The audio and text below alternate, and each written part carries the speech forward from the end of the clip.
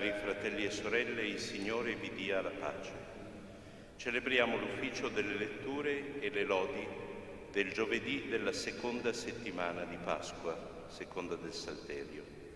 Alla luce della risurrezione e del dono dello Spirito Santo si manifesti il mistero di Cristo e della Chiesa.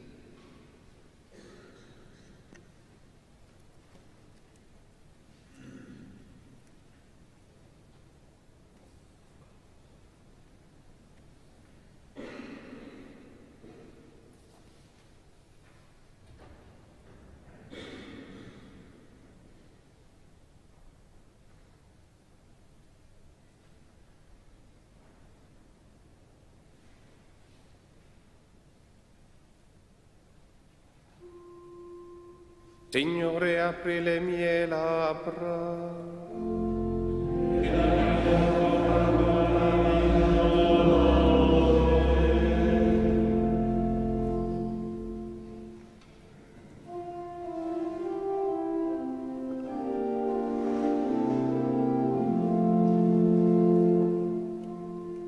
Il Signore è veramente risorto. Alleluia, alleluia. Il Signore è risorto. Alleluia, alleluia. Del Signore la terra e quanto contiene, l'universo e i suoi abitanti, è Lui che l'ha fondata sui mari e sui fiumi l'ha stabilita. Chi salirà il monte del Signore? Chi starà nel suo luogo santo? Chi ha mani innocenti e cuore puro, chi non pronunzia menzogna, chi non giura a danno del suo prossimo. Il Signore è veramente risorto. Alleluia.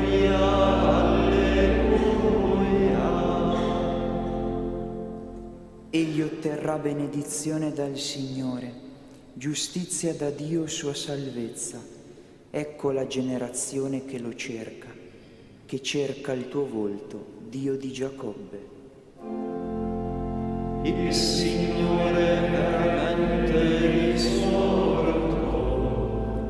Alleluia, alleluia. Sollevate porte i vostri frontali, alzatevi porte antiche, ed entri il Re della Gloria. Chi è questo Re della Gloria? Il Signore forte e potente, il Signore potente in battaglia. Il Signore è veramente risorto. Alleluia, alleluia. Sollevate porte i vostri frontali, alzatevi porte antiche, ed entri il Re della Gloria. Chi è questo Re della Gloria? Il Signore degli eserciti è il Re della Gloria. Il Signore è veramente risorto. Alleluia, alleluia. Gloria al Padre, e al Figlio e allo Spirito Santo, come era nel principio, ora e sempre, nei secoli dei secoli. Amen. Il Signore è veramente risorto. Alleluia, alleluia.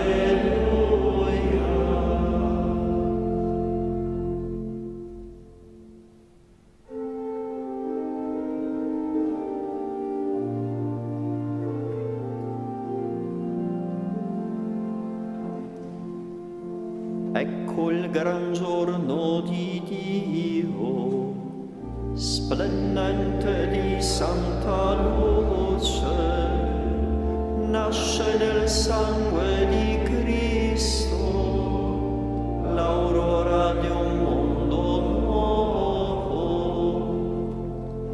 Torna alla casa il prodigo, splende la luce al cielo.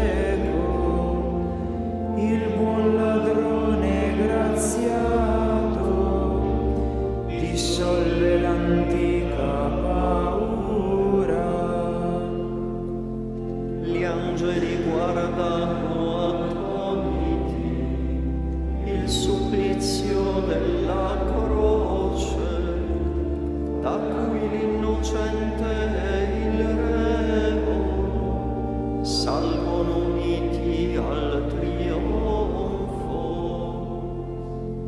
O mistero insondabile dell'umana redenzione, morendo sopra il patibolo, Cristo sconfigge la morte.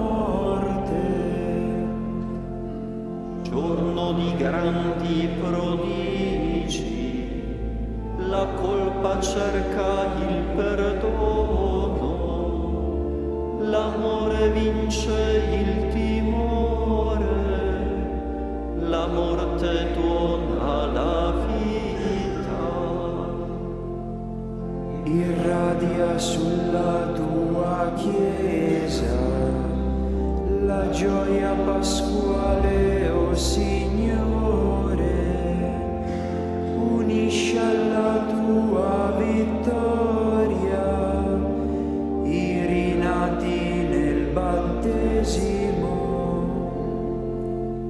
Sia lode e onore a Cristo, vincitore della morte, al Padre e al Santo Spirito, ora e nei secoli eterni.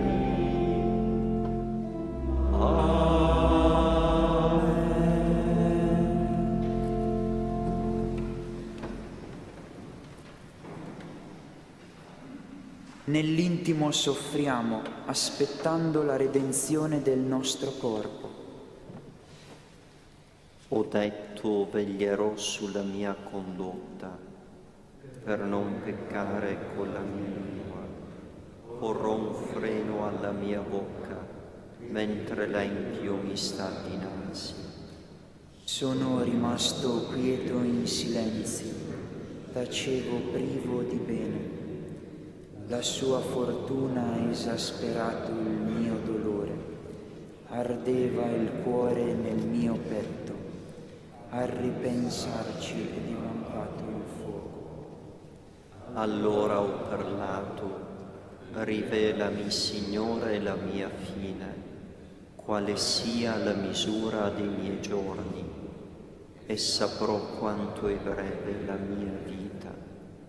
Vedi, in pochi palmi hai misurato i miei giorni, la mia esistenza davanti a te è nulla.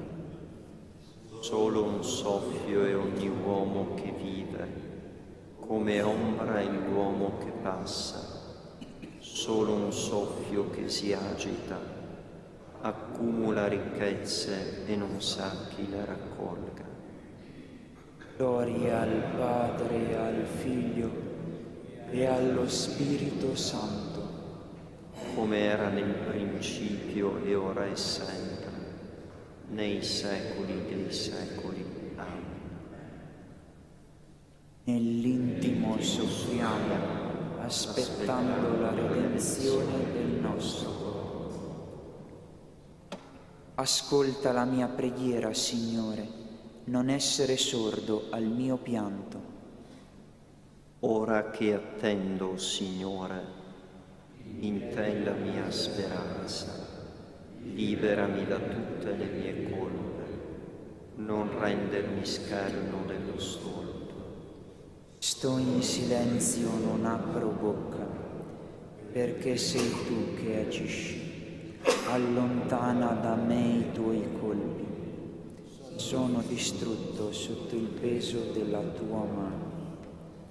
Castigando il suo peccato, tu correggi l'uomo, corrodi come tardo i suoi tesori. Ogni uomo non è che un soffio. Ascolta la mia preghiera, Signore, porgi l'orecchio al mio grido. Non essere sordo alle mie lacrime, poiché io sono un forestiero, uno straniero come tutti i miei padri. Distogli il tuo sguardo che io respiri, prima che me ne vada e più non sia. Gloria al Padre e al Figlio e allo Spirito Santo, come era nel principio e ora e sempre, nei secoli dei secoli. Amen. Ascolta la mia preghiera, Signore, non essere sordo al mio pianto. Fiorente come un olivo chi si abbandona in Dio. Alleluia. perché ti vanti del male, o prepotente nella tua malizia. Ordisci insidie ogni giorno, la tua lingua è come lama affilata, artefice di inganni. Tu preferisci il male al bene, la menzogna al parlare sincero. Ami ogni parola di rovina o lingua di impostura. Perciò Dio ti demolirà per sempre, ti spezzerà e ti strapperà dalla tenda e ti sradicherà dalla terra dei viventi. Vedendo i giusti saranno presi da timore e di lui rideranno. Ecco l'uomo che non ha posto in Dio la sua difesa, ma confidava nella sua grande ricchezza, si faceva forte dei suoi crimini. Io invece, come olivo verdeggiante nella casa di Dio, mi abbandono alla fedeltà di Dio, ora e per sempre. Voglio renderti grazie in eterno per quanto hai operato. Spero nel tuo nome perché è buono davanti ai tuoi fedeli. Gloria al Padre e al Figlio e allo Spirito Santo, come era nel principio e ora e sempre, nei secoli dei secoli. Amen. Fiorente come un olivo, chi si abbandona in Dio. Alleluia. Io ho fatto risorgere Cristo dai morti, alleluia. Perché in Dio sia la nostra fede e la speranza, alleluia. Dal libro dell'Apocalisse di San Giovanni Apostolo. Io, Giovanni, udii il Signore che mi diceva: all'angelo della chiesa di Pergamo scrivi: così parla colui che ha la spada affilata a due tagli. So che abiti dove Satana ha il suo trono, tuttavia tu tieni saldo il mio nome e non hai rinnegato la mia fede neppure il tempo in cui Antipa, il mio fedele testimone, fu messo a morte nella vostra città, dimora di Satana. Ma ho da rimproverarti alcune cose. Hai presso di te seguaci della dottrina di Balaam, il quale insegnava a Balak a provocare la caduta dei figli di Israele, spingendoli a mangiare carni immolate agli idoli e ad abbandonarsi alla fornicazione. Così pure hai di quelli che seguono la dottrina dei Nicolaiti. Ravvediti dunque, altrimenti verrò presto da te e combatterò contro di loro con la spada della mia bocca. Chi ha orecchi, ascolti ciò che lo Spirito dice alle chiese. Al vincitore darò la manna nascosta e una pietruzza bianca sulla quale sta scritto un nome nuovo, che nessuno conosce all'infuori di chi la riceve. All'angelo della chiesa di Tiatira scrivi: così parla il Figlio di Dio, colui che ha gli occhi fiammeggianti come fuoco e i piedi simili a bronzo splendente. Conosco le tue opere, la carità, la fede, il servizio e la costanza, e so che le tue ultime opere sono migliori delle prime. ma ho da rimproverarti che lasci fare a Jezabele, la donna che si spaccia per profetessa e insegna e seduce i miei servi, inducendoli a darsi alla fornicazione e a mangiare carni immolate agli idoli. Io le ho dato tempo per ravvedersi, ma essa non si vuole ravvedere dalla sua dissolutezza. Ebbene, io getterò lei in un letto di dolore e coloro che commettono adulterio con lei in una grande tribolazione, se non si ravvederanno dalle opere che ha loro insegnato. Colpirò a morte i suoi figli e tutte le chiese sapranno che io sono colui che scruta gli affetti e i pensieri degli uomini e darò a ciascuno di voi secondo le proprie opere. A voi di Tiatira invece che non seguite questa dottrina, che non avete conosciuto le profondità di Satana, come le chiamano, non imporrò altri pesi. Ma quello che possedete tenetelo saldo fino al mio ritorno. Al vincitore che persevera sino alla fine nelle mie opere, darò autorità sopra le nazioni, le pascolerà con bastone di ferro e le frantumerà come vasi di terracotta, con la stessa autorità che a me fu data dal Padre mio, e darò a loro la stella del mattino. Chi ha orecchi, ascolti ciò che lo Spirito dice alle chiese.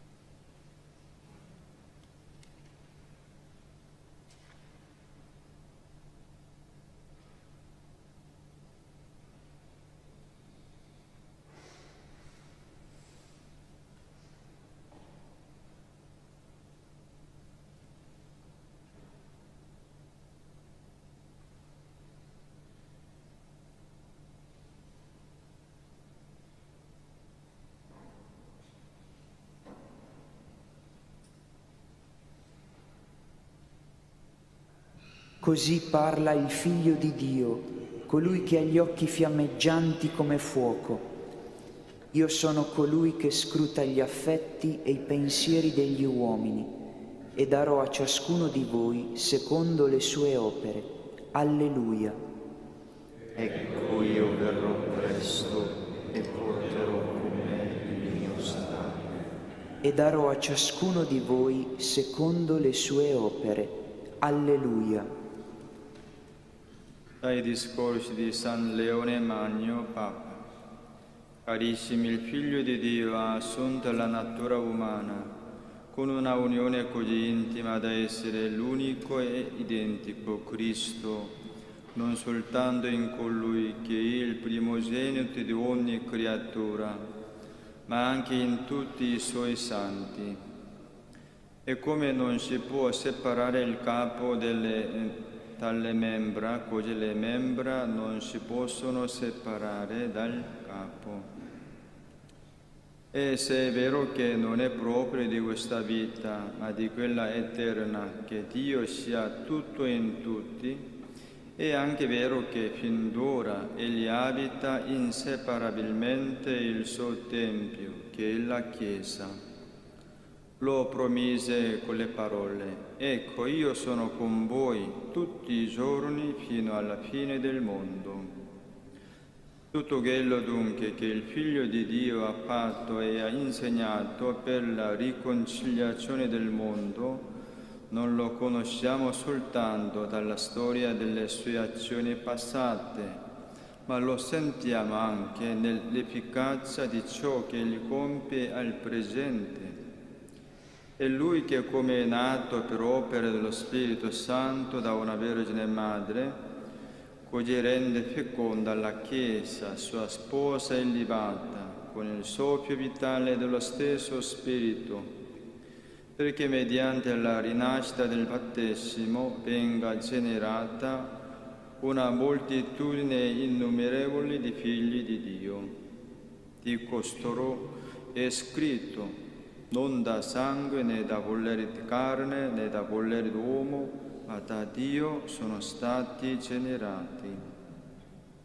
È Lui che viene benedetta la discendenza di Abramo, e tutto il mondo riceve l'adozione divina.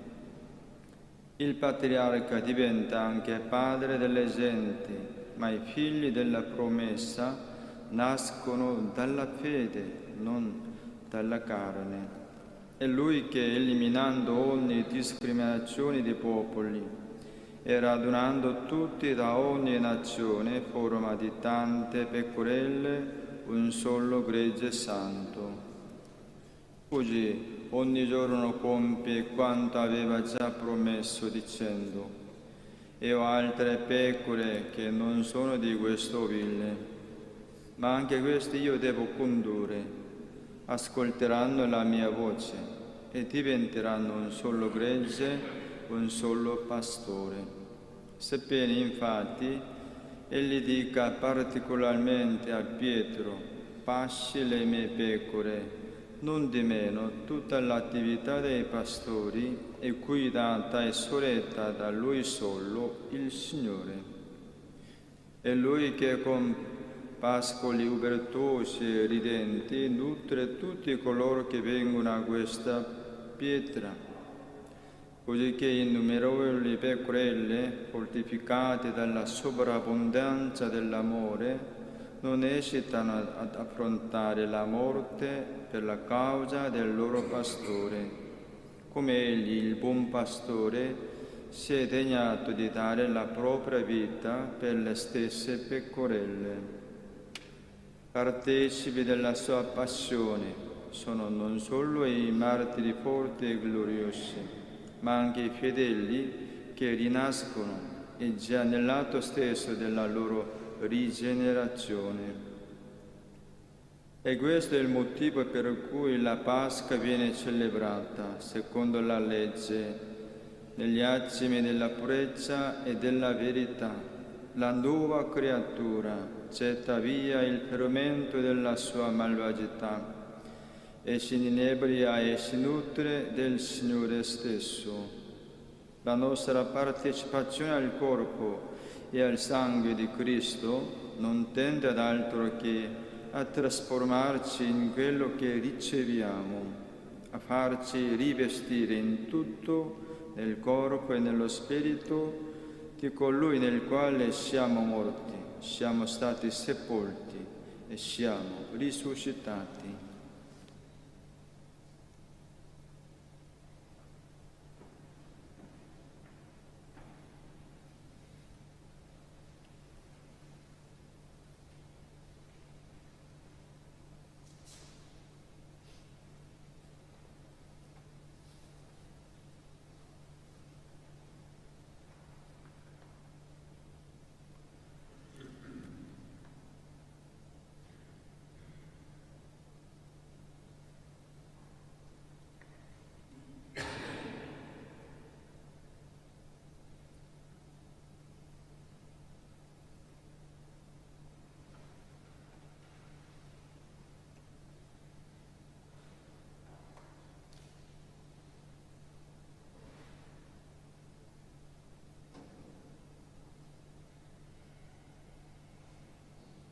Io sono il buon pastore, conosco le mie pecore e le mie pecore conoscono me. Alleluia.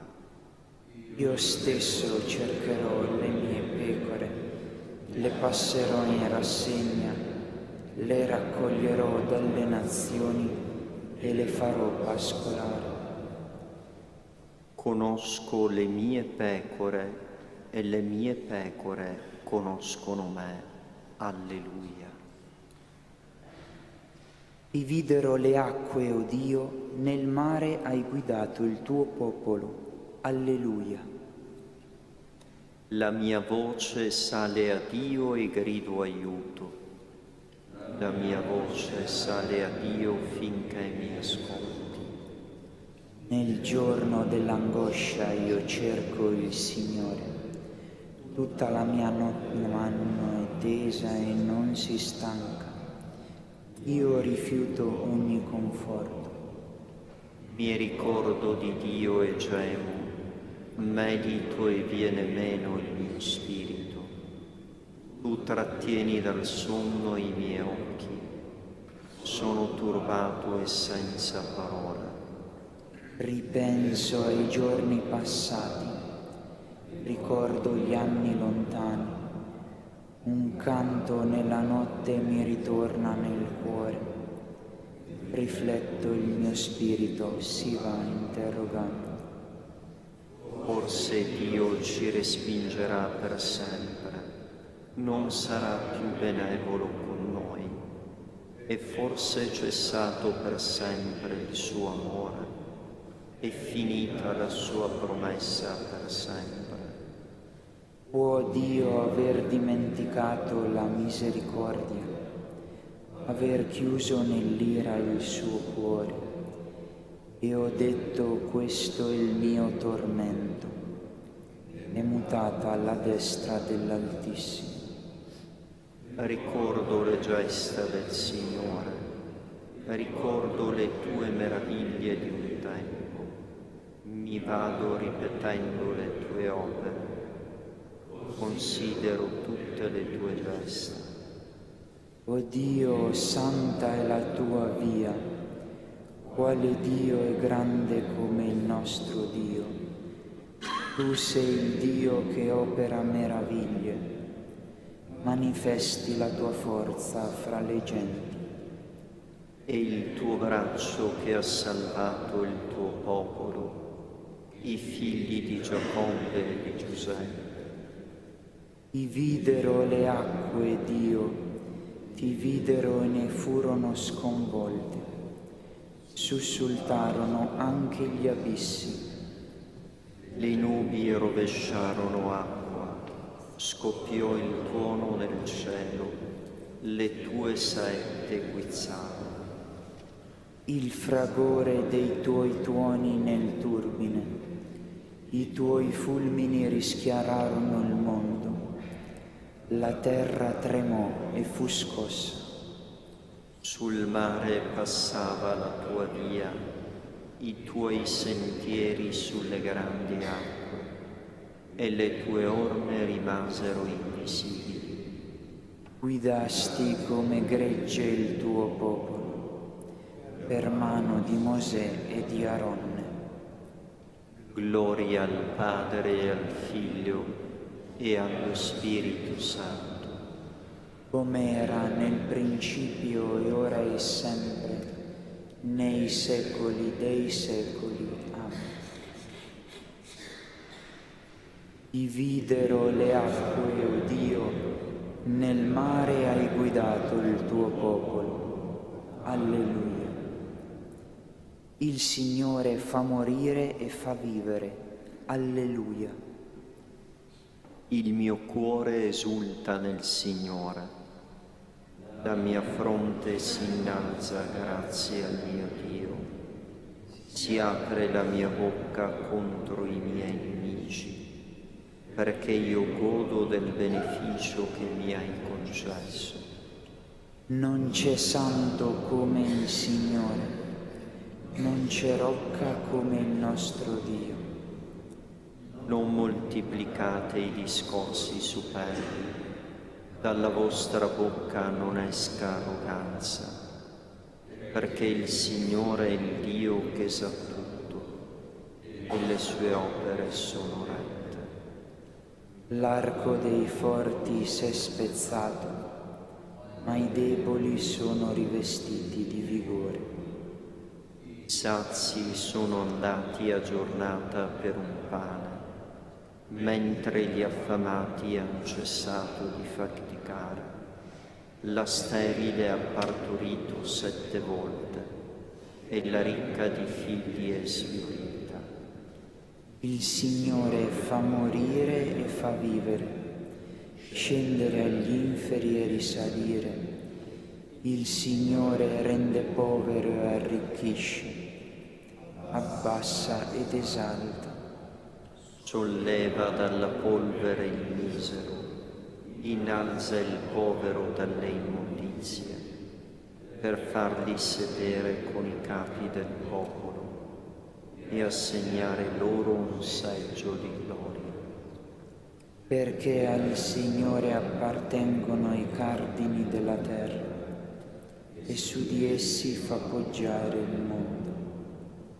Sui passi dei giusti egli veglia, ma gli empi svaniscono nelle tenebre. Certo non prevarrà l'uomo malgrado la sua forza. Dal Signore saranno abbattuti i suoi avversari, l'Altissimo tuonerà dal cielo. Il Signore giudicherà gli estremi confini della terra, al suo re darà la forza ed eleverà la potenza del suo Messia. Gloria al Padre, al Figlio e allo Spirito Santo, come era nel principio e ora e sempre, nei secoli dei secoli. Amen. Il Signore fa morire e fa vivere. Alleluia. Per il giusto è sorta la luce, la gioia per i puri di cuore. Alleluia.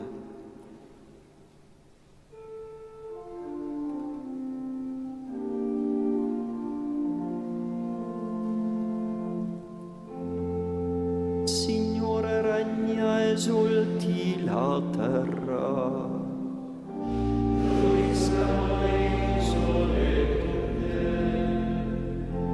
Nubi e tenebre lo avvolgono, giustizia e diritto sono la base del suo trono.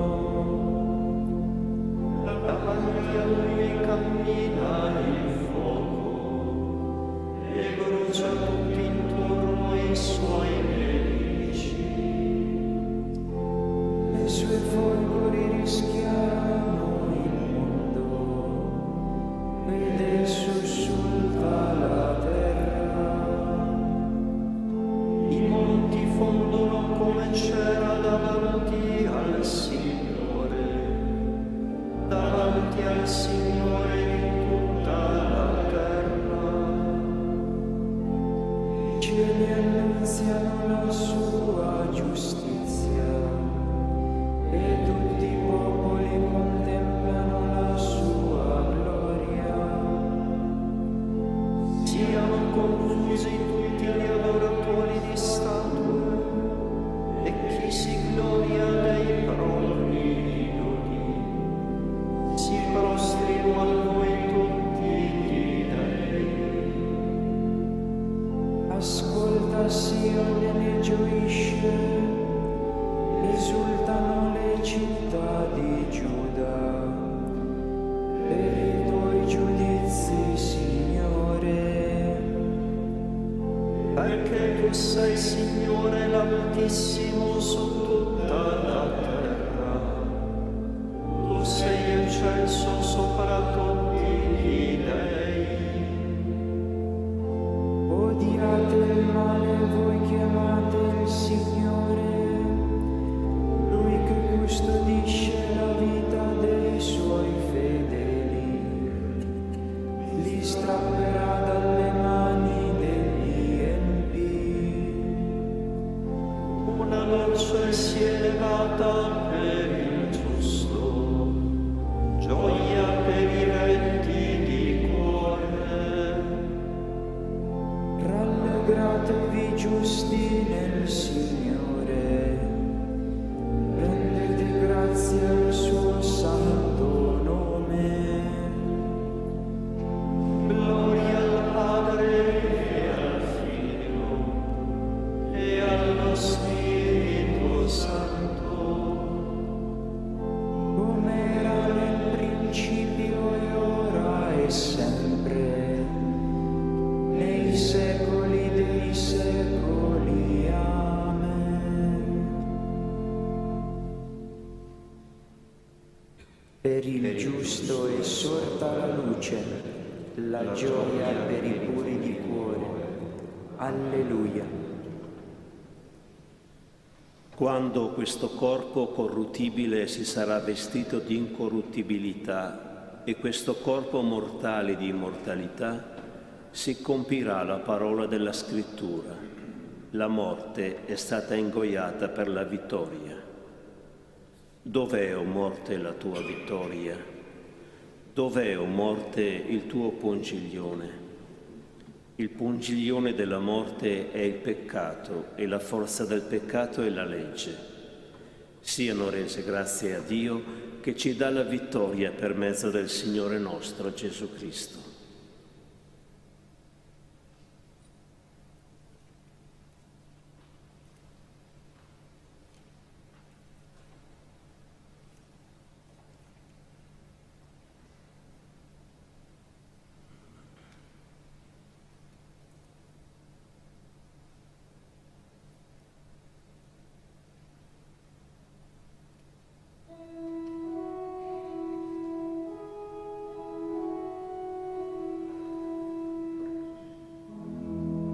Dio dà la vittoria ai suoi santi.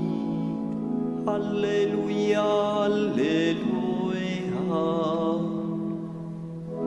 Dio dà la vittoria ai suoi santi. Alleluia, alleluia. Per Gesù Cristo risorto dai morti. Alleluia, alleluia. Gloria al Padre, al Figlio e allo Spirito Santo. Dio dà la vittoria ai suoi santi.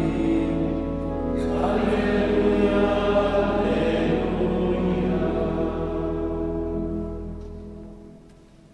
Dio ha tanto amato il mondo che ha dato il suo unico figlio. Chi crede in lui non muore, ma ha la vita eterna. Alleluia.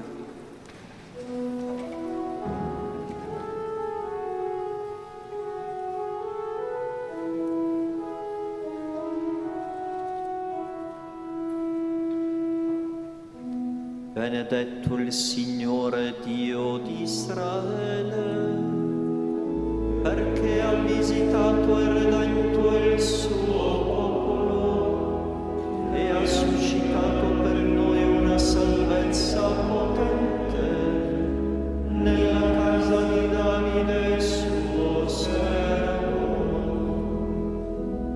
Come aveva promesso per bocca dei suoi santi profeti in un tempo, salvezza dai nostri nemici e dalle mani di quanti ci odiano. così egli ha concesso misericordia ai nostri padri e si è ricordato della sua santa alleanza, del giuramento fatto ad Abramo nostro padre, di concederci liberati dalle mani dei nemici,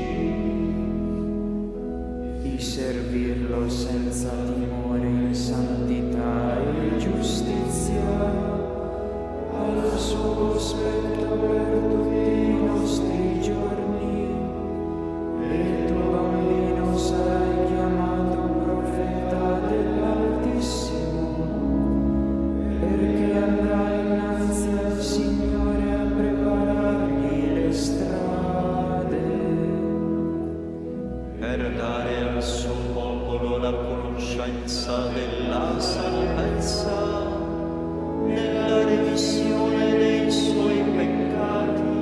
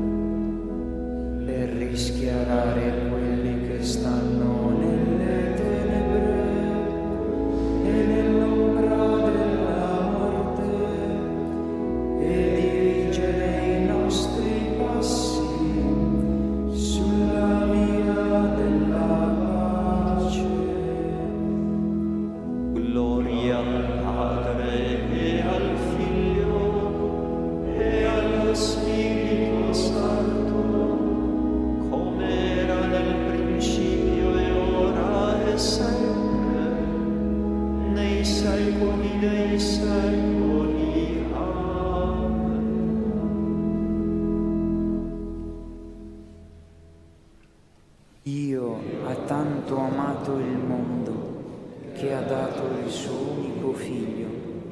Chi crede in Lui non muore, ma ha la vita eterna. Alleluia.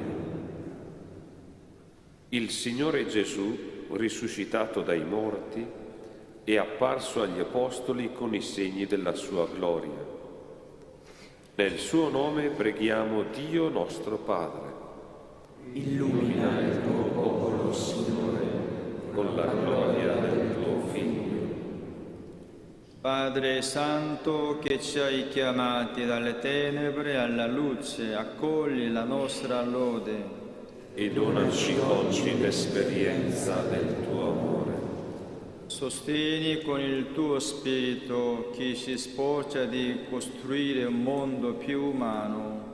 Fa che la giustizia e la pace regnino su tutta la terra. Donaci il desiderio vivo di servirti nei fratelli E di trasformare il mondo intero in offerta a te gradita. Illumina con la tua presenza l'inizio di questo giorno. Fa che tutto il nostro tempo sia scandito dalla tua lode.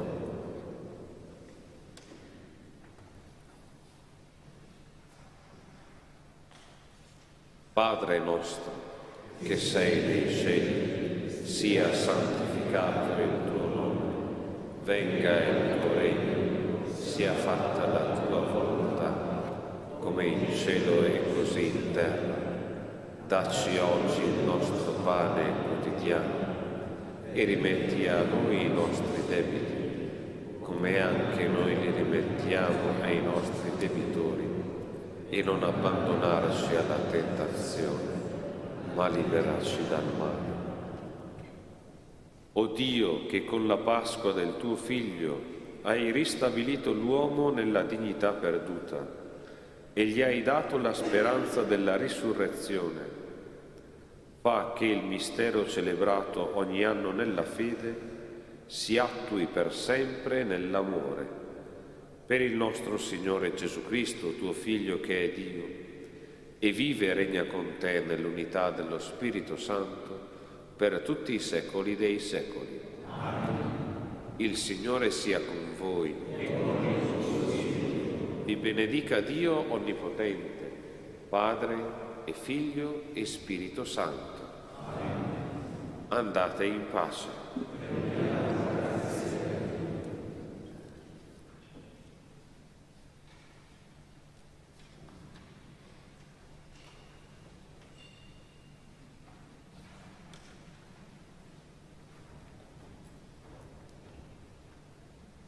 Vergine Immacolata, Madre della Chiesa e Madre mia, mi affido a te con tutto me stesso, accettando con gioia dalle mani del Figlio tuo il progetto di grazia da sempre pensato per me dal Padre Celeste. Fa che docile all'azione dello Spirito io divenga strumento efficace per l'edificazione del Regno, nella fedeltà alla vocazione ricevuta, in comunione con tutti i fratelli, specialmente i più poveri e bisognosi di perdono. Pertanto ti offro, Maria, le preghiere, le azioni e i sacrifici di questo giorno.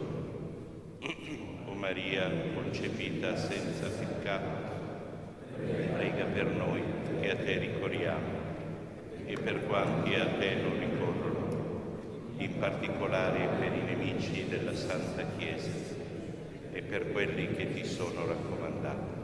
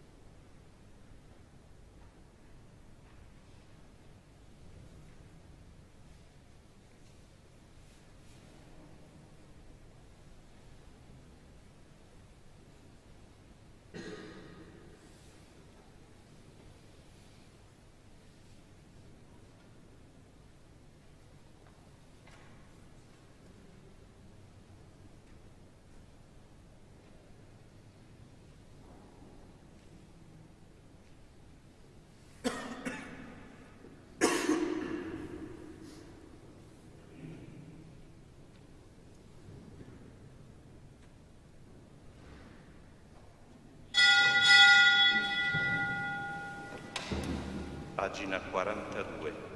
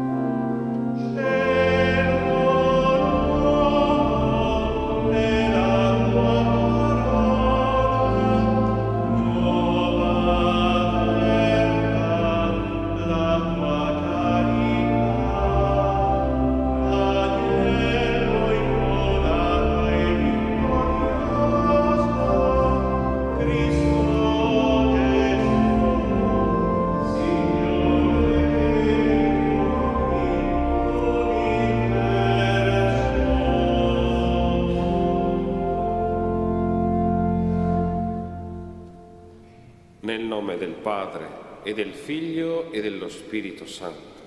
Amen. La grazia del Signore nostro Gesù Cristo, l'amore di Dio Padre e la comunione dello Spirito Santo siano con tutti voi. Chiediamo al Signore di poter accogliere con gioia la luce che vuole donarci perché diradi le tenebre del nostro peccato. Affidiamoci alla sua misericordia.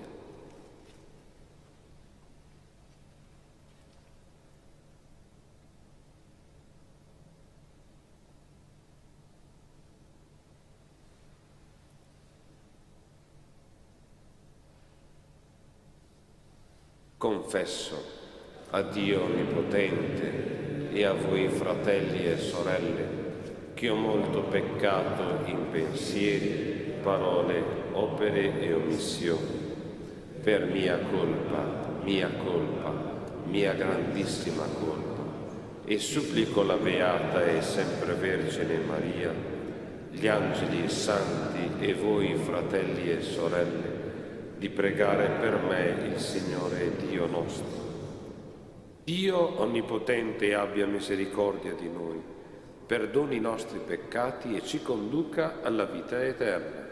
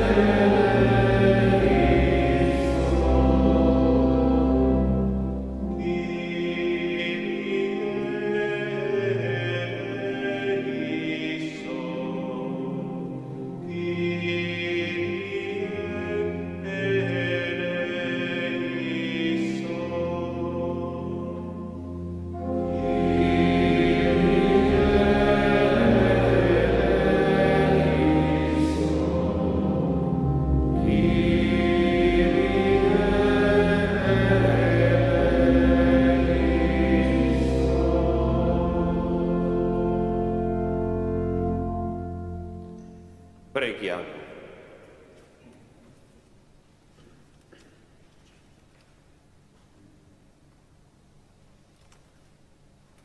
O Padre, che nella Pasqua del tuo Figlio hai ristabilito l'uomo nella dignità perduta e gli hai dato la speranza della risurrezione, fa che accogliamo nell'amore il mistero celebrato ogni anno nella fede.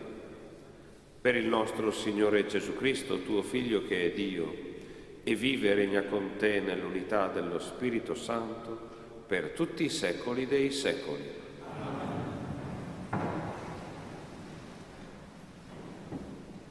Dagli Atti degli Apostoli. In quei giorni si levò il sommo sacerdote con tutti quelli della sua parte, cioè la setta dei Sadducei, pieni di gelosia, e presi gli apostoli, li gettarono nella prigione pubblica. Ma durante la notte un angelo del Signore aprì le porte del carcere, li condusse fuori e disse: «Andate e proclamate al popolo nel Tempio tutte queste parole di vita». Udito questo, entrarono nel Tempio sul far del giorno e si misero a insegnare. Quando arrivò il sommo sacerdote con quelli della sua parte, convocarono il Sinedrio, cioè tutto il Senato dei figli di Israele. Mandarono quindi a prelevare gli apostoli nella prigione. Ma gli inservienti, giunti sul posto, non li trovarono nel carcere e tornarono a riferire: «Abbiamo trovato la prigione scrupolosamente sbarrata e le guardie che stavano davanti alle porte, ma quando abbiamo aperto non vi abbiamo trovato nessuno». Udite queste parole, il comandante delle guardie del Tempio e i capi dei sacerdoti si domandavano perplessi al loro riguardo che cosa fosse successo. In quel momento arrivò un tale a riferire loro: «Ecco, gli uomini che avete messo in carcere si trovano nel Tempio a insegnare al popolo». Allora il comandante uscì con gli inservienti e li condusse via, ma senza violenza, per timore di essere lapidati dal popolo. Parola di Dio. Il povero grida e il Signore lo ascolta.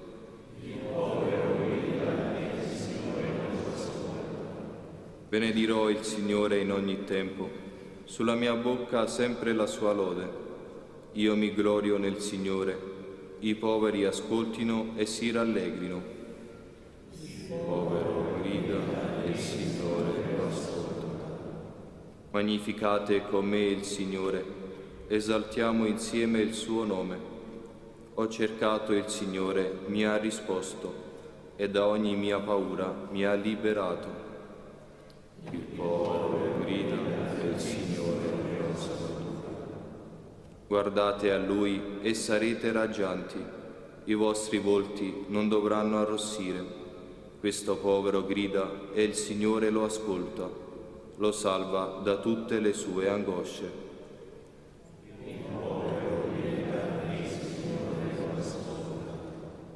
L'angelo del Signore si accampa attorno a quelli che lo temono e li libera. Gustate e vedete com'è buono il Signore. Beato l'uomo che in Lui si rifugia.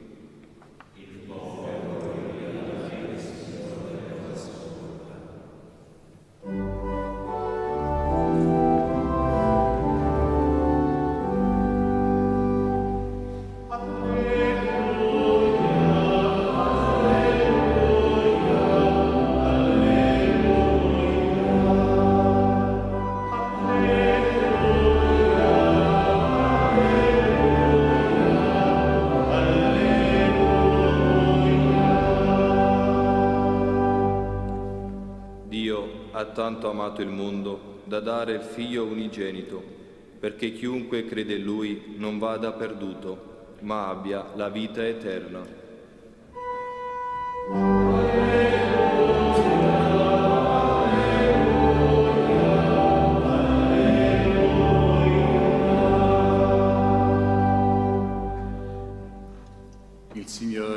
sia con voi. Dal Vangelo secondo Giovanni. In quel tempo Gesù disse a Nicodemo: Dio ha tanto amato il mondo da dare il Figlio unigenito, perché chiunque crede in Lui non vada perduto, ma abbia la vita eterna. Dio infatti non ha mandato il Figlio nel mondo per condannare il mondo, ma perché il mondo sia salvato per mezzo di Lui. Chi crede in Lui non è condannato, ma chi non crede è già stato condannato perché non ha creduto nel nome dell'unigenito Figlio di Dio. E il giudizio è questo: la luce è venuta nel mondo, ma gli uomini hanno amato più le tenebre che la luce, perché le loro opere erano malvagie. Chiunque infatti fa il male odia la luce e non viene alla luce perché le sue opere non vengano riprovate. Invece chi fa la verità viene verso la luce perché appaia chiaramente che le sue opere sono state fatte in Dio. Parola del Signore.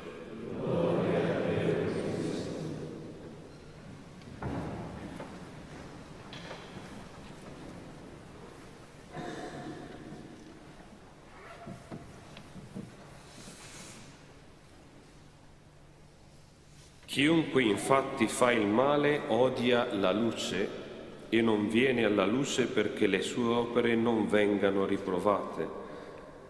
Invece chi fa la verità viene verso la luce perché appaia chiaramente che le sue opere sono state fatte in Dio.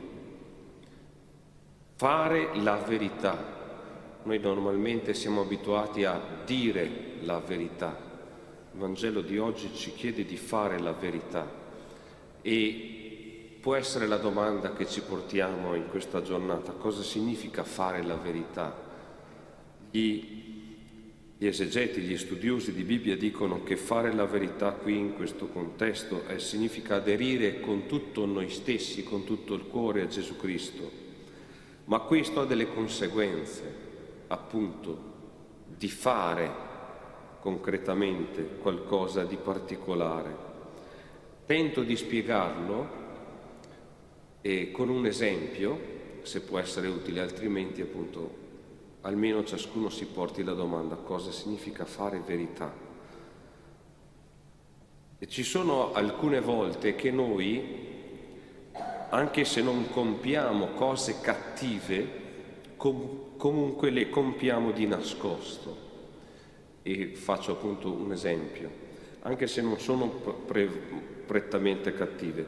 Se io mangio di notte, di per sé non è una cosa prettamente cattiva, ma dipende dal motivo per cui lo faccio e dall'intenzione per cui la faccio. Per esempio, io posso mangiare di notte perché devo prendere una medicina a una determinata ora della notte e ho bisogno, per prenderla, di mangiare. E anche se nessuno lo sa, il momento in cui qualcuno viene a sapere o vede che io sto mangiando, questo non mi provoca particolari turbamenti. Se io invece mangio di notte perché voglio non farmi vedere dagli altri, perché quanto mangio e che cosa mangio, nel momento in cui qualcuno viene a saperlo o mi vede, questo provoca turbamento in me, perché sto facendo qualcosa che non voglio venga scoperto. Ecco,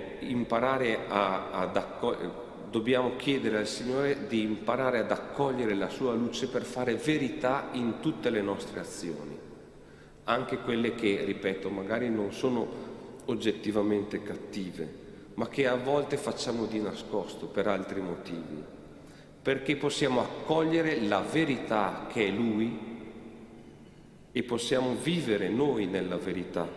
Allora sperimenteremo la liberazione e la libertà vera, ne abbiamo un assaggio nella prima lettura di oggi e sperimenteremo già qui e ora la vita eterna che ci dona il Signore risorto.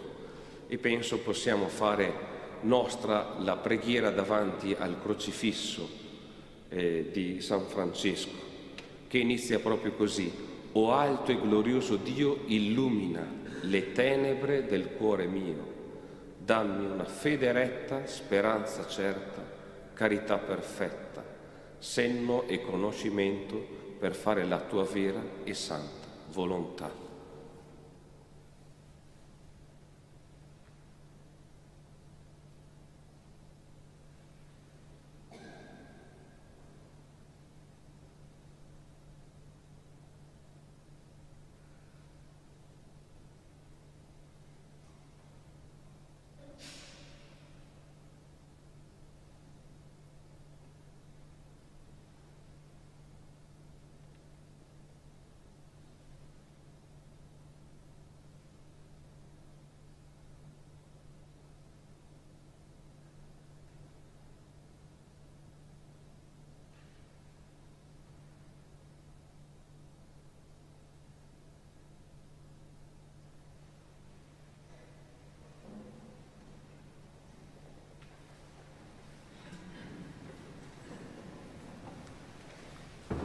Carissimi fratelli e sorelle, Gesù Cristo è la luce vera che rivela il disegno del Padre.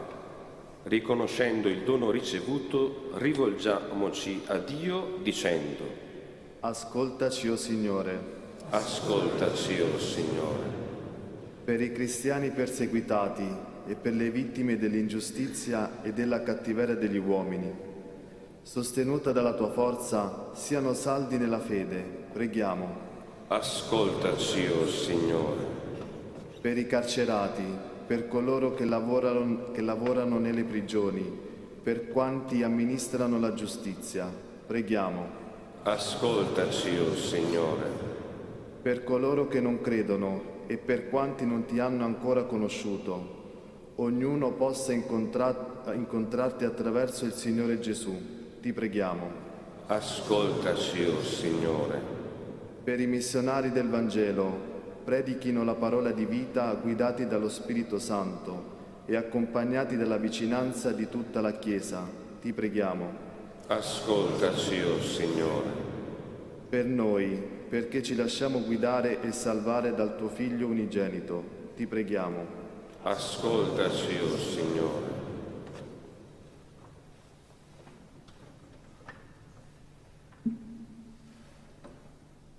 O Padre, che hai fatto brillare sul mondo intero la luce di Cristo risorto, illumina i nostri cuori con la grazia dello Spirito Santo. Per Gesù Cristo nostro Signore. Amen.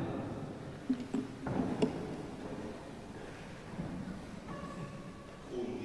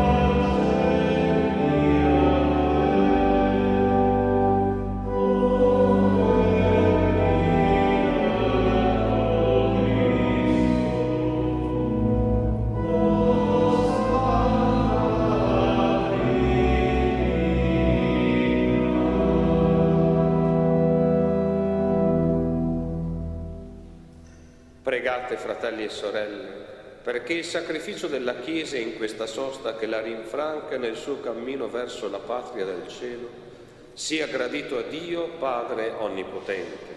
Il Signore riceva dalle tue mani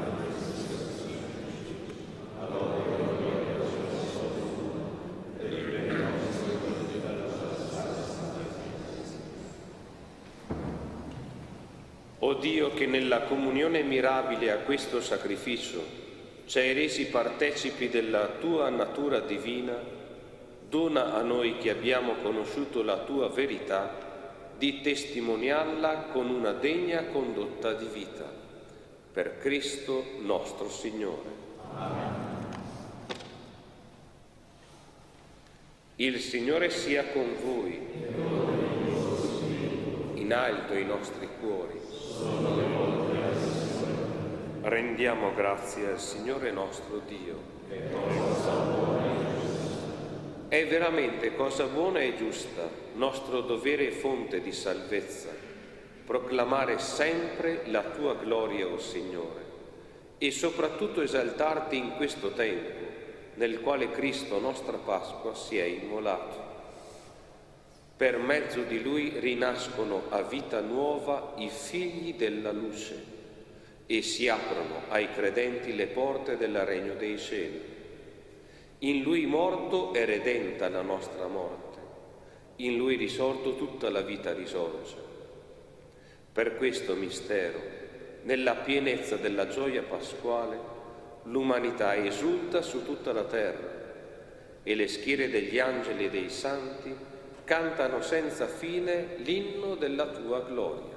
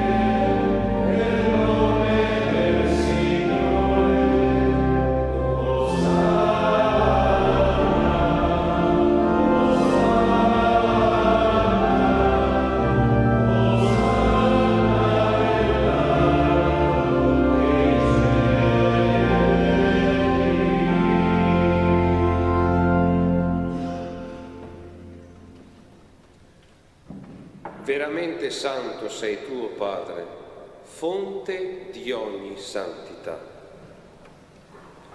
Ti preghiamo, santifica questi doni con la rugiada del tuo Spirito, perché diventino per noi il corpo e il sangue del Signore nostro Gesù Cristo. Egli, consegnandosi volontariamente alla passione, prese il pane, rese grazie, lo spezzò, lo diede ai suoi discepoli e disse: prendete e mangiatene tutti, questo è il mio corpo offerto in sacrificio per voi.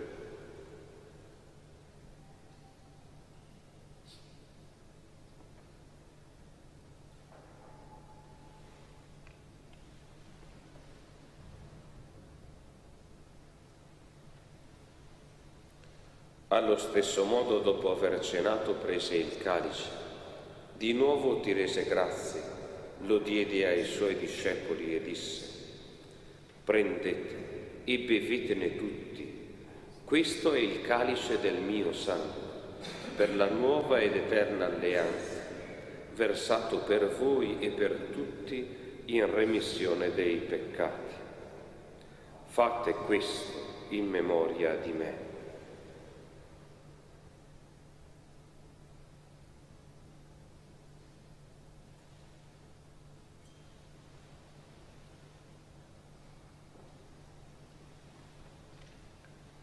Mistero della fede.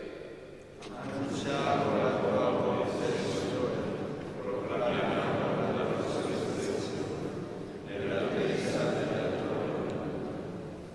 celebrando il memoriale della morte e risurrezione del tuo Figlio, ti offriamo, Padre, il pane della vita e il calice della salvezza. E ti rendiamo grazie perché ci hai resi degni di stare alla tua presenza a compiere il servizio sacerdotale. Ti preghiamo umilmente per la comunione al corpo e al sangue di Cristo, lo Spirito Santo ci riunisca in un solo corpo. Ricordati, Padre, della tua Chiesa diffusa su tutta la terra, rendila perfetta nell'amore, in unione con il nostro Papa Francesco, il nostro Vescovo Domenico, i presbiteri e i diaconi.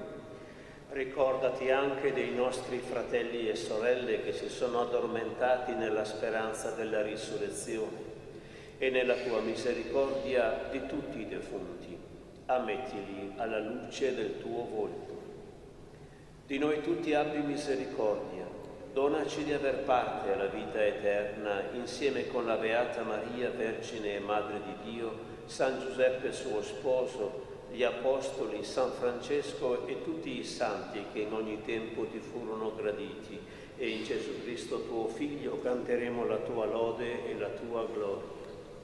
Per Cristo, con Cristo e in Cristo, a te, Dio Padre Onnipotente, nell'unità dello Spirito Santo, ogni onore e gloria per tutti i secoli dei secoli. Amen.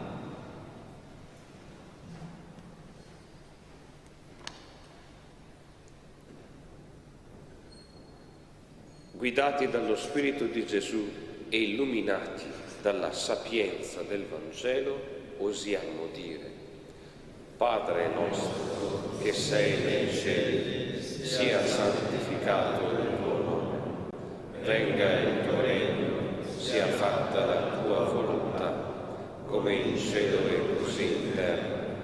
Dacci oggi il nostro pane quotidiano e rimetti a noi i nostri debiti, come anche noi li rimettiamo ai nostri debitori, e non abbandonarci alla tentazione, ma liberarci dal male. Liberaci, o Signore, da tutti i mali, concedi la pace ai nostri giorni, e con l'aiuto della tua misericordia vivremo sempre liberi dal peccato e sicuri da ogni turbamento, nell'attesa che si compia la beata speranza e venga il nostro Salvatore Gesù Cristo. Tuo è il regno, tua la potenza e la gloria nei secoli. Signore Gesù Cristo, che hai detto ai tuoi apostoli: vi lascio la pace, vi do la mia pace, non guardare ai nostri peccati, ma alla fede della tua Chiesa, e donale unità e pace secondo la tua volontà, tu che vivi e regni nei secoli dei secoli. Amen. La pace del Signore sia sempre con voi. E con il tuo spirito. Cambiatevi il dono della pace.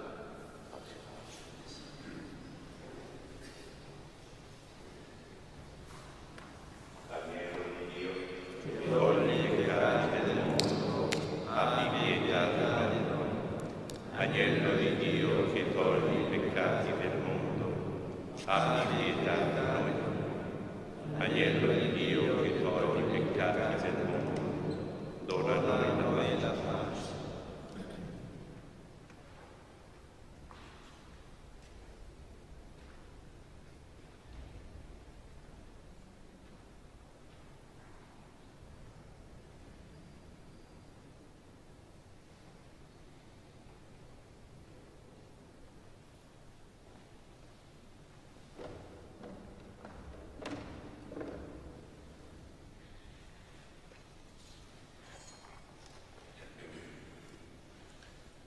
Ecco l'agnello di Dio, ecco colui che toglie i peccati del mondo. Beati gli invitati alla cena dell'agnello. O Signore, non sono degno di partecipare alla tua mensa, ma di soltanto una parola e io sarò salvato.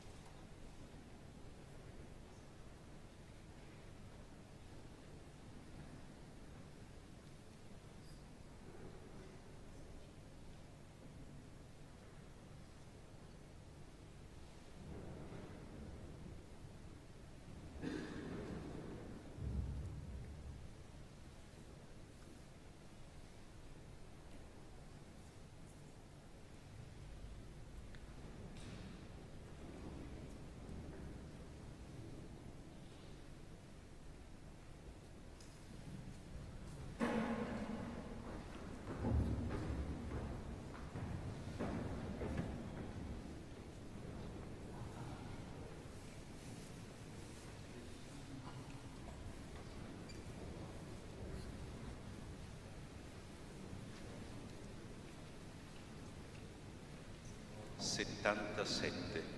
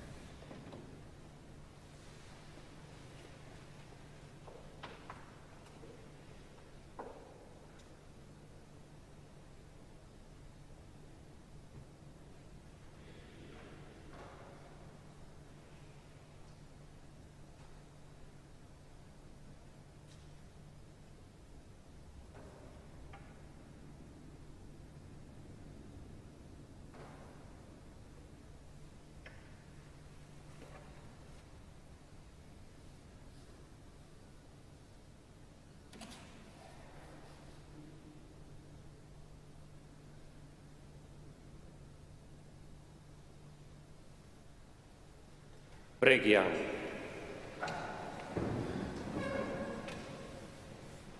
Assisti con bontà il tuo popolo, Signore, e poiché lo hai colmato della grazia di questi santi misteri, donagli di passare dalla nativa fragilità umana alla vita nuova nel Cristo risorto.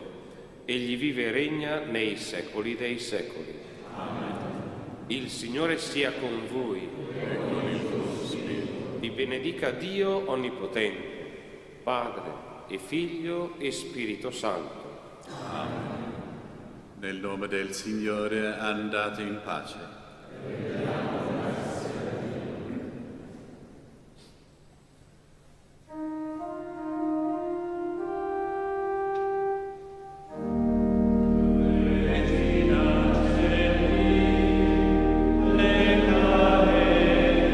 Alleluia.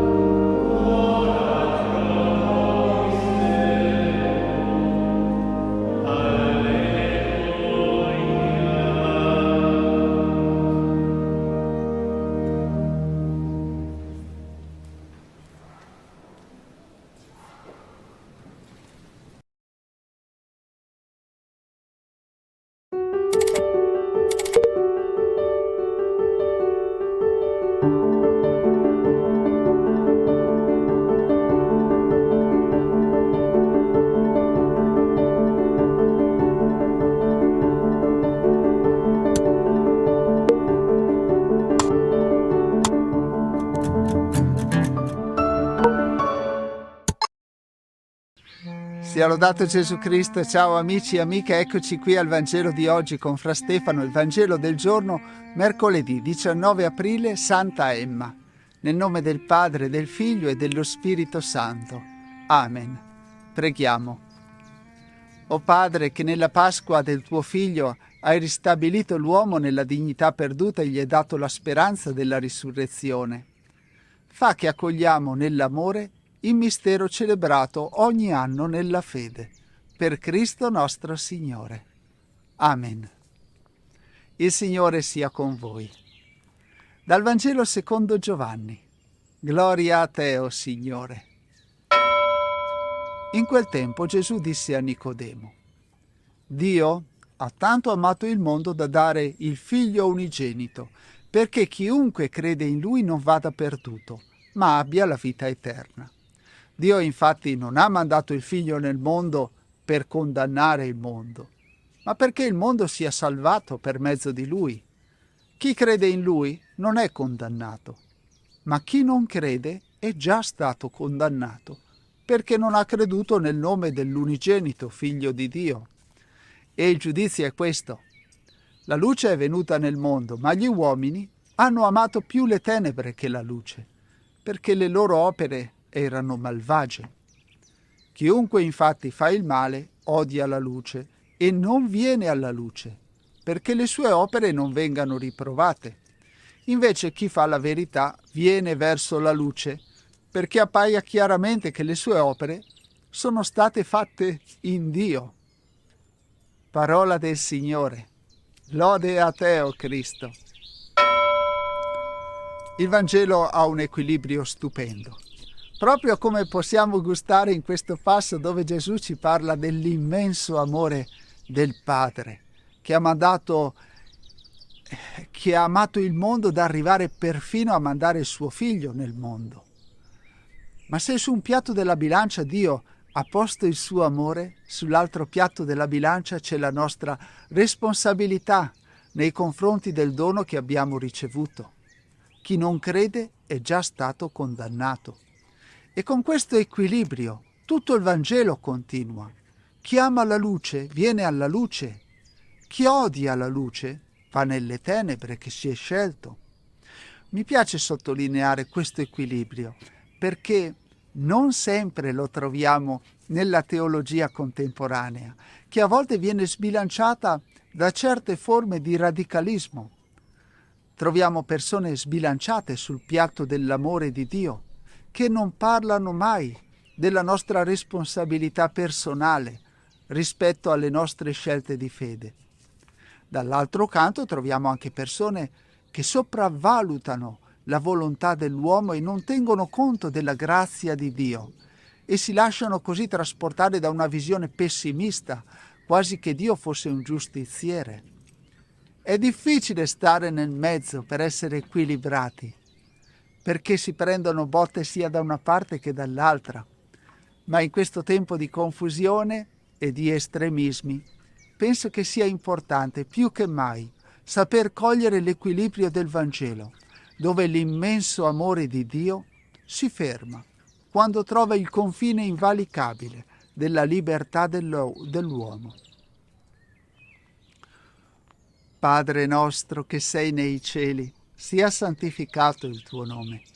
Venga il tuo regno, sia fatta la tua volontà, come in cielo così in terra.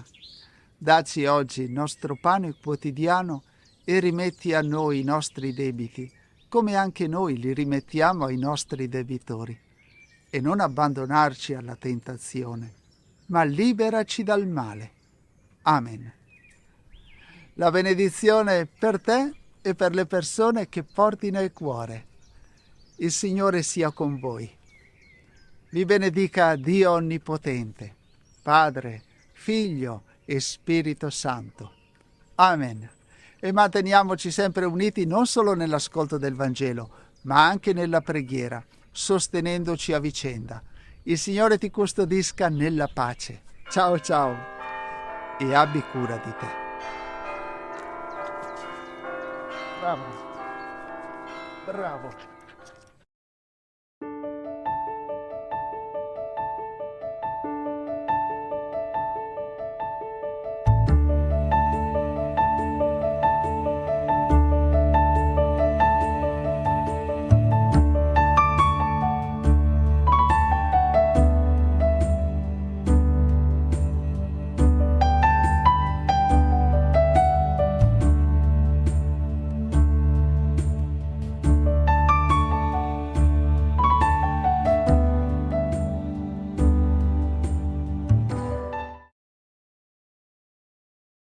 Buongiorno a tutti voi, fratelli e sorelle, sono le 5 del mattino. Oggi è 19 aprile 2023, preghiamo tutti insieme le preghiere del mattino.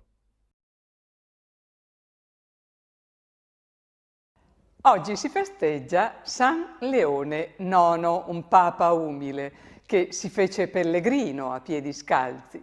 Si racconta che la mattina del 12 febbraio dell'anno 1049, un uomo con indosso abiti da pellegrino, a piedi scalzi, verso le mura della città eterna, avanzava verso la Basilica di San Pietro, perché quella era la casa che lo avrebbe accolto fino alla fine dei suoi giorni. Era il nuovo pontefice, Leone IX, divenuto poi santo. Un modo insolito di salire al soglio pontificio, un gesto che riflette appieno il carattere di questo personaggio che guidò la Chiesa per soli 5 anni, ma lasciando un segno davvero indelebile. Il merito più grande di questo pontefice è stato infatti aver precorso i tempi, andare verso gli altri. Questo era il suo principio, quindi spostarsi, viaggiare, presentare di persona le proprie richieste, piuttosto che affidarle ai suoi delegati. Con Papa Leone IX si inaugura la figura di un papa itinerante, viaggiatore, che ancora oggi, grazie al percorso esemplare di Papa Giovanni Paolo II, rappresenta l'iniziativa più importante che un pontefice possa affrontare in nome della pace e in nome della fratellanza universale. Il pontificato non rientrava nel progetto di Brunone, questo il suo nome di battesimo prima dell'elezione al soglio pontificio. L'appartenenza ad una famiglia di nobili vassalli tedeschi gli aveva permesso di ricevere una solida preparazione culturale che spaziava dalla teologia alla musica, dalla letteratura alla storia. Nel giro di breve tempo Brunone si vide affidare la nomina di diacono e poi quella di cappellano, grazie al lignaggio della sua famiglia. Suo cugino era stato appena eletto imperatore con il nome di Corrado II. Quando si trattò di affrontare un incontro bellico con l'Italia, fu a Brunone, appunto, che venne affidata la guida contingente di cavalieri germanici che dovevano operare nelle pianure lombarde. L'impresa gli valse numerosi riconoscimenti, tanto che alla morte del vescovo di Toul nell'anno 1026 Brunone si vide affidare, come abbiamo detto, il bastone pastorale con unanime consenso. Egli coprirà questa carica per un quarto di secolo, eppure non ci sono pervenuti particolari frammenti, testimonianze al riguardo. Si sa solo che Brunone diede un grande impulso alla vita monastica e che incoraggiò la fondazione di monasteri in numerose diocesi. La maggior parte delle informazioni riguarda infatti il suo pontificato grazie ai continui viaggi intrapresi da Brunone, vera e propria miniera di aneddoti e di annotazioni storiche. Nell'anno 1049 morì a Roma il pontefice in carica, che era Damaso II.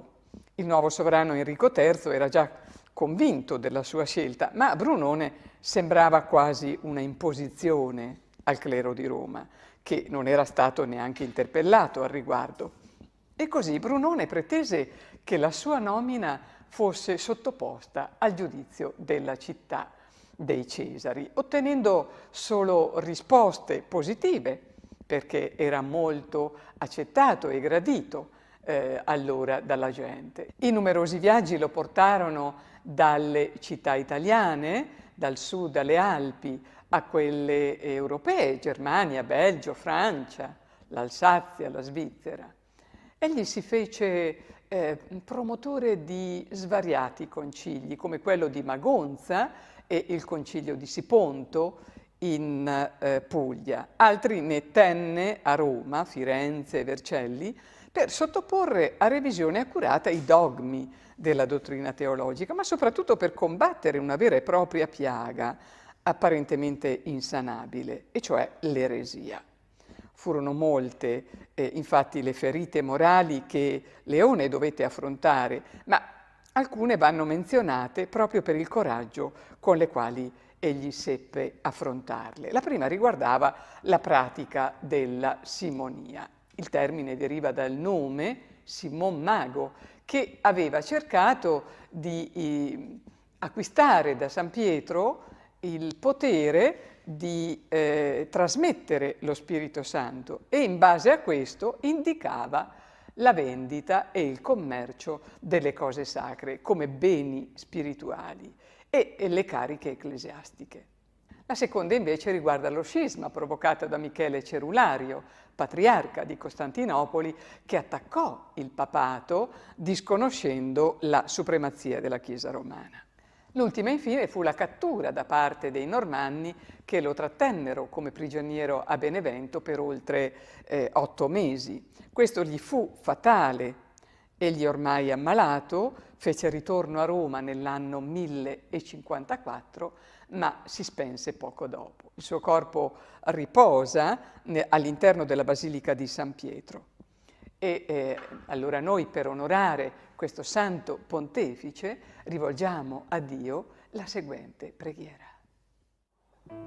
Signore Gesù, tu hai chiamato Pietro e Andrea, Giacomo e Giovanni e una schiera innumerevole di uomini, ai quali hai regalato la tua fiducia per continuare la tua opera, per seminare la vera speranza, per curare l'infelicità umana. Grazie, Signore, per il dono del sacerdozio. Grazie per aver chiamato degli uomini peccatori a lottare contro il peccato degli uomini. Donaci, o Signore, uno stupore inesauribile e una fede grande per accogliere questo dono che nasconde il dono del tuo amore. Grazie, Signore, per averci amato così. Grazie per il sacerdote che ci ha battezzato, per il sacerdote che ci ha dato il primo perdono, per i sacerdoti che ci perdonano ogni giorno e ogni giorno ci regalano la Santa Eucaristia. Grazie per il sacerdote che ci darà l'ultimo perdono nell'ultimo giorno della nostra vita. Signore, abbi pietà di noi e manda anche oggi santi sacerdoti alla tua Chiesa. Amen.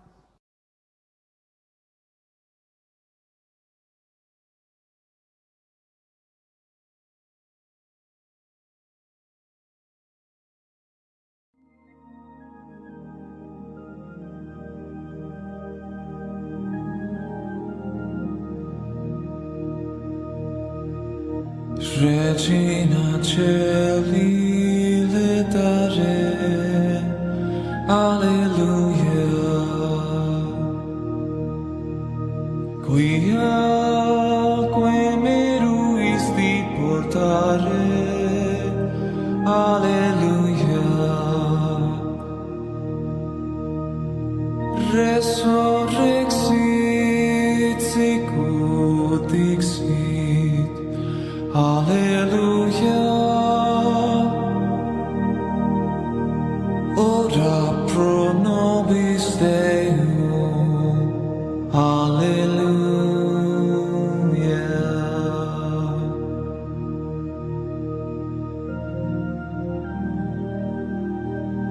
Regina Celi letare, alleluia.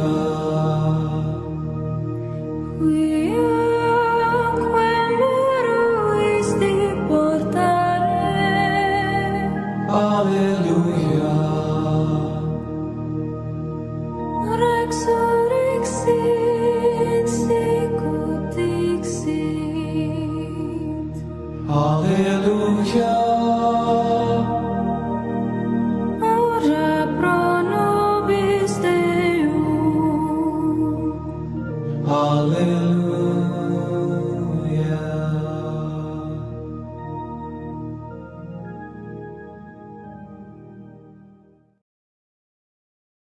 Nel nome del Padre, del Figlio e dello Spirito Santo. Amen. Ti adoro, mio Dio, e ti amo con tutto il cuore. Ti ringrazio di avermi creato, fatto cristiano e conservato in questa notte. Ti offro le azioni della giornata, fa che siano tutte secondo la tua santa volontà e per la maggior gloria di Dio. Preservami dal peccato e da ogni male. La tua grazia sia sempre con me e con tutti i miei cari. Amen. Per tutti i fratelli e sorelle ammalati e ricoverati. Padre nostro che sei nei cieli, sia santificato il tuo nome, venga il tuo regno, sia fatta la tua volontà, come in cielo così in terra. Dacci oggi il nostro pane quotidiano e rimetti a noi i nostri debiti, come anche noi li rimettiamo ai nostri debitori, e non ci abbandonare alla tentazione, ma liberaci dal male. Ave o Maria, piena di grazia, il Signore è con te. Tu sei la benedetta fra le donne, e benedetto è il frutto del tuo seno, Gesù. Santa Maria, Madre di Dio, prega per noi peccatori, adesso e nell'ora della nostra morte. Amen. Gloria al Padre, al Figlio e allo Spirito Santo, come era nel principio, ora e sempre, nei secoli dei secoli. Amen.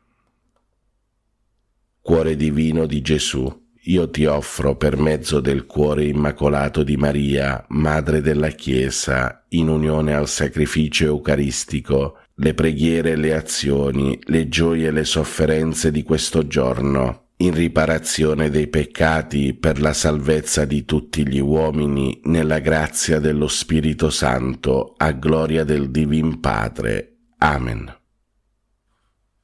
Per tutti i fratelli e sorelle carcerati e senza tetto. Padre nostro che sei nei cieli, sia santificato il tuo nome, venga il tuo regno, sia fatta la tua volontà, come in cielo così in terra. Dacci oggi il nostro pane quotidiano e rimetti a noi i nostri debiti, come anche noi li rimettiamo ai nostri debitori, e non ci abbandonare alla tentazione, ma liberaci dal male. Ave o Maria, piena di grazia, il Signore è con te. Tu sei la benedetta fra le donne, e benedetto è il frutto del tuo seno, Gesù. Santa Maria, Madre di Dio, prega per noi peccatori, adesso e nell'ora della nostra morte. Amen. Gloria al Padre, al Figlio e allo Spirito Santo, come era nel principio, ora e sempre, nei secoli dei secoli. Amen. Atto di fede. Mio Dio, perché sei verità infallibile, credo fermamente in tutto quello che tu hai rivelato e la Santa Chiesa ci propone a credere, ed espressamente credo in te, unico vero Dio, in tre persone uguali e distinte, Padre, Figlio e Spirito Santo, e credo in Gesù Cristo, Figlio di Dio, incarnato e morto per noi, il quale darà a ciascuno, secondo i meriti, il premio o la pena eterna. Conforme a questa fede voglio sempre vivere. Signore, accresci la mia fede. Per tutti i fratelli e sorelle poveri e senza lavoro. Padre nostro che sei nei cieli, sia santificato il tuo nome, venga il tuo regno, sia fatta la tua volontà, come in cielo così in terra. Dacci oggi il nostro pane quotidiano e rimetti a noi i nostri debiti, come anche noi li rimettiamo ai nostri debitori, e non ci abbandonare alla tentazione, ma liberaci dal male. Ave o Maria, piena di grazia, il Signore è con te. Tu sei la benedetta fra le donne, e benedetto è il frutto del tuo seno, Gesù. Santa Maria, Madre di Dio, prega per noi peccatori, adesso e nell'ora della nostra morte. Amen. Gloria al Padre, al Figlio e allo Spirito Santo, come era nel principio, ora e sempre, nei secoli dei secoli. Amen. Atto di speranza. Mio Dio, spero dalla tua bontà, per le tue promesse e per i meriti di Gesù Cristo nostro Salvatore, la vita eterna e le grazie necessarie per meritarla con le buone opere che io debbo fare e voglio fare, Signore, che io possa goderti in eterno. Amen. Per tutti i fratelli e sorelle benefattori e collaboratori, Padre nostro che sei nei cieli, sia santificato il tuo nome, venga il tuo regno, sia fatta la tua volontà, come in cielo così in terra. Dacci oggi il nostro pane quotidiano e rimetti a noi i nostri debiti, come anche noi li rimettiamo ai nostri debitori, e non ci abbandonare alla tentazione, ma liberaci dal male. Ave o Maria, piena di grazia, il Signore è con te. Tu sei la benedetta fra le donne e benedetto è il frutto del tuo seno, Gesù. Santa Maria, Madre di Dio, prega per noi peccatori, adesso e nell'ora della nostra morte. Amen. Gloria al Padre, al Figlio e allo Spirito Santo, come era nel principio, ora e sempre, nei secoli dei secoli. Amen. Atto di carità. Mio Dio, ti amo con tutto il cuore sopra d'ogni cosa, perché sei bene infinito e nostra eterna felicità, e per amore tuo amo il prossimo come me stesso, e perdono le offese ricevute. Signore, che io ti ami sempre più. Amen. Per tutti i fratelli e sorelle anziani e nelle case di riposo, Padre nostro che sei nei cieli, sia santificato il tuo nome, venga il tuo regno, sia fatta la tua volontà, come in cielo così in terra. Dacci oggi il nostro pane quotidiano e rimetti a noi i nostri debiti, come anche noi li rimettiamo ai nostri debitori, e non ci abbandonare alla tentazione, ma liberaci dal male. Ave o Maria, piena di grazia, il Signore è con te. Tu sei la benedetta fra le donne e benedetto è il frutto del tuo seno, Gesù. Santa Maria, Madre di Dio, prega per noi peccatori, adesso e nell'ora della nostra morte. Amen. Gloria al Padre, al Figlio e allo Spirito Santo, come era nel principio, ora e sempre, nei secoli dei secoli. Amen. Fratelli e sorelle, chiediamo al Signore perdono per tutti i nostri peccati e chiediamolo con un atto di dolore. Mio Dio, mi pento e mi dolgo con tutto il cuore dei miei peccati, perché peccando ho meritato i tuoi castighi, e molto più perché ho offeso te, infinitamente buono e degno di essere amato sopra d'ogni cosa. Propongo con il tuo santo aiuto di non offenderti mai più e di fuggire le occasioni prossime di peccato. Signore, misericordia, perdonami. Per tutti i nostri cari defunti e per le anime del purgatorio, specialmente quelle più sole, disperse, abbandonate e consacrate, e per quelle che non prega mai nessuno. Eterno Padre, per la tua infinita bontà, accogli nel tuo regno i nostri cari defunti, non imputare loro nessuna colpa commessa a causa della loro fragilità umana. L'eterno riposo dona loro, Signore, risplenda ad essi la luce perpetua, riposate in pace. Amen. L'eterno riposo dona loro, Signore, risplenda ad essi la luce perpetua, riposate in pace. Amen. L'eterno riposo dona loro, Signore, risplenda ad essi la luce perpetua, riposate in pace. Amen. Preghiamo per tutti i bambini e i giovani del mondo. Ave o Maria, piena di grazia, il Signore è con te. Tu sei la benedetta fra le donne e benedetto è il frutto del tuo seno, Gesù. Santa Maria, Madre di Dio, prega per noi peccatori, adesso e nell'ora della nostra morte. Amen. Angelo di Dio, che sei il mio custode, illumina, custodisci, regge e governa me, che ti fui affidato dalla pietà celeste. Amen. Fratelli e sorelle, vi do la santa benedizione. Per intercessione di Maria Immacolata e di tutti i santi vi benedica Dio Padre Onnipotente, Padre, Figlio e Spirito Santo. Amen. Buona e santa giornata a tutti, fratelli e sorelle. Dio vi benedica sempre. Pace e bene, Ave Maria.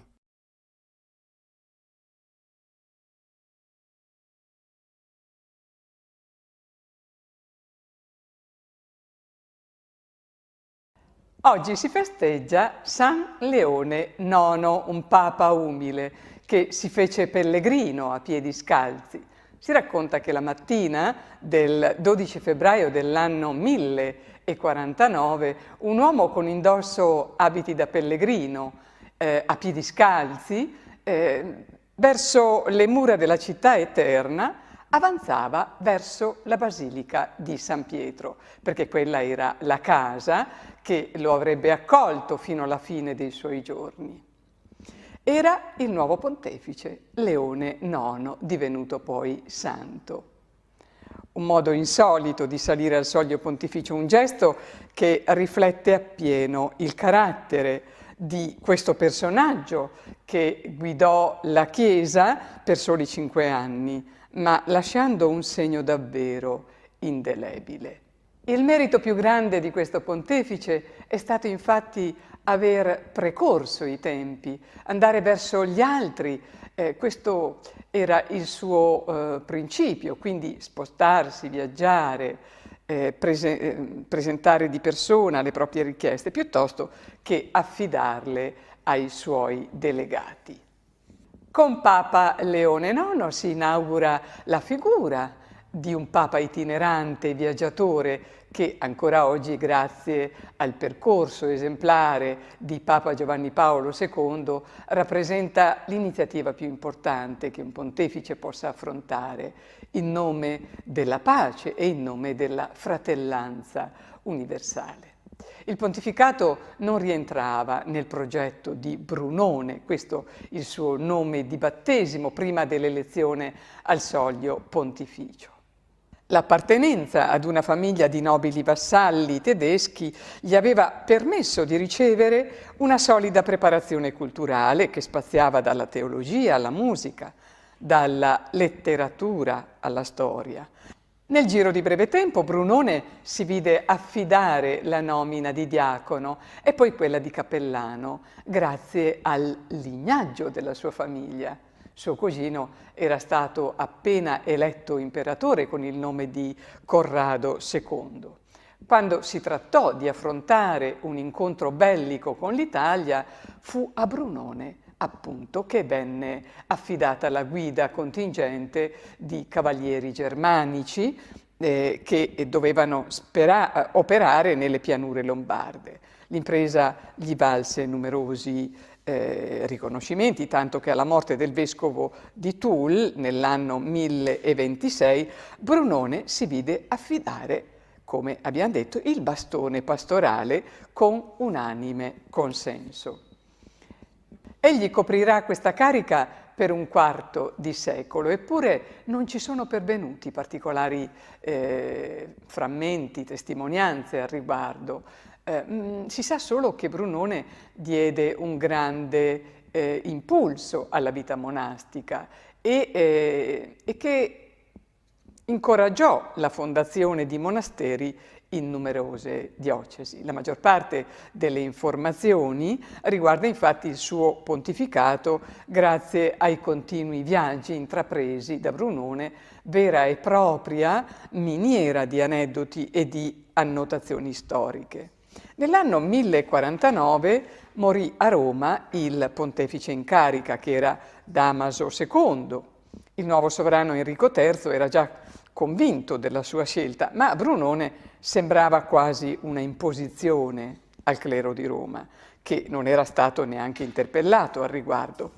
E così Brunone pretese che la sua nomina fosse sottoposta al giudizio della città dei Cesari, ottenendo solo risposte positive, perché era molto accettato e gradito allora dalla gente. I numerosi viaggi lo portarono dalle città italiane, dal sud alle Alpi, a quelle europee, Germania, Belgio, Francia, l'Alsazia, la Svizzera.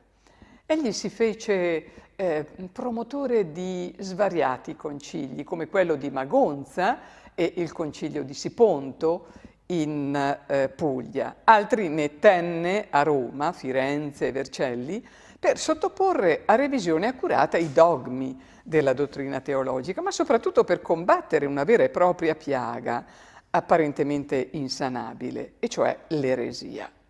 Furono molte, infatti, le ferite morali che Leone dovette affrontare, ma alcune vanno menzionate proprio per il coraggio con le quali egli seppe affrontarle. La prima riguardava la pratica della simonia. Il termine deriva dal nome Simon Mago, che aveva cercato di acquistare da San Pietro il potere di trasmettere lo Spirito Santo, e in base a questo indicava la vendita e il commercio delle cose sacre come beni spirituali e le cariche ecclesiastiche. La seconda invece riguarda lo scisma provocato da Michele Cerulario, patriarca di Costantinopoli, che attaccò il papato disconoscendo la supremazia della Chiesa romana. L'ultima infine fu la cattura da parte dei Normanni, che lo trattennero come prigioniero a Benevento per oltre 8 mesi. Questo gli fu fatale. Egli, ormai ammalato, fece ritorno a Roma nell'anno 1054, ma si spense poco dopo. Il suo corpo riposa all'interno della Basilica di San Pietro. E allora noi, per onorare questo santo pontefice, rivolgiamo a Dio la seguente preghiera.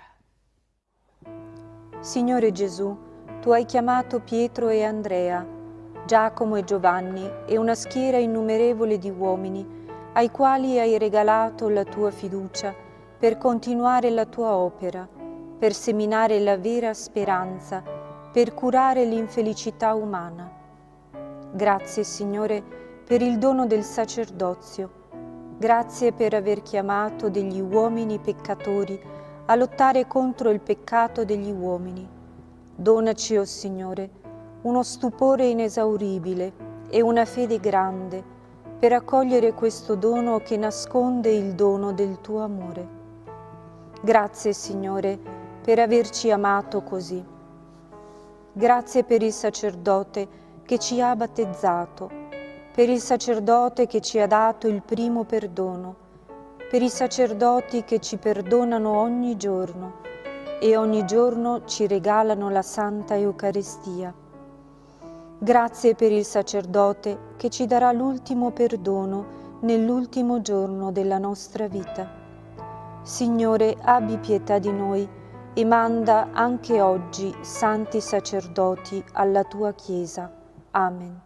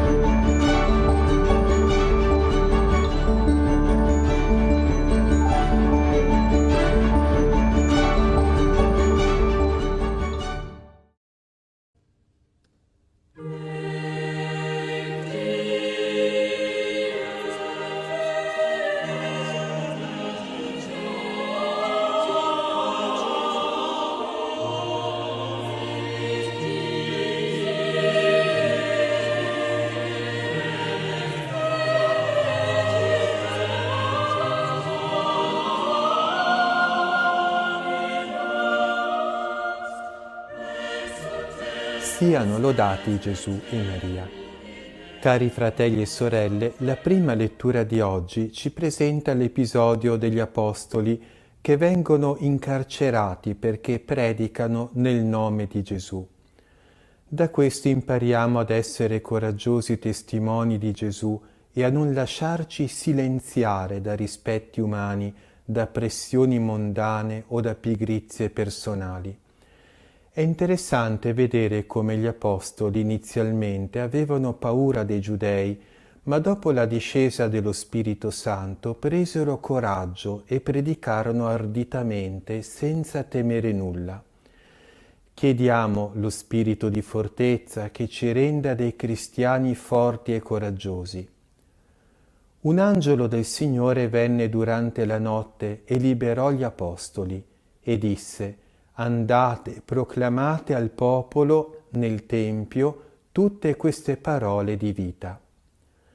Gli Apostoli ripresero coraggiosamente la loro predicazione. A queste parole fanno eco quelle del Salmo di oggi. L'angelo del Signore si accampa attorno a quelli che lo temono e li libera. L'angelo del Signore ha liberato gli Apostoli dal carcere e libera anche noi. Dio ha messo accanto a ciascuno di noi un angelo. L'angelo custode ci illumina, ci custodisce e ci guida. Ci libera da tanti pericoli, soprattutto ci libera dalle tentazioni e da tante situazioni pericolose. Noi abbiamo dei doveri nei suoi confronti, lo dobbiamo pregare, dobbiamo essere docili alle sue ispirazioni e lo dobbiamo onorare con il nostro comportamento. E soprattutto dobbiamo avere fiducia in Lui, credere alla Sua presenza invisibile accanto a noi. Ci crediamo veramente alla Sua presenza e al Suo aiuto? Lo preghiamo ogni giorno? Parliamo familiarmente con Lui? Facciamo questo esame di coscienza e domandiamo perdono al nostro buon angelo custode per la nostra indifferenza nei suoi confronti. Il brano del Vangelo ci riporta invece la continuazione del dialogo tra Gesù e Nicodemo. Dio ha tanto amato il mondo. Pensiamo spesso all'amore di Dio. La prova dell'amore di Dio è Gesù crocifisso. E Gesù solo e abbandonato oggi più che mai nei tabernacoli di tutto il mondo.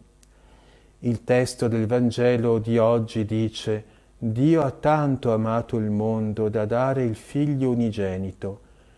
Ci ha donato quanto aveva di più caro, il suo Figlio, e ce lo dona ogni giorno nell'Eucaristia, anche sapendo che per lo più Egli non riceve che indifferenze, irriverenze e una desolante solitudine. Cosa chiede in cambio del suo immenso amore? Il nostro cuore umile e riconoscente. E come dice il testo del Vangelo di oggi, dobbiamo credere in Lui, perché chiunque crede in Lui non vada perduto, ma abbia la vita eterna. Gli ebrei si attendevano un Messia trionfatore, il quale doveva punire e condannare i pagani idolatri. Ma Gesù dice: Dio infatti non ha mandato il Figlio nel mondo per condannare il mondo, ma perché il mondo sia salvato per mezzo di Lui. Gesù non è venuto per punire, ma per salvare. Ma chi non crede in Lui, dice il Vangelo, è già stato condannato.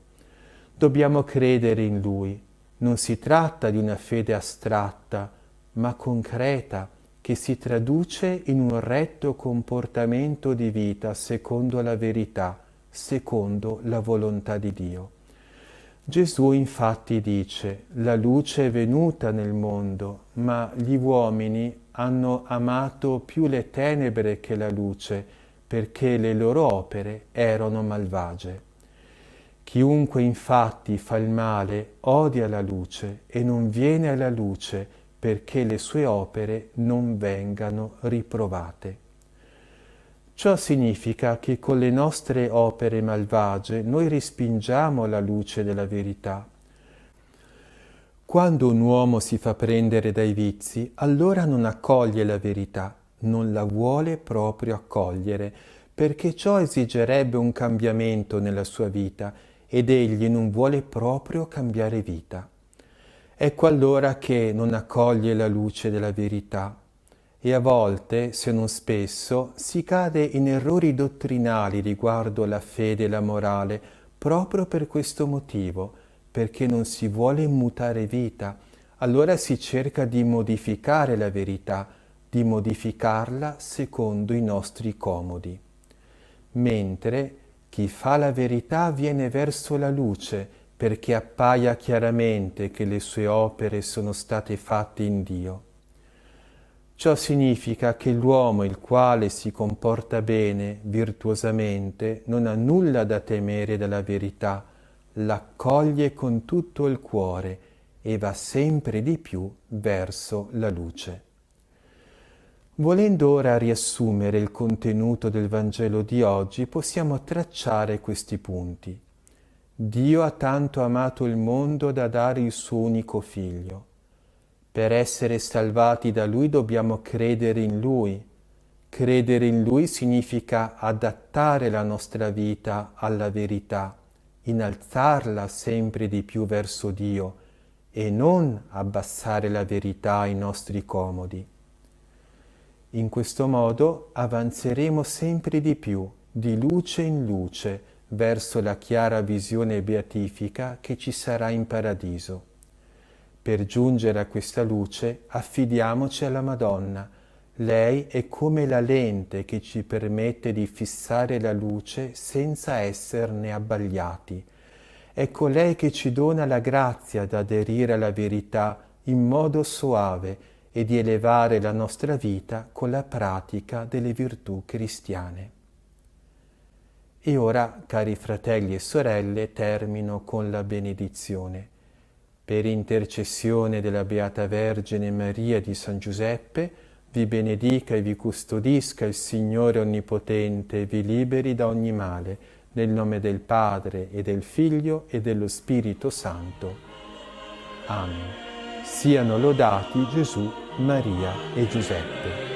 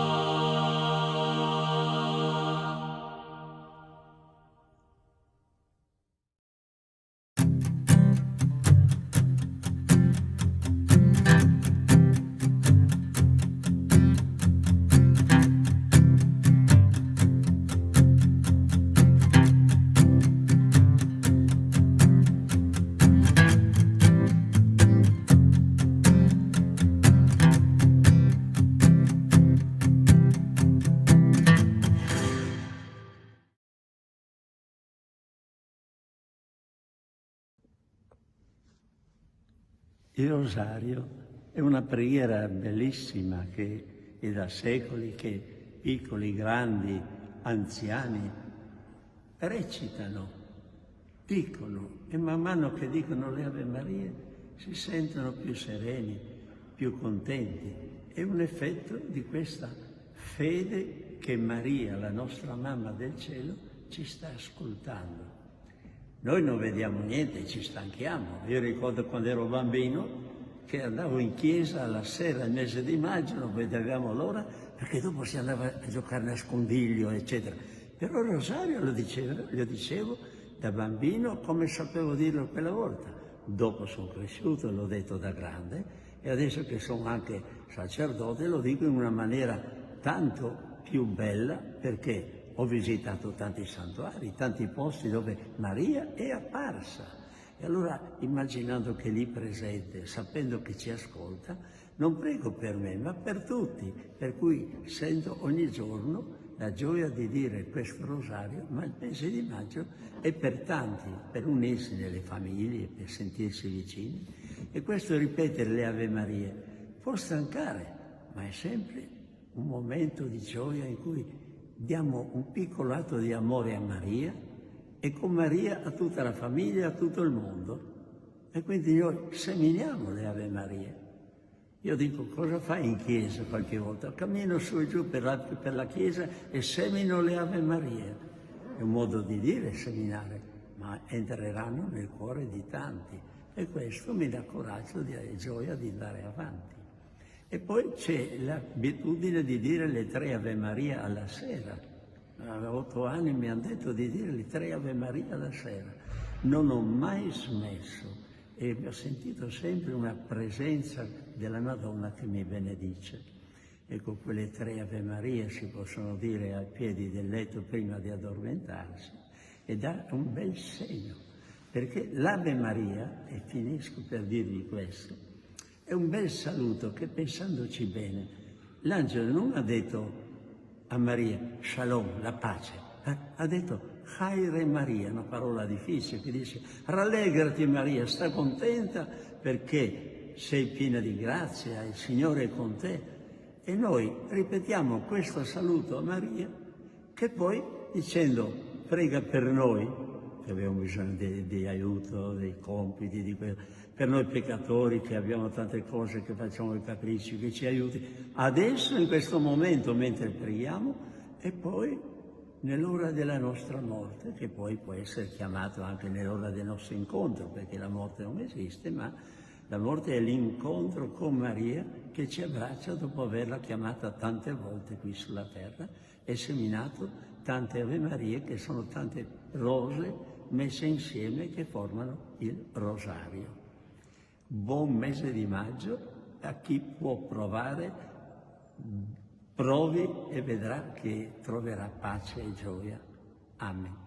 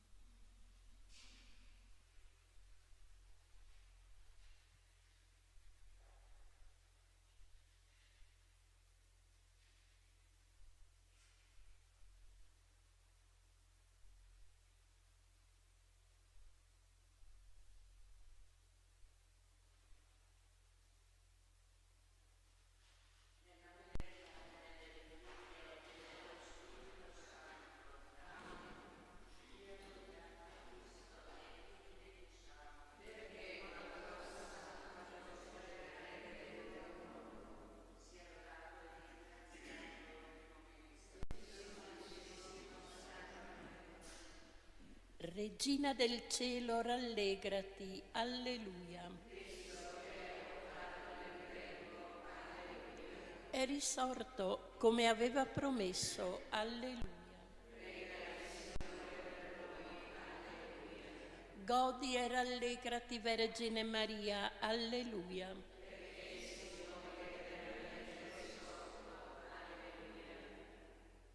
O Dio, che nella gloriosa risurrezione del tuo Figlio hai donato la gioia al mondo intero, per intercessione della Vergine Maria, concedi a noi di godere la gioia senza fine della vita eterna.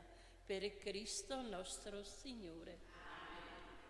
Trinità d'amore.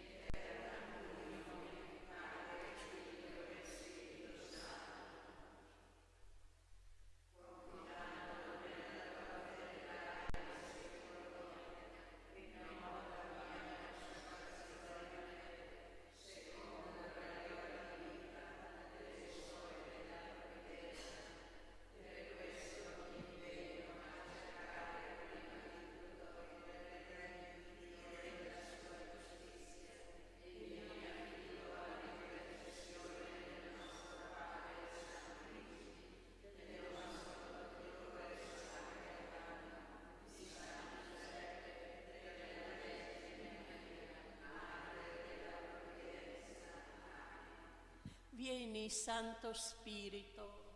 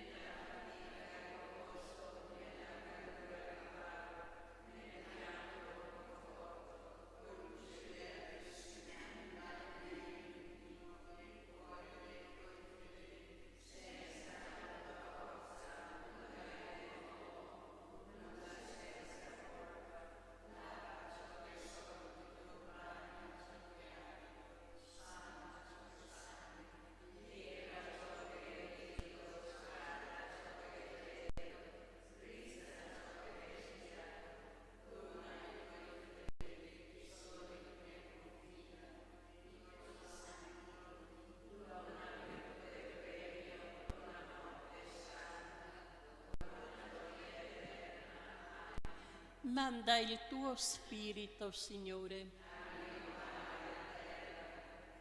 Padre misericordioso, fa che questa nostra comunità, riunita dallo Spirito Santo, ti serva con piena dedizione e formi in te un cuore solo e un'anima sola. Per Cristo nostro Signore. Gesù, Giuseppe e Maria.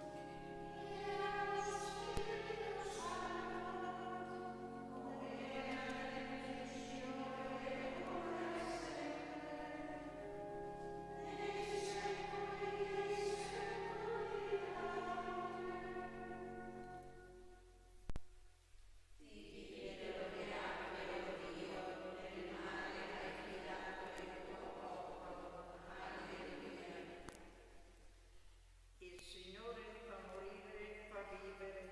Alleluia. Il mio cuore esulta nel Signore. La mia fronte si innalza grazie al mio Dio. Si apre la mia bocca contro i miei nemici, perché io godo del beneficio che mi hanno concesso. Non c'è santo come il Signore, non c'è roccia come il nostro Dio. Non moltiplichiamo i discorsi superbi, dalla vostra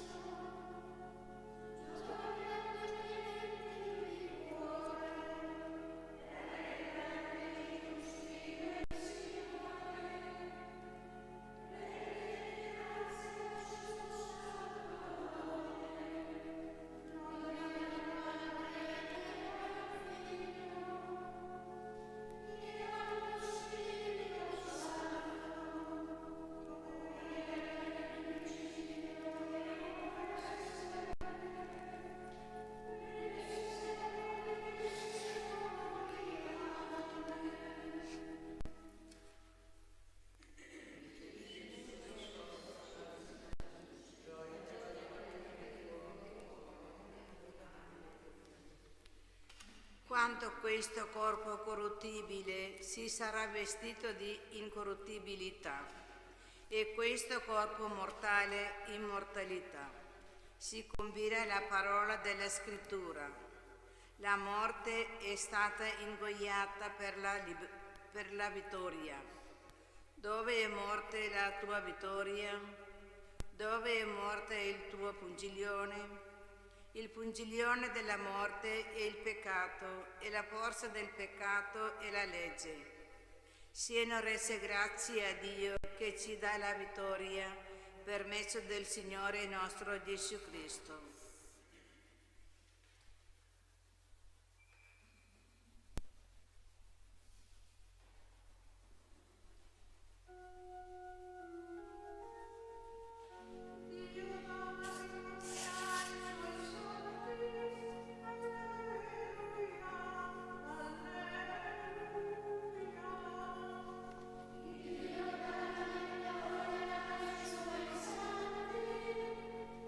Alleluia.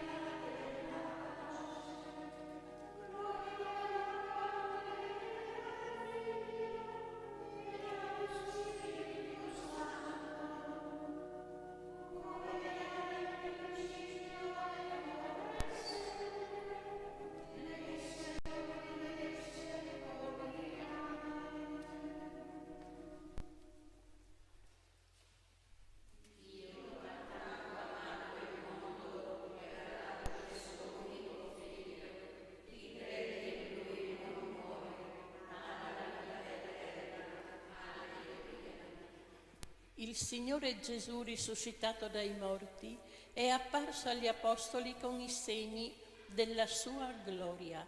Nel suo nome preghiamo Dio nostro Padre.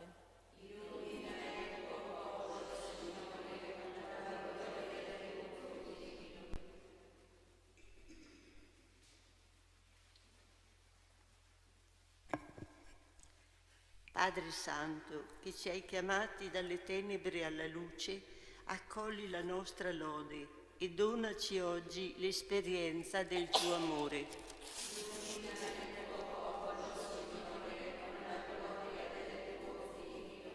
Sostieni con il tuo spirito chi si sforza di costruire un mondo più umano. Fa che la giustizia e la pace regnino su tutta la terra.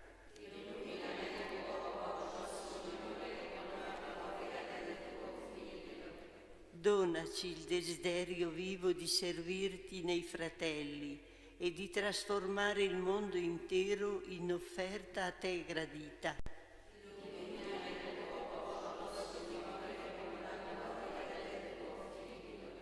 Illumina con la tua presenza l'inizio di questo giorno, fa che tutto il nostro tempo sia scandito dalla tua lode.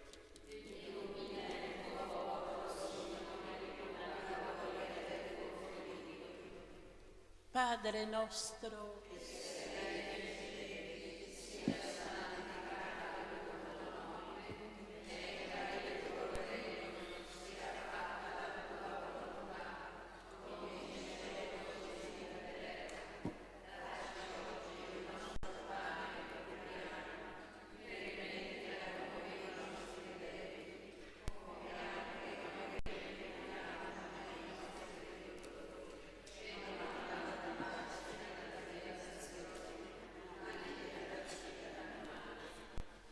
o Dio, che con la Pasqua del tuo Figlio hai ristabilito l'uomo nella dignità perduta e gli hai dato la speranza della risurrezione, fa che il mistero celebrato ogni anno nella fede si attui per sempre nell'amore.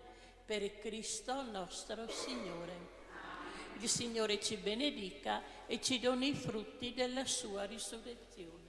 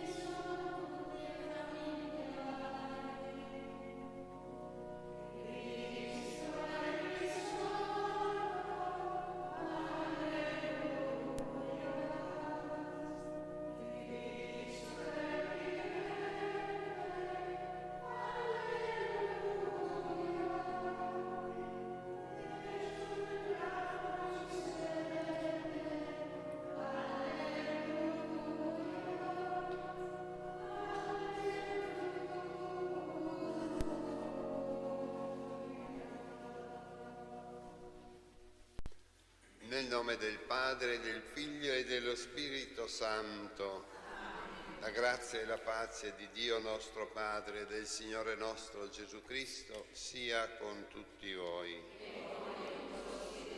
Fratelli e sorelle, per poter degnamente accogliere il Signore Gesù nella sua parola e nella sua presenza nell'Eucaristia, umilmente chiediamo a Dio perdono per le nostre infedeltà e le nostre precarietà.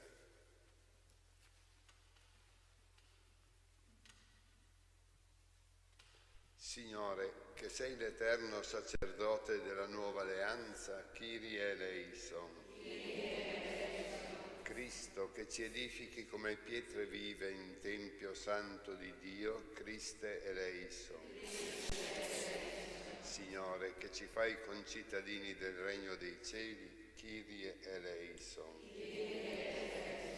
Dio Onnipotente, abbia misericordia di noi, perdoni i nostri peccati, ci conduca alla vita eterna.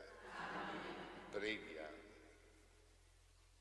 O Padre, che nella Pasqua del tuo Figlio hai ristabilito l'uomo nella dignità perduta e gli hai dato la speranza della risurrezione, fa che accogliamo nell'amore il mistero celebrato ogni anno nella fede. Per il nostro Signore Gesù Cristo, tuo Figlio che è Dio, e vive e regna con te nell'unità dello Spirito Santo per tutti i secoli dei secoli. Dagli Atti degli Apostoli. In quei giorni si levò il sommo sacerdote con tutti quelli della sua parte, cioè la setta dei Sadducei, pieni di gelosia, e presi gli apostoli li gettarono nella prigione pubblica. Ma durante la notte un angelo del Signore aprì le porte del carcere, li condusse fuori e disse: andate e proclamate al popolo nel Tempio tutte queste parole di vita. Udito questo, entrarono nel Tempio sul far del giorno e si misero a insegnare.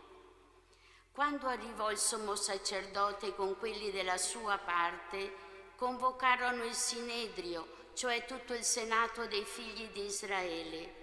Mandarono quindi a prelevare gli apostoli nella prigione, ma gli inservienti, giunti sul posto, non li trovarono nel carcere e tornarono a riferire: abbiamo trovato la prigione scrupolosamente sbarrata e le guardie che stavano davanti alle porte, ma quando abbiamo aperto non vi abbiamo trovato nessuno.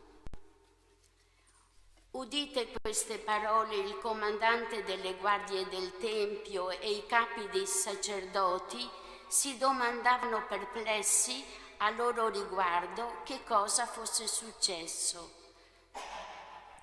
In quel momento arrivò un tale a riferire loro: ecco, gli uomini che avete messo in carcere si trovano nel Tempio a insegnare al popolo. Allora il comandante uscì con gli inservienti e li condusse via, ma senza violenza, per timore di essere lapidati dal popolo. Parola di Dio. Il povero grida e il Signore lo ascolta. Benedirò il Signore in ogni tempo, sulla mia bocca sempre la sua lode. Io mi glorio nel Signore, i poveri ascoltino e si rallegrino. Magnificate con me il Signore, esaltiamo insieme il suo nome. Ho cercato il Signore, mi ha risposto e da ogni mia paura mi ha liberato.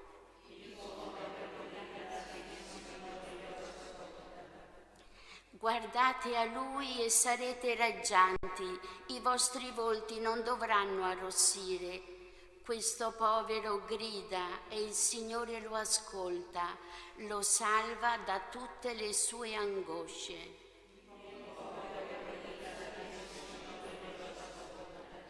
L'angelo del Signore si accampa attorno a quelli che lo temono e li libera. Gustate e vedete com'è buono il Signore, beato l'uomo che in Lui si rifugia.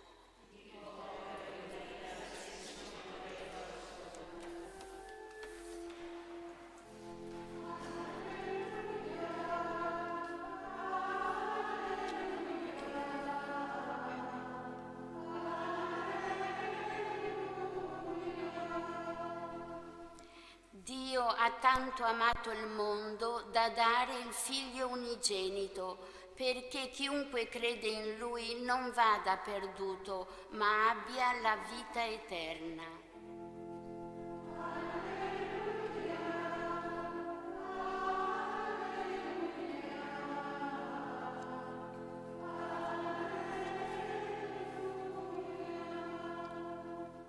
Il Signore sia con voi. Dal Vangelo secondo Giovanni.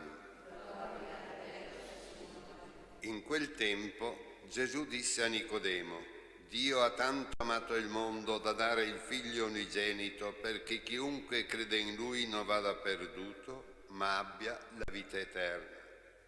Dio infatti non ha mandato il Figlio nel mondo per condannare il mondo, ma perché il mondo sia salvato per mezzo di Lui. Chi crede in Lui non è condannato, ma chi non crede è già stato condannato perché non ha creduto nel nome dell'unigenito Figlio di Dio.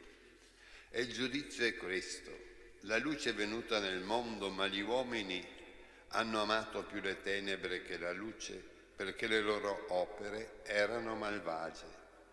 Chiunque infatti fa il male odia la luce e non viene alla luce perché le sue opere non vengono riprovate. Invece chi fa la verità viene verso la luce perché appaia chiaramente che le sue opere sono state fatte in Dio. Parola del Signore.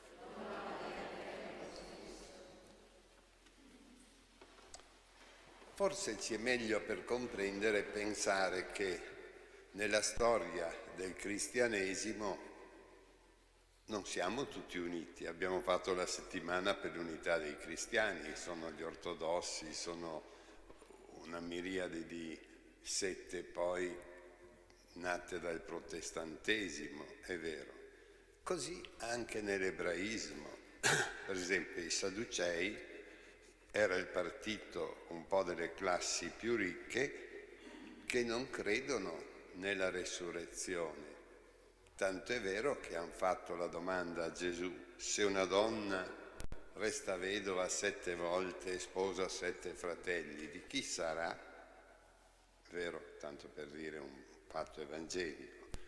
Invece i farisei erano molto preoccupati di essere osservanti della legge con i suoi 613 precetti, ma ambedue non è che amavano molto quello che era la tradizione orale o della profezia dei profeti, che vedevano ovviamente la venuta del Messia. Naturalmente per questo si comprende perché sono nemici dei cristiani, per l'influenza che hanno sul popolo. Se pensiamo che in poco tempo a Gerusalemme la comunità cresce di 3.000, poi di 5.000, comincia a essere un problema. Allora ecco perché mettono in prigione i cristiani, cominciando dagli apostoli. E qui allora viene la grande verità: la parola di Dio non può essere incatenata, perché la parola è uguale al risorto, perché Dio arriva tardi secondo il nostro tempo, ma comunque arriva giusto nell'arco dell'eternità. E allora abbiamo la liberazione che abbiamo sentito degli apostoli dalla prigione.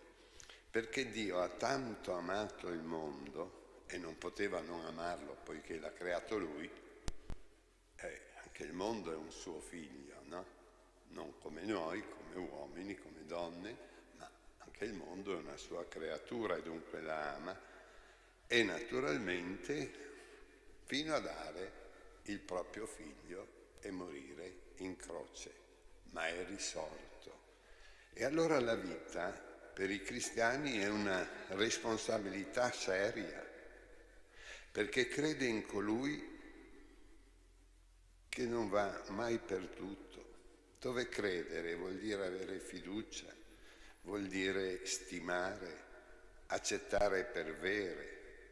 San Paolo dice che la fede è la realtà di cose sperate. Il credo si fonda su una speranza che ha un piede, se vogliamo, sulla terra, ma uno per andare avanti. E qui mi piaceva molto una frase che ha detto Madeleine de Belle, che era una mistica del secolo scorso francese. Dice: ma come mai, dice, Dio è dovunque? Com'è possibile che io qualche volta sia altrove? Vuol dire che sono io che evado da me stessa, perché Dio è dentro anche di noi.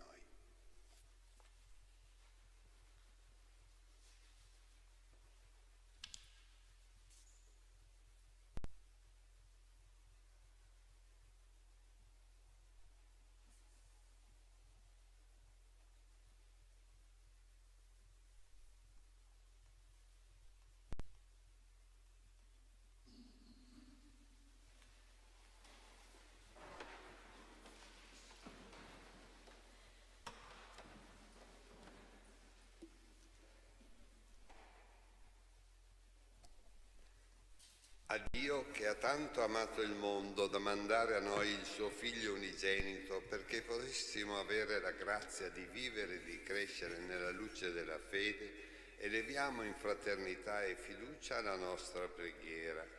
Illumina il tuo popolo, Signore. Illumina il tuo popolo, Signore. Per i cristiani perseguitati, perché restino fedeli a Cristo, che in loro continua la sua passione e la sua vittoria pasquale.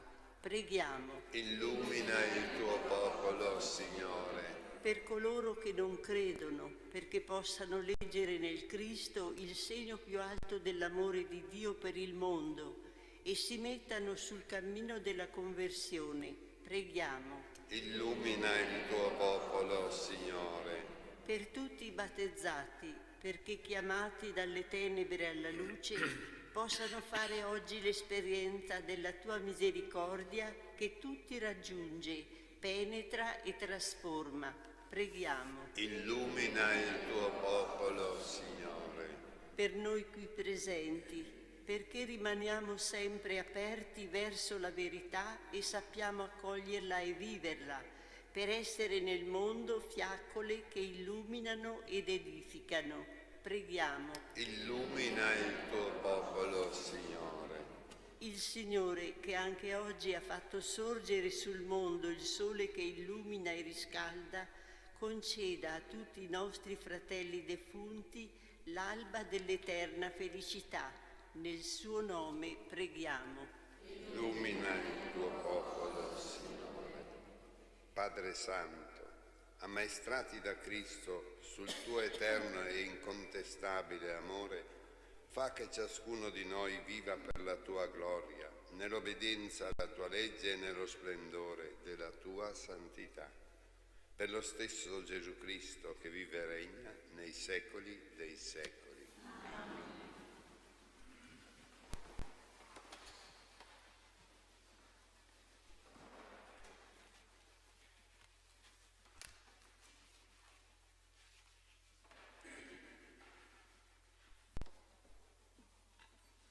Benedetto sei tu, Signore, Dio dell'universo, dalla tua bontà abbiamo ricevuto questo pane, frutto della terra e del lavoro dell'uomo. Lo presentiamo a te perché diventi per noi cibo di vita eterna.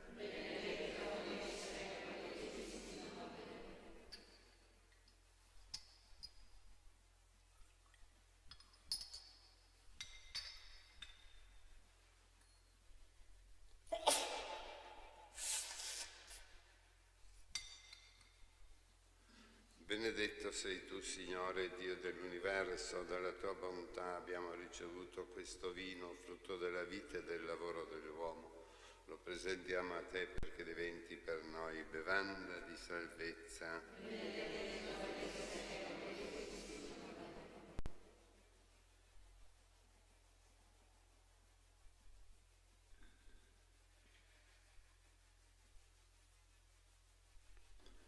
Pregate.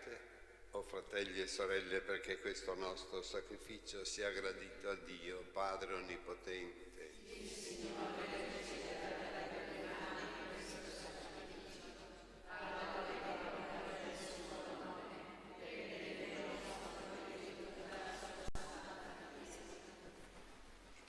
O Padre, che nella comunione mirabile a questo sacrificio ci hai resi partecipi della natura divina, dona a noi che abbiamo conosciuto la tua verità di testimoniarla con una degna condotta di vita. Per Cristo nostro Signore. Il Signore sia con voi. In alto i nostri cuori. Rendiamo grazie al Signore nostro Dio. È veramente cosa buona e giusta, nostro dovere e fonte di salvezza, proclamare sempre la tua gloria, o Signore, ma soprattutto esaltarti in questo tempo nel quale Cristo, nostra Pasqua, si è immolato. Per mezzo di Lui rinascono a vita nuova i figli della luce e si aprono ai credenti le porte del regno dei cieli. In Lui, morto e redenta la nostra morte, in Lui risorto, tutta la vita risorge. Per questo mistero, nella pienezza della gioia pasquale, l'umanità esulta su tutta la terra e le schiere degli angeli e dei santi cantano senza fine l'inno della tua gloria.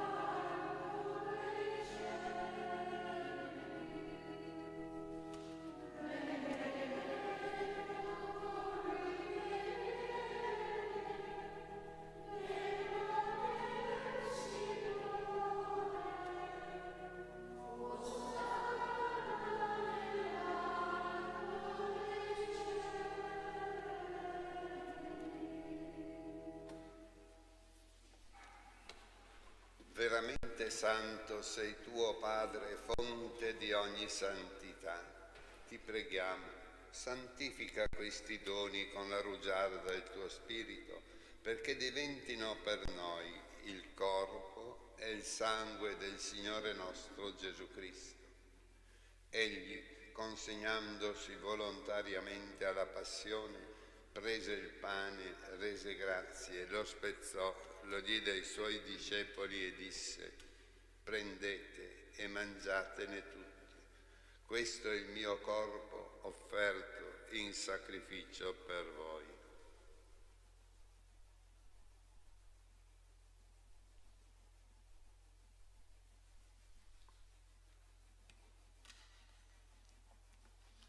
Allo stesso modo, dopo aver cenato, prese il calice, di nuovo ti rese grazie, lo diede ai suoi discepoli e disse: prendete e bevetene tutti. Questo è il calice del mio sangue per la nuova ed eterna alleanza, versato per voi e per tutti in remissione dei peccati. Fate questo in memoria di me.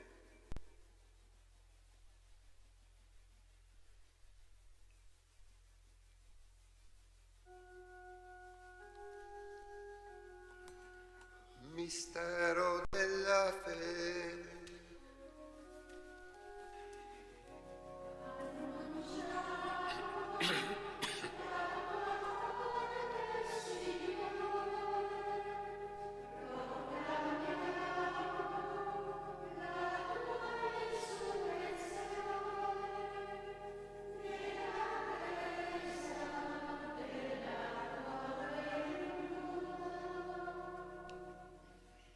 Celebrando il memoriale della morte e resurrezione del tuo Figlio, ti offriamo, Padre, il pane della vita e il calice della salvezza.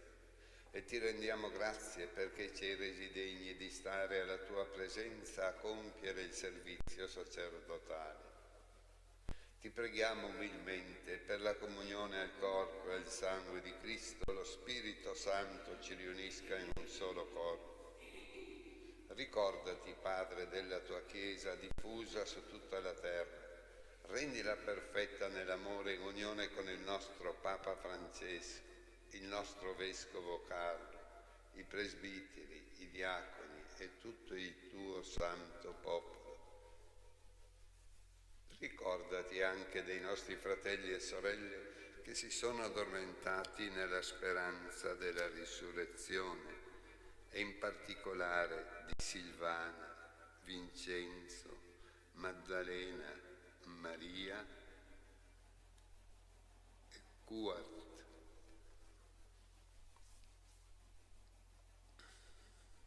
E nella tua misericordia di tutti i defunti, ammettili alla luce del tuo volto. Di noi tutti abbi misericordia, donaci di aver parte alla vita eterna insieme con la Beata Maria, Vergine Madre di Dio, San Giuseppe suo sposo, gli Apostoli e tutti i santi che in ogni tempo ti furono graditi, e in Gesù Cristo tuo Figlio canteremo la tua lode e la tua gloria. Per Cristo, con Cristo e in Cristo, a te Dio Padre Onnipotente, nell'unità dello Spirito Santo, ogni onore e gloria per tutti i secoli dei secoli.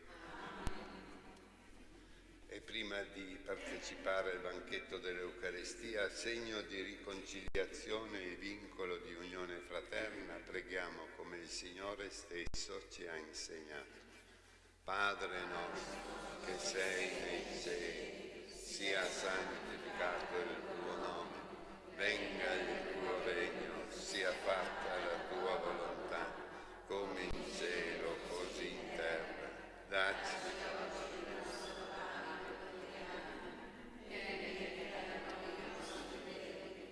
come anche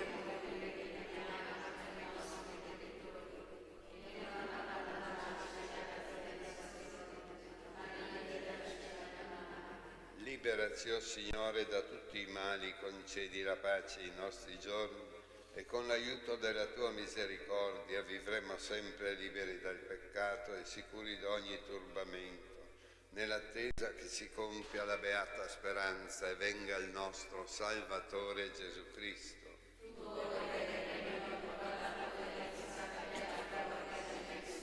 Signore Gesù Cristo, che hai detto ai tuoi apostoli: vi lascio la pace, vi do la mia pace, non guardare i nostri peccati ma la fede della tua Chiesa. Donale unità e pace secondo la tua volontà, tu che vivi e regni nei secoli dei secoli. La pace del Signore sia sempre con voi.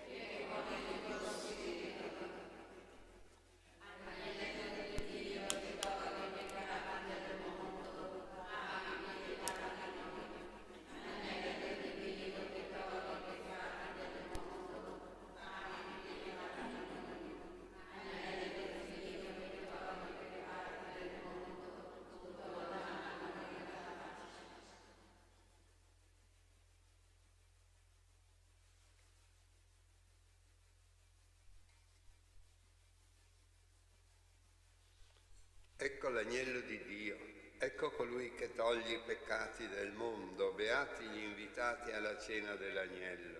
O Signore, non sono degno di partecipare alla tua messa, ma di soltanto una parola e io sarò salvato.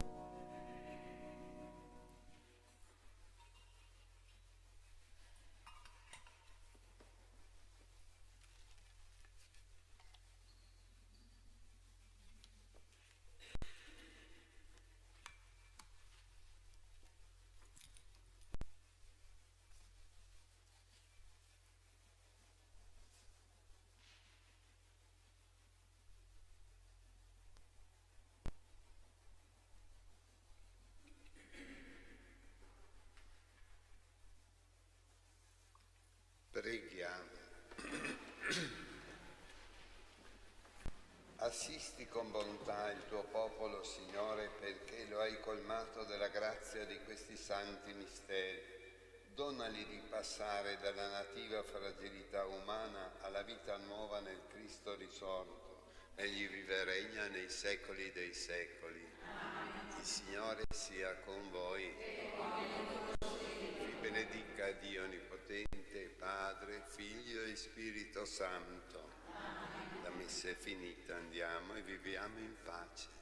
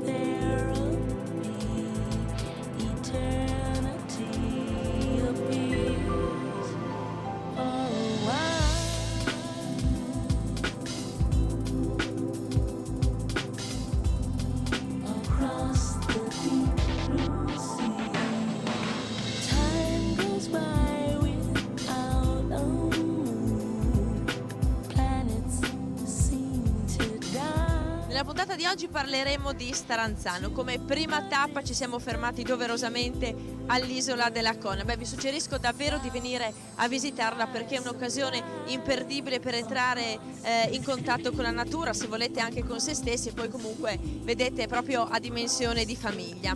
Visitarle è molto semplice, si può raggiungere il centro visite in macchina e poi ci si incammina lungo i sentieri immersi in questo splendido verde. Allora, tutti i cavalli presenti nell'isola della Cona sono di razza Camargue, cioè vengono dalla Francia, dove la Camargue è una regione alle foci del Rodano, è una zona paludosa molto simile a quella che abbiamo qua all'interno dell'isola della Cona, per cui sono cavalli abituati a vivere in un ambiente un po' particolare. Quindi si adattano bene, insomma, alle nostre zone, a queste zone. Esatto, sono stati scelti proprio per quello. Tra tutte le razze che ci sono quelle più adatte, diciamo, a vivere in mezzo alla salsedine, in mezzo al fango e al pantano. Si adattano anche a fantini principianti? Sì, questi cavalli sono buonissimi. Tant'è vero che le passeggiate che facciamo sono passeggiate, diciamo, adatte a qualsiasi livello di cavaliere, dal principiante, quindi l'inesperto assoluto, fino al cavaliere più esperto.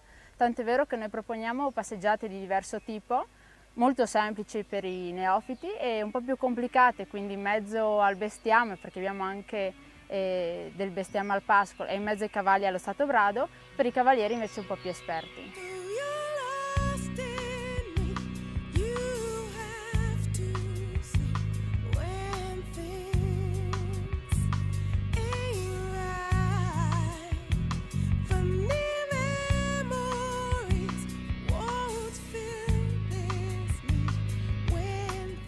Offrite anche un servizio terapeutico, vero? Sì, esatto. Svolgiamo delle sedute di equitazione ricreativa per disabili in cui appunto questi cavalli vengono impiegati per far fare della ginnastica e degli esercizi ai ragazzi che portano handicap.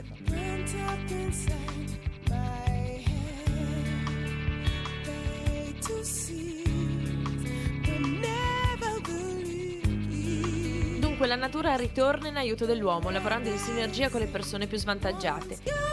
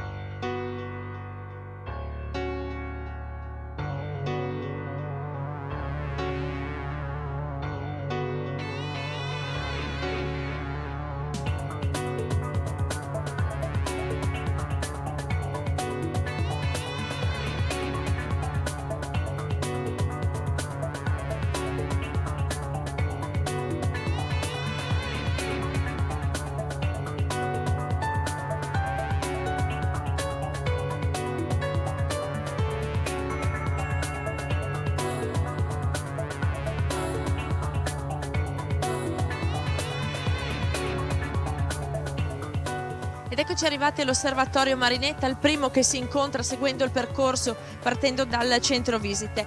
Come vedete ha la classica struttura del casone lagunare diviso in 3 sezioni. Al primo livello si può proprio osservare la vita sommersa, gli animali che vivono sott'acqua. Il secondo e il terzo livello invece sono dei punti di osservazione ideali.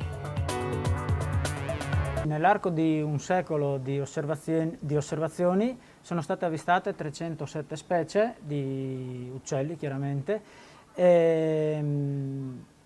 alcune rare, altre meno rare. Ecco, dunque la riserva è servita anche a questo, magari a ripopolare nelle nostre zone degli uccelli, insomma, che stavamo perdendo. In alcuni casi sì, ad esempio nell'oca selvatica è stato fatto un progetto di reintroduzione in quanto si riproduceva in Italia fino al 1700 più o meno, e appunto sono stati liberati degli individui che hanno incominciato a riprodursi liberamente e hanno creato un nucleo di un 150 individui circa che tuttora si riproduce e sta aumentando piano piano. Ecco. E ci sono delle specie che sostano qui nella riserva anche tutto l'anno?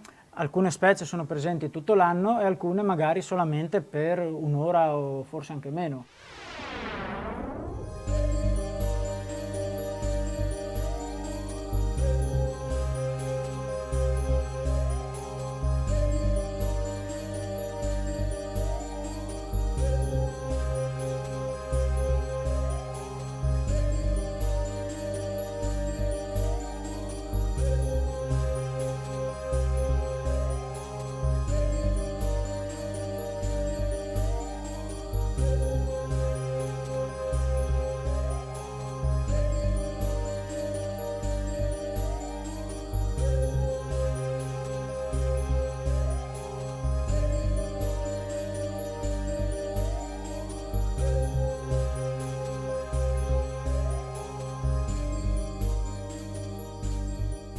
E poi però Silvano, quali sono le altre caratteristiche?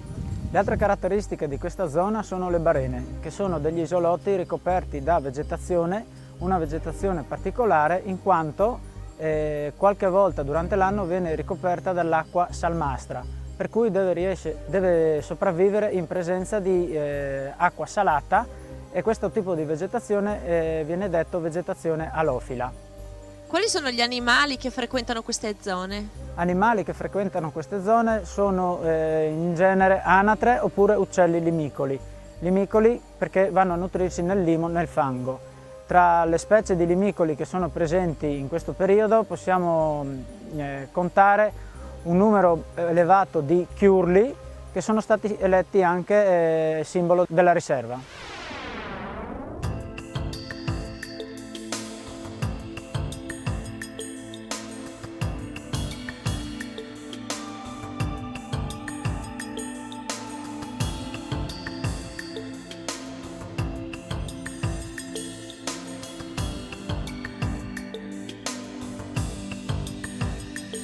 Staranzano è un paese che ha molti legami con l'ambiente naturale. Oltre alla riserva c'è ad esempio il lido di Staranzano, la spiaggia locale nella quale d'estate in molti si cimentano nel windsurf.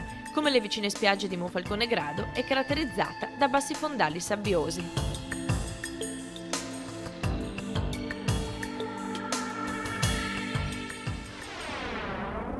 Questo albero rappresenta il simbolo del paese, il bobolare in dialetto bisiacco, un bagolare secolare che occupa ancora la piazza principale e che sta a testimoniare il legame degli abitanti di Staranzano con l'ambiente naturale nel quale sono inseriti e dal quale fino a pochi anni fa traevano i mezzi di sostentamento.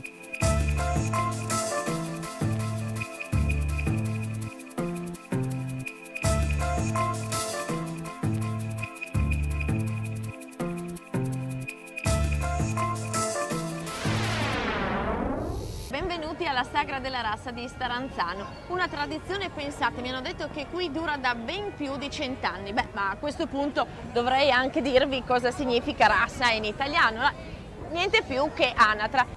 Sono più di 200 anni che Staranzano prepara la razza per tutti gli ospiti. Nasce da un'antica tradizione dei coscritti che durante il periodo invernale facevano la raccolta appunto nelle case dei contadini qua attorno di masurini e anatre, e poi si ritrovavano in centro del paese per festeggiare la partenza per il servizio militare. Quindi questa sagra nasce più di 200 anni fa sotto l'impero austro-ungarico proprio come festa dei coscritti.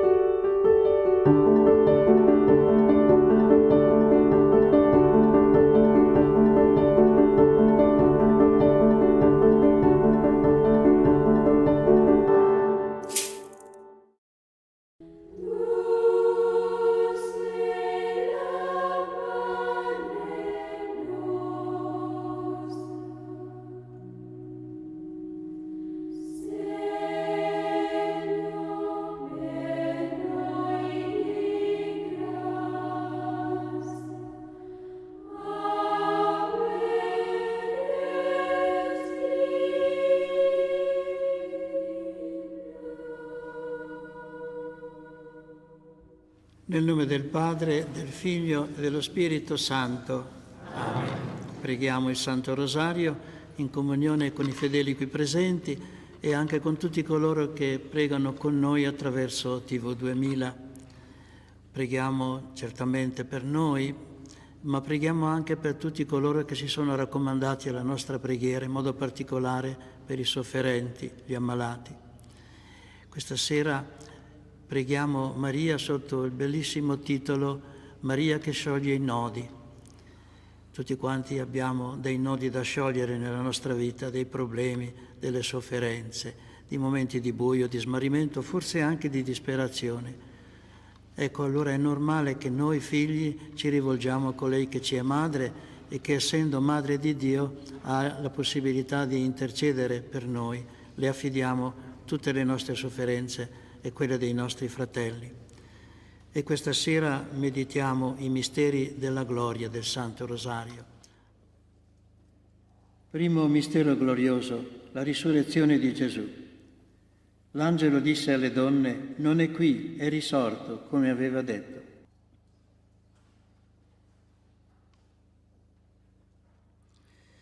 Maria che scioglie i nodi, prega per noi.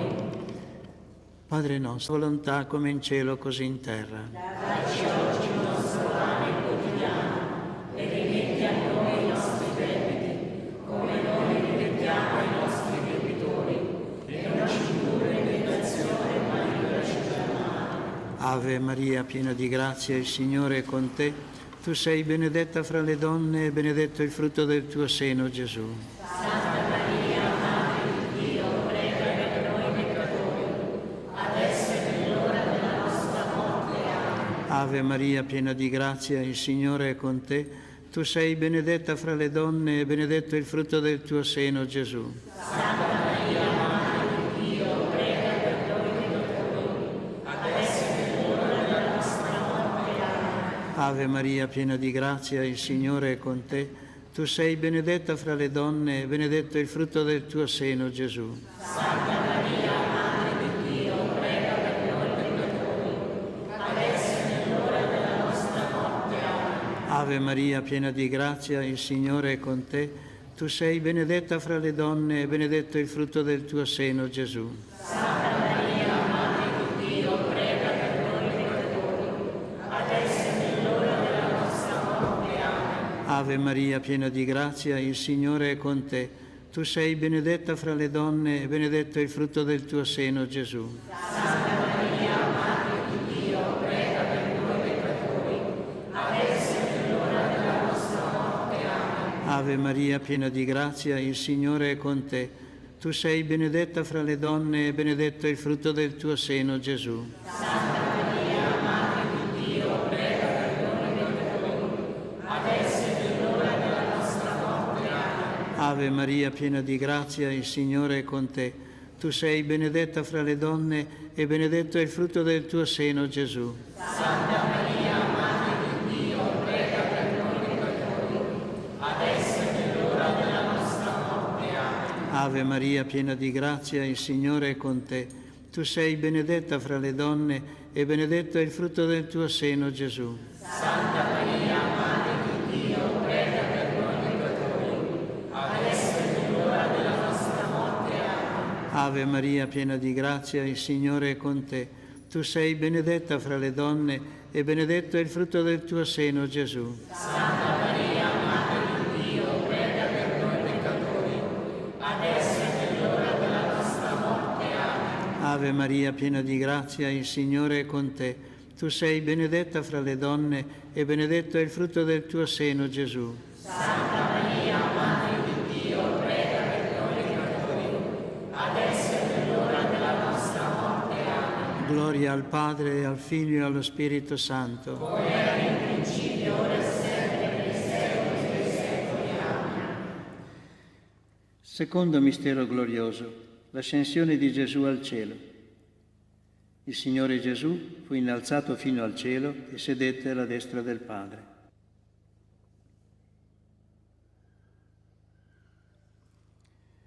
Maria che scioglie i nodi, prega per noi. Padre nostro che sei nei cieli, sia santificato il tuo nome, venga il tuo regno, sia fatta la tua volontà come in cielo così in terra. Dacci oggi il nostro pane quotidiano e rimetti a noi i nostri debiti, come noi rimettiamo ai nostri debitori, e non ci indurre in tentazione, ma liberaci dal male. Ave Maria, piena di grazia, il Signore è con te.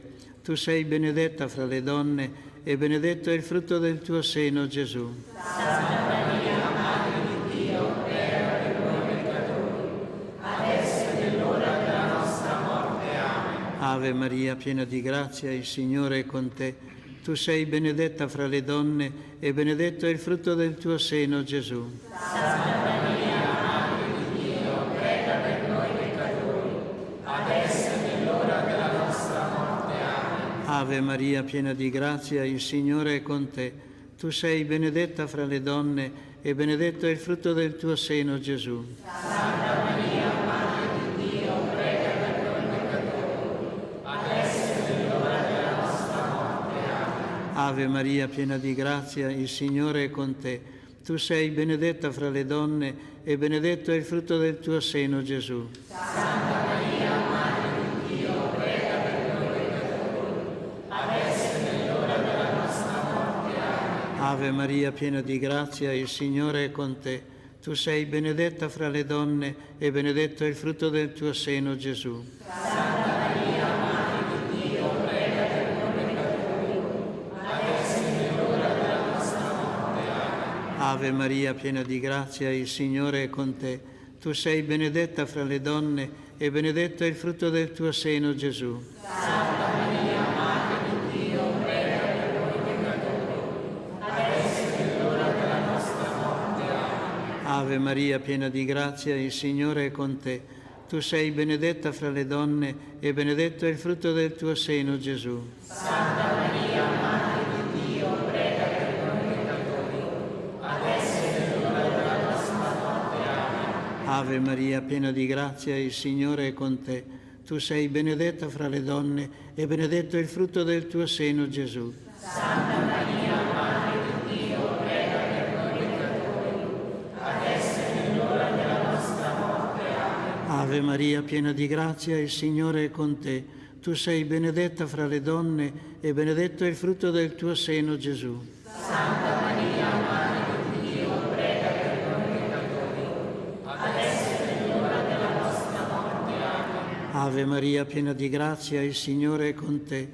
Tu sei benedetta fra le donne e benedetto è il frutto del tuo seno, Gesù. Santa Maria, Madre di Dio, prega per noi peccatori, adesso è l'ora della nostra morte. Amen. Gloria al Padre e al Figlio e allo Spirito Santo. Come era nel principio e sempre nei secoli dei secoli. Amen.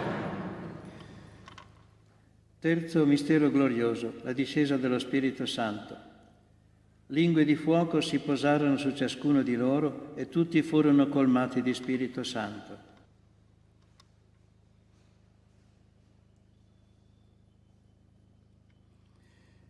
Maria che scioglie i nodi, prega per noi. Padre nostro che sei nei cieli, sia santificato il tuo nome, venga il tuo regno, sia fatta la tua volontà come ai cieli così in terra. Dacci oggi il nostro pane quotidiano e rimetti a noi i nostri debiti, come noi rimettiamo ai nostri debitori, e non ci indurre in tentazione, ma liberaci dal male. Ave Maria, piena di grazia, il Signore è con te. Tu sei benedetta fra le donne e benedetto è il frutto del tuo seno, Gesù. Santa Maria, Madre di Dio, prega per noi peccatori, adesso è l'ora della nostra morte. Amen. Ave Maria, piena di grazia, il Signore è con te. Tu sei benedetta fra le donne e benedetto è il frutto del tuo seno, Gesù. Santa Maria, Madre di Dio, prega per noi peccatori, adesso è l'ora della nostra morte. Amen. Ave Maria, piena di grazia, il Signore è con te. Tu sei benedetta fra le donne e benedetto è il frutto del tuo seno, Gesù. Santa Maria, Madre di Dio, prega per noi peccatori, adesso è l'ora della nostra morte. Amen. Ave Maria, piena di grazia, il Signore è con te. Tu sei benedetta fra le donne e benedetto è il frutto del tuo seno, Gesù. Santa Maria, Madre di Dio, prega per noi peccatori, adesso è l'ora della nostra morte. Amen. Ave Maria, piena di grazia, il Signore è con te. Tu sei benedetta fra le donne e benedetto è il frutto del tuo seno, Gesù. Santa Maria, Madre di Dio, prega per noi peccatori, adesso è l'ora della nostra morte. Amen. Ave Maria, piena di grazia, il Signore è con te. Tu sei benedetta fra le donne e benedetto è il frutto del tuo seno, Gesù. Santa Maria, Madre di Dio, prega per noi peccatori, adesso è l'ora della nostra morte. Amen. Ave Maria, piena di grazia, il Signore è con te.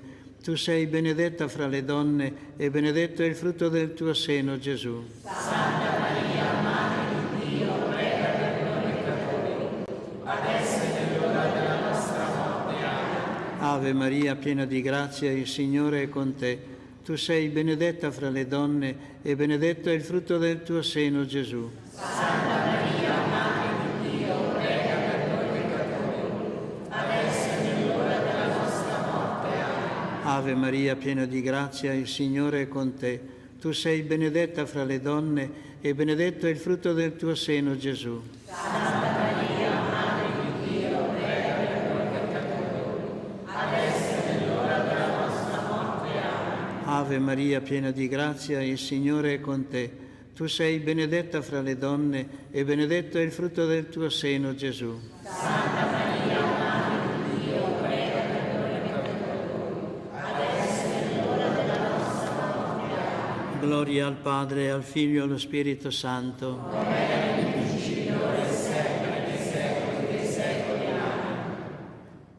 Quarto mistero glorioso, l'assunzione di Maria al cielo.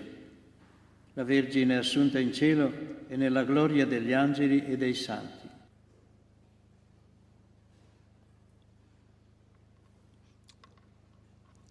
Maria che scioglie i nodi, prega per noi.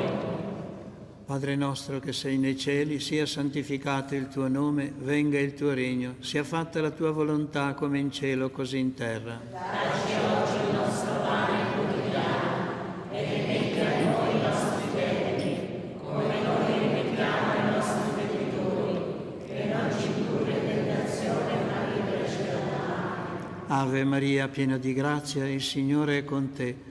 Tu sei benedetta fra le donne e benedetto è il frutto del tuo seno, Gesù. Santa Maria, Madre di Dio, prega per noi peccatori, adesso è nell'ora della nostra morte. Amen. Ave Maria, piena di grazia, il Signore è con te. Tu sei benedetta fra le donne e benedetto è il frutto del tuo seno, Gesù. Santa Maria, Madre di Dio, prega per noi peccatori, adesso è nell'ora della nostra morte. Amen. Ave Maria, piena di grazia, il Signore è con te. Tu sei benedetta fra le donne e benedetto è il frutto del tuo seno, Gesù. Santa Maria, Madre di Dio, prega per noi peccatori, adesso è nell'ora della nostra morte. Amen. Ave Maria, piena di grazia, il Signore è con te. Tu sei benedetta fra le donne e benedetto è il frutto del tuo seno, Gesù. Santa Maria, Madre di Dio, prega per noi peccatori, adesso è nell'ora della nostra morte. Amen. Ave Maria, piena di grazia, il Signore è con te. Tu sei benedetta fra le donne e benedetto è il frutto del tuo seno, Gesù. Santa Maria, Madre di Dio, prega per noi peccatori, adesso è nell'ora della nostra morte. Amen. Ave Maria, piena di grazia, il Signore è con te. Tu sei benedetta fra le donne e benedetto è il frutto del tuo seno, Gesù. Santa Maria, Madre di Dio, prega per noi peccatori, adesso è nell'ora della nostra morte. Amen. Ave Maria, piena di grazia, il Signore è con te.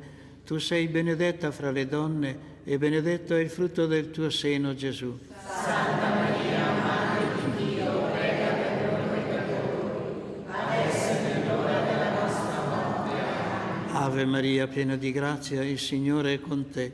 Tu sei benedetta fra le donne e benedetto è il frutto del tuo seno, Gesù. Santa Maria, Madre di Dio, prega per noi peccatori, adesso è nell'ora della nostra morte. Amen. Ave Maria, piena di grazia, il Signore è con te. Tu sei benedetta fra le donne e benedetto è il frutto del tuo seno, Gesù. Santa Maria, Madre di Dio, prega per noi peccatori, adesso è nell'ora della nostra morte. Amen. Ave Maria, piena di grazia, il Signore è con te. Tu sei benedetta fra le donne e benedetto è il frutto del tuo seno, Gesù. Santa Maria, Madre di Dio, prega per noi peccatori, adesso è nell'ora della nostra morte. Amen. Gloria al Padre, e al Figlio e allo Spirito Santo. Come era nel principio, ora e sempre, nei secoli dei secoli. Amen. Quinto mistero glorioso, l'incoronazione di Maria.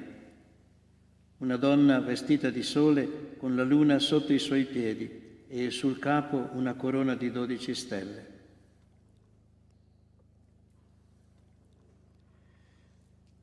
Maria che scioglie i nodi, prega per noi.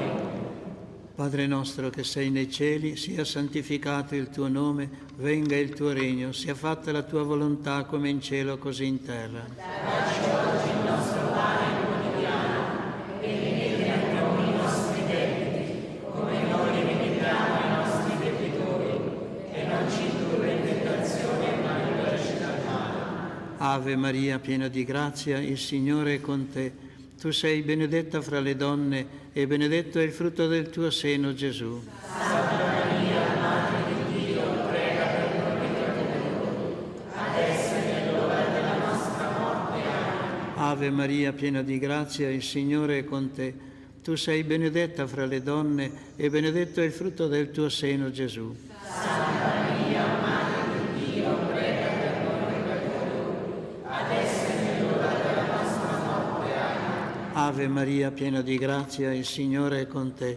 Tu sei benedetta fra le donne e benedetto è il frutto del tuo seno, Gesù. Santa Maria, Madre di Dio, prega per noi peccatori, adesso è nell'ora della nostra morte. Amen. Ave Maria, piena di grazia, il Signore è con te.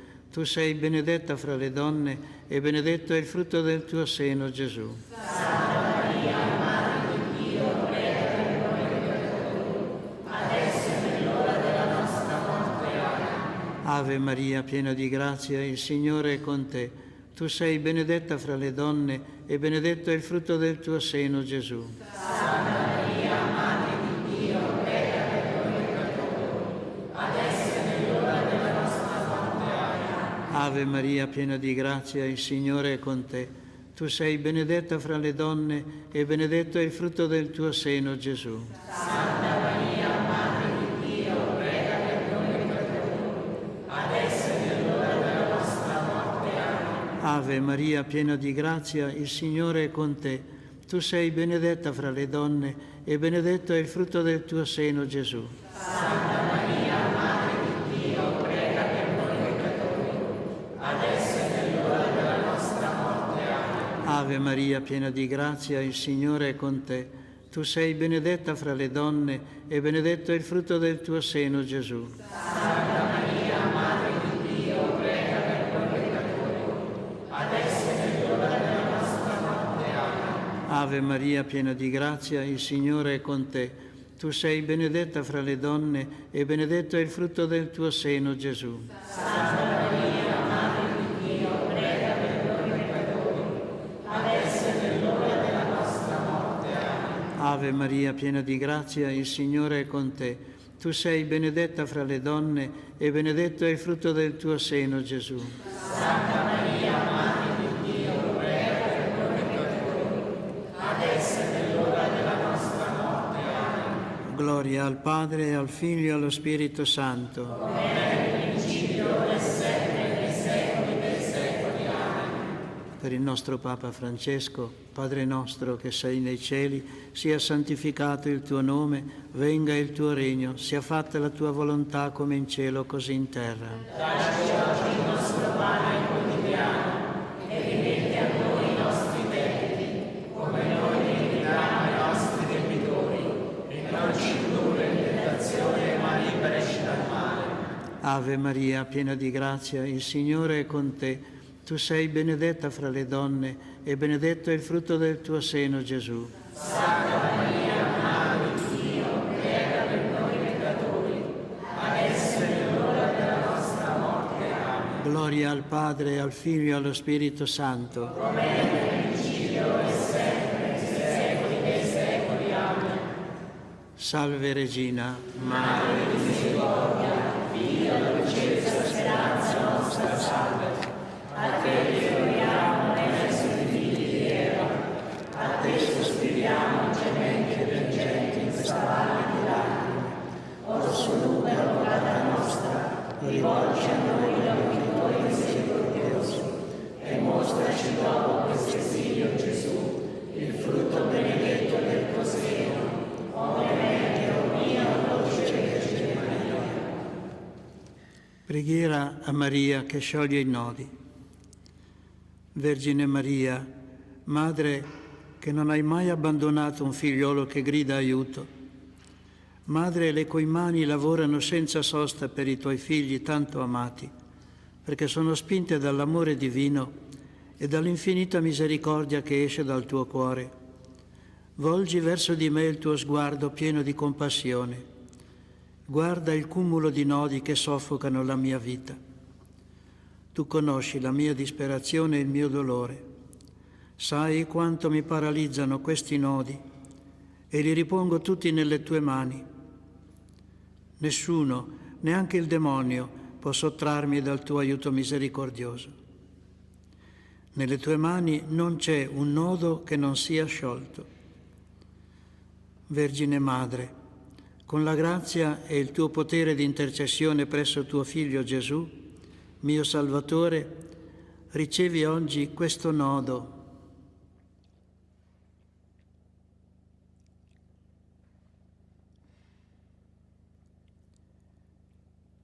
Per la gloria di Dio ti chiedo di scioglierlo e di scioglierlo per sempre.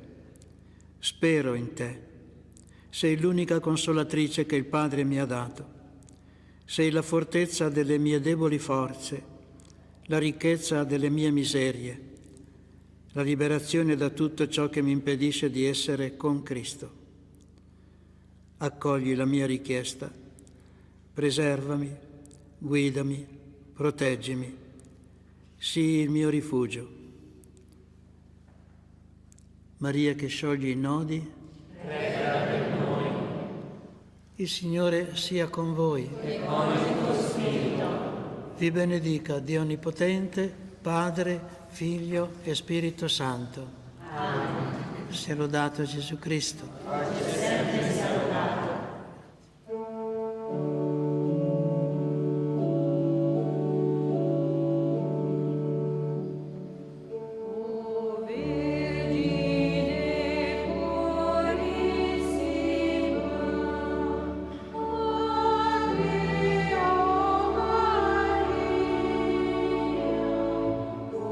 Madre amorosissima,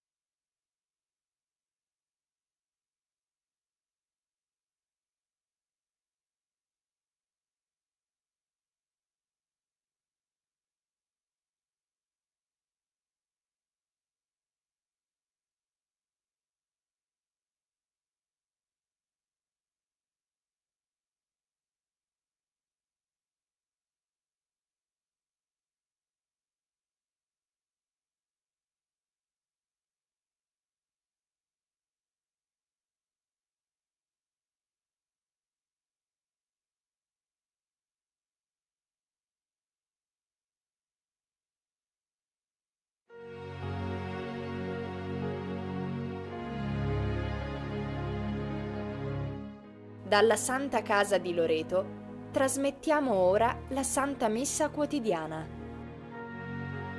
Con le vostre candele offerte alla Madonna di Loreto. Preghiamo in comunione con ognuno di voi che vi unite a noi in questa celebrazione e affidiamo alla Vergine Lauretana tutte le vostre intenzioni.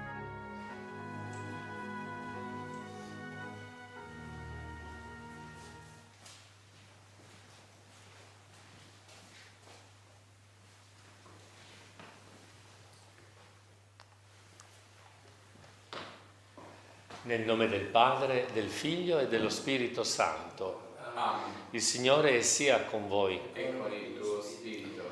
Accogliamo la presenza di Gesù per questa giornata, in questa giornata. Invito ognuno di noi a mettere un'intenzione particolare e ci prepariamo chiedendo perdono.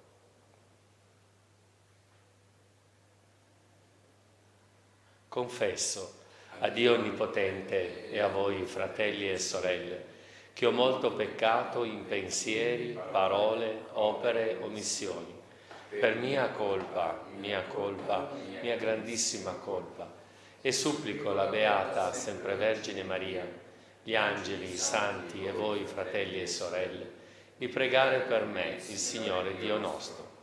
Dio Onnipotente abbia misericordia di noi, perdoni i nostri peccati e ci conduca alla vita eterna. Amen.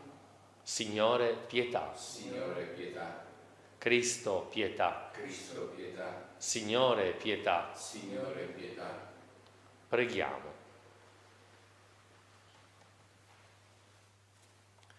O Padre, che nella Pasqua del tuo Figlio hai ristabilito l'uomo nella dignità perduta e gli hai dato la speranza della risurrezione, fa che accogliamo nell'amore il mistero celebrato ogni anno nella fede. Per il nostro Signore Gesù Cristo, tuo Figlio, che è Dio, e vive e regna con te nell'unità dello Spirito Santo, per tutti i secoli dei secoli. Amen.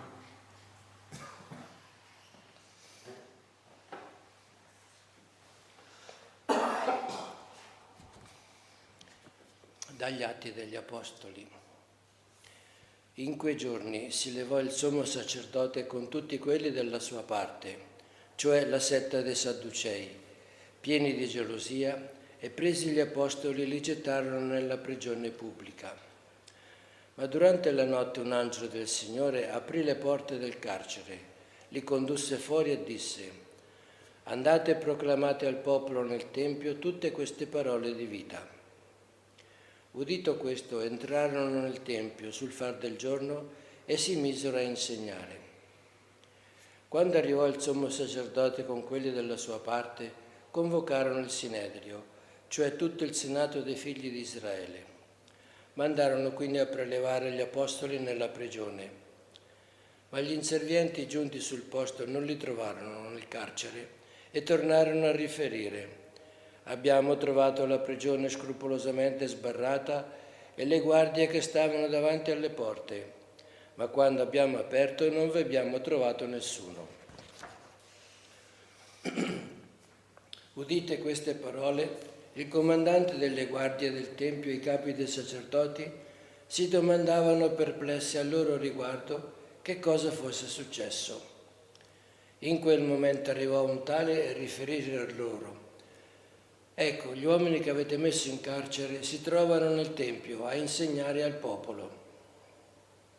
Allora il comandante uscì con gli inservienti e li condusse via, ma senza violenza, per timore di essere lapidati dal popolo.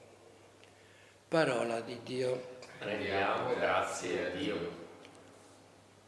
Il povero grida e il Signore lo ascolta. Il povero grida e il Signore lo ascolta.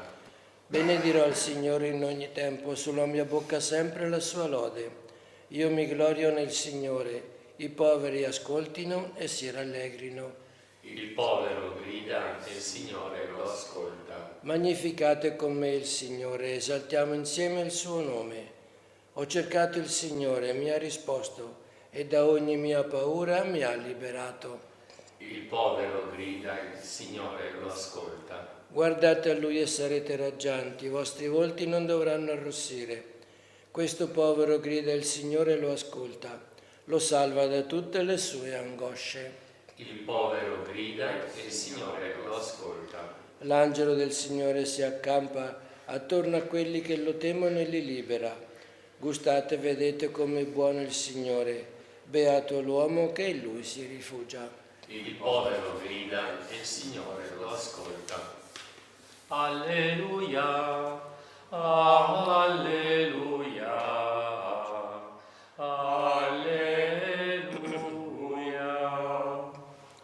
Dio ha tanto amato il mondo da dare il Figlio unigenito, perché chiunque crede in Lui non vada perduto, ma abbia la vita eterna.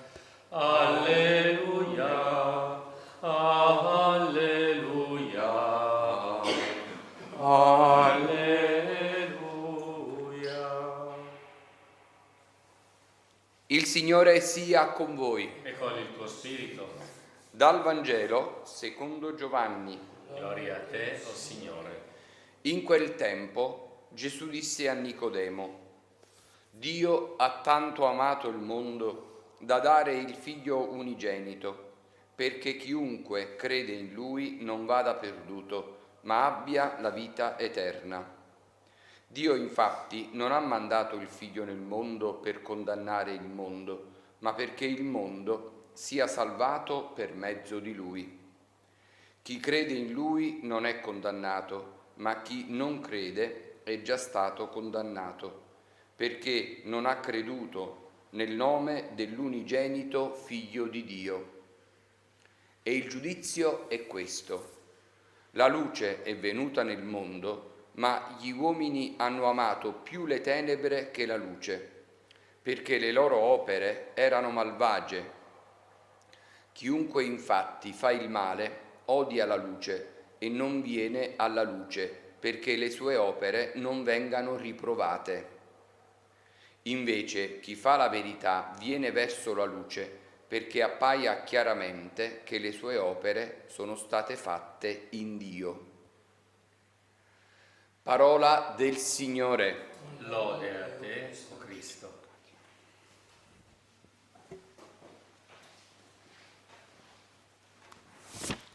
Sempre la parola di Dio ci accompagna, anche oggi, e lo fa con una consapevolezza, se è accolta, impressionante. Dio ha amato ognuno di noi, ha amato il mondo da dare suo Figlio. Ha dato la cosa più preziosa proprio perché ci vuole bene. E proprio qui una prima consapevolezza. L'esperienza dell'amare significa dare, non significa trattenere, ma significa dare. E Dio ha dato la cosa più preziosa, il suo Figlio unigenito.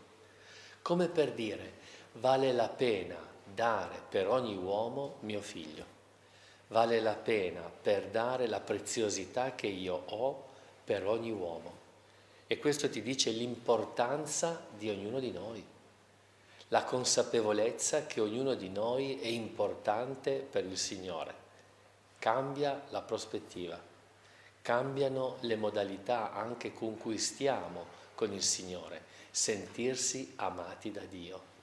Guardate come la consapevolezza di questo amore di Dio sostanzialmente dà un significato alla nostra vita, ma anche alla vita con cui stiamo con gli altri. La fede che noi poniamo nel Signore, ed è sempre messa un po' alla prova questa, non è solo sapere delle cose di Lui, conoscere delle cose di Lui, ma sapere che siamo amati davvero da Lui. Facciamo un'esperienza del mi sono sentito voluto bene. E quando uno si sente amato, la sua vita cambia. Perché? Perché rompe la solitudine. Il Vangelo di ieri. Perché? Perché uno sguardo non sulle cose negative. Il buio, come viene anche ricordato. L'esperienza del non sentirsi amati amplifica certe tenebre che abbiamo, amplifica certi bui che possediamo. Guarda come il dire vale la pena, tu vali per quello che sei. E allora non ci buttiamo giù per certi versi, anzi abbiamo una consapevolezza diversa. È proprio vero, come nell'esperienza dell'amare, anche è quella del sentirsi amato, chi ama non vuole altro che la felicità di colui che ama, è vero. Anzi, proprio perché io do il mio amore per te, io voglio che tu sia contento, sia felice, ed è forse la più bella risposta che possiamo dare. Ma lo avviene anche per le realtà, la realtà che viviamo, la realtà e gli affetti con cui siamo e che li viviamo, la felicità dell'amato.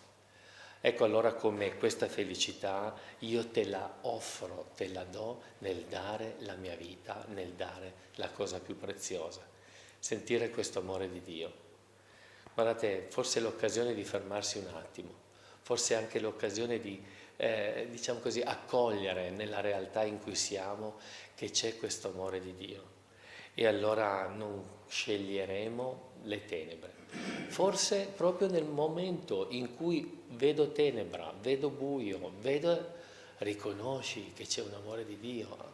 È vero che è molto difficile, è vero, ma è proprio vero perché il buio ci tende a chiudere, ci chiude nei nostri appartamenti, cioè ci chiudiamo. E lì è il passo, e lì è questa fiducia, anzi l'occasione anche di condividere nelle persone o con situazioni in cui c'è buio, guarda che c'è l'amore di Dio, guarda che c'è l'amore di Dio. Sapere che qualcuno te l'annuncia in questi momenti, in questi periodi, ha un significato. Allora accogliere il suo amore e anche scegliere nella vita ciò che si accorda con questo amore, ciò che è conseguenza di questo amore. Ed è vero, cambiano le nostre decisioni, cambia la nostra fiducia, cambia anche forse la consapevolezza di questa vita. Che questa parola ci illumini, veramente, ma che possiamo riconoscere questo amore di Dio attraverso la giornata che oggi facciamo. Forse a fine giornata sapremo anche riconoscerlo e saper ringraziare dei tanti aspetti che il Signore si presenta oggi.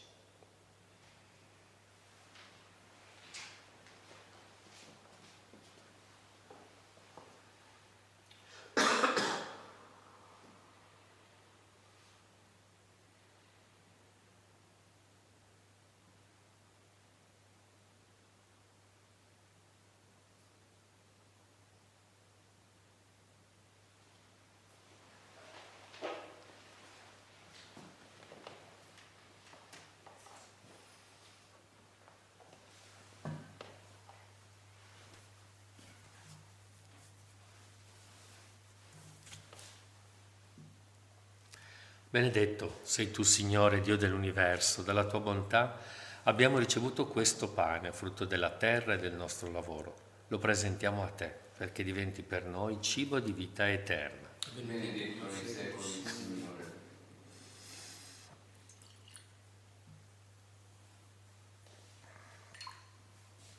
Benedetto sei tu, Signore, Dio dell'universo, dalla tua bontà abbiamo ricevuto questo vino, frutto della vite e del nostro lavoro. Lo presentiamo a te, perché diventi per noi bevanda di salvezza. Benedetto nei secoli, Signore. Preghiamo insieme perché il mio e il vostro sacrificio sia gradito a Dio Padre Onnipotente. Il Signore riceva dalle tue mani questo sacrificio, a lode e gloria del suo nome, per il bene nostro, per la sua santa Chiesa. O Dio, che nella comunione mirabile a questo sacrificio ci hai resi partecipi della tua natura divina, dona a noi, che abbiamo conosciuto la tua verità, di testimoniarla con una degna condotta di vita. Per Cristo nostro Signore. Amen.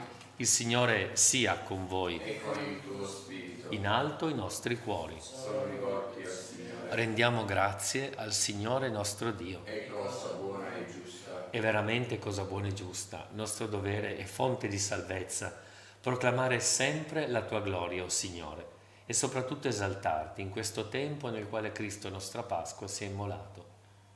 Per mezzo di Lui rinasce una vita nuova ai figli della luce e si aprono ai credenti le porte del regno dei cieli. In Lui morto è redenta la nostra morte, in Lui risorto tutta la vita risorge. Per questo mistero, nella pienezza della gioia pasquale, l'umanità esulta su tutta la terra e le schiere degli angeli e dei santi cantano senza fine l'inno della tua gloria. Santo, santo, santo è il Signore, Dio dell'universo. I cieli e la terra sono pieni della tua gloria. Osanna nell'alto dei cieli. Benedetto colui che viene nel nome del Signore. Osanna nell'alto dei cieli. Veramente santo sei tu, o Padre, fonte di ogni santità. Ti preghiamo, santifica questi doni con la rugiada del tuo Spirito, perché diventino per noi il corpo e il sangue del Signore nostro Gesù Cristo. Egli, consegnandosi volontariamente alla passione, prese il pane, rese grazie, lo spezzò, lo diede ai suoi discepoli e disse: prendete e mangiatene tutti, questo è il mio corpo, offerto in sacrificio per voi.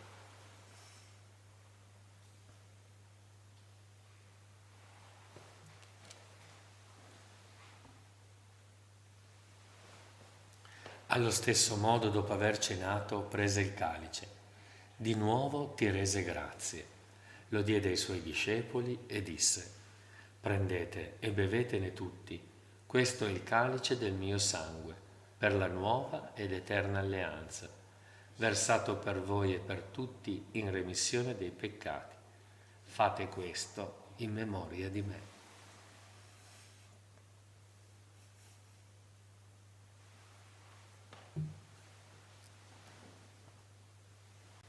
Mistero della fede. Annunciamo la tua morte, o Signore, proclamiamo la tua resurrezione nell'attesa della tua venuta. Celebrando il memoriale della morte e risurrezione del tuo Figlio, ti offriamo, Padre, il pane della vita e il calice della salvezza, e ti rendiamo grazie perché ci hai resi degni di stare alla tua presenza a compiere il servizio sacerdotale. Ti preghiamo umilmente per la comunione al corpo e al sangue di Cristo, lo Spirito Santo ci riunisca in un solo corpo. Padre, ricordati della tua Chiesa diffusa su tutta la terra. Rendila perfetta nell'amore in unione con il nostro Papa Francesco, il nostro Vescovo Fabio, i presbiteri e i diaconi. Ricordati anche dei nostri fratelli e sorelle che si sono addormentati nella speranza della risurrezione e nella tua misericordia di tutti i defunti, ammettili alla luce del tuo volto. Di noi tutti abbi misericordia, donaci di aver parte alla vita eterna insieme con la Beata Maria, Vergine e Madre di Dio, San Giuseppe, suo sposo, gli Apostoli e tutti i santi che in ogni tempo ti furono graditi. In Gesù Cristo, tuo Figlio, canteremo la tua lode e la tua gloria. Per Cristo, con Cristo e in Cristo, a te, Dio Padre Onnipotente, nell'unità dello Spirito Santo, ogni onore e gloria per tutti i secoli dei secoli. Amen. Illuminati dallo Spirito, osiamo dire: Padre nostro che sei nei cieli, sia santificato il tuo nome.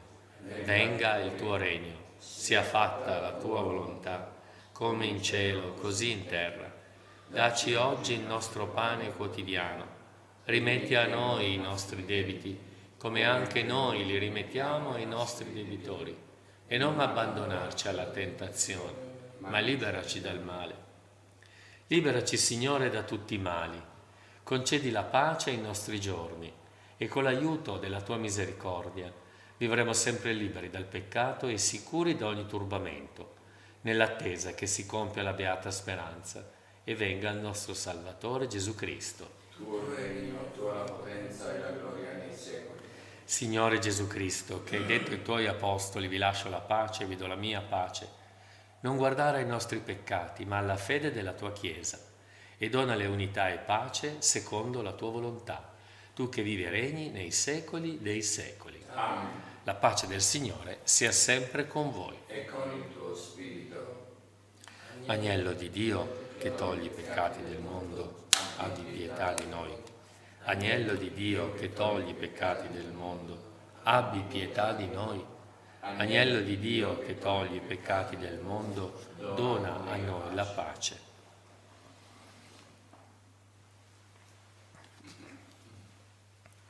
Ecco l'agnello di Dio, ecco colui che toglie i peccati del mondo. Beati gli invitati alla cena dell'agnello. Signore, non sono degno di partecipare alla tua mensa, ma di soltanto una parola ed io sarò salvato.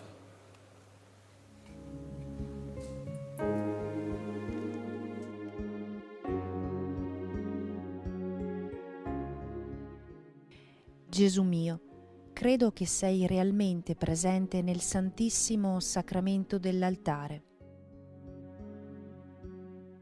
Ti amo sopra ogni cosa e ti desidero nell'anima mia. Poiché ora non posso riceverti sacramentalmente, vieni almeno spiritualmente nel mio cuore.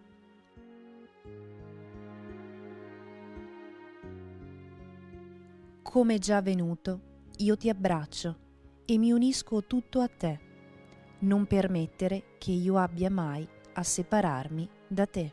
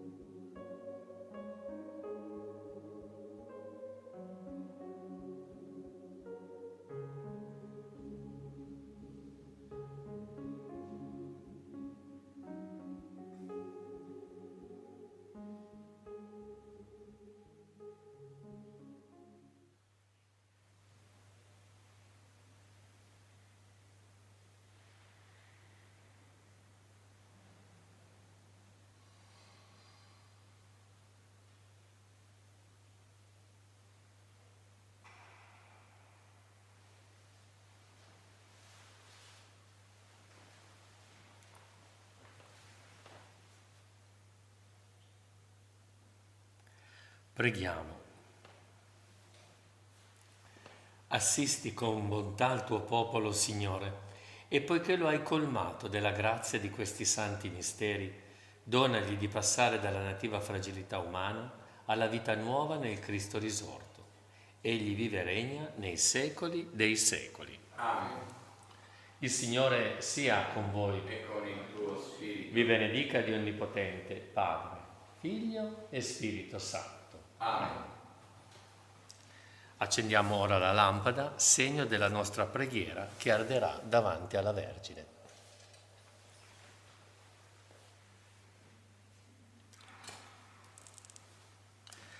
Maria, Madre della Chiesa, che in questa santa casa con il tuo sì hai accolto il Dio della vita, aiuta i giovani e le famiglie a seguire il tuo Figlio Gesù e ad accogliere e custodire la vita in tutte le sue stagioni.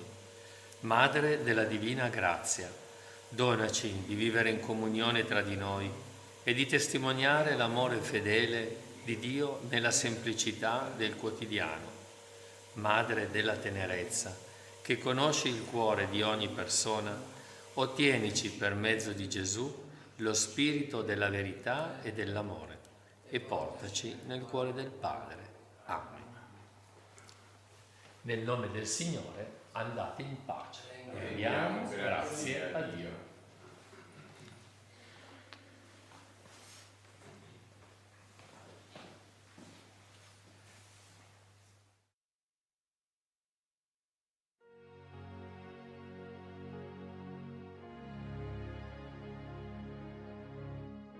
Abbiamo trasmesso dalla Santa Casa di Loreto la Santa Messa quotidiana.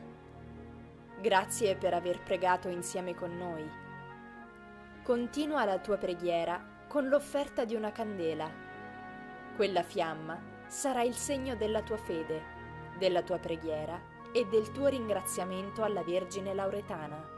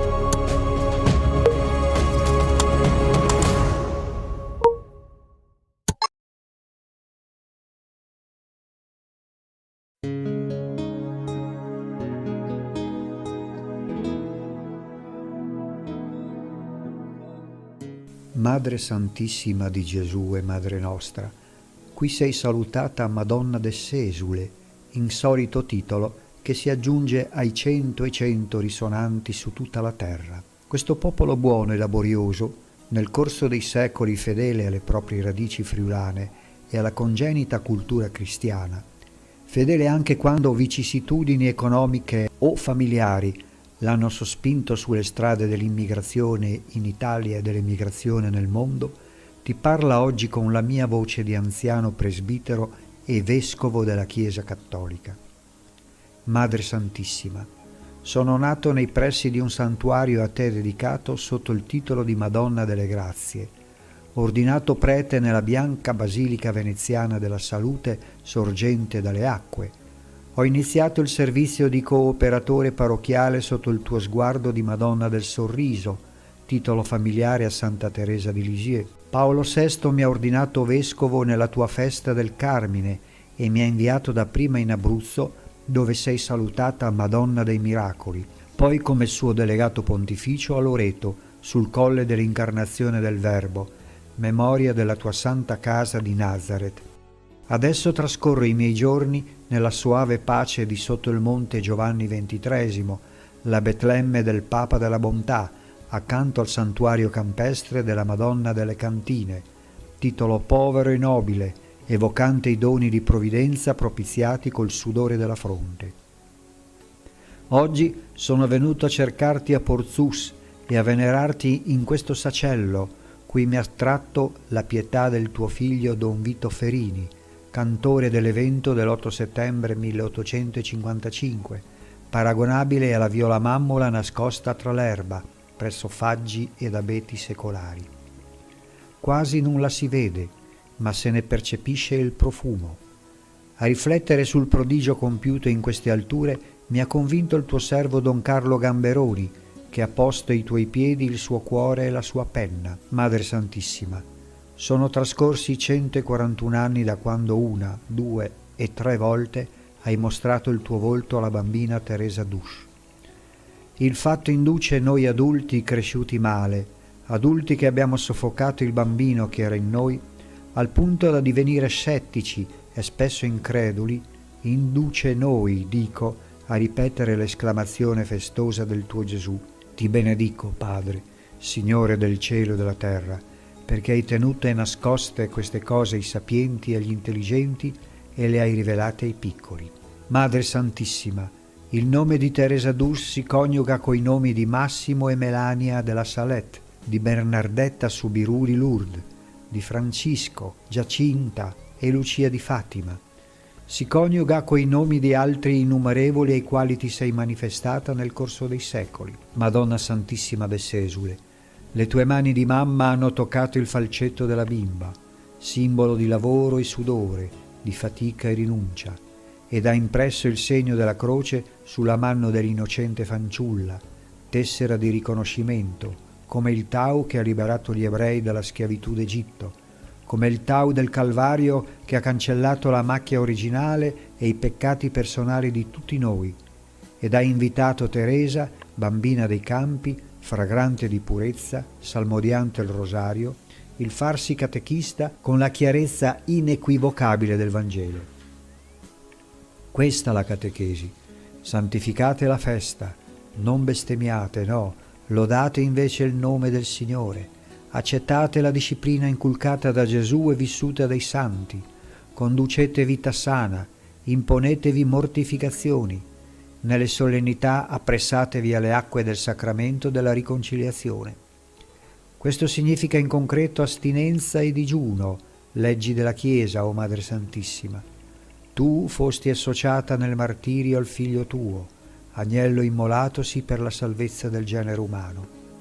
Tu hai accompagnato la tua privilegiata figliola Teresa d'Us nella via dolorosa delle prove più ardue, la perdita dei genitori e la condizione di orfana, e l'hai affidata all'istituto fondato dal tuo servo il sacerdote Luigi Scrosoppi, discepolo di San Filippo Neri, col quale condivide ora la gloria dei santi. Madre Santissima, quale segreto di luce e di grazia rinchiudeva la giovane postulante e novizia, chiamata in tuo onore Suor Maria Osanna, accolta nella congregazione della Divina Provvidenza.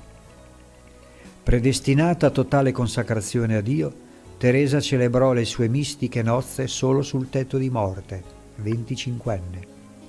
Madonna de Sesule, questo tuo titolo è rimasto come nascosto per 138 anni, custodito negli archivi della Congregazione della Provvidenza e nelle cronache orali e scritte di sacerdoti e laici attenti ai segni dei tempi. Ora il vescovo di questa chiesa locale, carica di storia, di arte e di testimonianze eroiche, Alfredo Battisti, è venuto qui a venerarti e ad incoraggiare i preti e i fedeli a meditare sull'evento e sul messaggio. Accogli, o Madre, il voto dei tuoi figli e figlie, che vogliono onorarti in questo remoto villaggio montano. Donne e uomini, anziani e giovani, da te sorretti, sono certi di custodire le peculiarità del Friuli, lietissimi di sentirsi solidali con le chiese delle tre Venezie, convinti che lo scambio di carismi, di amicizie e di esperienze li farà crescere e li abiliterà ad abbracciare l'Italia, l'Europa ed il mondo. Madre, suscita in tutti propositi fermi di santificare il giorno del Signore, di benedire il suo nome, di trascorrere vita sana e morigerata, la sola che consente alle moderne generazioni di volgersi verso quel nuovo ordine di rapporti umani auspicato da Giovanni XXIII in apertura del Concilio Vaticano II e nella sua lettera enciclica Pacem in Terris, messaggio confermato dai papi successori Paolo VI, Giovanni Paolo I e Giovanni Paolo II. Nuovo ordine fondato sulla verità, costruito secondo giustizia, animato dalla carità, posto in atto nella libertà. Madre Santissima, accanto a Gesù tuo Figlio, fondatore della Chiesa, unico architetto di questa casa comune che occhi profetici vedono e cuori apostolici promuovono, ci sei tu, fornace ardente di carità, prodigioso esemplare di creatura totalmente libera, dacché tu ci insegni che possiamo raggiungere la meta solamente quando la volontà di Dio e la nostra è tutt'uno. Signore, sia fatta la tua volontà come in cielo, così in terra. Volontà di Dio è che obbediamo al Decalogo, proclamiamo ad alta voce il credo degli Apostoli, preghiamo ogni giorno, ci confrontiamo in ogni evenienza col nostro modello che è il tuo Figlio, o Madonna Santissima, tuo e nostro Maestro, tuo e nostro Salvatore. Amen. Alleluia.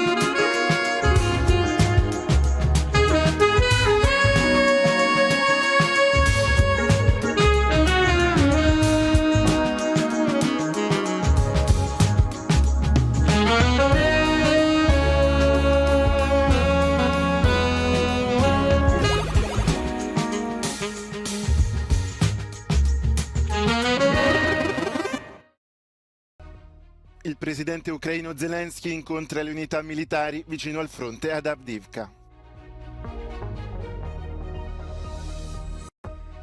Il presidente russo Putin ha visitato per la prima volta la regione di Kherson e l'autoproclamata Repubblica di Luhansk. Il Parlamento europeo approva 5 testi del Fit for 55, tra cui una tassa sulle importazioni di merci prodotte emettendo CO2. L'esercito sudanese respinge la proposta di una tregua di 24 ore per fermare gli scontri. Il bilancio delle vittime è destinato a salire.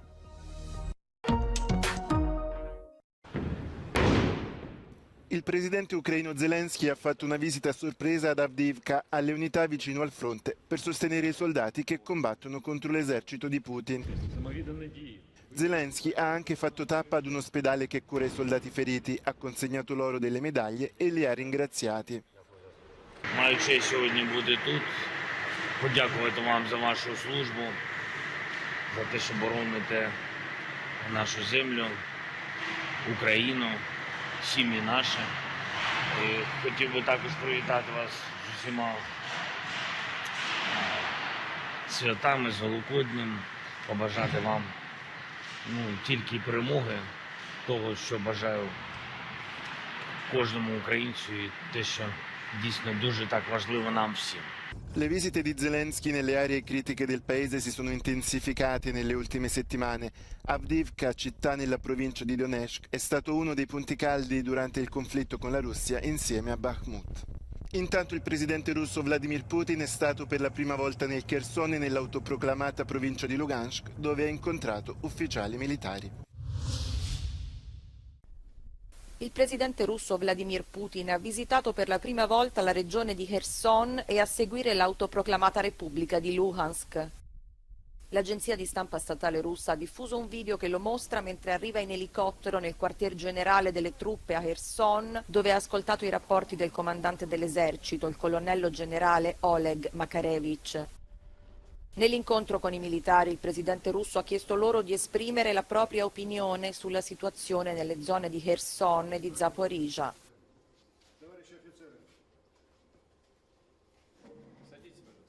Мне важно услышать ваше мнение о том, как складывается обстановка, послушать вас, обменяться информацией.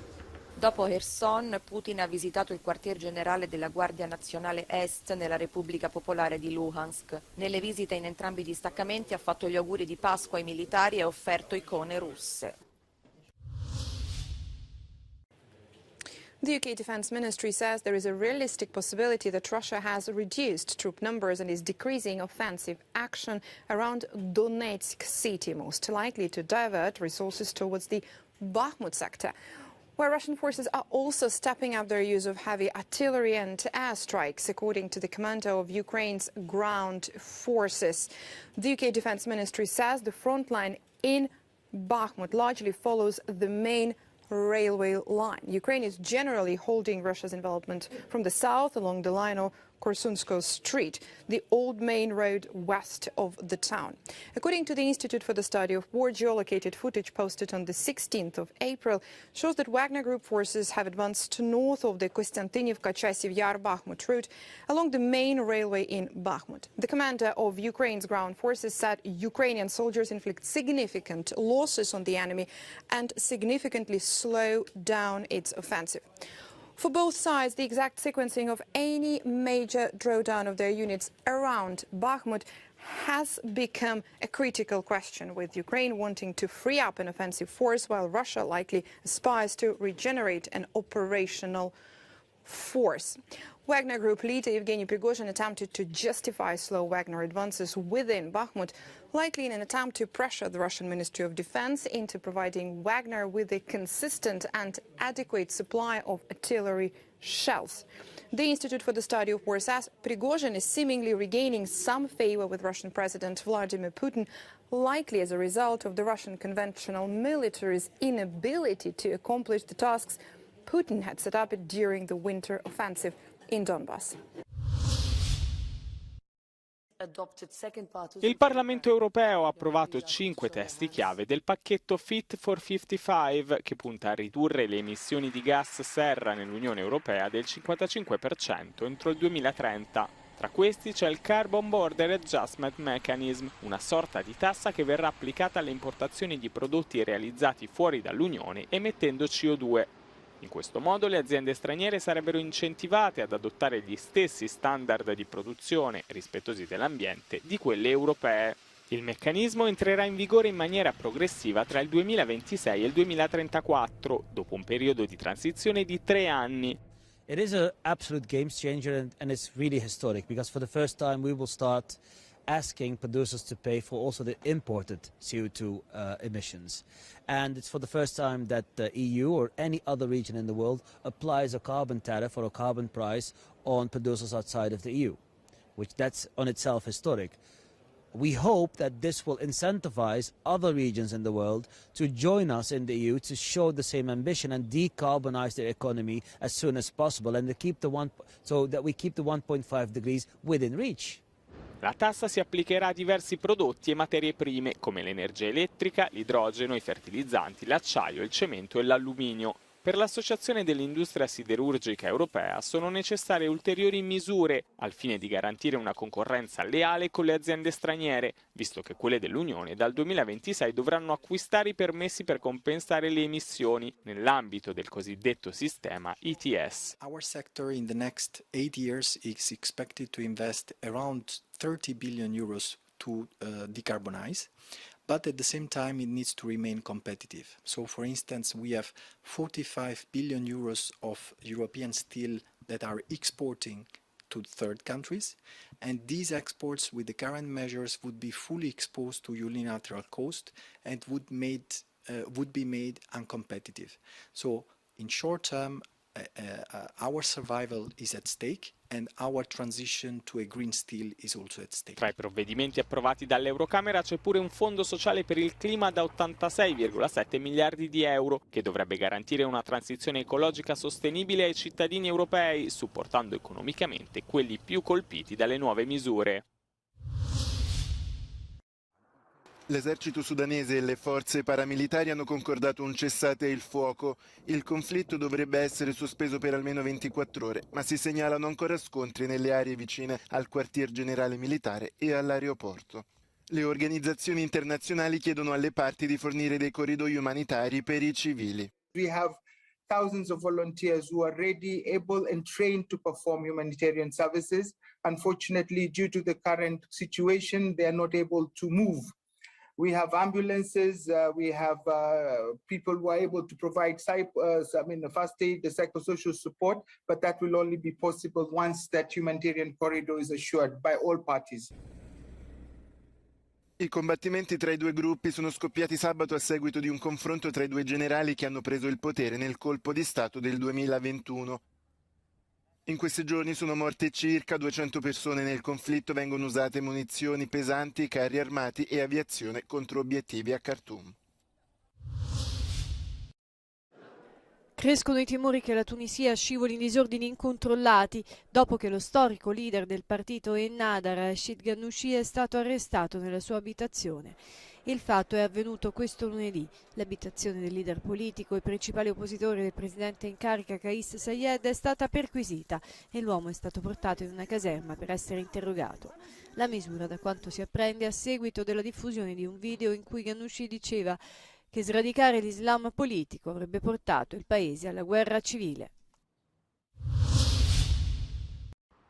2 uomini sono stati arrestati a New York dalla FBI perché sospettati di gestire una stazione di polizia cinese clandestina nel quartiere di Chinatown. Si tratta di cittadini con doppia nazionalità cinese e americana, accusati di aver contribuito a creare e di guidare una cellula governativa pro-Pechino volta a intimidire attraverso i social i dissidenti cinesi che vivono negli Stati Uniti. Un rapporto diffuso a dicembre ha messo in luce 100 delegazioni clandestine del governo cinese in più di 50 paesi del mondo. È stata catturata nella notte l'orsa che aveva ucciso il runner 26enne Andrea Papi in un bosco del Trentino.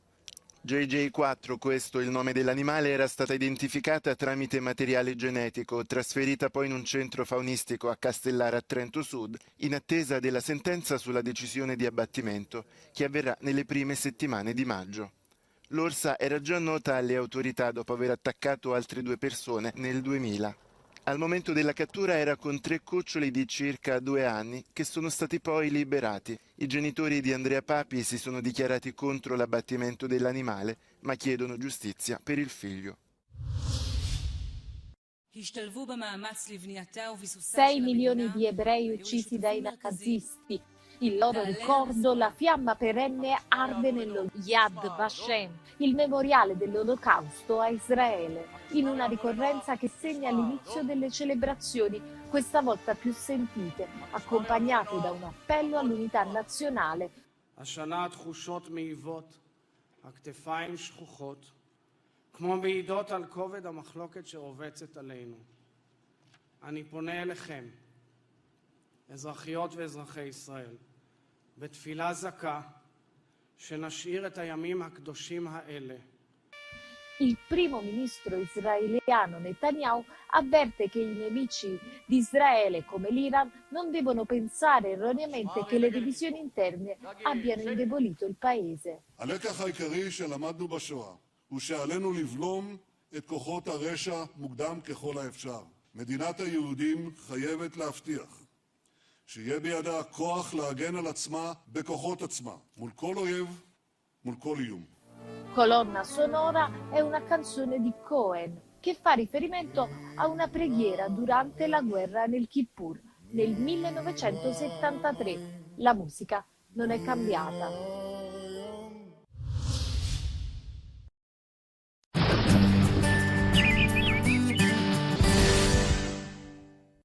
Amici Trevi Meteo, bentornati a questo aggiornamento delle nostre previsioni a medio e lungo termine. Vediamo sostanzialmente come ci avviciniamo alla fine di aprile, periodo molto variabile, atmosfera instabile, ma questo è un classico per il mese di aprile e in effetti durante il ponte del 25 aprile un sistema nuvoloso attraverserà l'Italia e alla fine del ponte si allontanerà dalla nostra penisola, però appunto nel periodo 26-28 aprile facilmente le nostre estreme regioni meridionali sentiranno ancora l'influenza della coda di questa perturbazione con un pochino di instabilità, correnti settentrionali, quindi un po' di vento e aria un pochino più frizzantina, mentre al centro-nord gradualmente rimonterà un'area di alta pressione, con anche un rialzo delle temperature. Situazione però davvero molto dinamica, quindi per tutti i dettagli non è detta l'ultima parola, rimanete con noi consultando l'app gratuita di Trevi Meteo.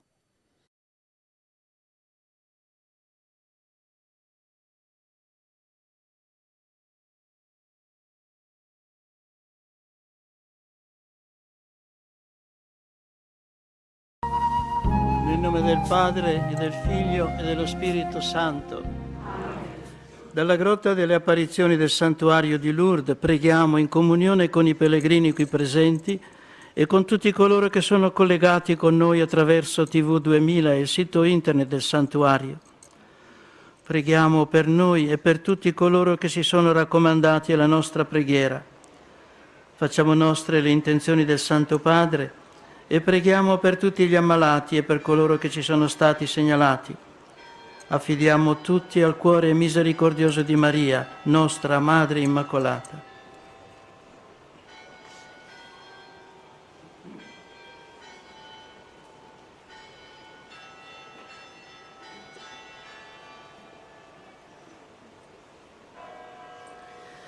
Stasera di domenica preghiamo meditando i misteri della gloria del Santo Rosario, aiutati da alcune riflessioni di Papa Giovanni Paolo II.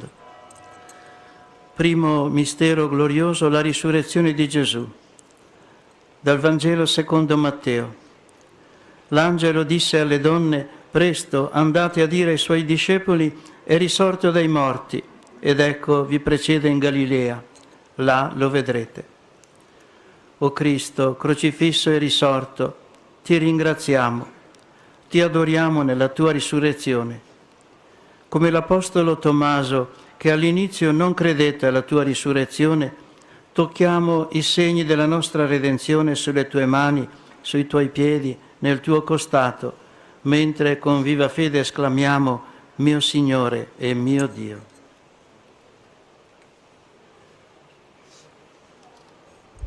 Padre nostro che sei nei cieli, sia santificato il tuo nome.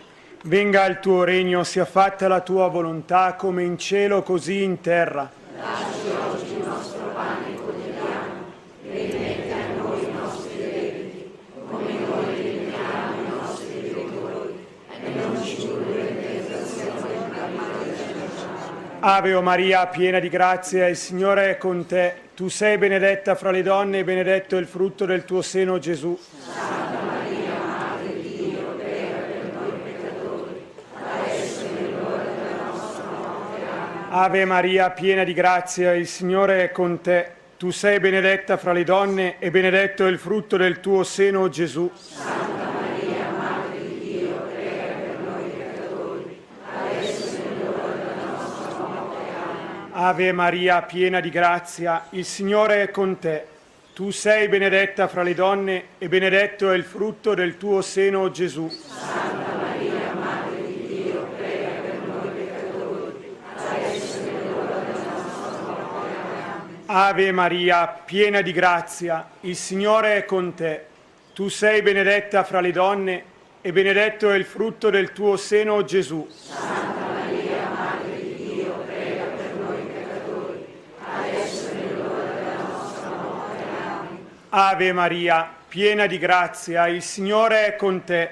Tu sei benedetta fra le donne e benedetto è il frutto del tuo seno, Gesù. Santa Maria, Madre di Dio, prega per noi peccatori, adesso è l'ora della nostra morte. Amen. Ave Maria, piena di grazia, il Signore è con te. Tu sei benedetta fra le donne e benedetto è il frutto del tuo seno, Gesù. Santa Maria, Madre di Dio, prega per noi peccatori, adesso è l'ora della nostra morte. Amen. Ave Maria, piena di grazia, il Signore è con te. Tu sei benedetta fra le donne e benedetto è il frutto del tuo seno, Gesù. Santa Maria, Madre di Dio, prega per noi peccatori, adesso è l'ora della nostra morte. Amen. Ave Maria, piena di grazia, il Signore è con te. Tu sei benedetta fra le donne e benedetto è il frutto del tuo seno, Gesù. Santa Maria, Madre di Dio, prega per noi peccatori, adesso è l'ora della nostra morte. Amen. Ave Maria, piena di grazia, il Signore è con te. Tu sei benedetta fra le donne e benedetto è il frutto del tuo seno, Gesù. Santa Maria, Madre di Dio, prega per noi peccatori, adesso è l'ora della nostra morte. Amen. Ave Maria, piena di grazia, il Signore è con te. Tu sei benedetta fra le donne e benedetto è il frutto del tuo seno, Gesù. Santa Maria, Madre di Dio, prega per noi peccatori, adesso è l'ora della nostra morte. Amen. Gloria al Padre, al Figlio e allo Spirito Santo.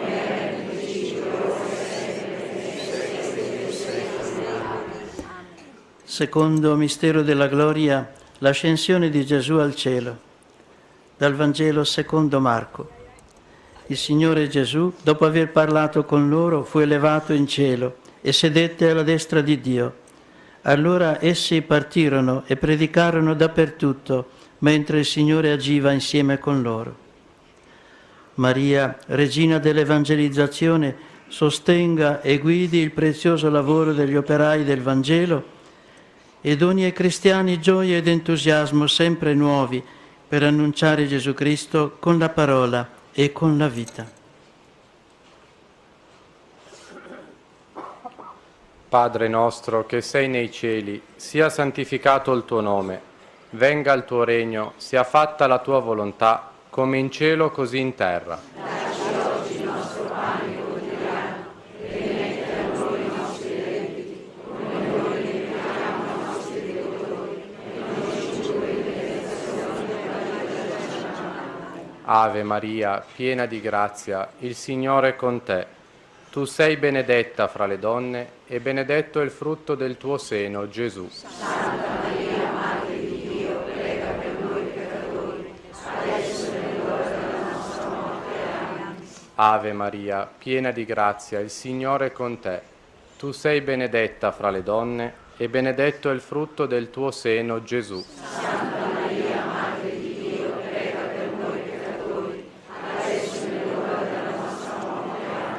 Ave Maria, piena di grazia, il Signore è con te.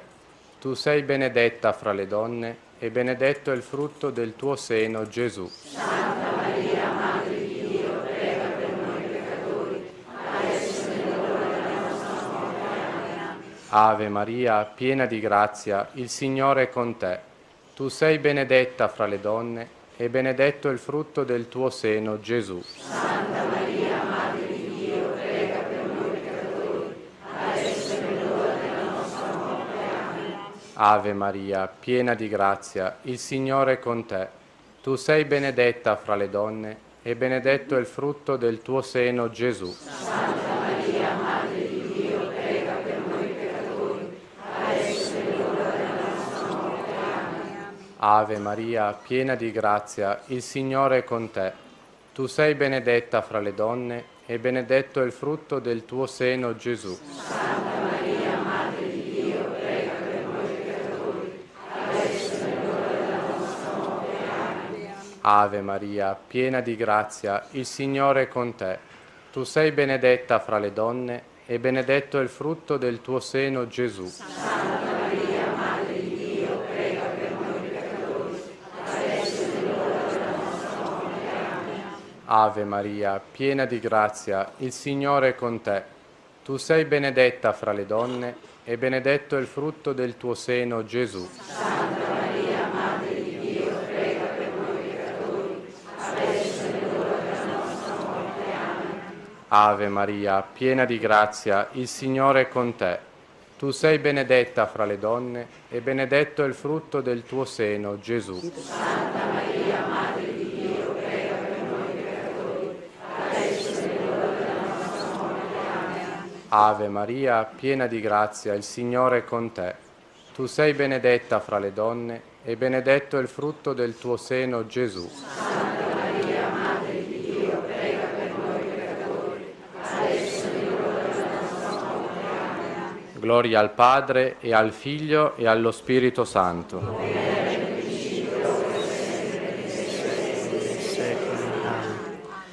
Terzo mistero della gloria, la discesa dello Spirito Santo. Dal Vangelo secondo Giovanni. Io pregherò il Padre ed egli vi darà un altro Paraclito perché rimanga con voi per sempre. E lo Spirito Santo che il Padre manderà nel mio nome, lui vi insegnerà ogni cosa e vi ricorderà tutto ciò che io vi ho detto.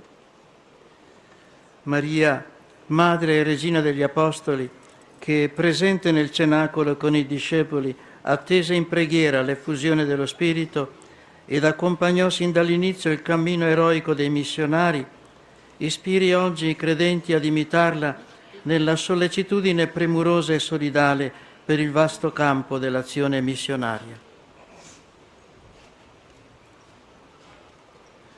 Padre nostro che sei nei cieli, sia santificato il tuo nome, venga il tuo regno, sia fatta la tua volontà, come in cielo così in terra. Dacci oggi il nostro pane quotidiano, e rimetti a noi i nostri debiti, come noi rimettiamo ai nostri debitori, e non ci indurre in tentazione, ma liberaci dal male. Ave Maria, piena di grazia, il Signore è con te. Tu sei benedetta fra le donne, e benedetto è il frutto del tuo seno, Gesù. Santa Maria, Madre di Dio, prega per noi peccatori, adesso è l'ora della nostra morte. Amen. Ave Maria, il Signore è con te, piena di grazia, il Signore è con te. Tu sei benedetta fra le donne, e benedetto è il frutto del tuo seno, Gesù. Santa Maria, Madre di Dio, prega per noi peccatori, adesso è l'ora della nostra morte. Amen. Ave Maria, piena di grazia, il Signore è con te. Tu sei benedetta fra le donne, e benedetto è il frutto del tuo seno, Gesù. Santa Maria, Madre di Dio, prega per noi peccatori, adesso è l'ora della nostra morte. Amen. Ave Maria, piena di grazia, il Signore è con te. Tu sei benedetta fra le donne, e benedetto è il frutto del tuo seno, Gesù. Santa Maria, Madre di Dio, prega per noi peccatori, adesso è l'ora della nostra morte. Amen. Ave Maria, piena di grazia, il Signore è con te. Tu sei benedetta fra le donne e benedetto è il frutto del tuo seno, Gesù. Santa Maria, Madre di Dio, prega per noi peccatori, adesso è l'ora della nostra morte. Amen. Ave Maria, piena di grazia, il Signore è con te. Tu sei benedetta fra le donne e benedetto è il frutto del tuo seno, Gesù. Santa Maria, Madre di Dio, prega per noi peccatori, adesso è l'ora della nostra morte. Amen. Ave Maria, piena di grazia, il Signore è con te. Tu sei benedetta fra le donne e benedetto è il frutto del tuo seno, Gesù. Santa Maria, Madre di Dio, prega per noi peccatori, adesso è l'ora della nostra morte. Amen. Ave Maria, piena di grazia, il Signore è con te. Tu sei benedetta fra le donne e benedetto è il frutto del tuo seno, Gesù. Santa Maria, Madre di Dio, prega per noi peccatori, adesso è l'ora della nostra morte. Amen. Ave Maria, piena di grazia, il Signore è con te. Tu sei benedetta fra le donne e benedetto è il frutto del tuo seno, Gesù. Santa Maria, Madre di Dio, prega per noi peccatori, adesso è l'ora della nostra morte. Amen. Ave Maria, piena di grazia, il Signore è con te. Tu sei benedetta fra le donne e benedetto è il frutto del tuo seno, Gesù. Santa Maria, Madre di Dio, prega per noi peccatori, adesso è l'ora della nostra morte. Amen. Gloria al Padre e al Figlio e allo Spirito Santo. Secoli. Amen. Quarto mistero della gloria, l'assunzione di Maria Vergine al cielo. Dal libro dell'Apocalisse. E vidi anche la città santa, la Gerusalemme nuova, scendere dal cielo, da Dio, pronta come una sposa adorna per il suo sposo. Beata sei tu, Maria, assunta in cielo anima e corpo. Noi esultiamo, o Maria assunta, nella contemplazione della tua persona glorificata e resa in Cristo risorto, collaboratrice con lo Spirito per la comunicazione della vita divina agli uomini. In te vediamo il traguardo della santità, cui Dio chiama tutti i membri della Chiesa. Nella tua vita di fede scorgiamo la chiara indicazione della strada verso la maturità spirituale e la santità cristiana. Con te e con tutti i santi glorifichiamo Dio Trinità, che sostiene il nostro pellegrinaggio terreno e vive e regna nei secoli dei secoli. Amen.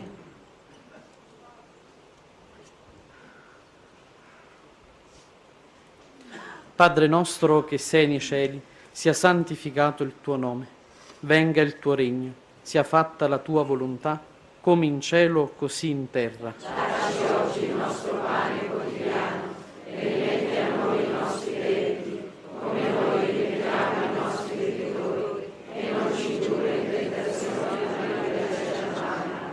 Ave Maria, piena di grazia, il Signore è con te.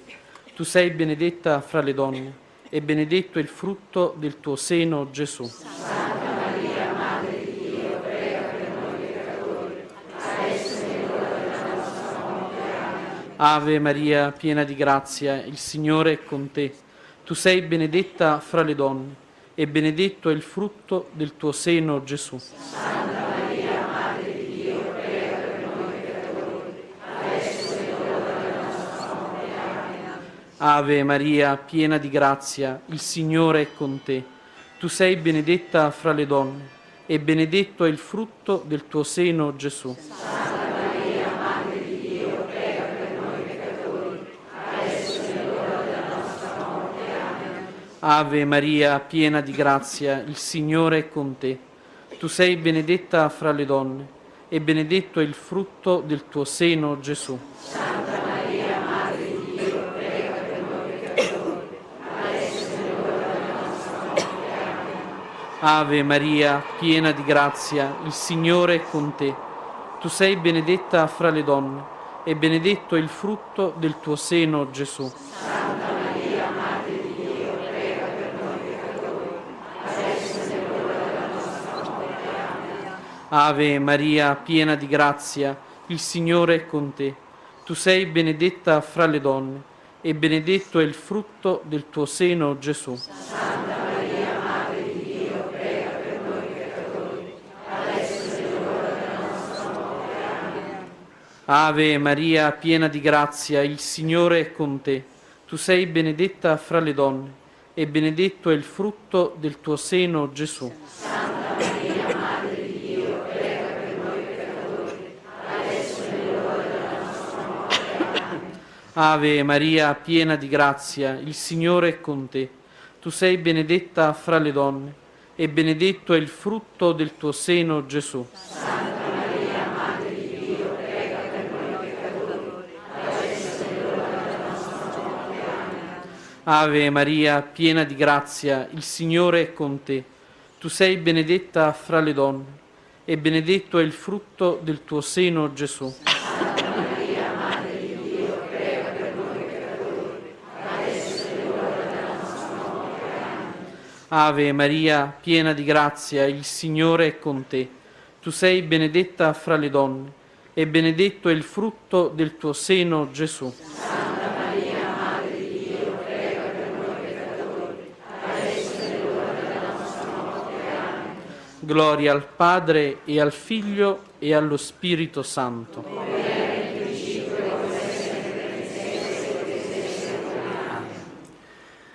Quinto mistero della gloria, l'incoronazione di Maria Vergine, dal libro dell'Apocalisse. Un segno grandioso apparve nel cielo, una donna vestita di sole con la luna sotto i suoi piedi e sul capo una corona di 12 stelle. Madre della Chiesa e Madre nostra Maria, raccogliamo nelle nostre mani quanto un popolo è capace di offrirti: l'innocenza dei bambini, la generosità e l'entusiasmo dei giovani, la sofferenza dei malati, gli affetti più veri coltivati nelle famiglie. Aiuta tutti noi ad elevare gli orizzonti della speranza fino alle realtà eterne del cielo. Vergine Santissima, noi ci affidiamo a te e ti invochiamo perché ottenga alla Chiesa di testimoniare in ogni sua scelta il Vangelo, per far risplendere davanti al mondo il volto del tuo Figlio e nostro Signore Gesù. Padre nostro che sei nei cieli, sia santificato il tuo nome, venga il tuo regno, sia fatta la tua volontà come in cielo così in terra. Dacci oggi il nostro pane quotidiano, e rimetti a noi i nostri debiti, come noi rimediamo ai nostri debitori, e non ci indurre in tentazione, ma liberaci dal male. Ave Maria, piena di grazia, il Signore è con te. Tu sei benedetta fra le donne, e benedetto è il frutto del tuo seno, Gesù. Santa Maria, Madre di Dio, prega per noi peccatori, adesso è l'ora della nostra morte. Amen. Ave Maria, piena di grazia, il Signore è con te. Tu sei benedetta fra le donne, e benedetto è il frutto del tuo seno, Gesù. Santa Maria, Madre di Dio, prega per noi peccatori, adesso è l'ora della nostra morte. Amen. Ave Maria, piena di grazia, il Signore è con te. Tu sei benedetta fra le donne, e benedetto è il frutto del tuo seno, Gesù. Santa Maria, Madre di Dio, prega per noi peccatori, adesso è l'ora della nostra morte. Amen. Ave Maria, piena di grazia, il Signore è con te. Tu sei benedetta fra le donne, e benedetto è il frutto del tuo seno, Gesù. Santa Maria, Madre di Dio, prega per noi peccatori, adesso è l'ora della nostra morte. Amen. Ave Maria, piena di grazia, il Signore è con te. Tu sei benedetta fra le donne, e benedetto è il frutto del tuo seno, Gesù. Santa Maria, Madre di Dio, prega per noi peccatori, adesso è l'ora della nostra morte. Amen. Ave Maria, piena di grazia, il Signore è con te. Tu sei benedetta fra le donne, e benedetto è il frutto del tuo seno, Gesù. Santa Maria, Madre di Dio, prega per noi peccatori, adesso è l'ora della nostra morte. Amen. Ave Maria, piena di grazia, il Signore è con te. Tu sei benedetta fra le donne, e benedetto è il frutto del tuo seno, Gesù. Santa Maria, Madre di Dio, prega per noi peccatori, adesso è l'ora della nostra morte. Amen. Ave Maria, piena di grazia, il Signore è con te. Tu sei benedetta fra le donne, e benedetto è il frutto del tuo seno, Gesù. Santa Maria, Madre di Dio, prega per noi Ave Maria, piena di grazia, il Signore è con te. Tu sei benedetta fra le donne e benedetto è il frutto del tuo seno, Gesù. Santa Maria, Madre di Dio, prega per noi peccatori, adesso è l'ora della nostra morte. Amen. Ave Maria, piena di grazia, il Signore è con te. Tu sei benedetta fra le donne e benedetto è il frutto del tuo seno, Gesù. Santa Maria, Madre di Dio, prega per noi peccatori, adesso è l'ora della nostra morte. Amen. Gloria al Padre e al Figlio e allo Spirito Santo.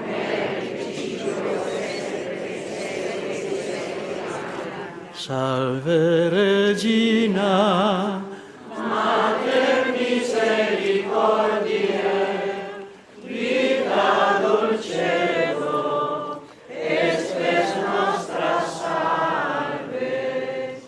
A te clamamus, exules Filii Eve, a te suspiramus, gementes in lacrima nubale.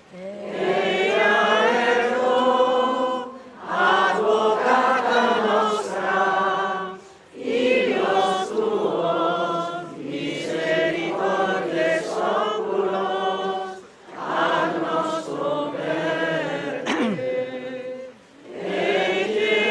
Gesù, benedictus fructus ventris tui, nobis post presidium postrere. O clemens, o via, o dulcis Virgo Maria. Madre mia Maria, questa sera ho pregato i misteri gloriosi. I primi tre mi parlano di Gesù risorto, di Gesù che sale al cielo e col Padre manda lo Spirito Santo sugli Apostoli radunati nel cenacolo in preghiera con te.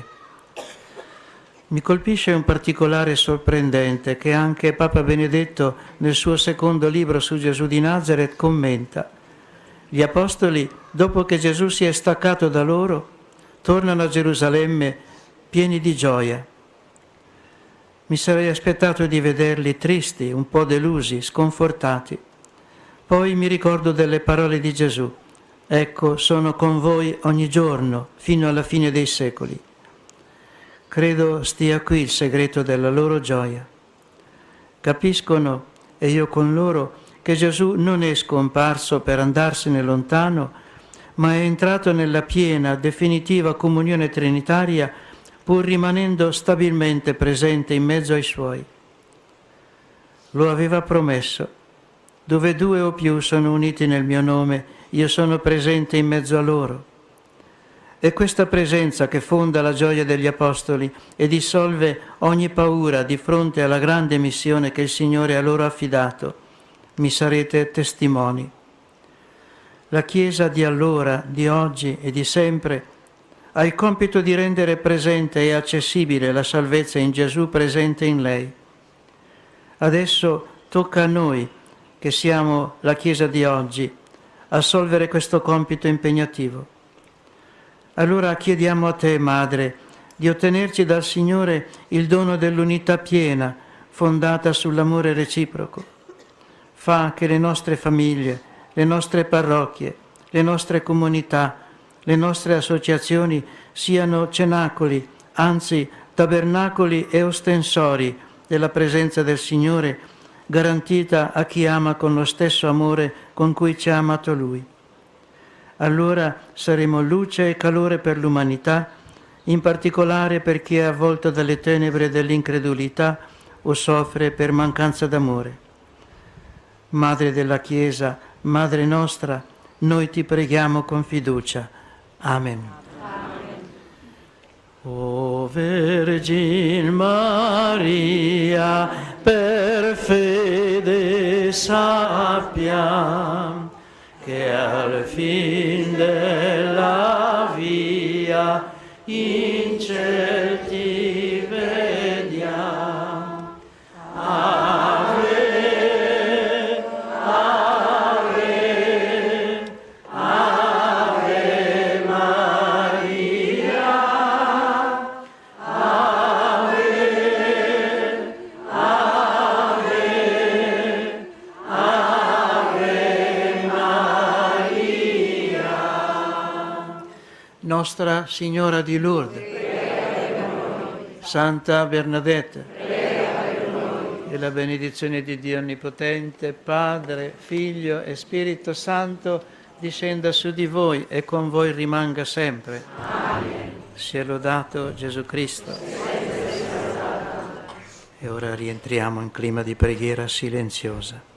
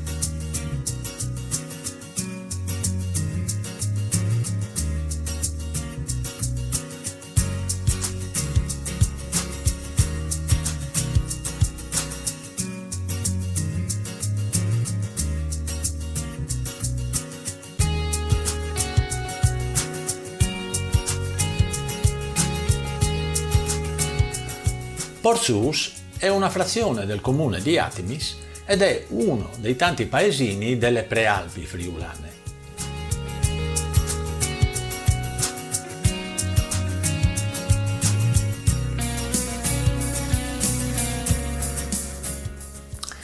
Le malghe di Porcius sono conosciute a livello nazionale per il famoso eccidio dei partigiani della Brigata Osopo che è avvenuto nel febbraio del 1945. Partigiani che sono stati poi sepolti nel Bosco Romagno, come abbiamo ricordato anche sul video che trovate nella scheda sopra. È conosciuto però anche per un evento mistico avvenuto nel settembre del 1855. Si tratta della nota apparizione della Madonna alla piccola Teresa Dus, una bambina del paese che non aveva ancora compiuto 10 anni.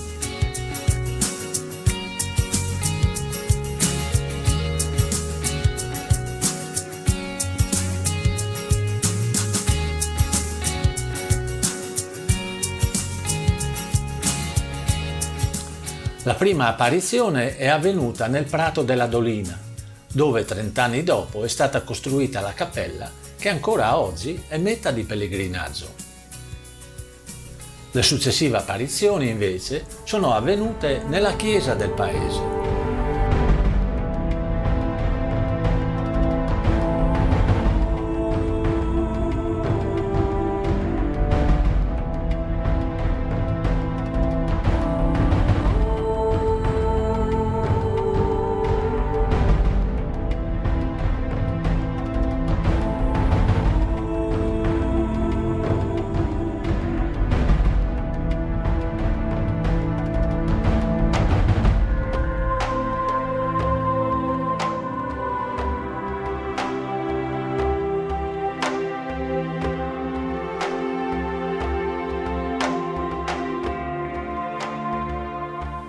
In un primo momento i genitori e la comunità non credevano a questi racconti della bambina.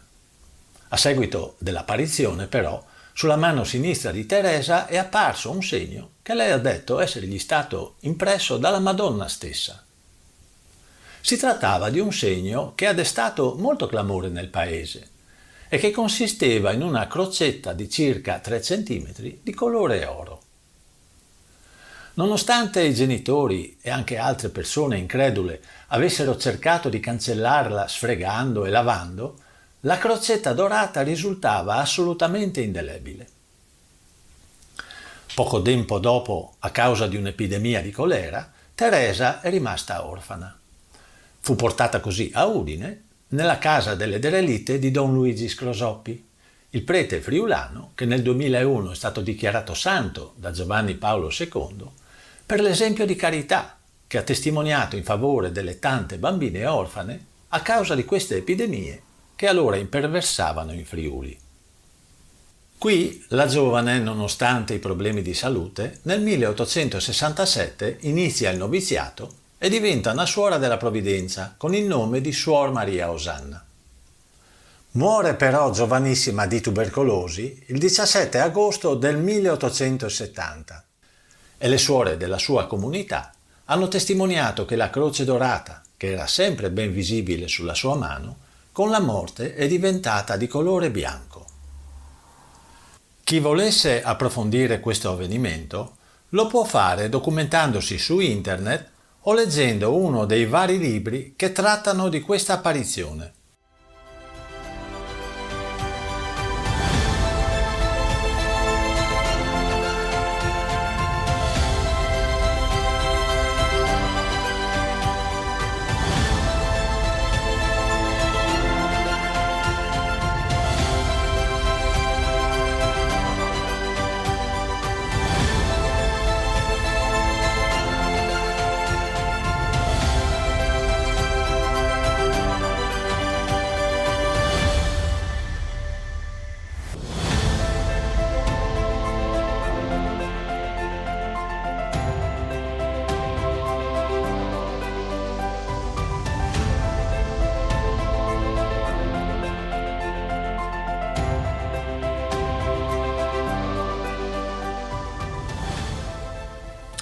Il silenzio e la tranquillità del paese nel primo mattino viene interrotto dal continuo arrivo di automobili e di persone. Oggi, infatti, 16 agosto 2020, si fa memoria dei 150 anni della morte di Teresa d'Us, Suor Maria Osanna, e nella chiesa parrocchiale si celebra una Santa Messa solenne a cui partecipa la comunità locale, ma anche molti pellegrini e devoti che arrivano da ogni parte del Friuli e non solo.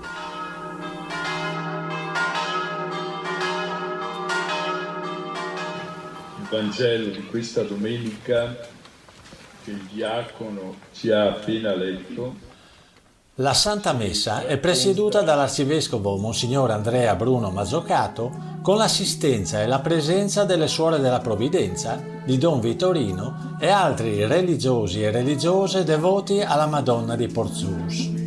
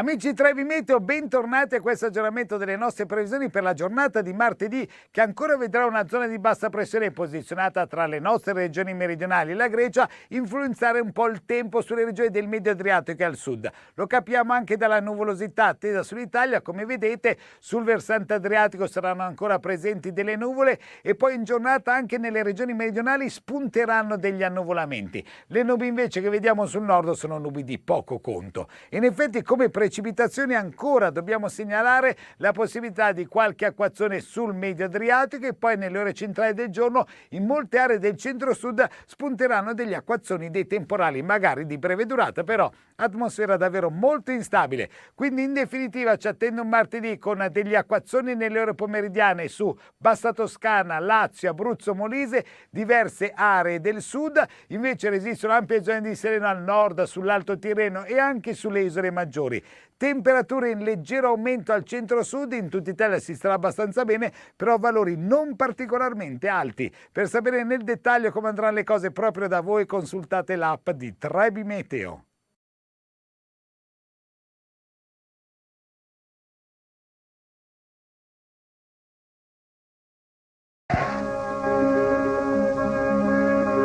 Hanno una duplice natura queste acque. Dividono la tonica, ventilata mobilità del mare e la dolcezza specchiante della laguna. Dal digradare dell'isola su cui sorge prende il suo nome Grado, figlia di Aquileia. L'edera del tempo si è abbarbicata ai ruderi della città romana, donde gli abitanti fuggirono per cercare rifugio nelle isole, nelle capanne su palafitte, che dovevano poi diventare i palazzi della Serenissima. Colonne di basiliche riflesse nelle acque e nei ricordi, fori, templi, teatri. Alarico li devastò, Attila li abbatté. Aquileia risorse nel Medioevo col patriarcato. Popone eresse nel 1028 questa basilica romanica.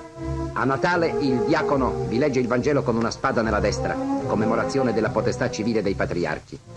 Il cimitero accoglie i primi caduti dell'altra guerra in maggiore randaccio. Tra questi 10 militi ignoti, una madre elesse quello che riposa sulla scalinata bianca. I cipressi alzano le cime nutrite delle zolle dei caduti a guardare di là dal mare, l'Istria e Trieste.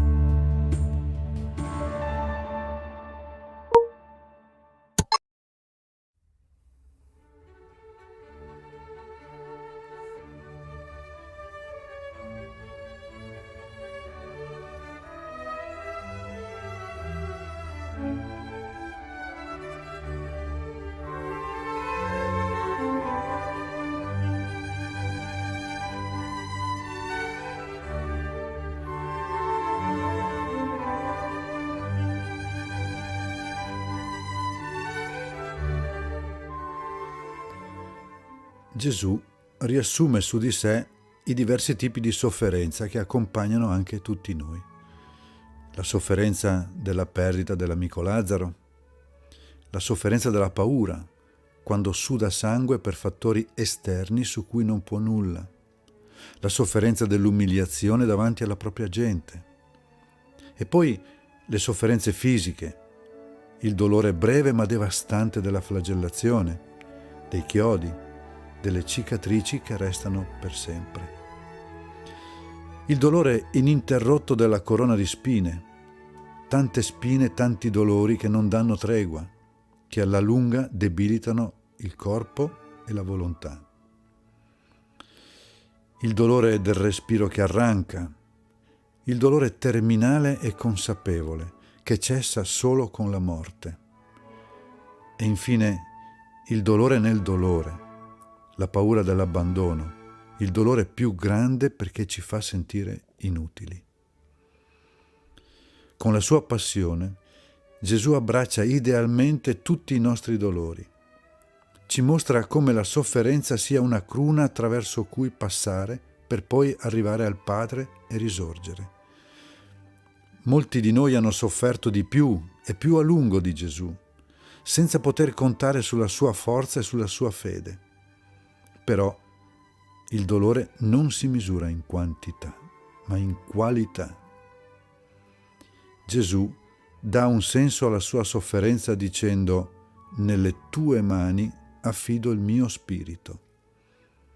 La carne si lacera, piange, suda, soffre, ma non c'è arma che possa ferire l'anima se si affida e se si eleva a Dio.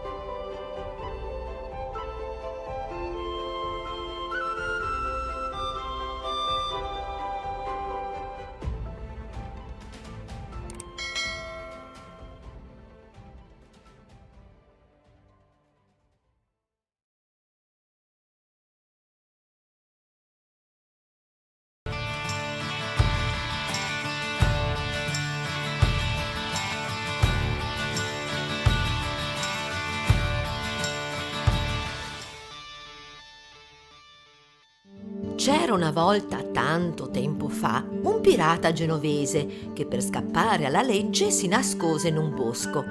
Qui conobbe alcuni artigiani che in Germania avevano imparato a costruire dei bellissimi orologi a cucù. Si innamorò del posto, vi si stabilì, aprì una fabbrica di orologi e divenne ricchissimo.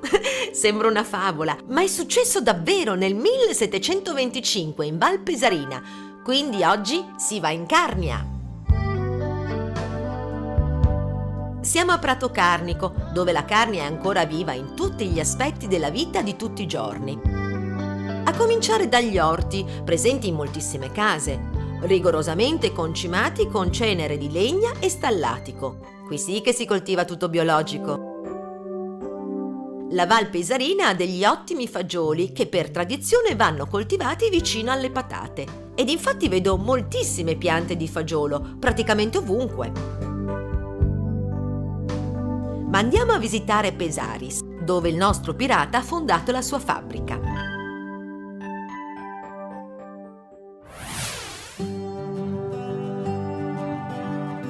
Voglio subito visitare il Museo dell'Orologio. Ci sono pezzi rarissimi del 1400.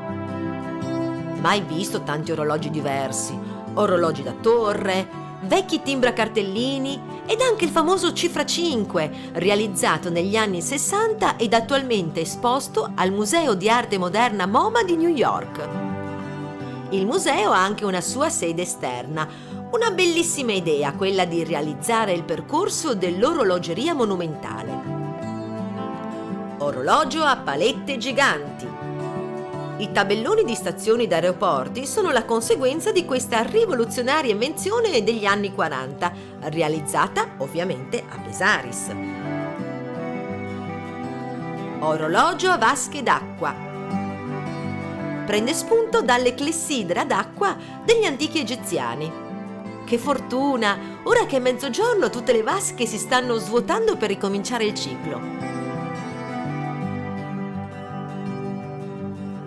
Meridiana e l'ognomone sono io. Per leggere l'ora devo mettere i piedi così, una a destra e una a sinistra della linea centrale all'altezza del mese in corso. Orologio dei pianeti ti mostra la posizione di tutti i pianeti del sistema solare. Incredibile! Mentre questo ti mostra la posizione di tutte le stelle in questo preciso momento. Cosa vedo? Un mega carillon! 11 campane che suonano allo scoccare dell'ora la melodia Un saluti a Maria.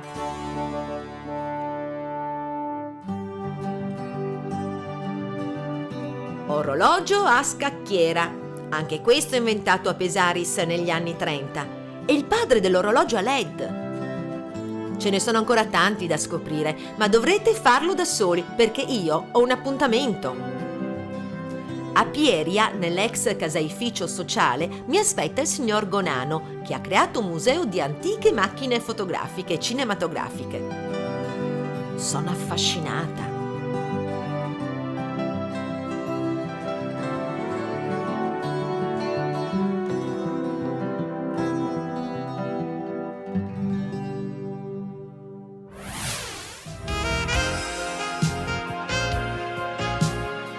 Mi dicono che devo andare a Osais perché c'è una chiesetta con degli affreschi interessanti.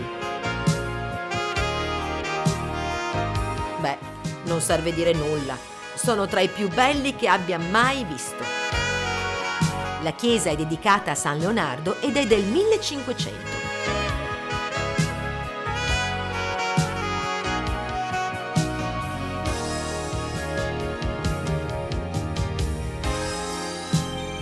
Dovete vivere i borghi di Prato Carnico a piedi. Ci sono delle case seicentesche straordinarie, come questa, la Vecchia Pesa. Da qui si passava nel Bellunese e le merci dovevano pagare il pedaggio.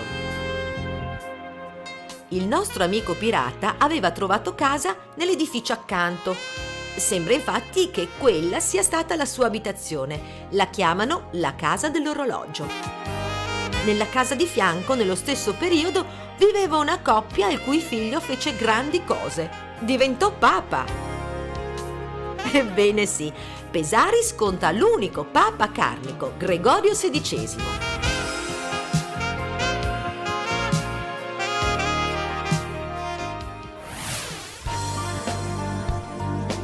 Mi invitano a visitare le malghe. Ce ne sono parecchie e bisogna salire ad almeno 1600 metri.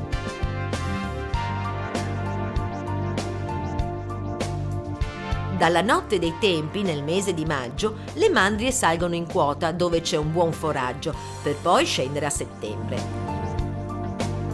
In questi mesi i formaggi che vengono prodotti dai casari sono quelli più buoni perché si sente spiccatamente il gusto delle erbe di montagna. Morena e Boris vivono qui tutta l'estate e i loro bambini non potrebbero essere più liberi e felici. Tra le loro mucche ci sono alcune grigio alpine, una razza in estinzione, ma che fanno un latte particolarmente buono. Il formaggio non ha precisamente un nome, lo chiamano semplicemente formadi di mont, cioè formaggio di montagna. E assaggiare la ricotta fatta 2 ore prima non ha prezzo. Alla Malga San Giacomo è possibile anche pernottare. Se avessi tempo, vi giuro che starei qui per un bel po'. In un'altra malga vedo fare la ricotta affumicata, proprio come la facevano i nonni dei nonni dei nonni. Dentro ad una stanza viene acceso il fuoco e sopra si mettono le ricotte a stagionare. Fino agli anni 50, quando le mandrie dal fondovalle partivano per le casere, a metà percorso i pastori usavano delle abitazioni temporanee per sostare e far pascolare gli animali. Il viaggio era lungo. Di solito queste costruzioni, chiamati stavoli, si trovano sparsi e mai vicini. Orias è un'eccezione ed è un vero e proprio borgo di stavoli. Ora che non vengono più usati, sono diventati delle casette di vacanza. Il borgo più antico della Val Pesarina è Truria, a 900 metri di quota. Sembrerebbe che i primi abitanti siano venuti qui perché in epoca remota c'era una miniera d'argento. Ma chissà dove sarà e soprattutto l'avranno trovato l'argento? È venuto il momento di tornare a casa e mentre esco dal paese non ci posso credere. È come la Torre di Pisa! Il campanile pendente di Prato Carnico è una delle attrattive del posto ed io non posso fare a meno di fare una foto così.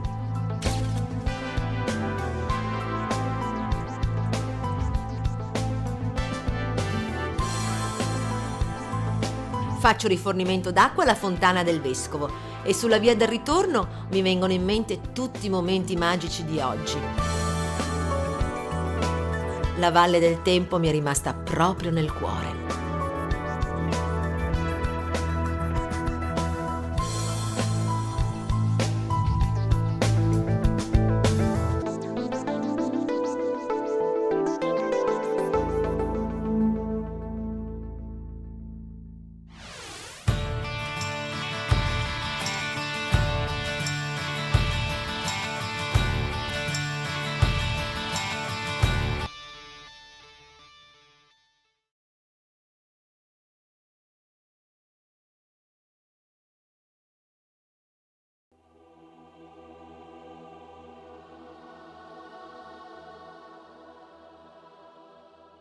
Chi posso amare più di te, se non te che ti vivo immensamente per la tua grandezza spirituale? Dove posso incontrare tanta bontà ed umiltà se non in te che mi illumini d'infinita luce? O meraviglioso Maestro, nel pensarti, nel sognarti e nel crederti a volte piango di felicità. O meraviglioso Spirito, quanto fibrilla il cuor mio per il gran bene che ci trasmetti. A volte soffrendo son contento perché ritrovo finalmente la fede per affrontare la vita. E così vorrei rimanerti vicino con quella luce che esplorai oltre i confini terreni. Tornato indietro mi sentii diverso, troppo diverso, perché avrei preferito restare immerso in quella luce vera come tuo servo, o mio Signore.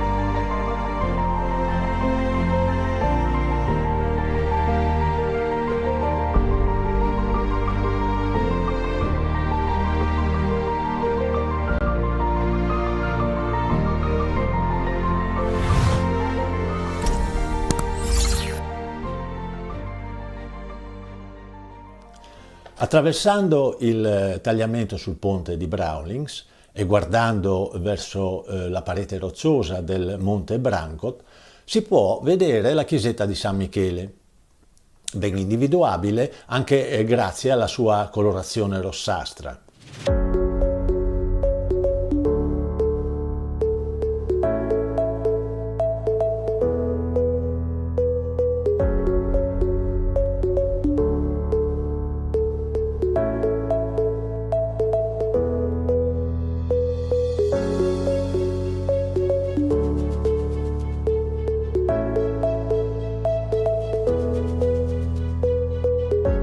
Datata intorno al XIII secolo, la tradizione vuole che sia stata edificata sui resti di un tempio pagano di epoca longobarda. È facilmente raggiungibile attraverso un sentiero che parte dal paese di Brawlings e si inerpica sul Monte Brancot.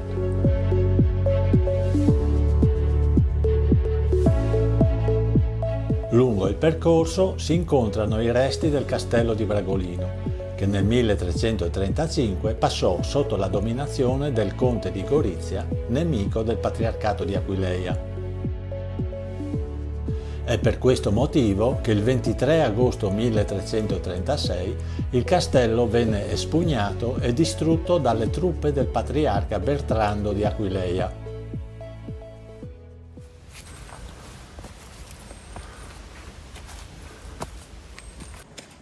Il sentiero è ben indicato ed è facilmente praticabile.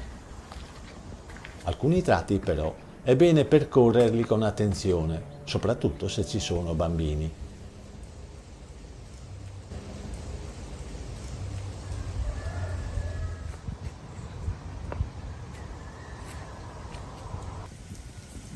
Dopo 15-20 minuti a piedi e un dislivello di un centinaio di metri, si arriva sul naturale terrazzamento roccioso che fa da base alla chiesa e che offre una meravigliosa vista sulla valle del Tagliamento.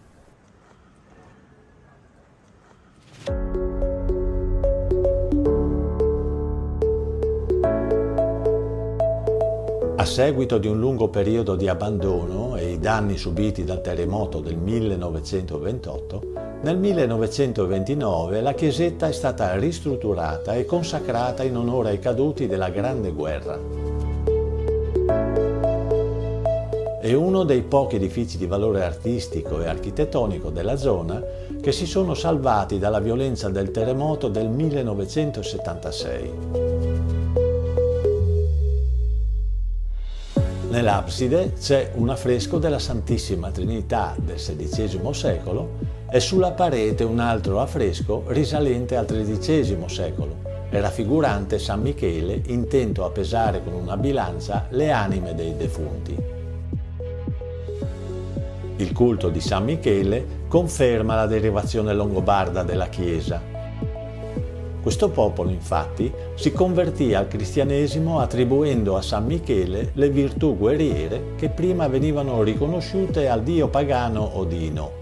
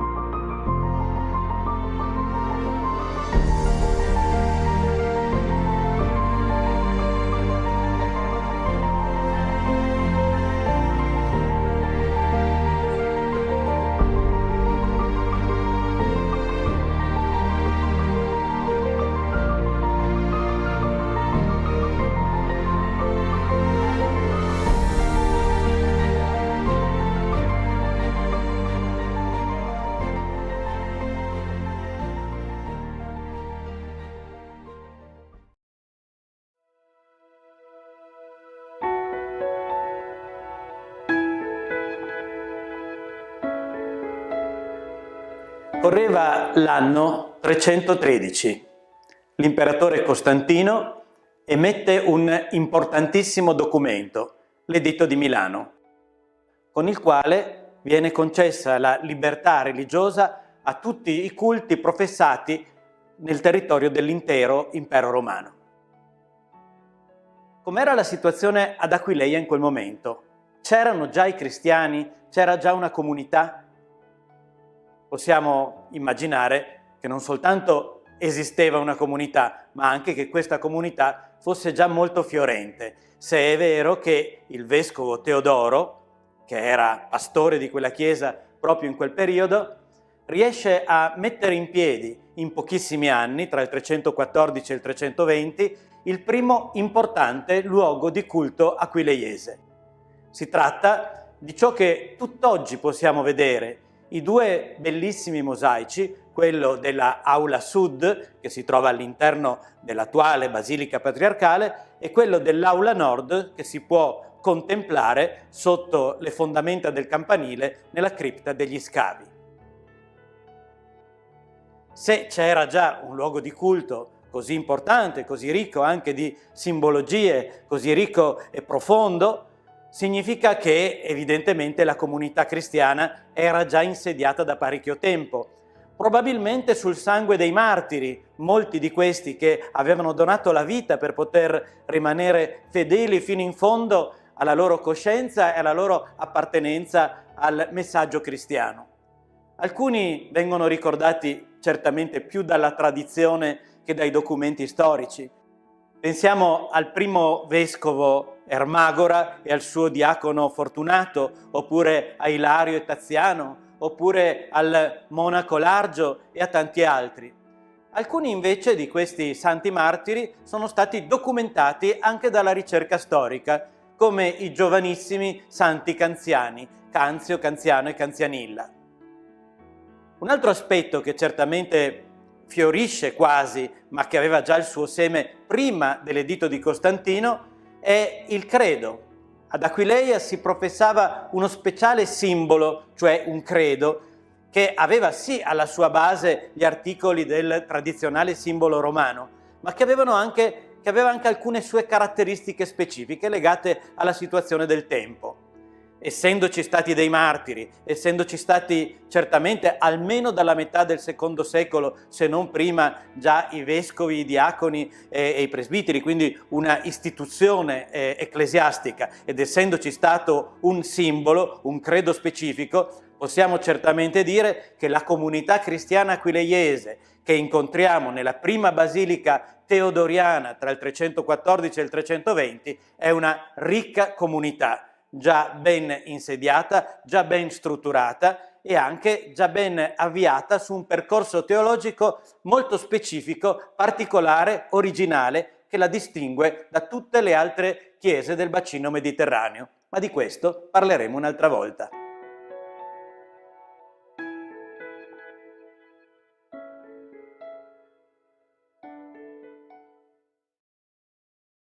Ciao, io sono Cristina.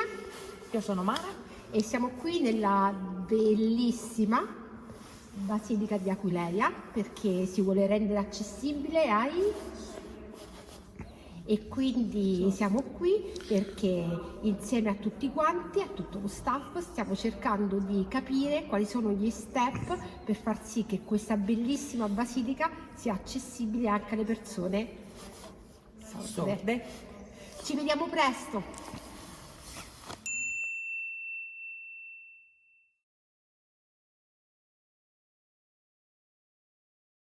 Migliaia di video contenenti riflessioni, etica, iniziative culturali, spiritualità, musica e persino humor e curiosità costituiscono il canale YouTube denominato Universo Interiore Piai Pier, fondato alcuni anni fa e gestito personalmente dallo scrittore cividalese Pierangelo Piai.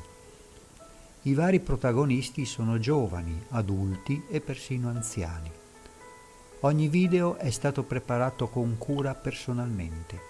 Testo, immagini, montaggio video ed audio hanno richiesto impegno e molto tempo.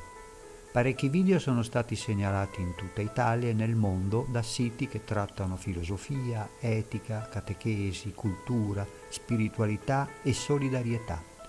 Moltissimi video sono stati presi in considerazione da tanti altri canali e da numerosi siti laici e cattolici. Gran parte di questi video con relativo testo sono presenti anche nel blog www.mondocrea.it, sito dedicato a tutte le forme di creatività positiva.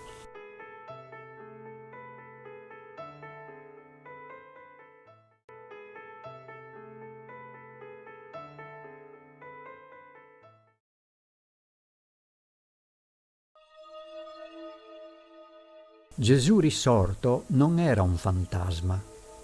Il fantasma rievoca qualcosa che è stato costruito dalla mente e che coinvolge in qualche modo anche il senso della vista. In realtà però non ha consistenza e non può interagire con gli altri sensi. Se Gesù fosse stato solo un fantasma non sarebbe realmente risorto col corpo. I redenti che risorgeranno in Gesù Cristo assumeranno il loro vero corpo, ma trasfigurato e non condizionato dalla dimensione spazio-temporale. Gesù prese una porzione di pesce arrostito e lo mangiò davanti a loro. Con la risurrezione della carne, i sensi corporali non vengono annullati, ma posti su un livello superiore della dimensione umana. Cristo risorto non aveva bisogno assoluto di mangiare, ma ha dimostrato ai discepoli di essere risorto col corpo e che poteva gestire i sensi come voleva. I redenti in Cristo non avranno più né fame né sete, ma potranno dominare i propri sensi in un corpo trasfigurato.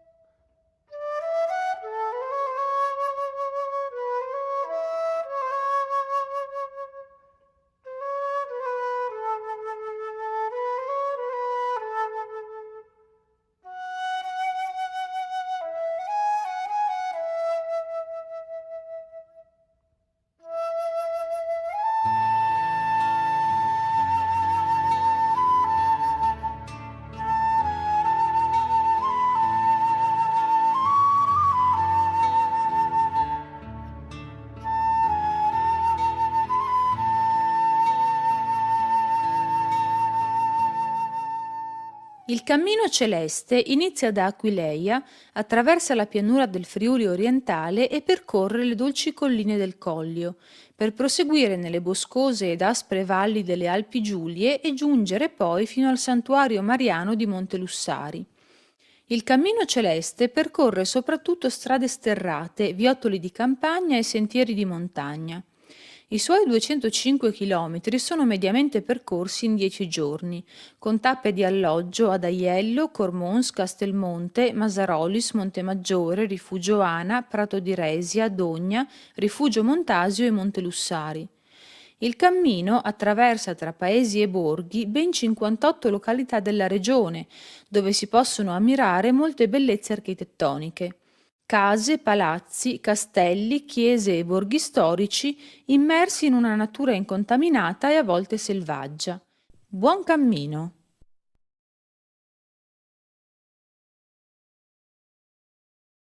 È imbarazzante quando qualcuno ci chiede di cambiare posto, ci chiede di sederci più indietro perché ci siamo seduti nei posti che erano dedicati ad altri.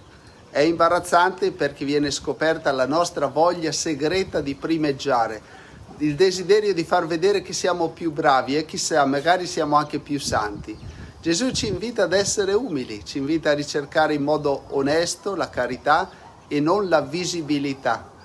Purtroppo anche dietro le opere di generosità si può annidare il virus dell'orgoglio, ma Gesù ci indica un vaccino molto efficace contro l'orgoglio. Cerca gli ultimi posti, fai il bene nel segreto, dona a quelle persone che non possono ricambiarti. ogni cosa è fatta in vista di una ricompensa. In realtà anche il bene fatto in modo disinteressato riceverà una ricompensa. Riceverai infatti la tua ricompensa alla risurrezione dei giusti. Per molti queste sono parole vuote. Meglio un uovo oggi che una gallina domani. Ma per noi che crediamo nella risurrezione non sono parole vuote, anzi, sono le parole più vere, più consistenti, perché il presente svanisce nel nulla, ma la vita eterna è per sempre.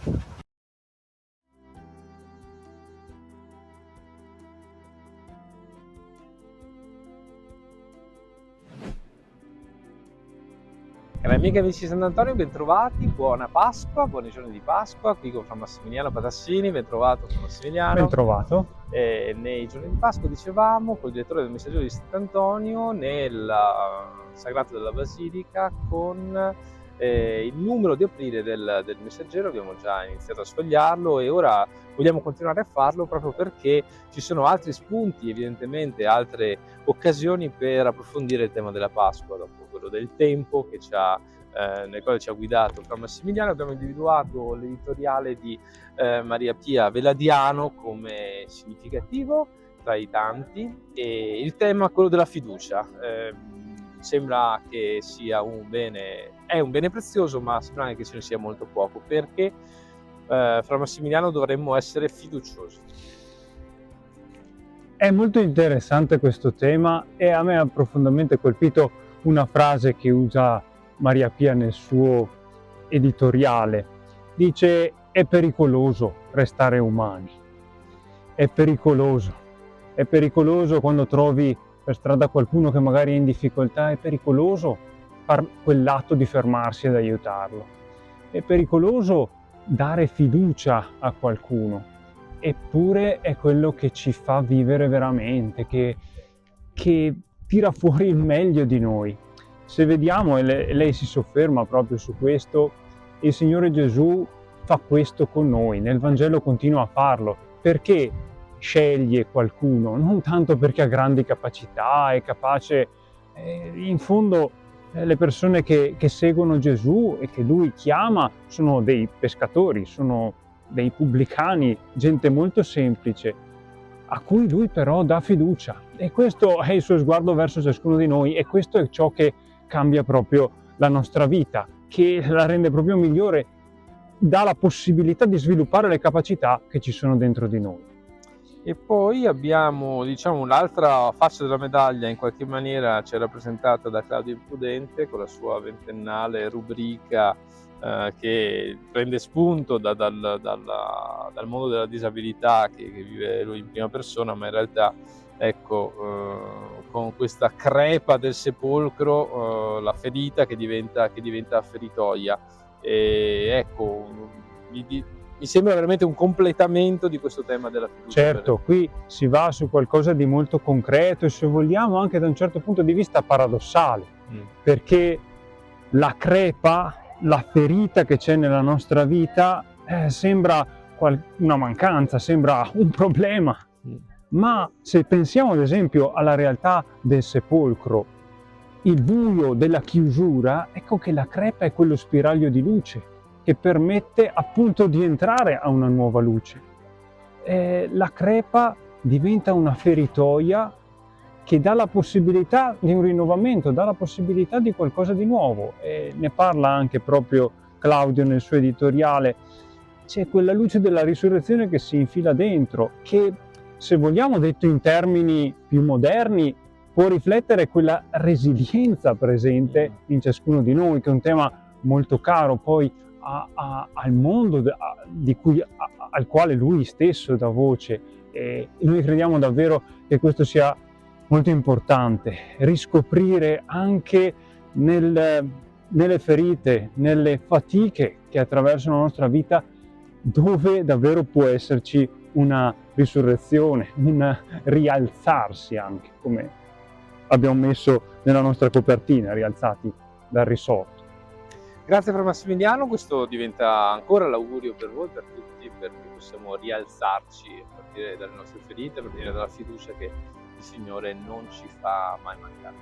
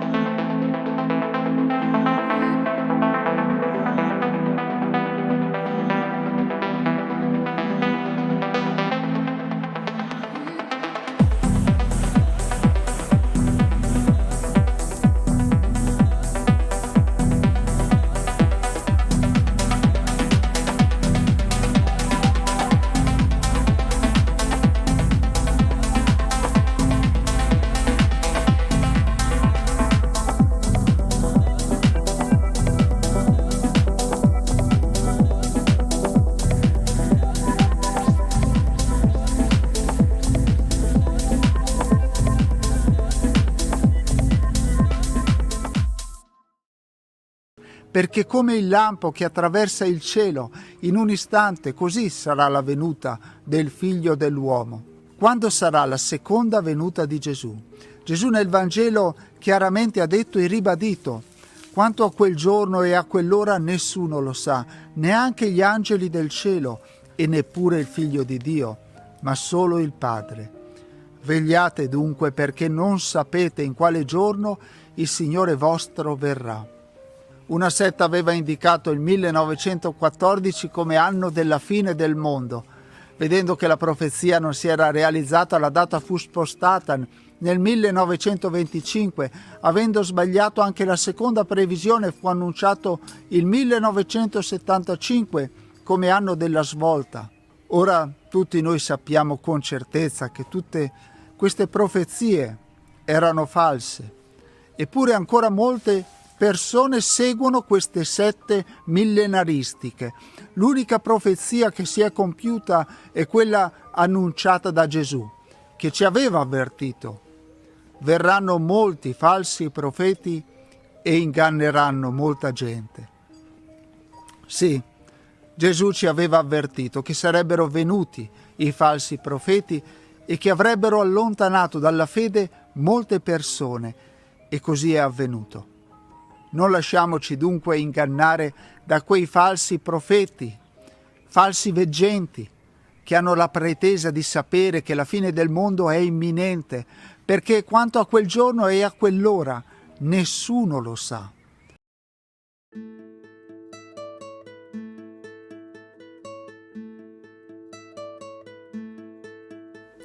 Pace e bene. Ci troviamo nel più antico santuario del mondo dedicato a Sant'Antonio e il motivo è molto semplice. Lui è stato qui. Era canonico agostiniano a Lisbona, è arrivato a Coimbra per gli studi teologici e dopo è rimasto affascinato conoscendo alcuni frati minori, quell'ordine religioso nuovo fondato dal poverello di Assisi, San Francesco. È riuscito ad avere il permesso dei superiori e è diventato anche lui un frate minore. E dal momento che è stato un incendio, quello di Francesco, per cui moltissimi sono approdati a quest'ordine, ma erano contadini, erano piccoli artigiani, erano allevatori di bestiame e quindi non c'era fra loro una figura di spicco, Sant'Antonio è stato il faro di cultura. Per questo motivo è stato inviato a predicare contro gli eretici in Francia, in Aquitania, in Lombardia, nella Romagna e poi è stato eletto ministro provinciale di tutta l'Alta Italia e in questa funzione è approdato qui a Gemona, che era già un centro importante. Sant'Antonio ha visitato i frati, è stato contento della loro vita e ha chiesto che fosse edificata una chiesetta in muratura per i frati e per quelle poche persone che accedevano qui. Il materiale esisteva perché nella rocca dove adesso è edificato il castello gli archeologi hanno trovato delle mura risalenti a 1500 anni avanti Cristo. Bastava andare a prendere queste pietre ed edificare la chiesetta. E a questo proposito Sant'Antonio ha operato un miracolo. Ha visto passare un contadino con un carro trainato dai buoi e ha chiesto se poteva mettersi a disposizione per portare qualche pietra. Il contadino aveva sentito di questo personaggio strano e aveva organizzato uno scherzo insieme con il figlio. Per cui arriva col carretto lì, questo giovane è disteso nel carretto e il contadino si schernisce dicendo che non può mettersi a disposizione perché deve portare al cimitero il figlio morto. Si gira dopo un po' per ridere alle spalle di Sant'Antonio e il figlio è morto veramente. Il contadino gira il carretto, torna da Sant'Antonio e questo lo resuscita.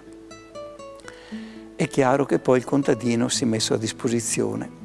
E qua si può vedere la chiesetta edificata con le pietre originali prese dalle fondamenta antiche erette per fortificazione dei primi abitanti di Gemona. La cappella della Madonna delle Grazie, voluta da Sant'Antonio, è stata rimaneggiata più volte nei secoli. Per esempio era totalmente affrescata. Quando verso il 1500 gli affreschi iniziavano a sbiadire, si è pensato di riportare su una lapide cinquecentesca quella scritta esistente su un cartiglio di un affresco. E quindi si dice che questa cappella è un luogo miracoloso perché chi la visiterà devotamente ogni grazia otterrà dalla Madonna.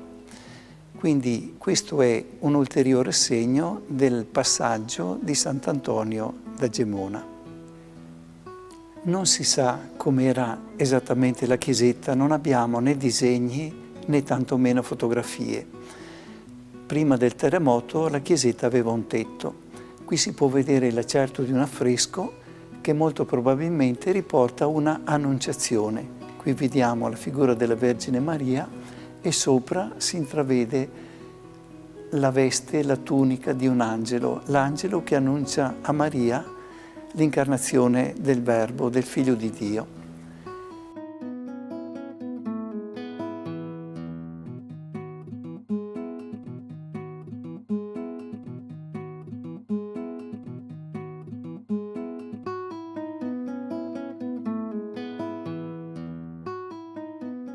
Da questo luogo carico di fede e di storia parte la prima tappa del cammino di Sant'Antonio, nella sua tratta a nord che collega Gemona del Friuli, ove sorge appunto il primo santuario dedicato al santo, e la Basilica di Padova, dove riposano le sue spoglie, è inserito in un progetto molto più ampio e importante. Gemona è porta a nord di un cammino che verso la tomba del santo collega le Alpi al Mediterraneo. La porta sud, infatti, si trova a Capo Milazzo, in Sicilia, là dove la tradizione tramanda che nel 1221 Sant'Antonio approdò come naufrago e da lì, insieme a una delegazione di frati di Messina, raggiunse proprio Assisi e incontrò San Francesco.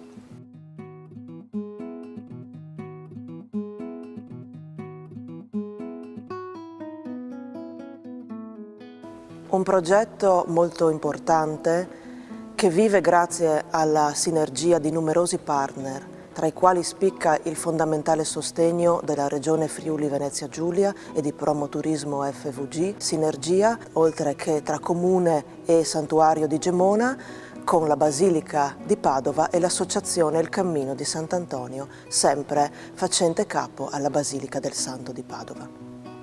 In questo tempo camminare da Gemona e da Milazzo verso Padova assume un significato ancora più rilevante. Andiamo a celebrare la venuta del Santo in Italia negli 800 anni di questo evento storico e quindi camminare per il pellegrino, per il fedele, per il turista significherà andare a ricordare un momento unico nella storia della fede e del nostro Paese. E questo avrà ancora più rilievo perché sarà inserito nella significativa serie di eventi che la Basilica di Padova ha organizzato e che fa capo all'importante progetto Antonio 2022.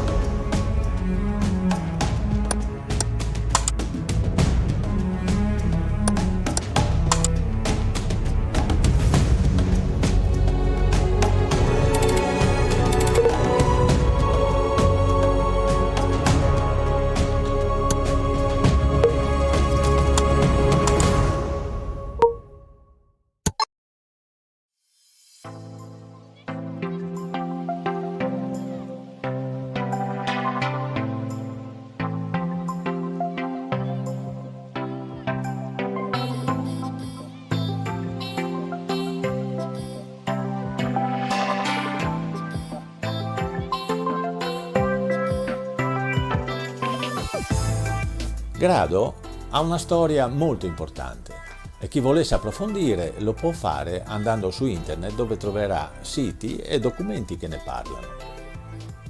Io ho letto con molto interesse questi documenti, ma in conformità allo spirito di YouTube e anche di questo mio canale, riporterò solo alcune informazioni che io reputo necessarie. Per il resto invece lascio parlare le immagini che ho fatto in diverse occasioni quando sono stato a Grado, ma anche quelle che ho fatto proprio in questi giorni con il mio drone.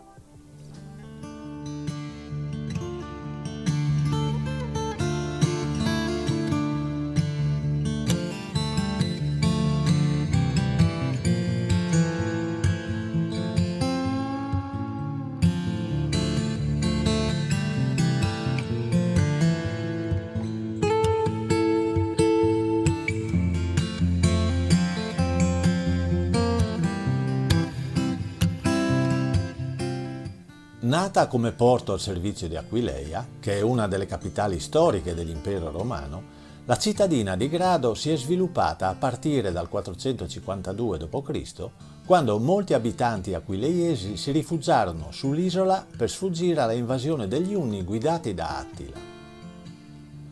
Nel 568 Paolino di Aquileia trasferisce la sede del patriarcato a Grado, fatto che ha determinato un rapido aumento della popolazione e l'acquisizione di un ruolo politico e religioso di primo piano, evidenziato anche dalla costruzione delle due basiliche di Santa Eufemia e di Santa Maria delle Grazie.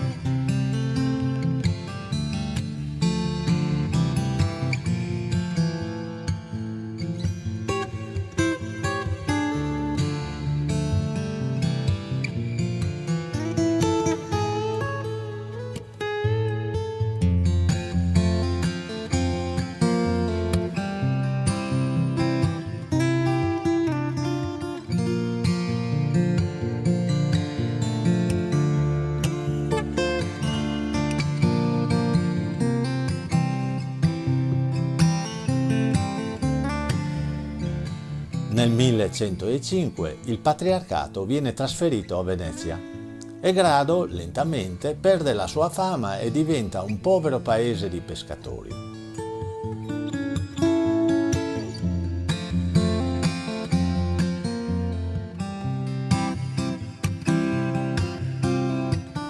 Con il Trattato di Campoformio del 1797 Grado entra a far parte dei domini dell'Austria, diventando una località balneare di prestigio.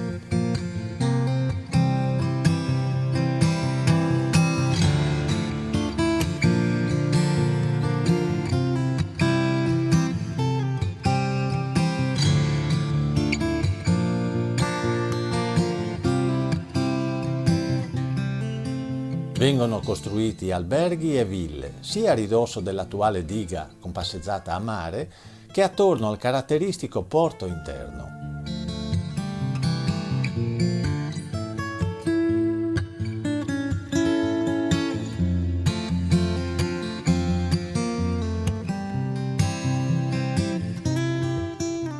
I turisti arrivavano via ferrovia fino a Belvedere e poi con il traghetto proseguivano fino a Grado, che già allora era nota come l'Isola del Sole.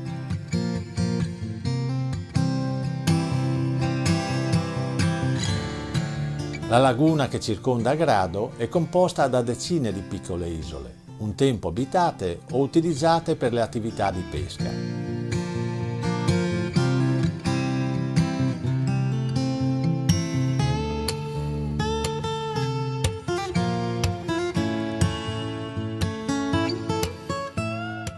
Per favorire l'accesso, nei primi anni del 1900 viene costruita la strada translagunare che parte da Belvedere e raggiunge Grado, che cessò così di essere un'isola.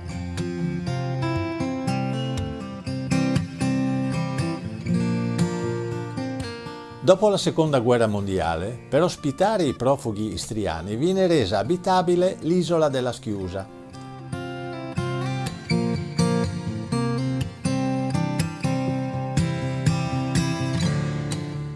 In quel periodo vengono aperti anche i primi campeggi, la città Giardino, Grado Pineta, e a Rotta Primero vengono costruiti il ponte e la strada che collegano Grado a Monfalcone e Trieste.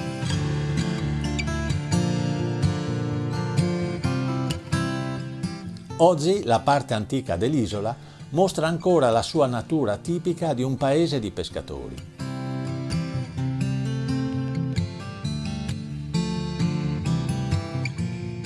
Il suo centro storico custodisce un labirinto di viuzze e piazzette caratteristiche, un porto a Y molto singolare, la diga e un lungomare sul quale è piacevole passeggiare in ogni stagione.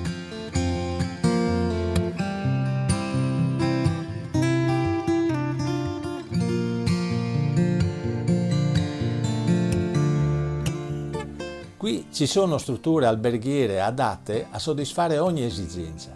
E per chi ama fare movimento ci sono piste ciclabili che consentono di percorrere e visitare tutta l'isola.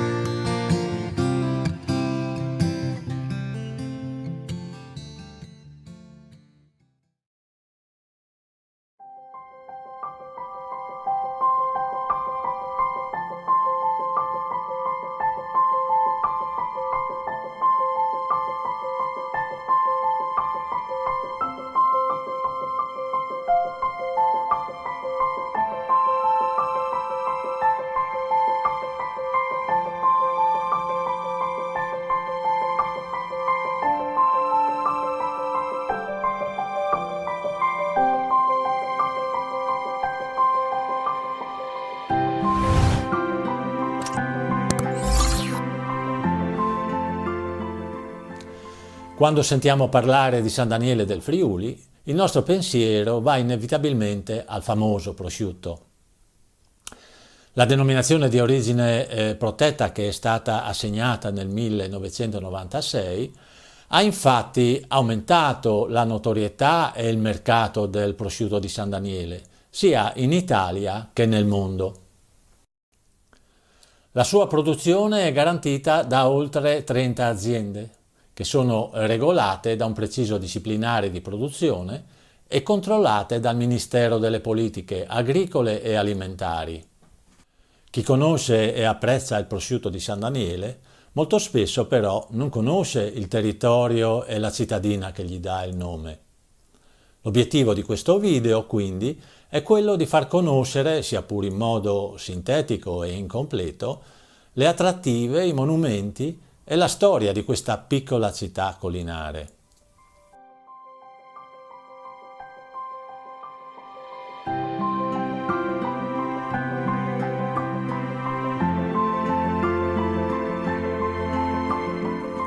San Daniele è arroccata sulla sommità di un colle al centro del Friuli e domina sulla pianura circostante.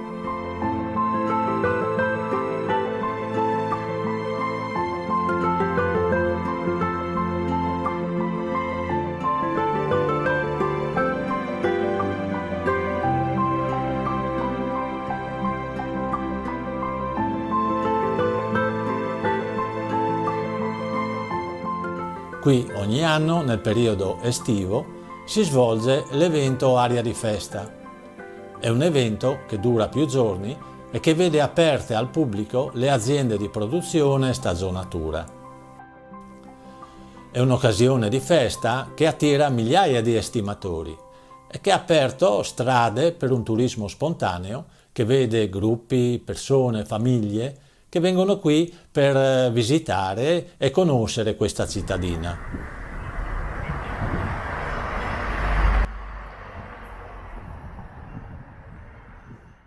San Daniele è un antico borgo che nel Medioevo ospitava il mercato più importante della zona insieme a quello di Aquileia e di Cividale.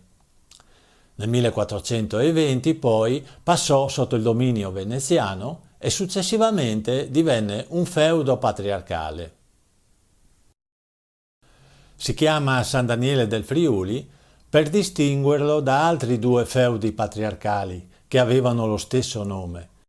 San Daniele nella valle del Gail, facente parte della regione austriaca della Carinzia, e San Daniele del Carso, facente parte oggi della Slovenia.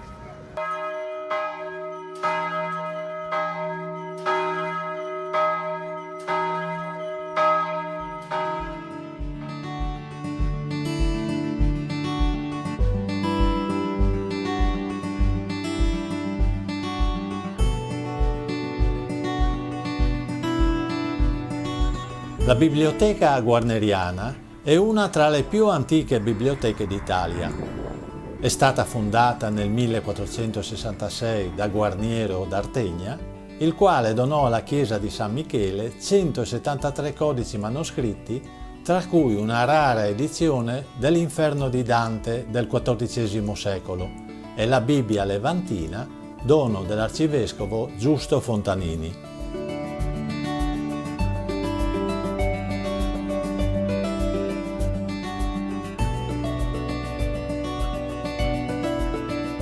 Sulla spianata in cima al colle si possono vedere i ruderi dell'antico castello e la chiesa dell'XI secolo dedicata al profeta San Daniele, ed è da lui che prende il nome l'attuale cittadina.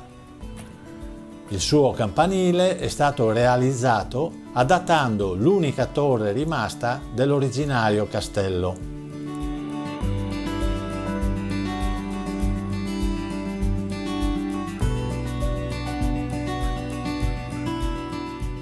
Con l'ingrandirsi del borgo, la chiesa di San Daniele Profeta era divenuta insufficiente.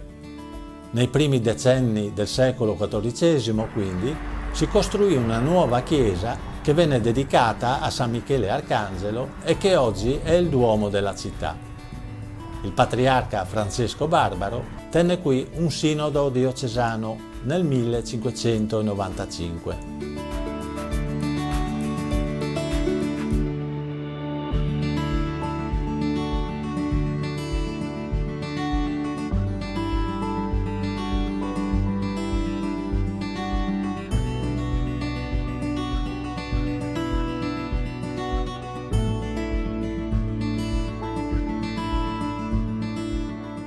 Di fronte al campanile del Duomo c'è la Casa del Trecento. L'edificio in passato ospitava il Banco dei Pegni di San Daniele del Friuli. Oggi ospita un'esposizione di cimeli storici militari prevalentemente collegati alla storia degli Alpini.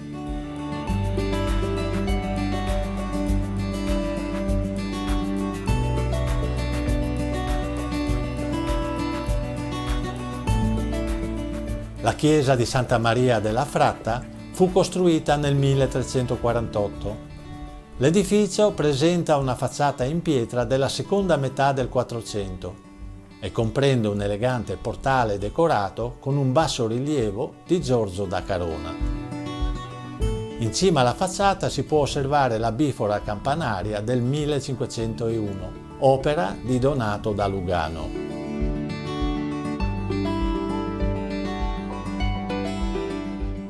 La chiesa di Sant'Antonio Abate è un autentico scrigno dell'arte friulana, custode del più bel ciclo di affreschi rinascimentali della regione, ad opera di Martino da Udine, detto Pellegrino di San Daniele. È definita la piccola Cappella Sistina del Friuli ed è stata consacrata nel 1308.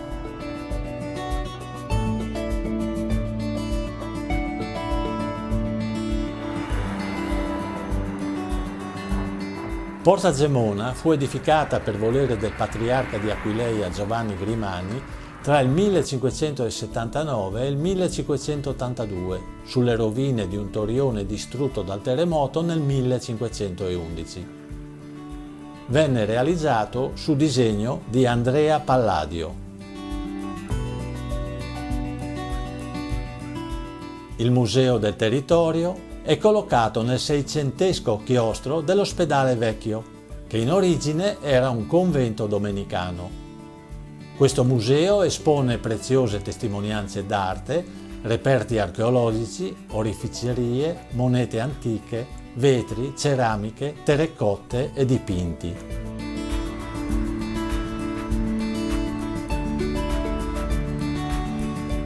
Ai piedi del colle sorge il santuario della Madonna di Strada, costruito nel XVII secolo per accogliere un'ancona costruita nel 1506 e dedicata alla Madonna. Il santuario è un valido esempio di stile barocco friulano che si è arricchito nel 1901 dell'attuale facciata.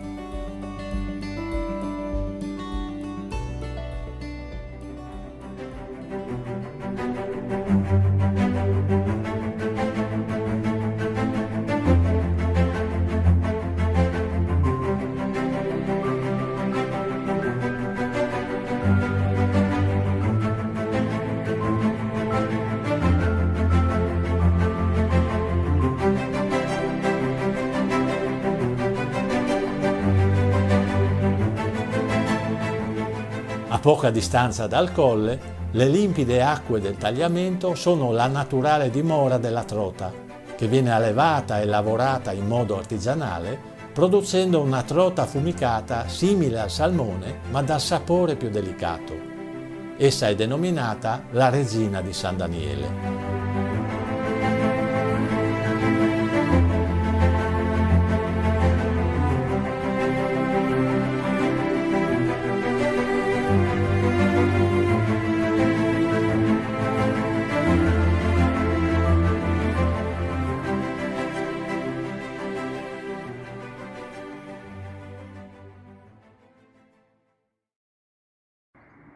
Carissimi amici, un saluto e una buona giornata dal paese di Badia Calavena. Ecco, lo vedete qui, ecco il centro, il nucleo di Badia Calavena con le due chiese, la chiesa parrocchiale, il centro abitato, e poi la chiesa che vedete in alto sul monte è la chiesa di San Pietro, il monte di San Pietro. Sto partendo per incamminarmi verso la chiesa da questo luogo, da questo piccolo altopiano chiamato dei Masi, via Masi. Ed ecco, vedete qui uno spettacolo della natura. Siamo nel momento della fioritura dei ciliegi.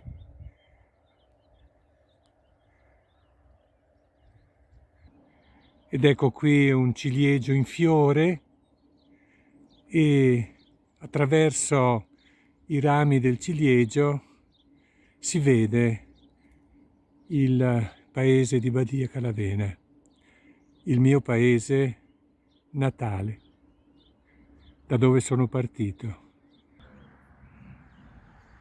Da dove sono partito appunto più o meno negli anni 60, 1960. La mia famiglia originaria dalla contrada Cuneghi, ma il paese è proprio quello di Badia Calavena. Eccola qui. Anzi, se ben ricordo, era il 3 settembre del 1959. Facevo la quinta elementare quando sono partito dalla contrada Cuneghi. Dalla contrada Cuneghi, che è quella che si vede in lontananza, in alto. Quello che vediamo infatti è il Monte del Gonzo e un po' più sotto c'è appunto la contrada dei Cuneghi, Guardate che meraviglia anche questo alberello giallo, pieno di fiori. E qui siamo proprio sul ponte di Badia che divide in due un po' il paese, la parte centrale e la parte destra, che porta nelle contrade e sulle case dei Masi, dove ora abitano i miei familiari. E questa è chiamata Via Roma, la strada che porta verso la chiesa. E mentre salgo verso la chiesa sono accompagnato da questo splendido suono di campana.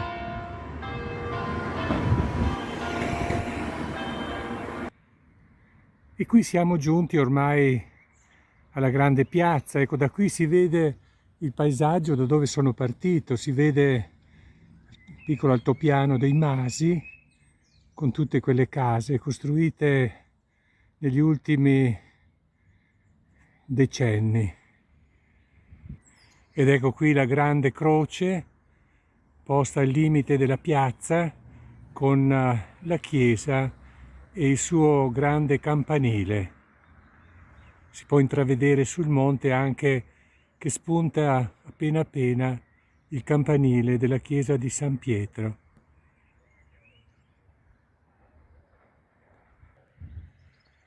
Ed ecco l'importante monumento dei caduti, come vedete scritto agli eroi che dal vicino ingiusto confine portarono alle Alpi la bandiera d'Italia.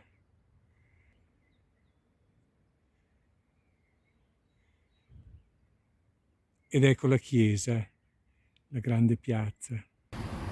Ed ecco un piccolo monumento che ricorda l'importanza di donare il sangue, di aiutare le persone, i malati, i sofferenti, donando il proprio sangue. Ecco, ricordiamo l'opera così preziosa dei donatori di sangue.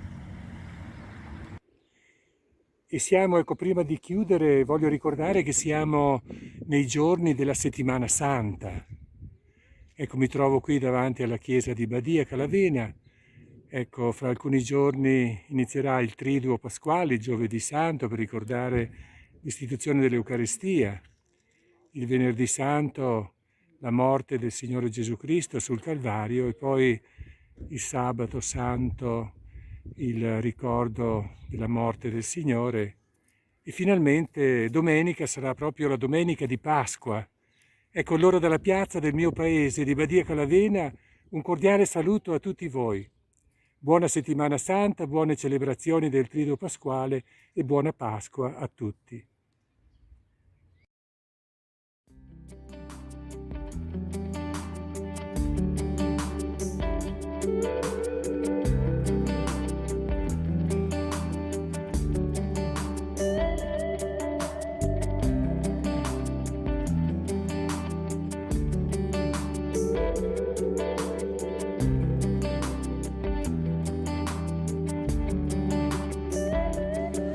Like a long slow drag of an unfiltered Marlboro Red, and I'm taken back with every drag.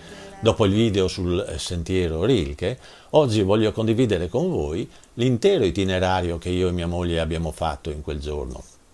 Siamo partiti infatti dal villaggio del Pescatore, che si trova alla periferia di Monfalcone. Siamo passati, come si vede nel video, per Duino, per Sistiana e per Portopiccolo. Ma poi abbiamo proseguito per Grignano e ovviamente ci siamo fermati a vedere il castello di Miramare e il suo meraviglioso parco.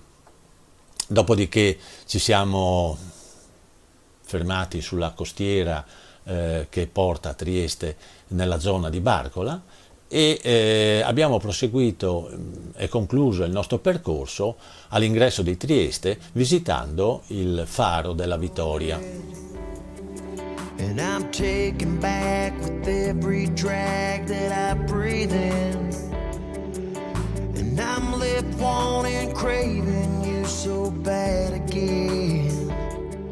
I'm on the border of crazy, I can't stop inhaling these damn cigarettes. I'm addicted.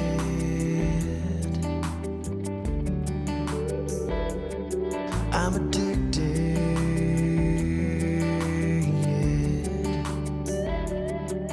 I can feel the burn with every sip I take and I'm drunk on you. Il castello di Duino è costruito sul promontorio dove si ergeva una fortificazione di origini romane. È stato edificato dal capitano imperiale Ugone di Duino nel 1389, in sostituzione del Castelvecchio risalente al X secolo, di cui sono ancora visibili le rovine su uno sperone roccioso a picco sul mare. I'm addicted. I'm addicted, yeah. I can't get enough of you. Everything that you do, you give me a rush. Just one touch, I'm so strung out on your love. I want you in the palm of my hand. L'attuale castello ha avuto vari proprietari, ma da oltre 420 anni appartiene al casato della Torre di Valsassina. I'm addicted. I'm addicted to you.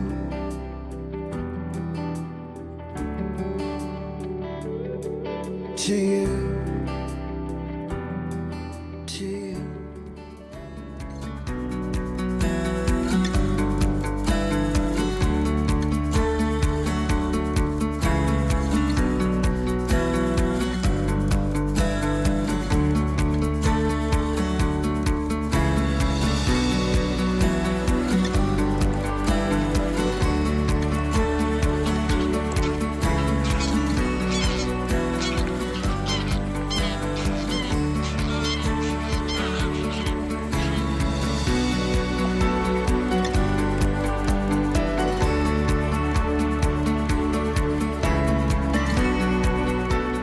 Durante la dominazione romana, la Baia di Sistiana accoglieva l'élite patrizia che veniva qui in villeggiatura.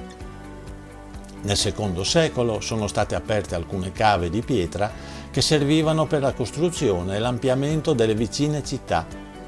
Alla fine dell'Ottocento fu dato impulso al turismo, portandola ad essere con grado una delle più rinomate località della Venezia Giulia asburgica.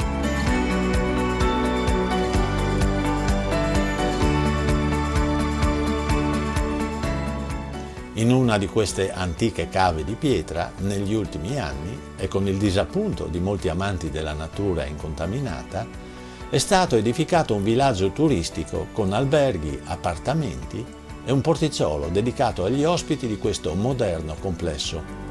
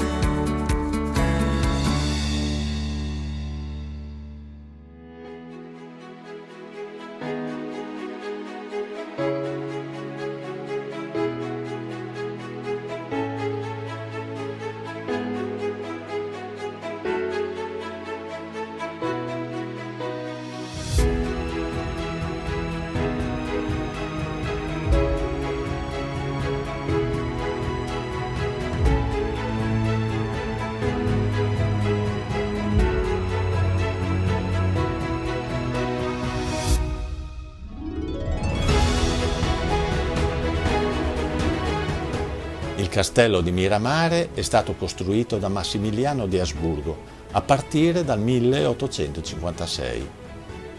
È circondato da un grande parco di circa 22 ettari, caratterizzato da una grande varietà di piante.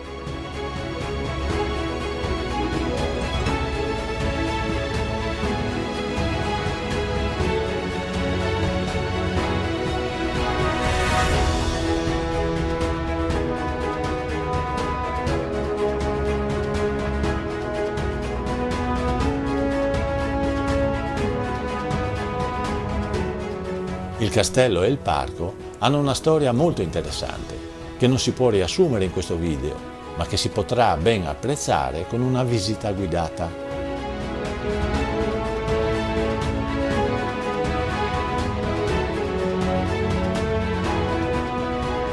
Barcola è un quartiere tra Miramare e Trieste.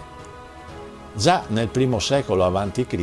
i Romani si erano insediati in questa zona, ma in età moderna è stata principalmente un insediamento di pescatori fino a che nel XIX secolo i triestini iniziarono a costruire qui le loro residenze.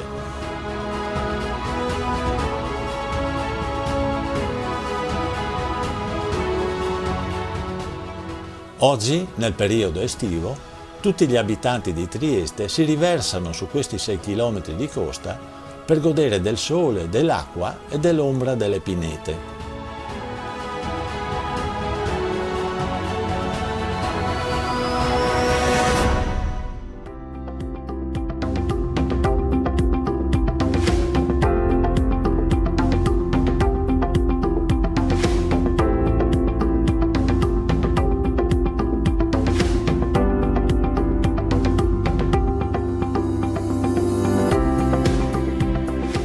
Il Faro della Vittoria nasce immediatamente dopo la Grande Guerra, sulla base del progetto dell'architetto Arduino Berla.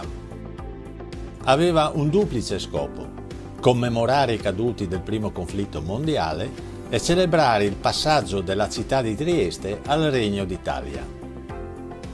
L'angelo segnavento è realizzato in rame dallo scultore triestino Giovanni Maier.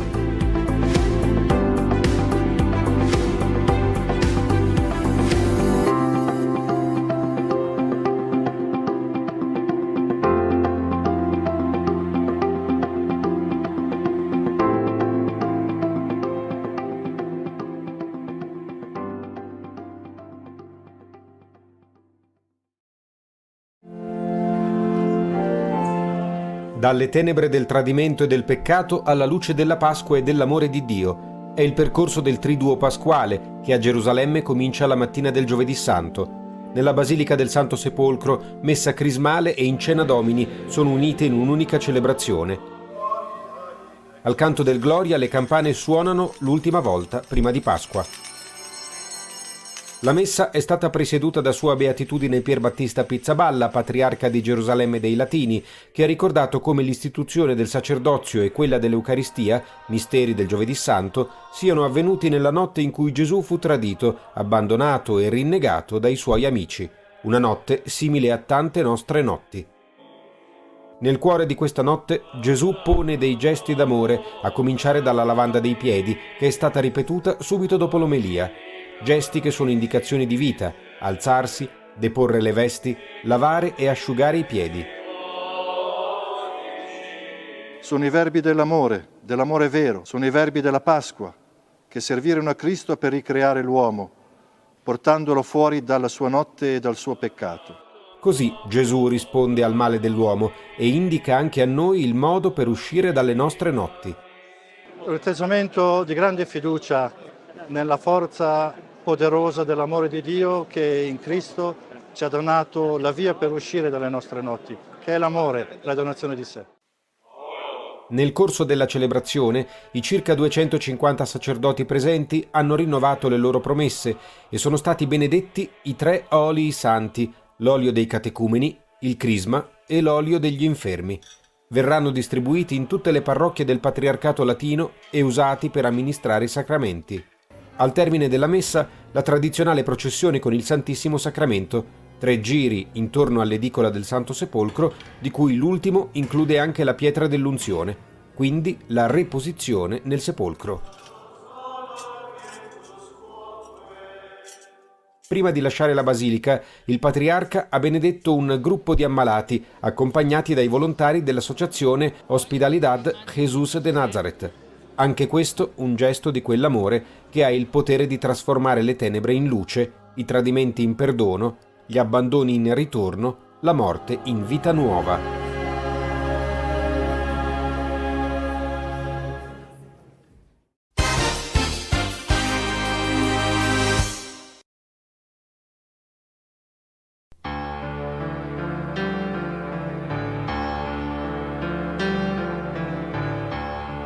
Che coraggio ci vuole per me risvegliarsi nel mondo così e cadere da un letto di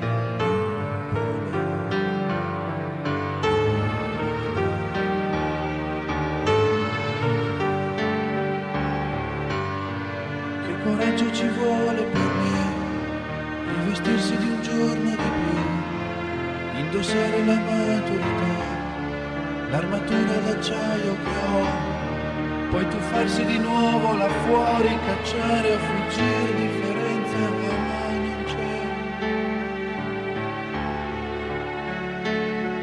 Che coraggio ci vuole per me, per cercare un sorriso di più, al mercato delle ambiguità, senza vedere quello che ho quando un nuovo mercante verrà, con un gesto di sogni per me, per me.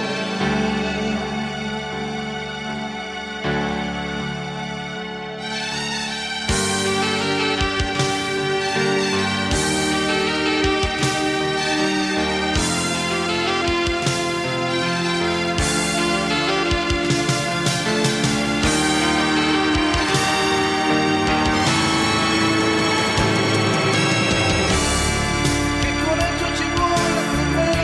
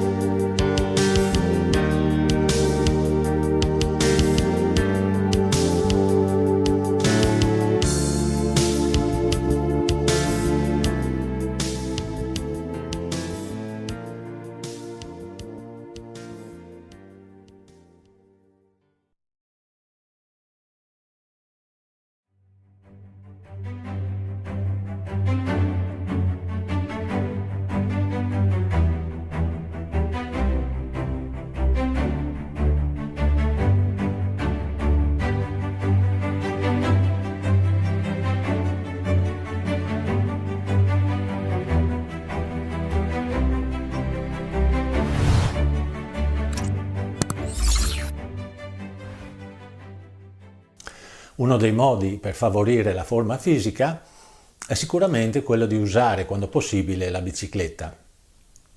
Io e mia moglie abbiamo 2 biciclette pieghevoli che carichiamo nel bagagliaio della macchina e utilizziamo quando facciamo le nostre escursioni oppure andiamo in vacanza.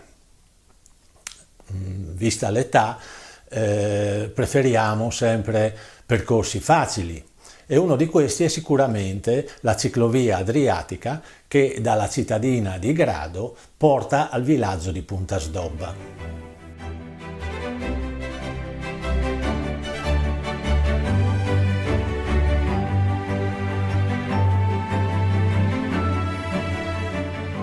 Si può partire dal suggestivo borgo storico di Grado e dirigersi verso Monfalcone.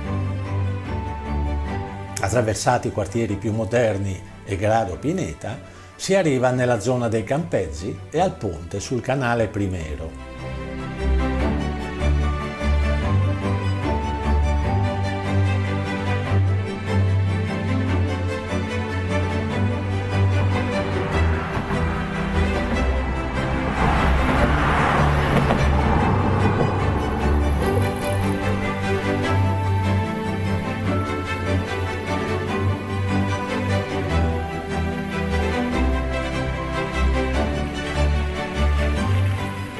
Circa a metà percorso si può fare una sosta nella riserva naturale regionale Valle Cavanata, situata nella laguna. Qui si può visitare l'osservatorio avifaunistico, dove sono predisposte delle postazioni per fotografare e osservare con discrezione le specie avicole che popolano questa riserva naturale.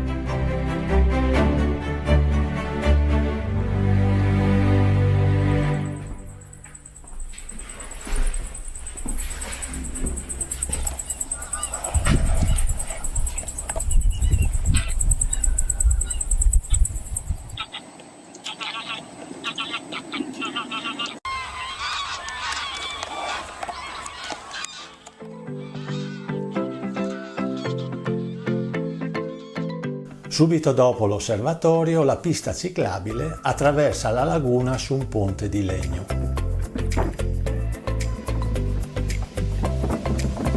E girando a destra si entra in una stretta e bella strada asfaltata che consente di pedalare e ammirare la laguna, che è popolata di uccelli acquatici, tra cui alcune famiglie di cigni che si muovono elegantemente sulla laguna.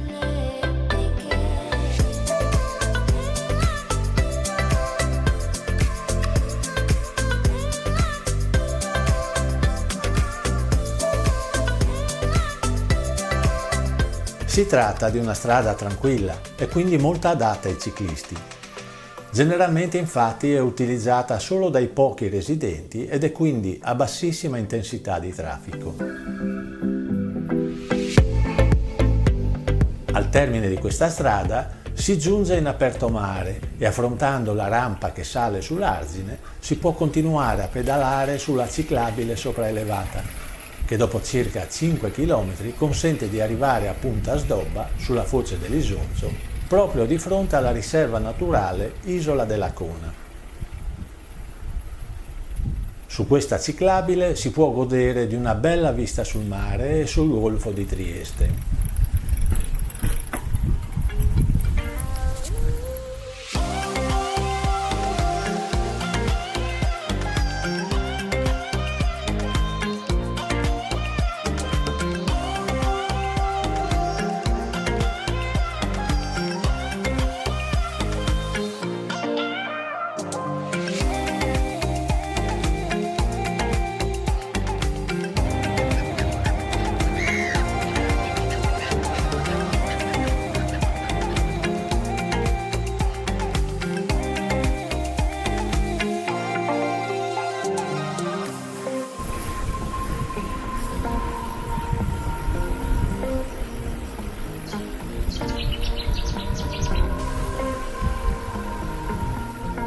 Giunti al bar-ristorante Caneo, è possibile proseguire nella strada a destra raggiungendo il piccolissimo e suggestivo villaggio di pescatori di Punta Sdobba.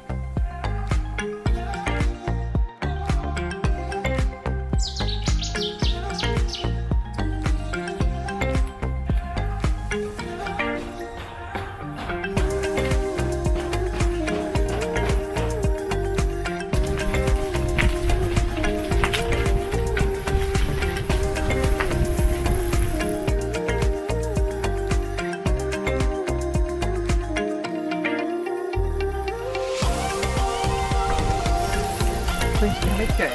Sì.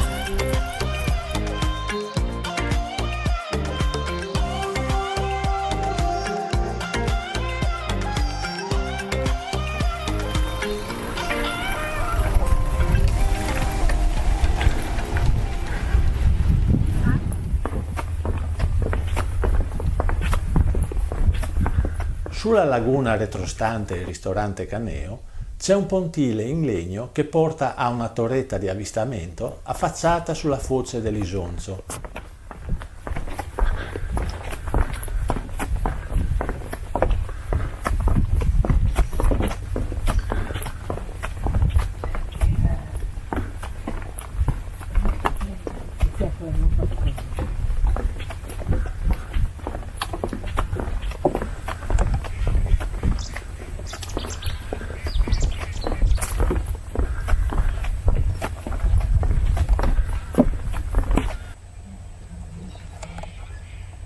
Finesca.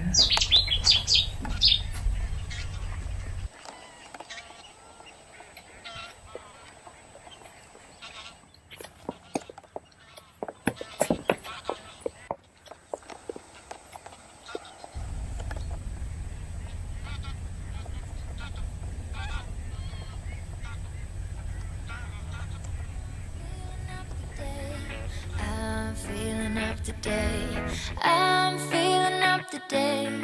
I'm feeling up today. I'm feeling up today. I'm feeling up today. Might be down another day. I'm feeling up today. I'm feeling up today. I'm feeling up today. I'm feeling up today. Come avete intuito da questo video, il tratto gradese della ciclovia adriatica è un percorso molto facile, che si può fare in poche ore e in qualsiasi giorno dell'anno, evitando ovviamente i giorni di pioggia o quelli di piena estate nelle ore di punta.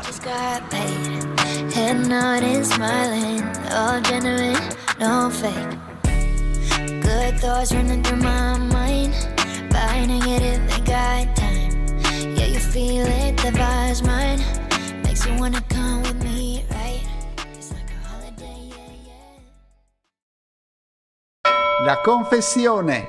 Ciao, per chi non mi conoscesse sono Fra Stefano e ora risponderò alle vostre domande, anche a quelle più controverse sul tema della confessione. E cominciamo subito con queste parole di Papa Francesco. Ho sentito la necessità di confessarmi, questa è stata per me un'esperienza di incontro.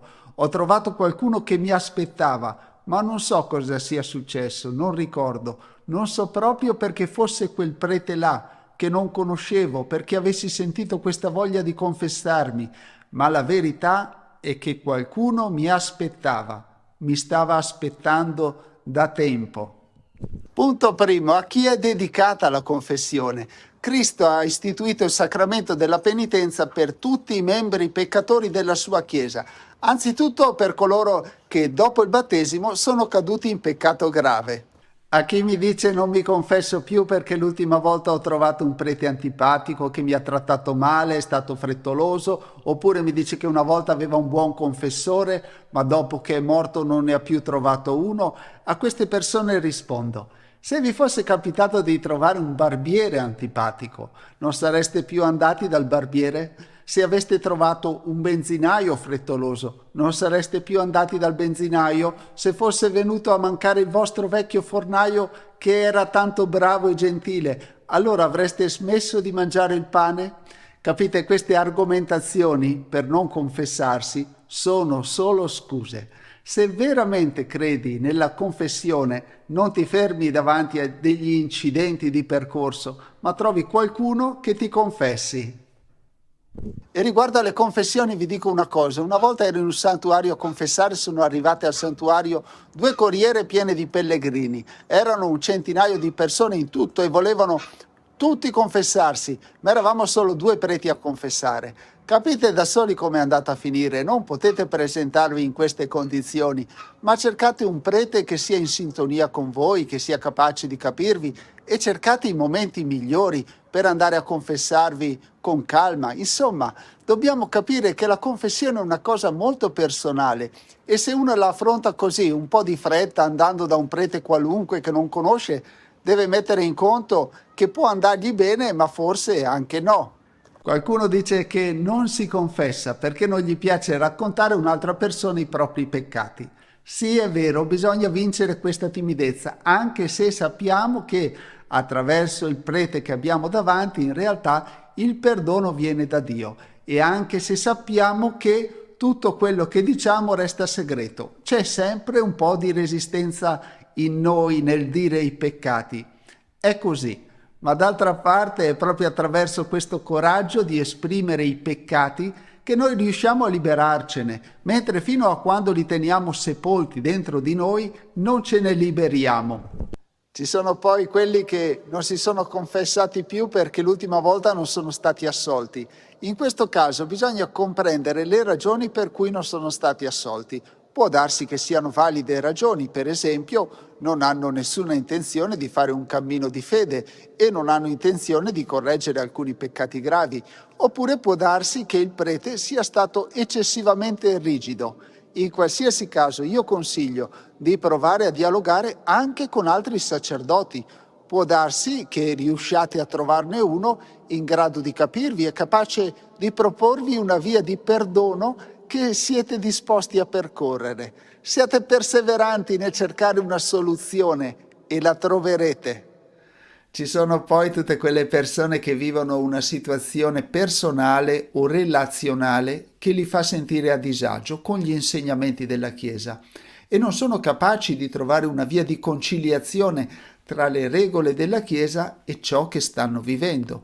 La Chiesa mi dice che dovrei essere diverso da quello che sono o che dovrei assumere uno stile di vita che non riesco a fare mio. Anche in questo caso io consiglio di non arrendervi. Cercate qualcuno in grado di capirvi e capace di proporvi un cammino di fede adatto a voi. Gesù Cristo è per tutti e sicuramente c'è anche per voi un cammino di fede che potete intraprendere. Quello che serve è trovare un confessore che sappia capirvi e dall'altra parte però dovete essere anche voi disponibili a fare un cammino. Ma è possibile partecipare alla comunione senza essersi confessati? La Chiesa ci insegna che la confessione sacramentale è sempre una sorgente di grazia per progredire nella vita dello Spirito e tuttavia non è necessaria per la comunione se non in presenza di peccati gravi. Quindi penso di essere stato chiaro. La confessione è opportuna sempre, ma è necessaria solo quando ci sono peccati gravi. Tenete comunque conto che la comunione eucaristica presuppone sempre l'impegno di una conversione per vivere il Vangelo. Qualcuno non si confessa perché è separato, ma è bene sapere che quando la separazione dall'altro coniuge è consensuale o con legale divorzio, non esclude dalla comunione, a meno di essere risposati civilmente o di convivere come delle persone risposate. Quindi, anche se qualche prete non lo ha ancora capito, la Chiesa ci insegna che i separati possono accostarsi ai sacramenti della confessione e dell'Eucarestia, purché adempiano i doveri generali della vita cristiana come tutti gli altri. Per i risposati non c'è nessuna speranza di perdono. In realtà Papa Francesco in Amoris Laetitia afferma che in singoli casi, e quindi non è una regola generica, ma bisogna comprendere i casi specifici, attraverso un sincero confronto con la parola di Dio e un onesto discernimento a servizio della verità sotto la guida di un saggio pastori, certi ostacoli possono essere superati. Può confessarsi una persona che non è cristiana? No, non è possibile, perché se hai scelto di non credere in Gesù, non credi nemmeno alla confessione e quindi non avrebbe senso. Ma se una persona desidera di accogliere il perdono di Gesù, allora, come prima cosa, deve ricevere il battesimo e con il battesimo saranno perdonati tutti i peccati e poi, se nel cammino di fede cadrà nel peccato, potrà ricorrere alla confessione. Comunque sia, Se non avete ancora le idee chiare, sappiate che sempre e in qualsiasi caso potete presentarvi a un confessore chiedendogli di aiutarvi a capire come potete confessarvi nel vostro caso specifico. È necessario confessarsi per essere cristiani? No, non è necessario. Anche chi non può confessarsi può partecipare alla vita della Chiesa e potrebbe anche avere una fede più grande della nostra, quindi nessuno è autorizzato a giudicare o a discriminare chi a causa di alcune circostanze personali non può confessarsi. Dio può perdonarmi anche se non mi confesso? Certo che sì, Dio infatti si avvale dei sacerdoti, suoi ministri, per donare il suo perdono alle persone. Tuttavia, Dio è sempre libero di donare il suo perdono a chi vuole. Va bene chiedere perdono direttamente a Dio? Sì, certo, va benissimo, anzi è necessario farlo, anche per chi va a confessarsi. Infatti anche per fare una buona confessione è importante aprire il nostro cuore a Dio e chiedergli perdono per i peccati, sia nella preghiera personale come pure nella preghiera comunitaria. E allora perché devo rivolgermi ad un prete? Perché non puoi autoassolverti? Perché è troppo facile ingannare te stesso dicendo che sei pentito, convincendoti che quindi Dio ti ha perdonato e poi continui a vivere come prima. Nella confessione sacramentale invece non ti confronti con i tuoi pensieri, ma con un'altra persona che ti può correggere, ti può incoraggiare, ti può assolvere. E quando poi ricevi la soluzione sei certo di essere stato perdonato, perché hai ricevuto il perdono da Dio mediante un ministro della Chiesa. È possibile confessarsi al telefono o con WhatsApp? No, non è possibile. Tutti i sacramenti si possono ricevere solo di persona, perché i sacramenti non sono virtuali, anzi sono segni concreti, tangibili, efficaci della grazia di Dio. Con i mezzi di comunicazione invece non ci sarebbe il contatto diretto che è necessario. Ma non ho ancora risposto pienamente alla prima domanda. Perché dovrei confessarmi? Perché la confessione è un momento di grazia, è il sacramento della guarigione che ci guarisce dalle ferite del peccato, è il sacramento della rinascita spirituale. Gesù ti libera dal peso dei tuoi errori, dalla schiavitù del peccato e ti dice: credo in te, con la mia grazia puoi farcela, puoi essere una persona migliore. Ma Dio si arrabbia quando confessiamo i nostri peccati? No, assolutamente no, al contrario, Gesù ci ha assicurato che c'è più festa in cielo per un solo peccatore che si converte che per 99 giusti che non hanno bisogno di conversione. Quindi andate a confessarvi tranquilli che a Dio dispiace il peccato, ma è felice di perdonare e di donare il suo perdono. Come mai un confessore non mi assolve mentre se vado da un altro mi assolve? Perché anche se la soluzione viene da Dio, la valutazione viene fatta da un sacerdote che potrebbe anche sbagliare o che potrebbe proporre un percorso di conversione diverso rispetto a un altro sacerdote. Quindi è assolutamente normale che ogni confessore sia diverso dall'altro ed è anche per questo che è una buona cosa trovare un confessore che sappia ascoltarti. Tra le vostre domande, vi dico la verità, ho trovato molti casi specifici a cui non do risposta perché non voglio fare una casistica farisaica che vuole dare risposte da manuale ad ogni situazione della vita. È davvero importante e insostituibile il dialogo con un confessore saggio e amorevole che vi possa aiutare ad affrontare in modo costruttivo la situazione particolare che state vivendo. Ma siamo sicuri che Gesù ha il potere di perdonare i peccati? Il Vangelo ci racconta che una volta alcune persone portarono un paralitico davanti a Gesù e Gesù disse a quell'uomo: figlio, ti sono perdonati i peccati.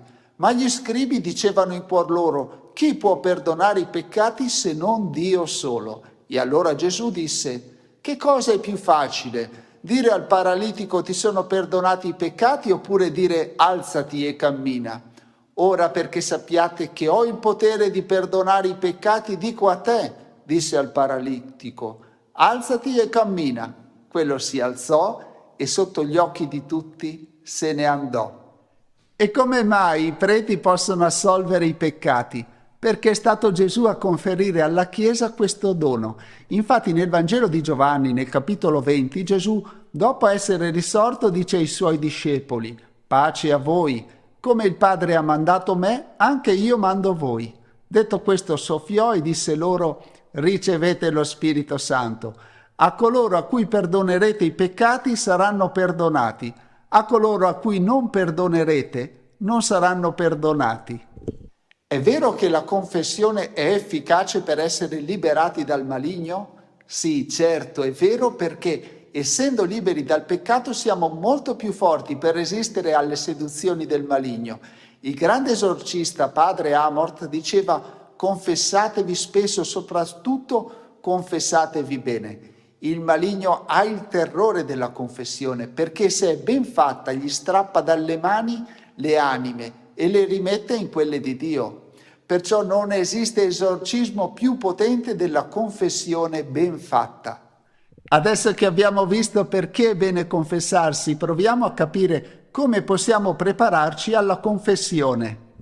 E la prima cosa che mi viene in mente è l'esame di coscienza. Infatti non va bene presentarsi al confessore senza avere nessuna idea di quali siano i peccati di cui vogliamo chiedere perdono. Cos'è l'esame di coscienza? L'esame di coscienza è un elemento essenziale del nostro cammino di fede.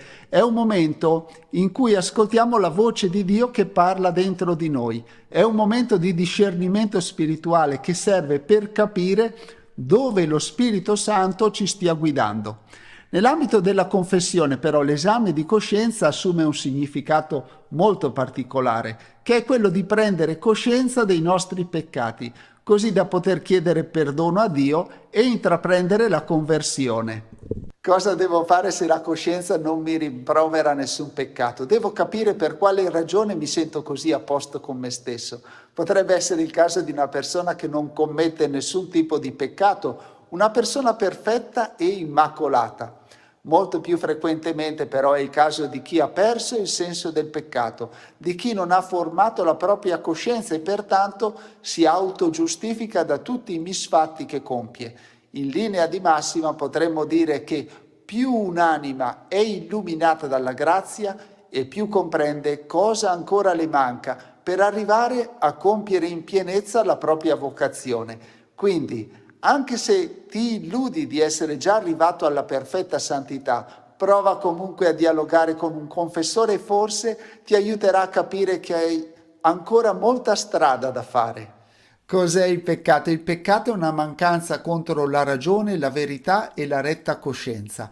È una trasgressione contro l'amore che offende Dio e ferisce la dignità umana. Nella Bibbia troviamo alcuni elenchi di peccati. Per esempio, Gesù ci ha insegnato che dal cuore provengono i propositi malvagi, gli omicidi, gli adulteri, le prostituzioni, i furti e le false testimonianze, le bestemmie. Queste sono le cose che rendono immondo l'uomo. Cos'è il peccato mortale? È quel peccato che raffredda l'amore nel cuore dell'uomo a causa di una violazione grave della legge di Dio, qualcosa che distoglie l'uomo da Dio. Il peccato mortale ci orienta verso qualcosa che è contrario all'amore vero. Ma è giusto sapere che un peccato è mortale quando ci sono queste tre condizioni. Innanzitutto si riferisce a qualcosa di grave, come per esempio quando si ferisce profondamente un'altra persona. 2. Deve esserci la consapevolezza di quello che si sta facendo, perché se una persona è consapevole che sta facendo del male e lo fa lo stesso, allora il peccato è più grave. 3. Deve esserci anche la libertà e la volontà di fare qualcosa di male, perché se per esempio accade un incidente che tu hai cercato di evitare ma è successo lo stesso, allora quello non è un peccato mortale. È necessario confessare anche i peccati veniali. Intanto chiariamo che i peccati veniali sono le piccole colpe quotidiane. La Chiesa ci insegna che non è strettamente necessaria la confessione di questi peccati che possono essere riparati attraverso la carità, ma è tuttavia raccomandata. Insomma, non è un obbligo confessarli, ma sicuramente fa bene perché ci aiuta a formare la nostra coscienza, a lottare contro le cattive inclinazioni, a lasciarci guarire da Cristo, a progredire nella vita dello Spirito. Tenete conto che la ripetizione dei peccati, anche veniali, genera i vizi. Qualcuno mi ha chiesto suggerimenti pratici per l'esame di coscienza. Forse dedicherò un approfondimento a questo tema stupendo. Comunque vi lascio alcuni spunti di riflessione. Quando fai l'esame di coscienza, comincia dalle cose che più ti pesano, che ti disturbano. Se dentro di te senti che c'è qualcosa di cui ti vergogni, qualcosa che non avresti dovuto fare, qualcosa che ti spaventa, qualcosa che non accetti di te stesso, insomma, se dentro di te non c'è l'armonia, ma c'è qualcosa che stride e ti disturba, probabilmente lì si annida un peccato. Gesù paragona il peccato a una malattia. E tu come fai a riconoscere le malattie? Innanzitutto dai sintomi, è normale non partire dalla teologia, ma innanzitutto sii onesto con te stesso e parti da quello che senti dentro. L'esame di coscienza è l'esame di quello che senti dentro. La parola di Dio ti viene in aiuto come una lampada, porta luce in quello che stai vivendo. I 10 comandamenti restano sempre un punto di riferimento valido per riconoscere i peccati, ma innanzitutto confrontati con il grande precetto che ci ha lasciato Gesù Cristo, il precetto dell'amore. Interrogati su come stai amando Dio, se stai amando le persone che hai accanto e se stai amando te stesso. Se vivi nella pienezza dell'amore in te non c'è peccato, ma dove non c'è amore, lì c'è il peccato. Anche il racconto delle Beatitudini che troviamo nel Vangelo è un punto di riferimento classico per l'esame di coscienza. Ma prima di entrare in confessionale, ve lo ripeto, cercate un confessore con cui vi trovate bene, perché questo può essere di grande aiuto. Ma se non lo trovate, ricordate che comunque la grazia di Dio passa anche attraverso i confessori antipatici. Sì, è sempre importante ricordare che l'essenza della confessione sta nel sacramento del perdono, nel ricevere la soluzione, mentre altre sfaccettature, come l'accompagnamento spirituale, è sicuramente importante, ma non è sempre presente. Guardiamo adesso a cosa dobbiamo fare durante la confessione. Cominciamo la confessione con una giusta disposizione spirituale, ovvero con la coscienza che mi sto avvicinando a ricevere un sacramento, ricordandomi che devo essere umile, perché sto per chiedere a Dio il perdono dei peccati. E quando ho stabilito dentro di me un clima di raccoglimento e di preghiera, allora sono pronto a varcare la porta del confessionale.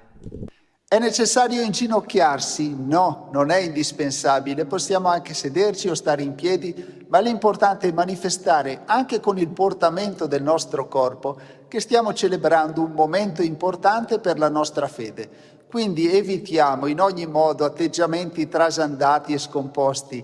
Insieme al sacerdote facciamo il segno della croce e dopodiché normalmente ci viene rivolta qualche parola di accoglienza per darci la possibilità di manifestare i peccati da cui vogliamo essere perdonati.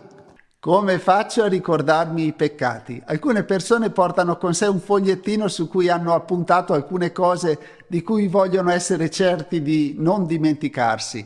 Altre persone invece non ne hanno bisogno. Comunque sia, non è necessario essere scrupolosi. È valida la confessione se non confesso i miei peccati? No, è indispensabile che chi si confessa dica i propri peccati al confessore.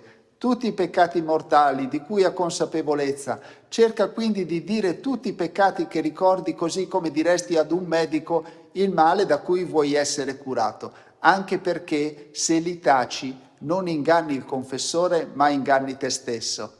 Quanto spesso devo andare a confessarmi? Secondo il precetto della Chiesa, ogni fedele è tenuto all'obbligo di confessare i peccati gravi almeno una volta nell'anno. Se però una persona sente di essere in peccato mortale, allora fa bene a confessarsi il prima possibile.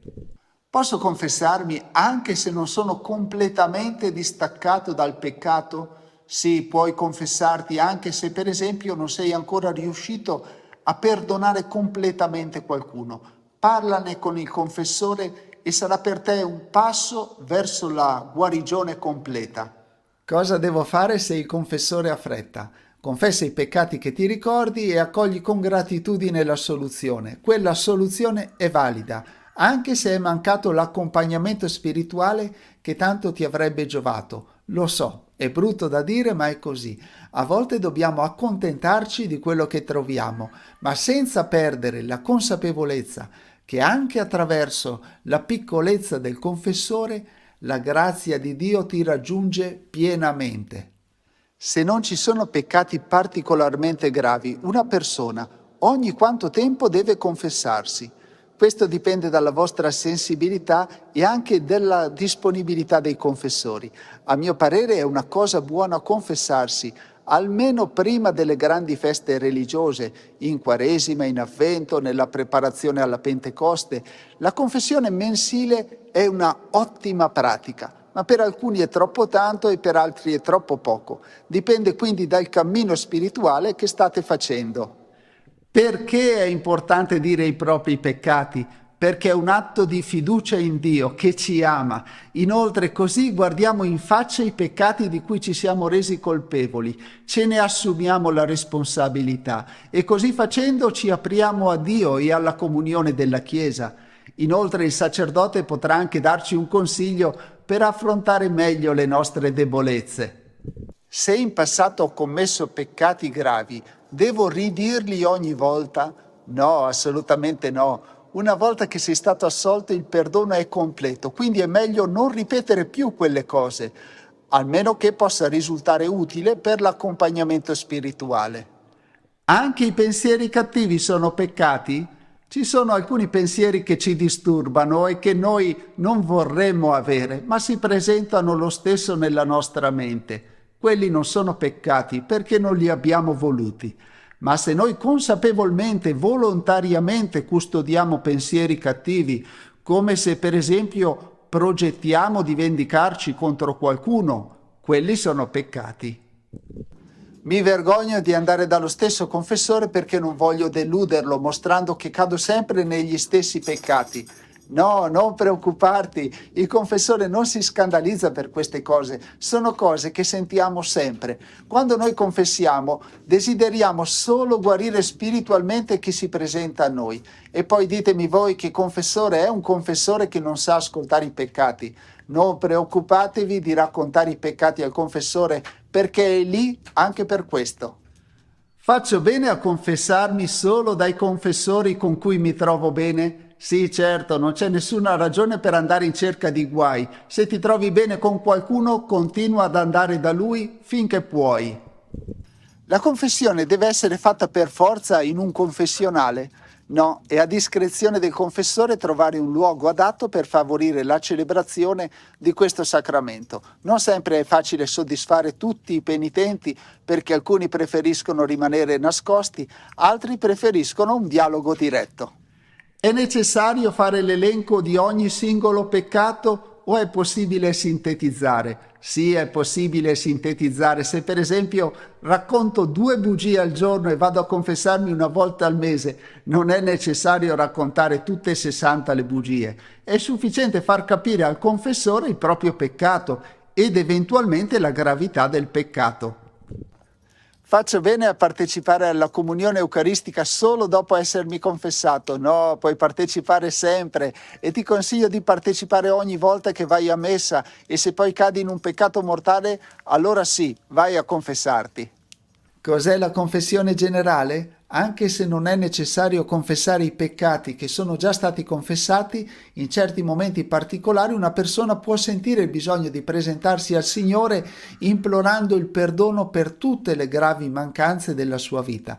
In questo caso può chiedere al confessore di accogliere una confessione generale, in cui appunto chiede perdono per ogni peccato grave commesso nella vita.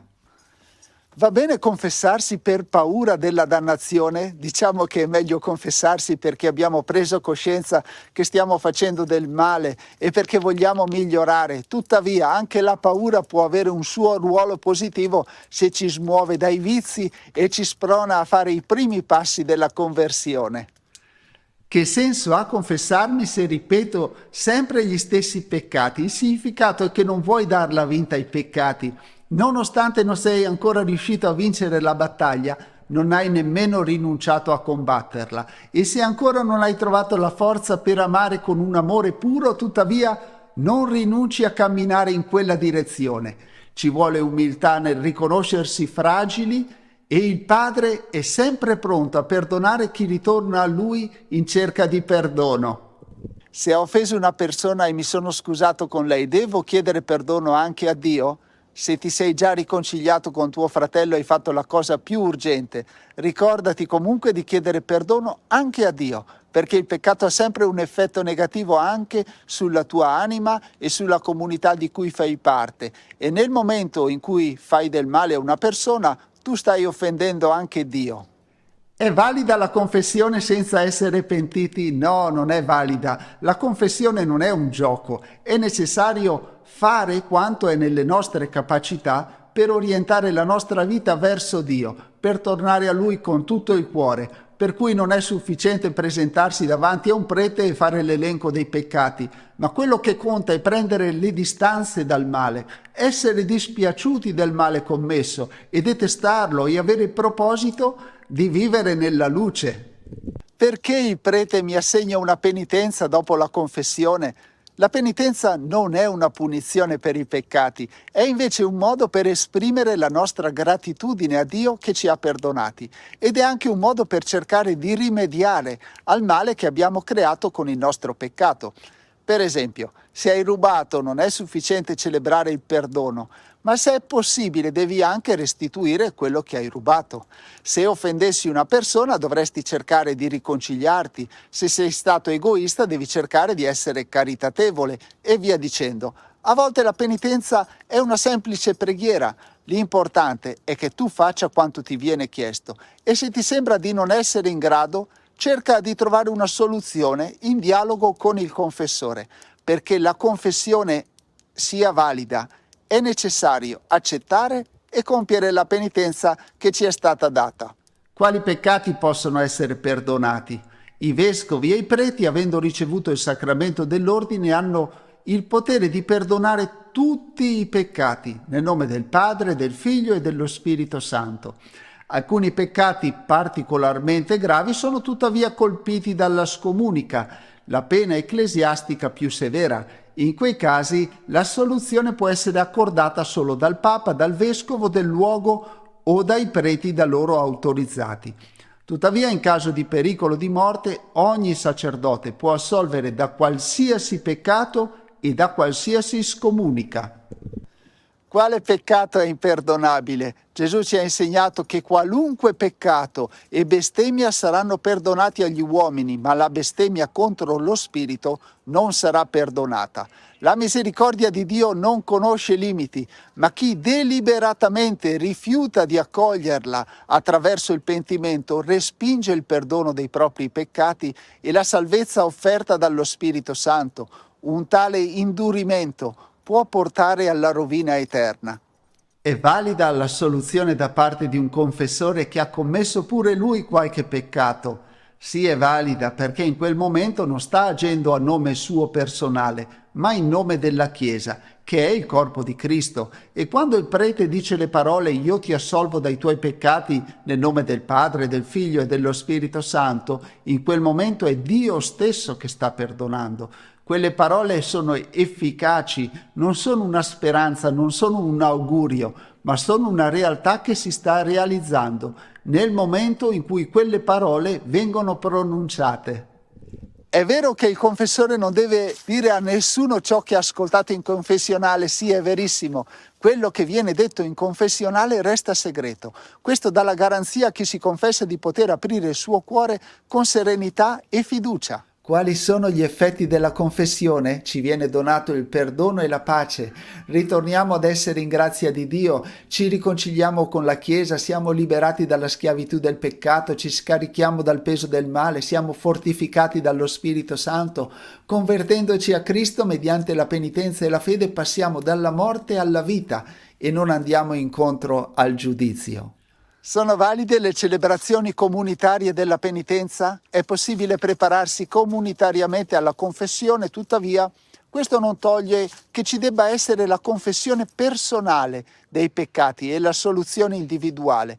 Solo in casi di grave necessità si può ricorrere alla celebrazione comunitaria della riconciliazione, con confessione generale e assoluzione generale.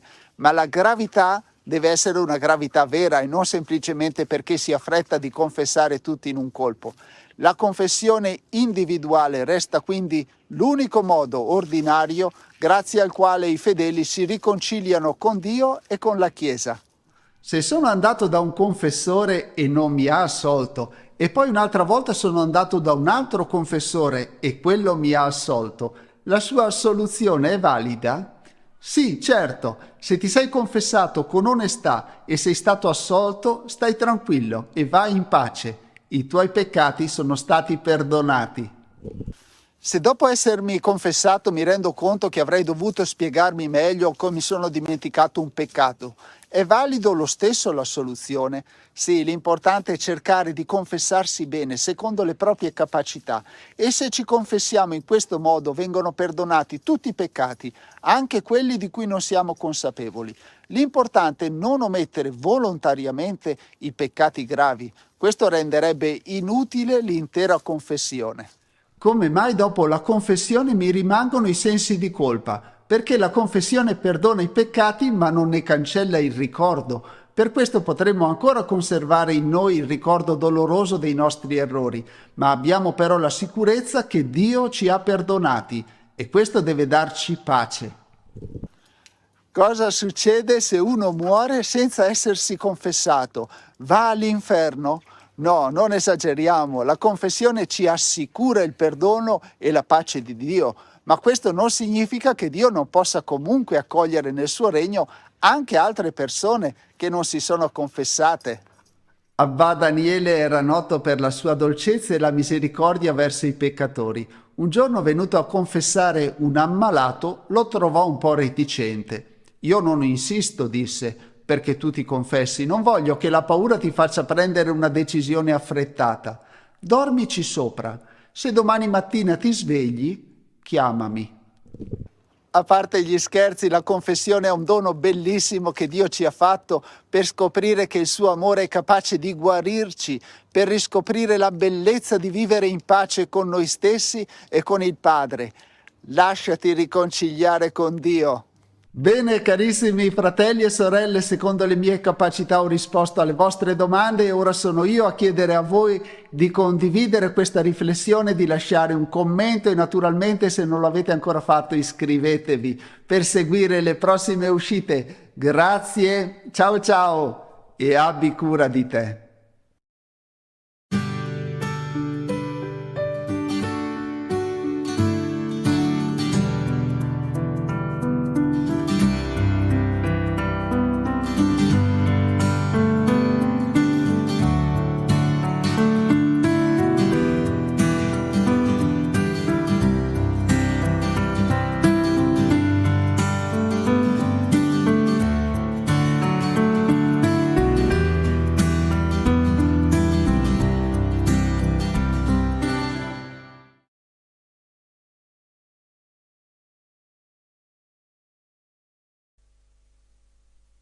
Benvenuto a tutto il pubblico di TV2000, Vada Retro, il nostro settimanale di informazione sul mondo delle sette e sul satanismo.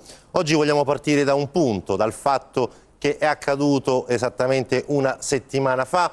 In una nota trasmissione del servizio pubblico, alcuni presunti scienziati hanno parlato di esorcismo che è stato definito semplicemente da questi personaggi disturbi multipli. Leggo il virgolettato: addirittura la possessione per la scienza avrebbe origine nell'infanzia, sono fenomeni illusori, occorrono prove come immagini registrate, non solo testimonianze, e questo è quello che chiede la scienza. Noi alla scienza, con anche questo programma, vogliamo dire soltanto questo: innanzitutto dietro al divieto della Santa Sede di vietare appunto telecamere o nastri di qualsiasi tipo durante il rito esorcistico è semplicemente una forma di rispetto. Rispetto per chi? Ovviamente per la persona che va dall'esorcista per salvaguardarne anche la dignità. Immaginiamo cosa sarebbe se la possessione di queste persone fosse messa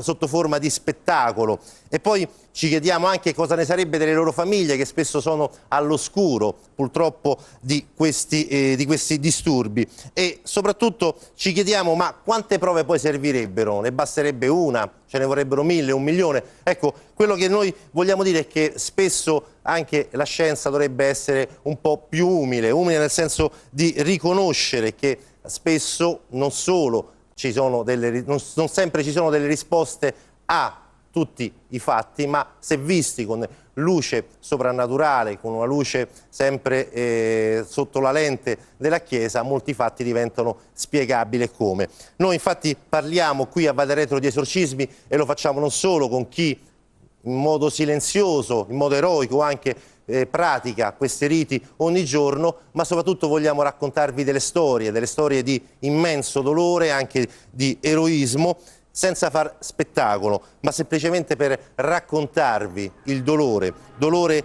di storie ordinarie, di storie come questa che adesso andremo a vedere insieme.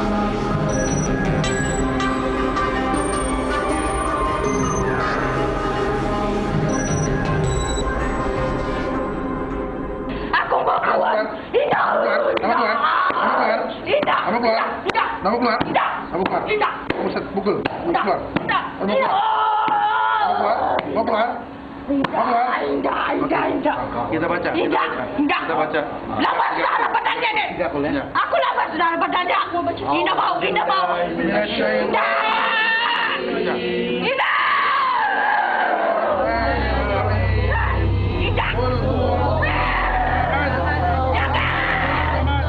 Uomini e 3 donne a giudizio dalla Corte d'Assise di Bruxelles sono accusati di aver ucciso una ragazza di origini marocchine facendole subire dei riti esorcistici allo scopo di renderla feconda. I 6 imputati, 2 di loro autoproclamatisi esorcisti e membri di un'associazione musulmana radicale, dovranno rispondere di torture che hanno provocato la morte. Rischiano dai 20 ai 30 anni di prigione. La vittima, 23 anni, è morta a Bruxelles. Qualche ora prima suo marito aveva chiamato i soccorsi per segnalare che la sua sposa aveva avuto un malessere mentre era andata in bagno. L'ipotesi di morte naturale è stata però rapidamente scartata. Il suo cadavere è stato ritrovato coperto di ematomi e i suoi polmoni erano riempiti d'acqua. Suo marito ha finito per confessare che la sua giovane moglie subiva da più di un mese delle sedute di esorcismo secondo il rito della rochiglia, e destinato a cacciare dal suo corpo i jeans, cattivi spiriti che le impedivano di restare incinta.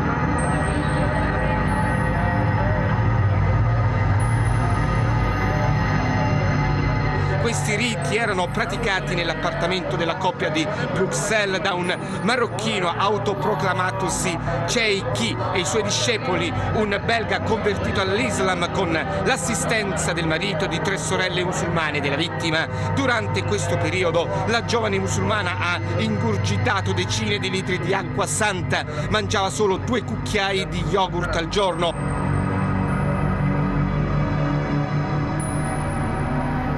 Per far uscire i jeans, gli esorcisti le mettevano le dita nella gola, le facevano fare dei bagni in acqua caldissima e la colpivano con mani e bastoni coperti di versi del Corano. La famiglia della vittima richiede che la tortura sia riconosciuta dalla giustizia, ricorda che questo rituale è una deriva settaria contraria ai principi dell'Islam.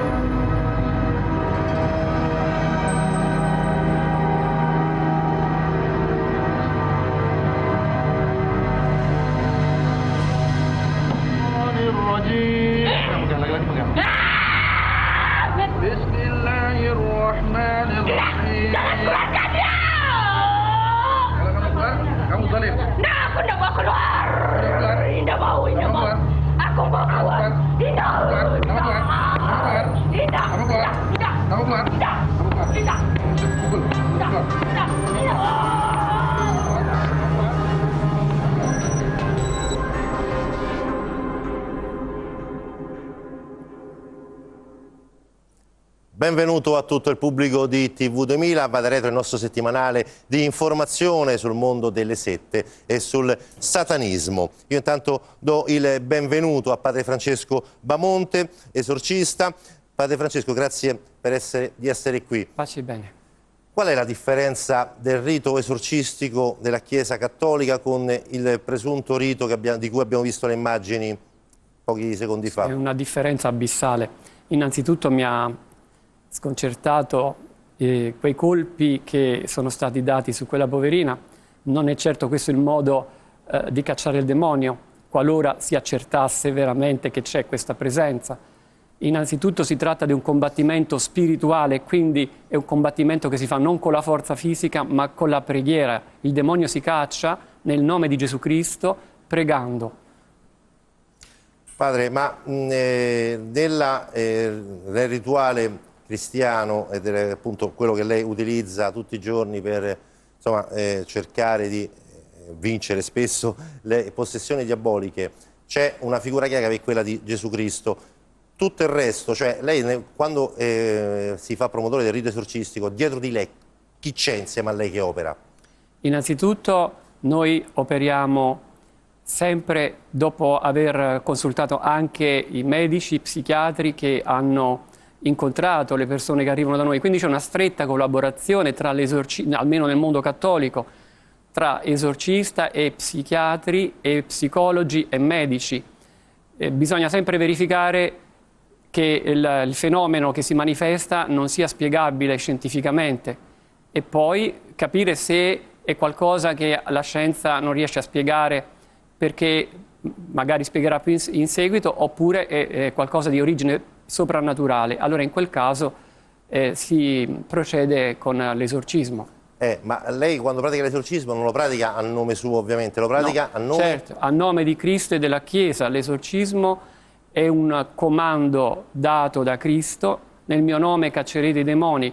E Cristo Gesù ha dato alla Chiesa la facoltà, il potere di cacciare i demoni, oltre al mandato di annunciare il regno di Dio, di pregare e guarire gli ammalati, oltre al comando di celebrare il sacrificio eucaristico, di rimettere i peccati e di battezzare nel suo nome, anche quello di cacciare i demoni. È quindi un ministero pastorale della Chiesa che Cristo stesso ha affidato alla Chiesa per il bene dei fedeli, là dove si accerti, dopo un serio discernimento, una reale azione straordinaria del demonio.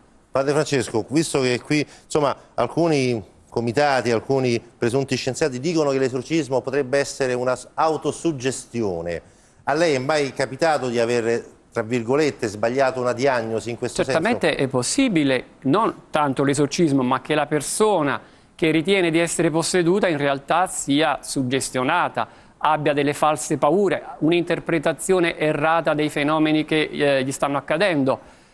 Quindi è alla fine l'esorcista, dopo aver ascoltato i familiari o persone conoscenti, dopo aver ascoltato la persona stessa, dopo aver visto anche le cartelle cliniche, a dare l'ultima parola sul caso se la che... possessione sia tale o meno. Ora, Padre Francesco, noi abbiamo raccolto, e ringrazio veramente di cuore, perché anche queste persone che poi vengono qui e testimoniano la loro storia, che sono storie di grande dolore, e per questo anche per salvaguardarne anche la dignità abbiamo preferito modificarne anche la voce. Questa è la storia di una donna di scienza, quindi non parliamo di una persona che non sa di cosa si parla, una persona di scienza che è stata costretta a, per vari motivi che essa stessa adesso ci dirà, è stata costretta poi a fare un percorso insieme al suo esorcista fino ad una liberazione che in questo caso è molto particolare, però non vi voglio anticipare niente, sentiamoci soltanto questo piccolo frame della sua storia.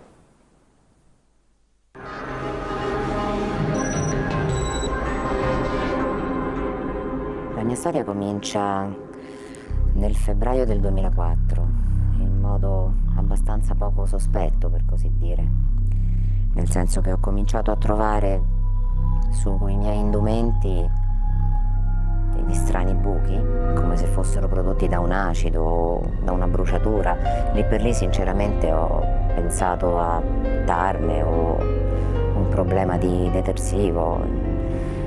o magari anche un problema dermatologico mio, visto che alcuni erano a contatto con la pelle. Una formazione scientifica come quella mia ti spinge sempre a pensare, a cercare la spiegazione logica, quella concreta, assolutamente non quella soprannaturale. Però ecco, questi buchi si ritrovavano su ogni indumento, interno, esterno, a ripetizione, ma soprattutto nella stessa forma, nella stessa disposizione e nello stesso numero. Cominciava ad essere un po' strana la cosa. Ne ho parlato con medici, ne conosco diversi, anche molto bravi, e tutti mi hanno detto: no, guarda, saresti un caso da annali della medicina, né più né meno. Ho provato a cambiare cassetti, a cambiare tipo di lavaggio. Ho cercato tutte le spiegazioni possibili e immaginabili. A un certo punto mi ero rassegnata a buttarli semplicemente, senza preoccuparmene. Andava così, anche se cominciavo a essere un po' nervosa al riguardo. Poi è successo che un buco praticamente identico, anche se uno solo, l'ho trovato sul pigiamino di mia figlia, piccola, molto piccola a quell'epoca. E questo ha fatto scattare qualche cosa dentro di me. Ho detto non mi importa quale sia la vera spiegazione, io devo trovare una soluzione. E a quel punto ero disposta anche a pensare alla possibilità del sovrannaturale.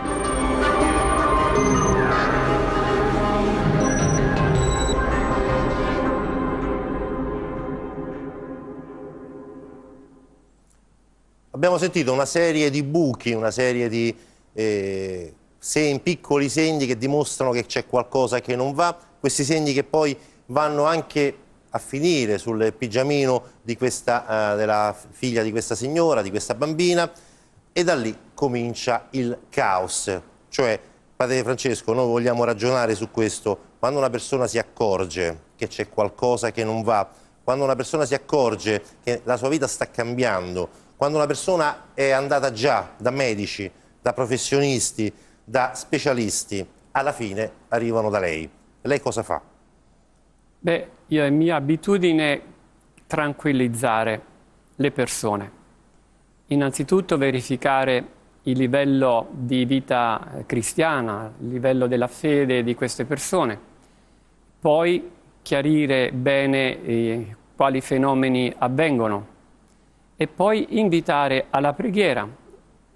Quando non c'è una spiegazione scientifica dei fenomeni, io dico sempre: Dio sa che cosa sta accadendo, quindi se noi lo preghiamo con fiducia, Lui interverrà e ci aiuterà a capire l'origine del male che ti sta opprimendo. Quindi dobbiamo avere grande fiducia in Lui e grande speranza che non mancherà di aiutarci. Ma poi come effettua la vera e propria diagnosi? La diagnosi si fa innanzitutto con un attento ascolto, come dicevo, sia della persona stessa, dei familiari, dei medici, poi un secondo momento nella preghiera. Se durante la preghiera emergessero dei fondati motivi di sospetto di un'azione particolare del demonio, allora l'esorcista, nel momento in cui questi fenomeni corrispondono a quelli che il rituale degli esorcismi classifica come segnali di una possessione diabolica, di una possibile possessione, presunta possessione diabolica, procede all'esorcismo. Se durante l'esorcismo questa presenza, che già si era in parte palesata, si manifesta in maniera chiara, evidente, dice cose che quella persona non può dire, fa cose che quella persona non è in grado di fare, quella persona assume delle forze che non corrispondono alla sua età e alla sua condizione fisica, e soprattutto un'avversione al sacro assolutamente inspiegabile, non un'avversione al sacro generica, ideologica o psicologica come c'è nel mondo, ma una avversione a orario che inizia in un momento e finisce dopo 5 minuti e insieme associata a tutti i fenomeni precedenti si può sospettare che quella personalità diversa che emerge sia appunto il maligno. Il maligno. Il maligno non solo, come vedremo adesso nel corso anche di questa testimonianza, non solo prende possesso, perdonatemi il termine, di questa persona, ma prende il possesso di tutti, di quasi tutti i componenti della sua famiglia. Vediamo che succede.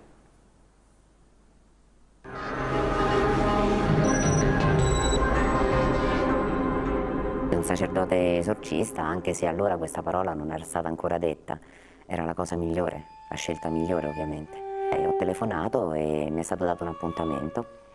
Lui già per telefono mi ha detto con molta calma, con molta tranquillità, lei comincia a controllare dentro casa, sai, i cuscini, mi disse. Io, va bene, se lo dice lei, figuriamoci. E mi diede anche appunto un appuntamento. Quindi con questa mia amica, sempre col suo aiuto, abbiamo cominciato a controllare tutti i cuscini di casa. Sembrava che non ci fosse nulla fino a che a un certo punto questa mia amica vede un cuscino che era un cuscino con un portapigiama a giocattolo, fra l'altro, c'era un gattino sopra, ed era una cosa che era stata regalata a me tanti anni prima, poi però era stata utilizzata da mio marito come cuscino per un po' di tempo e poi all'ultimo ci giocava mia figlia.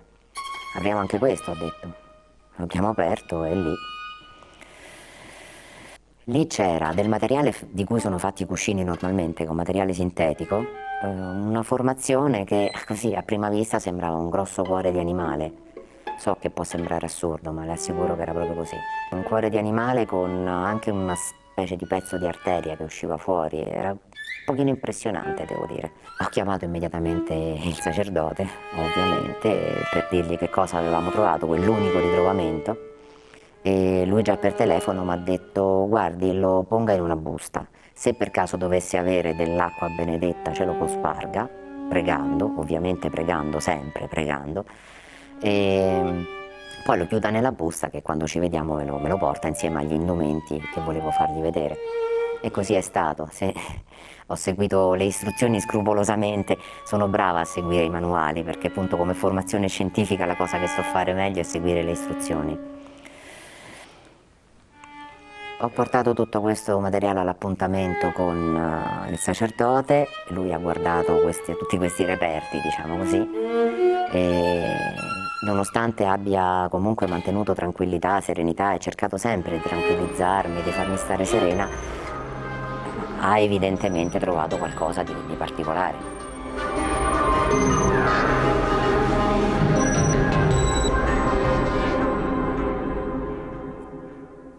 Un cuscino aperto, un cuscino in cui dentro c'è qualcosa che non dovrebbe essere lì. Cos'è questo qualcosa? Questo qualcosa è l'oggetto del maleficio. Noi non vogliamo assolutamente creare panico né isteria, però vogliamo soltanto indagare. Padre Francesco, questi malefici, o meglio, questi oggetti di malefici si materializzano dentro cuscini e materassi, c'è un perché quelle poche volte che accadono?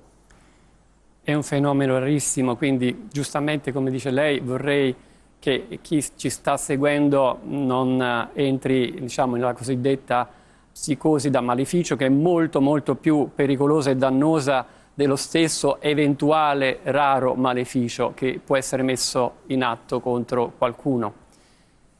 Certamente diremmo il falso se dicessimo che questi fenomeni non accadono, perché noi esorcisti purtroppo dobbiamo accostatarli varie volte nel nostro ministero.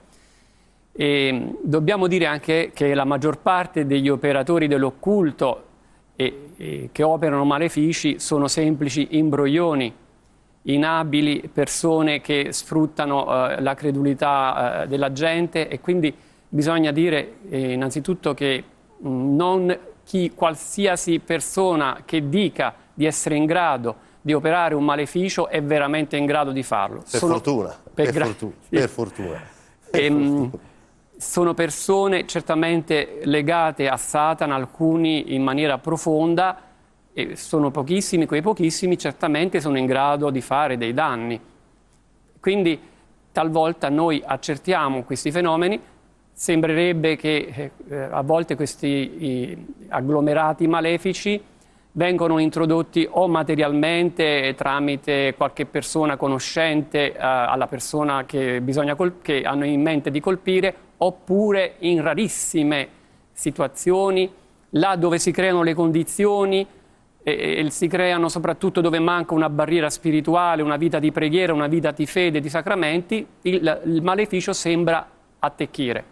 E perché c'è un motivo particolare? Perché nel cuscino o nel materasso?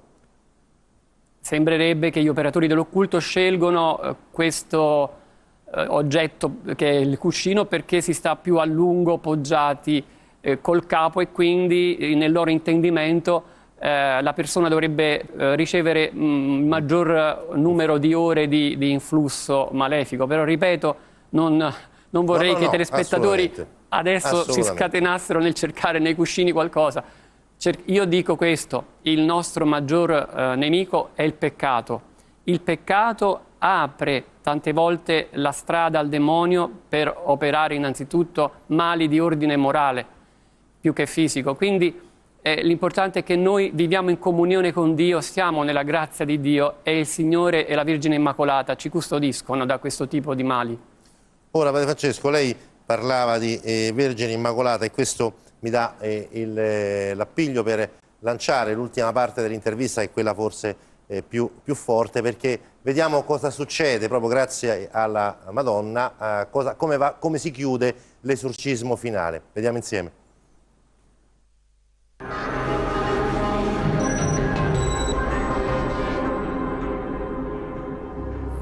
Il sacerdote ha cominciato a chiedere a questa che secondo lui era già un'entità che si stava manifestando, ma che io mai potevo immaginare il nome, che cosa facesse lì, per quale motivo, e questo qualcosa non voleva rispondere, era rabbioso, ringhiava, sono uscite fuori toni di voce che non erano i miei mai stati, cose terribili, anche insulti, improperi, una rabbia che non credo che un essere umano possa sentire, non così forte, non è possibile.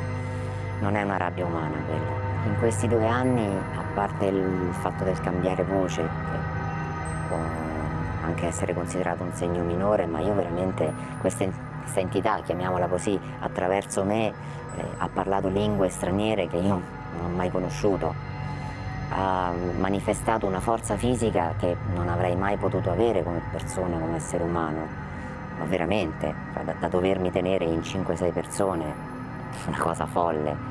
E poi esprimere concetti teologici che io, a parte che di teologia non ne so nulla neanche ora, ma concetti teologici che non avrei mai immaginato e che a detta del sacerdote erano anche esatti, e riconoscere delle reliquie che io non solo non conoscevo, ma non sapevo nemmeno che in quel momento fossero in quella stanza, di santi di cui non avevo mai sentito parlare.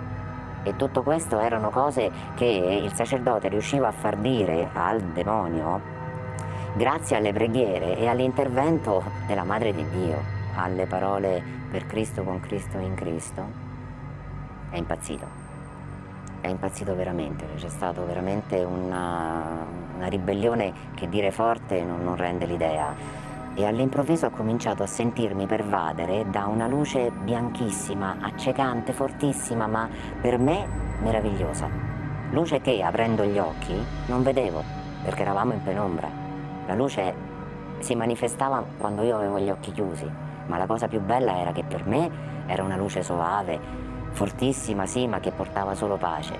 Per quella bestia immonda era una sofferenza indicibile, e diceva che il suo manto ci stava avvolgendo, tutti noi che eravamo lì, e che lei stava intercedendo per me, per la mia liberazione, e poi ha lanciato un urlo spaventoso che io forse non ricordo neanche, in realtà ricordo il dolore alle orecchie. Quindi la Madonna mi ha liberato.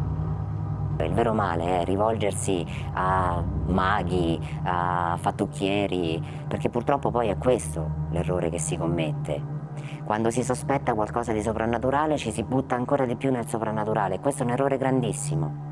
Quindi quando c'è qualcosa che non vi sapete spiegare, cercate sì le spiegazioni mediche, psicologiche, fatevi aiutare da tutti gli specialisti, ma anche da quel grande specialista che è la Chiesa.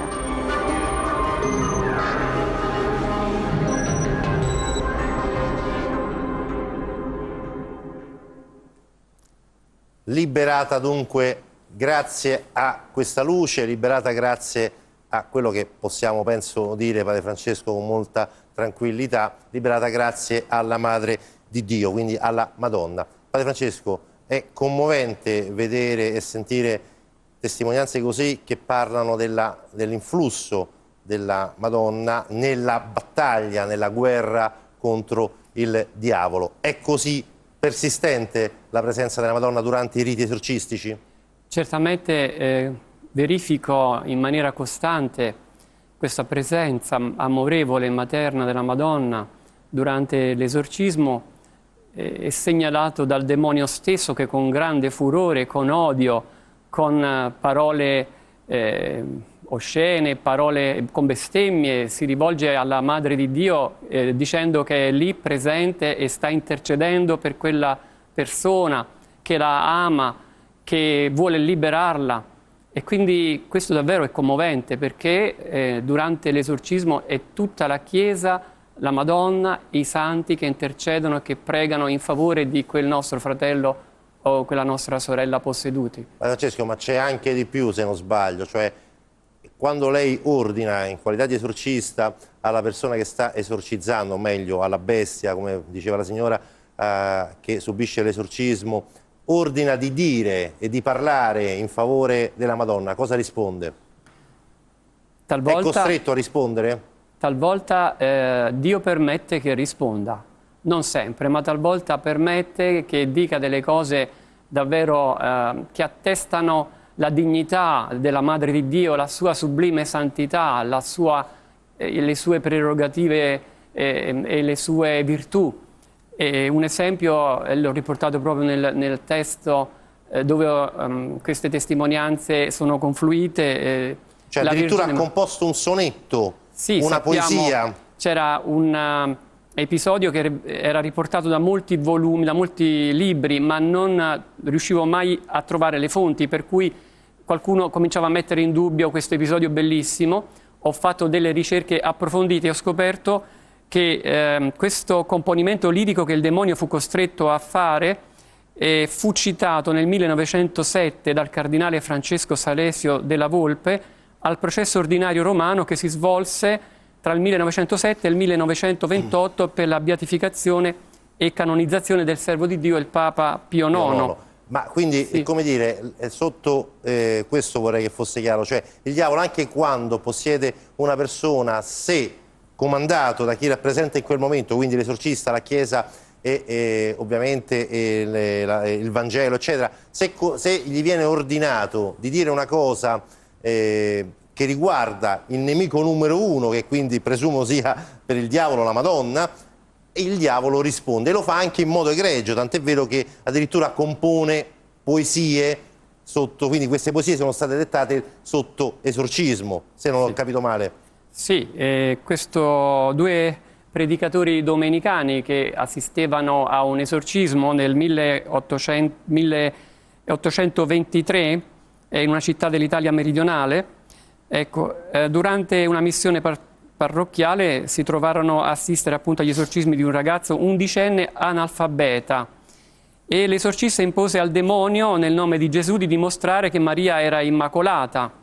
E gli comandò addirittura di farlo mediante un componimento poetico di 14 versi endecasillabi a rima obbligata, distinti in 2 quartine e 2 terzine. Quindi anche molto tecnica. Certo, era impossibile per un ragazzo analfabeta poter produrre un testo del genere. Però, Padre Francesco, non diciamo di più, perché noi proprio sul rapporto diavolo e Madonna vorremmo poi dedicarci una puntata intera. Io invece, visto che siamo quasi in chiusura, volevo annunciarle, forse già lo saprà, che a breve succederà un altro fatto straordinario, ovvero il 13 luglio del prossimo venturo si aprirà ufficialmente l'inchiesta diocesana per la beatificazione di Padre Candido Amantini. Padre Candido, lo ricordiamo tutti, era un noto esorcista, se non sbaglio, per 30 anni e oltre ha praticato riti esorcistici alla Scala Santa e soprattutto il suo allievo, forse più conosciuto, è Padre Gabriele Amort.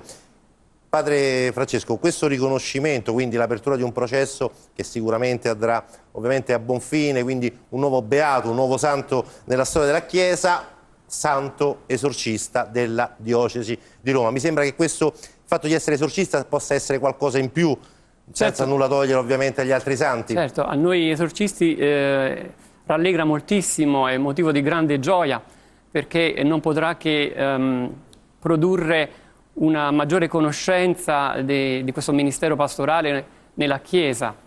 E il padre è stato un celebre esorcista che ha dato veramente tanto aiuto a persone provenienti non solo dall'Italia, a quanto mi risulta, ma da tutto il mondo. E certamente aveva anche dei doni particolari che Dio gli aveva offerto per il bene di tutti. E quindi noi siamo lieti di poter Insomma, avete un nuovo partecipare. santo protettore in più, per intenderci. Senza dubbio, senza dubbio.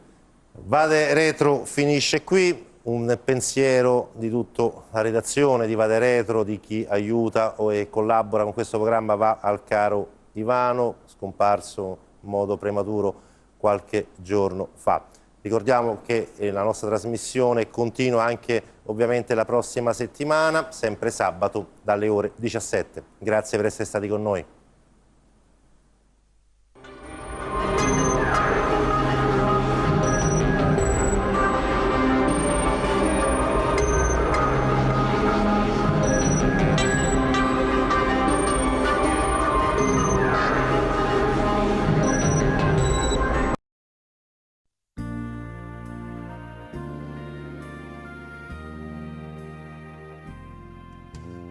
Io sono la sorgente, vieni ad attingervi.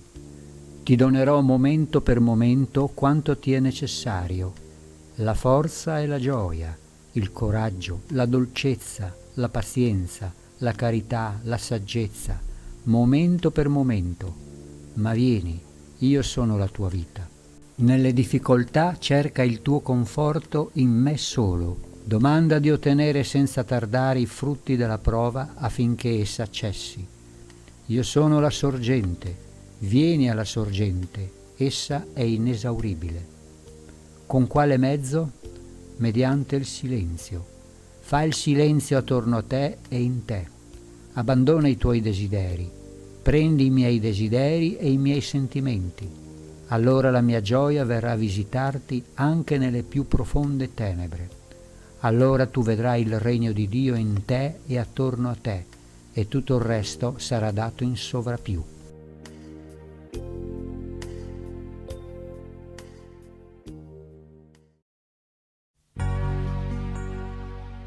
Ricordiamoci spesso che se il Signore ci ha creati e ci sta continuamente sostenendo in vita, c'è un motivo importante per ciascuno di noi e per gli altri. Significa che tutti noi abbiamo una mansione che dobbiamo portare avanti con amore, determinatezza e costanza. Però dobbiamo impegnarci a cercare di scoprirla di giorno in giorno con l'aiuto dello Spirito Santo, il quale ci manda sempre dei segni, se li vogliamo leggere con umiltà. Le numerosi morti improvvise di giovani ed adulti che oggi stanno aumentando notevolmente dimostrano che Dio può toglierci il respiro quando vuole. Egli conosce infinitamente meglio di noi i motivi per cui esistiamo e perché ci fa rimanere in vita. Motivi che sono sempre buoni e giusti, perché Dio è bontà, misericordia e giustizia. Il Signore desidera che tutti siamo salvi in Lui ed attende pazientemente la nostra conversione. Dobbiamo però star molto attenti affinché il nostro cuore non si indurisca e si rifiuti di obbedire al Signore o di credere in Lui. Egli non vuole privarci del libero arbitrio, ma è comunque padrone delle nostre vite. Non abusiamo della sua bontà e misericordia. Chiediamogli spesso perdono, facciamo buoni propositi ed agiamo sempre in Lui.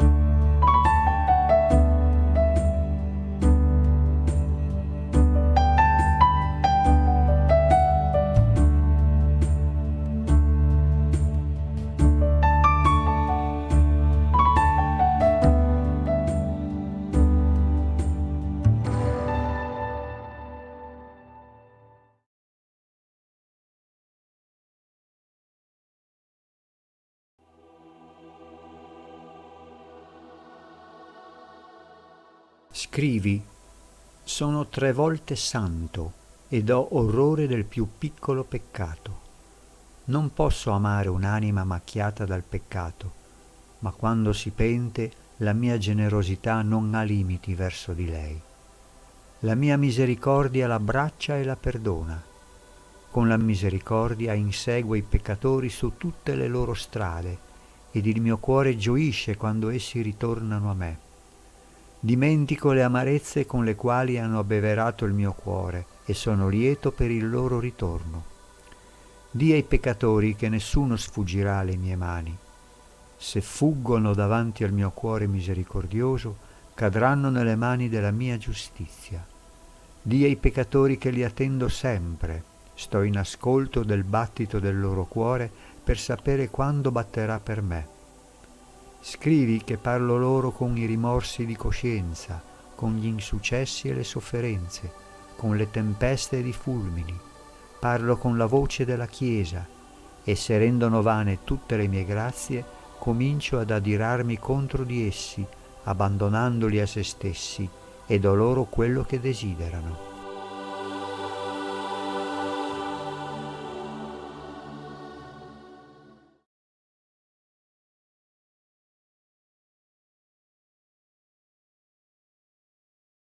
La potenza di Dio di tutto trionfa, ma l'umile e dolente preghiera trionfa di Dio stesso. Ne arresta il braccio, ne spegne il fulmine, lo disarma, lo vince, lo placa e se lo rende, quasi sarei per dire, dipendente ed amico.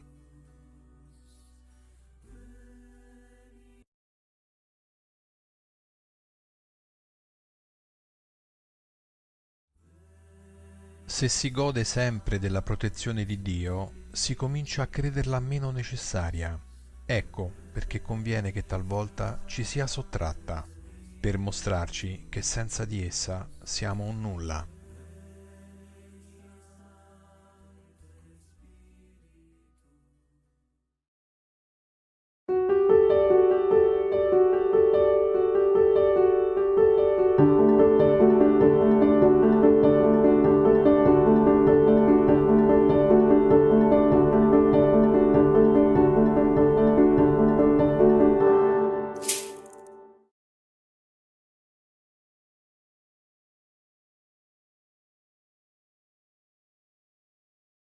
Cari figli, vi invito a conoscere il meglio possibile mio figlio attraverso la preghiera e la misericordia, perché con i cuori puri ed aperti impariate ad ascoltare ciò che vi dice mio figlio, per riacquistare la vista spirituale. Come un unico popolo di Dio in comunione con mio figlio, testimoniate la verità con la vostra vita. Pregate, figli miei, affinché insieme a mio figlio possiate portare solo pace, gioia ed amore a tutti i vostri fratelli e sorelle. Io sono con voi e vi benedico con la mia benedizione materna.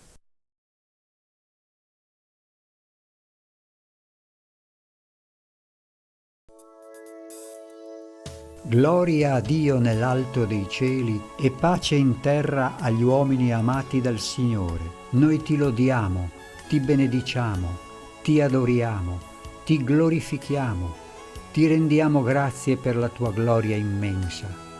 Signore Dio, Re del cielo, Dio Padre onnipotente, Signore Figlio unigenito, Gesù Cristo, Signore Dio, Agnello di Dio, Figlio del Padre, tu che togli i peccati del mondo, abbi pietà di noi. Tu che togli i peccati del mondo, accogli la nostra supplica. Tu che siedi alla destra del Padre, abbi pietà di noi, perché tu solo il Santo, tu solo il Signore, tu solo l'Altissimo, Gesù Cristo, con lo Spirito Santo, nella gloria di Dio Padre. Amen.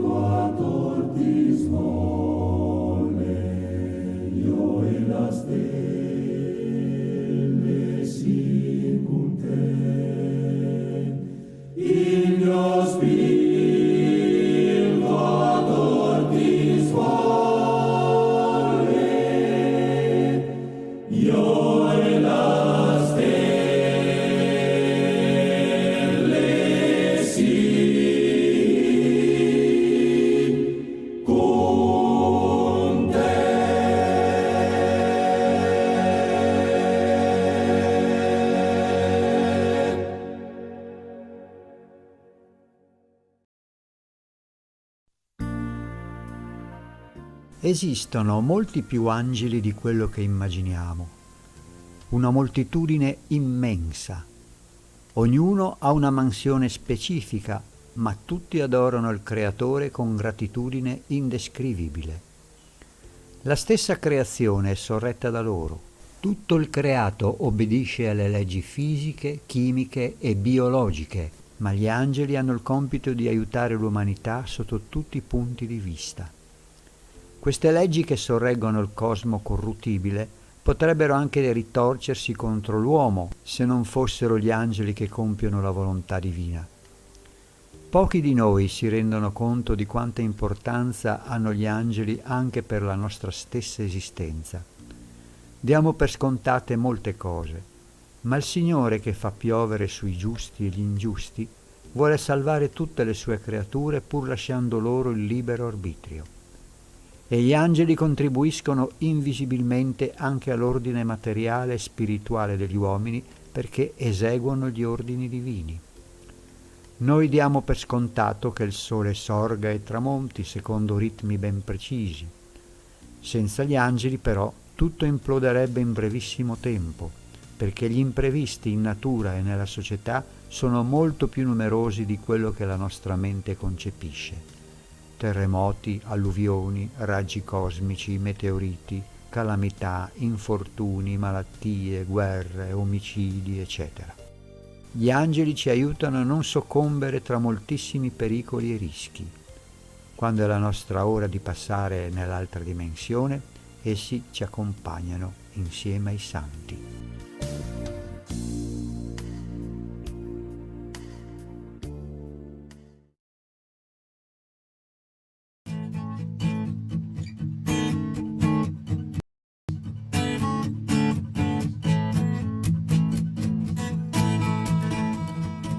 Ho deciso di creare questo canale per unire l'utile al dilettevole, ovvero la mia passione per la fotografia e i video e il mio impegno nel campo del volontariato.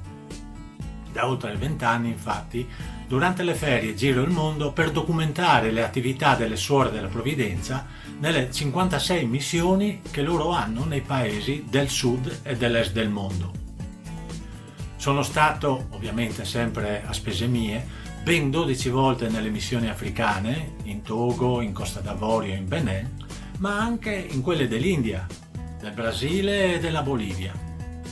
L'obiettivo era portare fotografie e video nelle parrocchie friulane per promuovere e animare una solidarietà che è importantissima per queste missioni.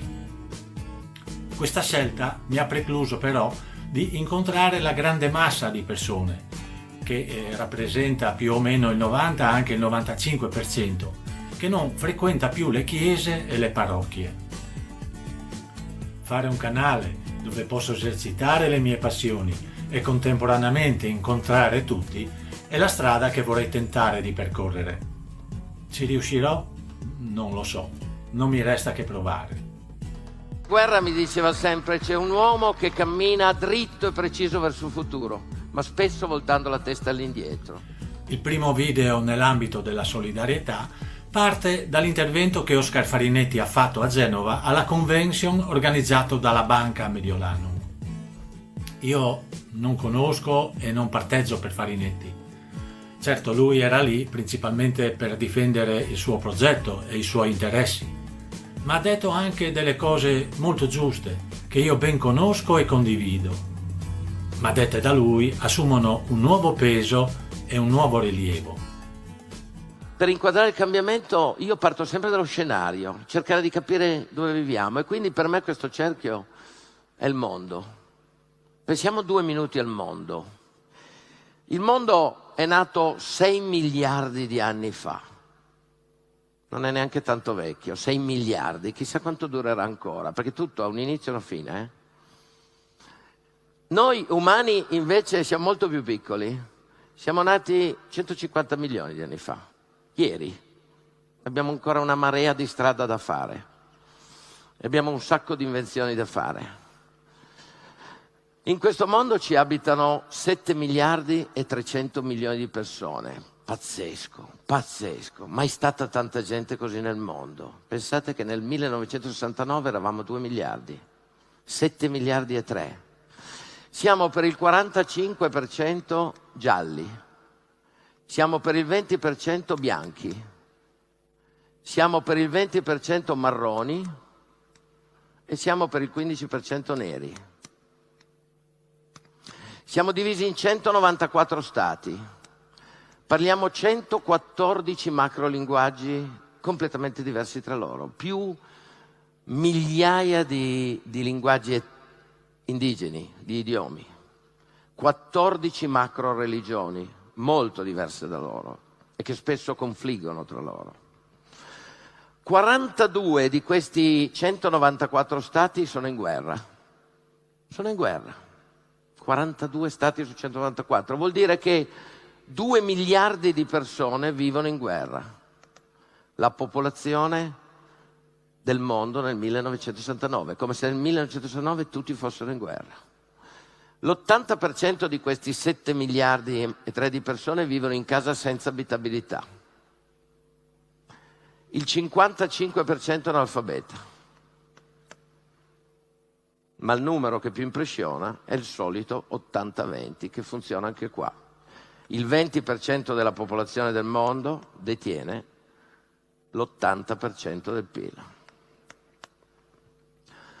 E la prima cosa che ci deve venire in mente, guardando questo mondo, che è già molto meglio, 160 anni fa, quando è nata la società dei consumi, l'1% dei cittadini del mondo deteneva il 99,5% del PIL. È già cambiato molto. La differenza tra allora e oggi è che oggi quell'80 lì vede come viviamo noi che siamo il 20. Questa è la grande differenza. E quindi la prima cosa che ci deve venire in mente quando vediamo questi numeri qua è: siccome nessuno di noi decide quando nascere, dove nascere, da chi nascere, ed è la meraviglia dell'imperfezione di noi umani, è che culo che abbiamo voluto nascere in quel 20% lì.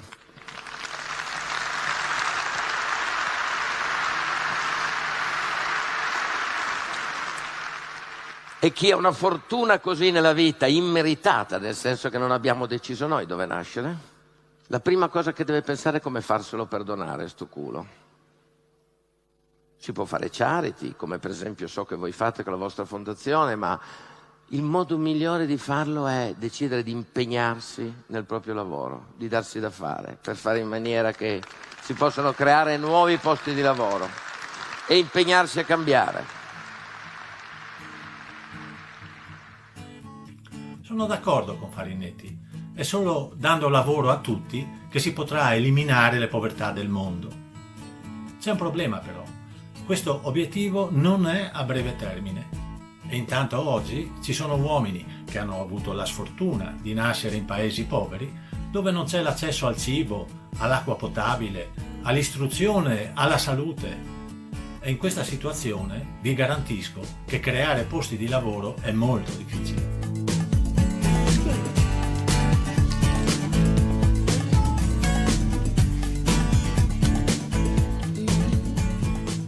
Ora vi propongo uno dei filmati che ho fatto nella missione di Yamoussoukro in Costa d'Avorio e precisamente nel piccolo ospedale di Conguanú, che io ho conosciuto nel mio primo viaggio in Africa.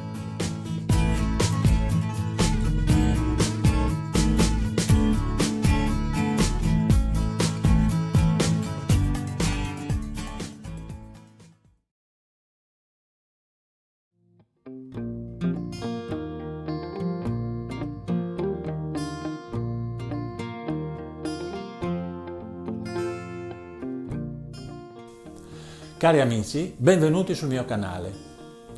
Dove vi porto oggi? Ho pensato di portarvi in uno dei borghi caratteristici del Friuli, che ha fatto parte anche della lista dei borghi più belli d'Italia. Parlo di Valvasone, che è in provincia di Pordenone, è un centro che conta oggi poco più di 2200 abitanti. Si trova lungo il fiume Tagliamento, al confine tra la provincia di Udine e quella di Pordenone. È un borgo medievale costruito attorno a un castello, le cui prime testimonianze risalgono al 1206, anche se le sue origini si dice che risalgono all'età romana. Il suo nome deriva dal casato Valvason Cucagna, che ha gestito il castello a partire dalla seconda metà del 1200. È stato danneggiato, ristrutturato più volte e oggi appare come un bel palazzo rinascimentale. Nel corso dei secoli ha ospitato varie persone note e importanti, come ad esempio Papa Gregorio XII nel 1409, Papa Pio VI nel 1782 e anche Napoleone Bonaparte nel 1797. Per le riprese volevo portare anche il mio drone Mavic Mini, ma andando su YouTube ho visto che il collega Adolfo Melilli ne aveva già fatte di belle, per cui ho pensato che non ne valeva la pena e quindi ho deciso di utilizzare queste riprese e fare pubblicità al mio collega.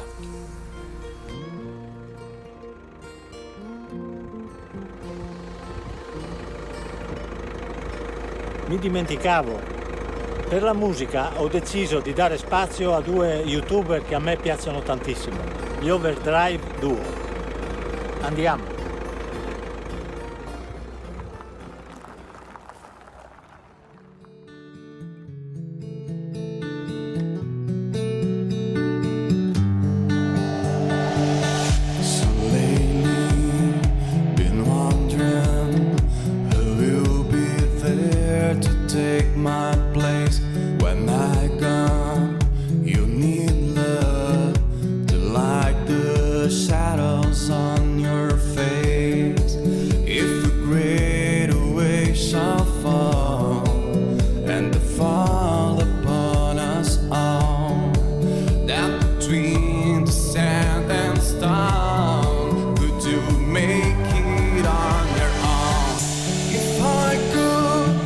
Then I would, I'll go where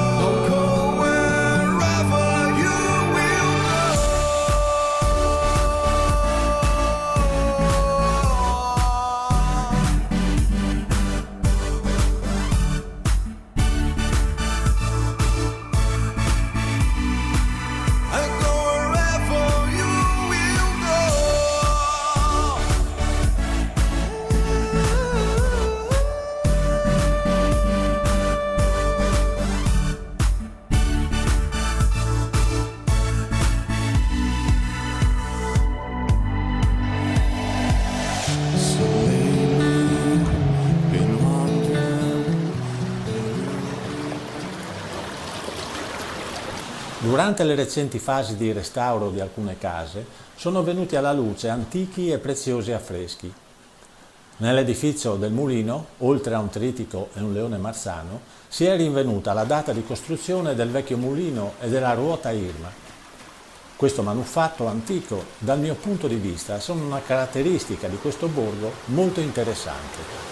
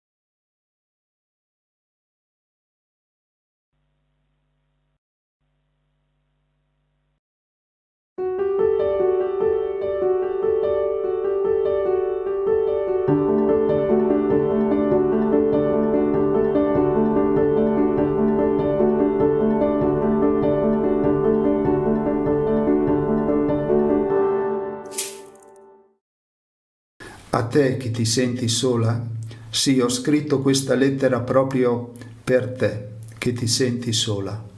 Ascoltala bene e imprimila nel tuo cuore. Se ti senti sola in questa vita, se non hai più voglia di niente, perché niente ti dà soddisfazione, non mollare. Se non speri più in niente, perché la vita ha bruciato tutto ciò che amavi, non lasciarti andare. Quando sei sicura di averne avuto abbastanza di questa vita, resisti, combatti, non lasciarti andare, perché a tutti capita di piangere e a tutti capita di soffrire. Vai avanti, non fermarti, anche quando tutte le cose vanno storte, anche quando hai perso chi ami.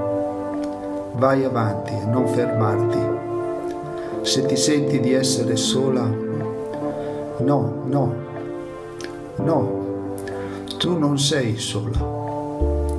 Molte persone come te soffrono. Tu non sei sola. Se ti senti schiacciata dal peso dei problemi, se pensi che non ci sia più una via di uscita, se pensi che il tuo futuro sia buio, resisti. La vita aprirà davanti a te nuovi orizzonti che ora nemmeno riesci a immaginare. Forse la vita non sarà come te l'aspettavi, ma la vita ha ancora molto da darti. Alza la testa e non lasciarti andare. Se sei delusa dalle persone e dalla vita, mai mollare. A volte la vita è così, ma non mollare.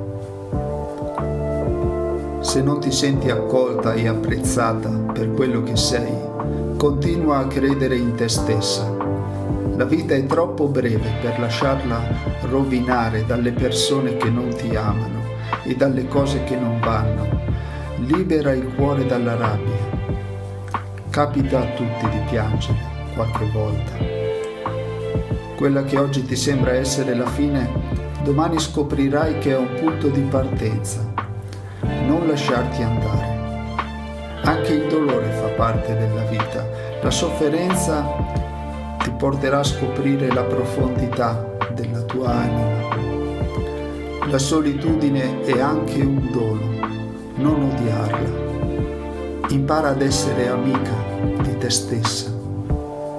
Se ti sembra che il futuro sia un mostro, un gigante più forte di te, non temere, non preoccuparti. Un giorno ti guarderai alle spalle e vedrai che quel mostro non c'è più, è svanito nel nulla. E un giorno capirai che non sei mai stata sola. Se pensi di averne avuto troppo di questa vita per tirare avanti, resisti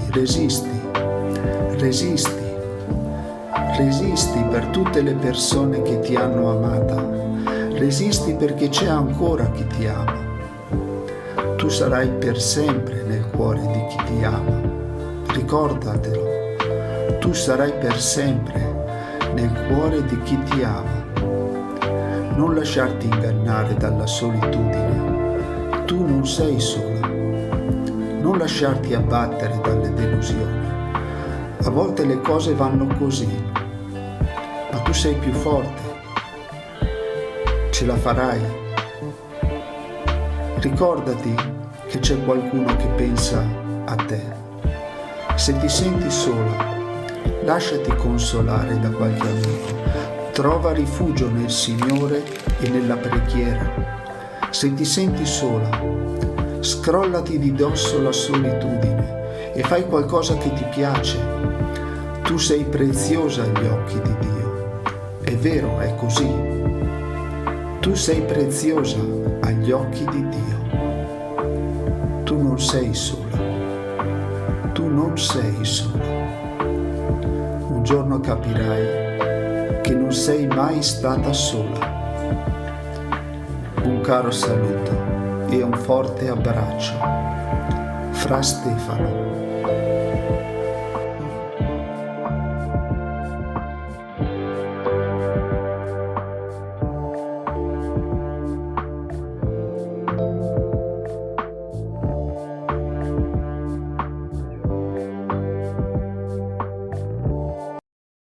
Il canto al sangue di Gesù, liberaci.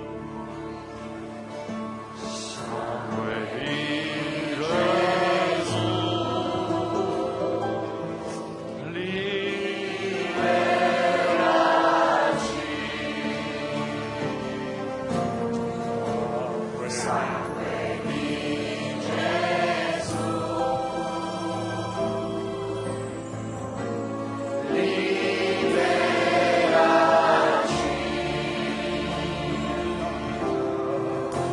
Sangue di Gesù,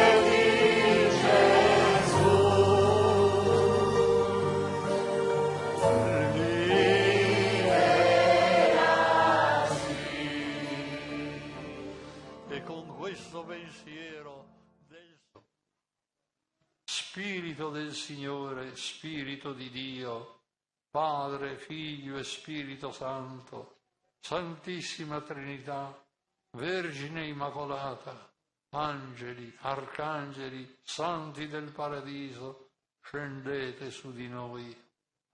Fondici, Signore, plasmaci, riempici di te, usaci. Caccia via da noi tutte le forze del male, annientale, distruggile, perché possiamo stare bene e operare il bene. Caccia via da noi i malefici, le stregonerie, la magia nera, le messe nere, le fatture, le legature, le maledizioni, il malocchio, la macumba, il voodoo, i riti satanici, i culti satanici, le consacrazioni a Satana, ogni legame con Satana, con persone vive o defunte.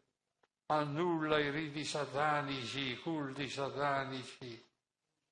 Annulla, spezza ogni legame con Satana e con tutte le persone legate a Satana, vive o defunte.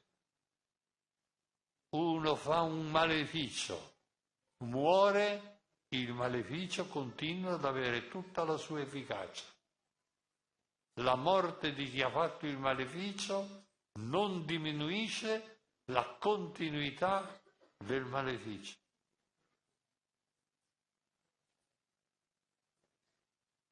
Caccia via da noi l'infestazione diabolica, la possessione diabolica, l'ossessione diabolica, tutto ciò che è male, peccato, invidia, gelosia, perfidia, la malattia fisica, quante ne dà il demonio, psichica, quante ne dà il demonio di malattie psichiche, morale, spirituale, diabolica, brucia tutti questi mali nell'inferno perché non abbiano mai più a toccare noi e nessun'altra creatura al mondo. Ordino e comando con la forza di Dio Onnipotente, nel nome di Gesù Cristo Salvatore, per intercessione della Vergine Immacolata, col potere che ho ricevuto dalla Chiesa, benché indegno, a tutti gli spiriti immondi, a tutte le presenze che ci molestano, di lasciarci immediatamente, di lasciarci definitivamente e di andare nell'inferno eterno, incatenati da San Michele Arcangelo, da San Gabriele, da San Raffaele, dai nostri angeli custodi, schiacciati sotto il calcagno della Vergine Santissima Immacolata.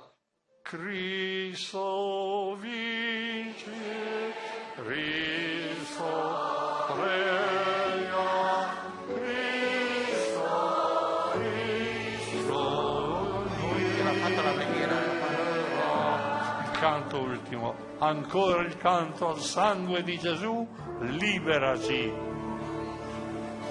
Sangue di Gesù, liberaci.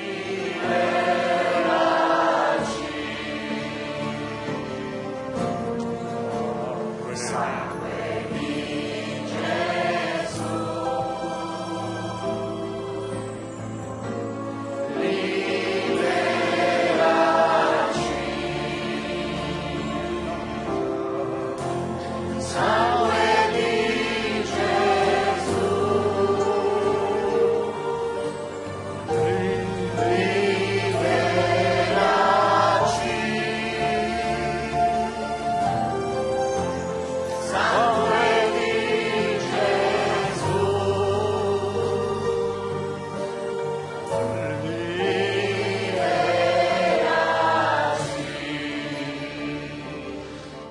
questo pensiero del sangue di Gesù, di tutta la passione di Gesù sofferta per noi, per il nostro bene umano e soprattutto spirituale per l'eternità, vi do la benedizione che conclude questo stupendo convegno. Per intercessione di Maria Santissima Immacolata, Madre della Chiesa, Madre nostra, vi benedica Dio Onnipotente, Padre, Figlio e Spirito Santo. Amen.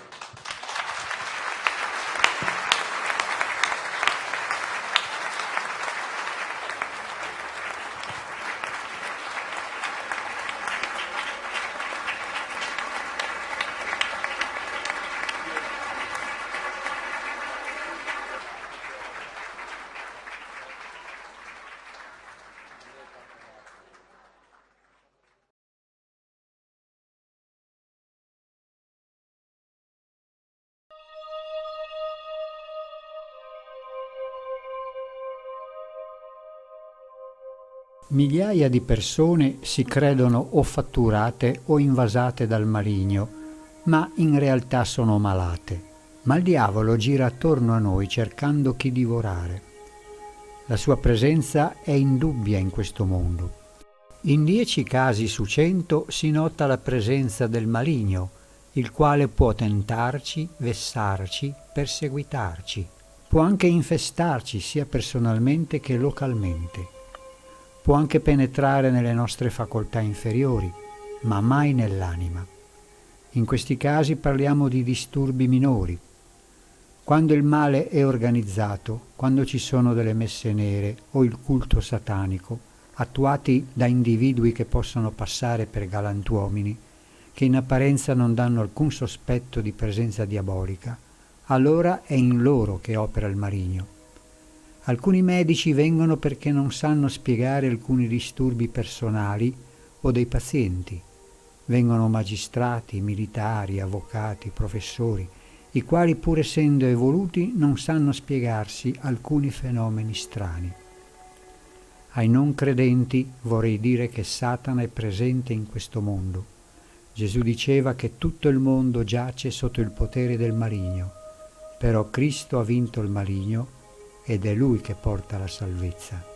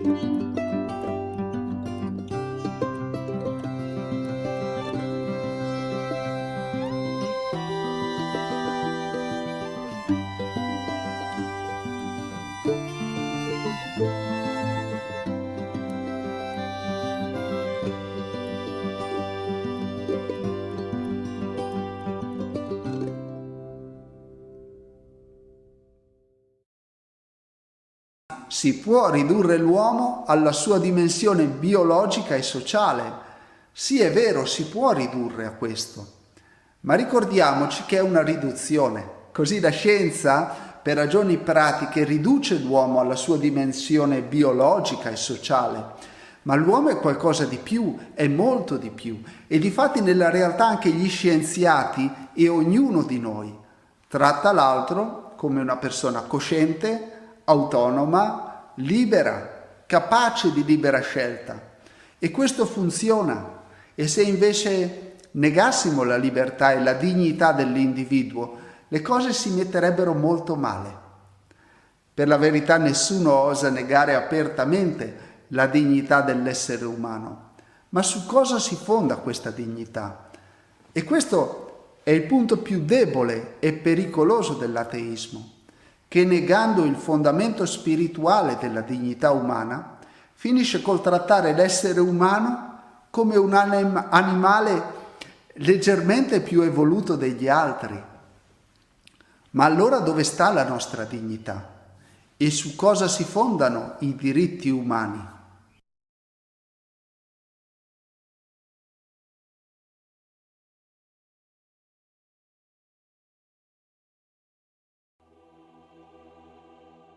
Ricordiamo che San Disma, detto il buon ladrone, era uno dei 2 ladroni appeso alla croce accanto a Gesù. Probabilmente trascorse la sua vita da criminale, perché la Sacra Scrittura ci dice che era un malfattore. Egli riconobbe in Gesù il Messia e gli chiede di ricordarsi di lui nel suo regno. Gesù gli rispose: «Oggi sarai con me in paradiso».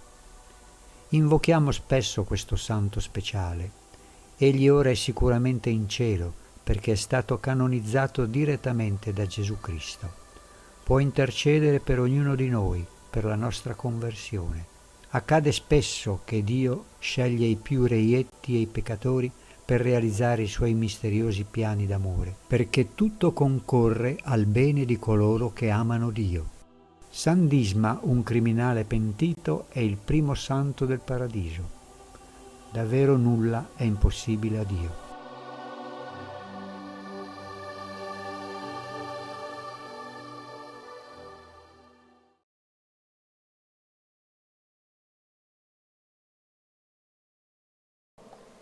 Monsignor Nutarelli, 90 anni dall'incoronazione di Rosa Mistica, cosa rappresenta questa figura per Cormons e per tutta la comunità della zona? Rosa Mistica è un punto di riferimento non solo per le nostre 4 comunità chiamate a collaborare insieme, Cormons, Borgnano, Brazzano e Dolegna, ma è un punto di riferimento per tante comunità, persone, famiglie che si recano in questo santuario per trovare conforto, per trovare la speranza o ritrovare. In questo ottavario particolare, in questo anno 2021, a 90 anni dall'incoronazione, abbiamo deciso, in accordo con le suore della Provvidenza, che ringrazio, che sono custodi di questa immagine, di portarla in Duomo. Per tanti motivi, un po' per ricordare l'incoronazione di 90 anni fa e anche per più che mai affidare le nostre comunità, le persone, le famiglie a Rosa Mistica in questo tempo di pandemia, ricordando in particolare le persone che ci hanno lasciato a causa del virus e coloro che in questo momento sono in ospedale, stanno lottando. Maria diventa colei che ci sta accanto, avvocata nostra, qui Rosa Mistica.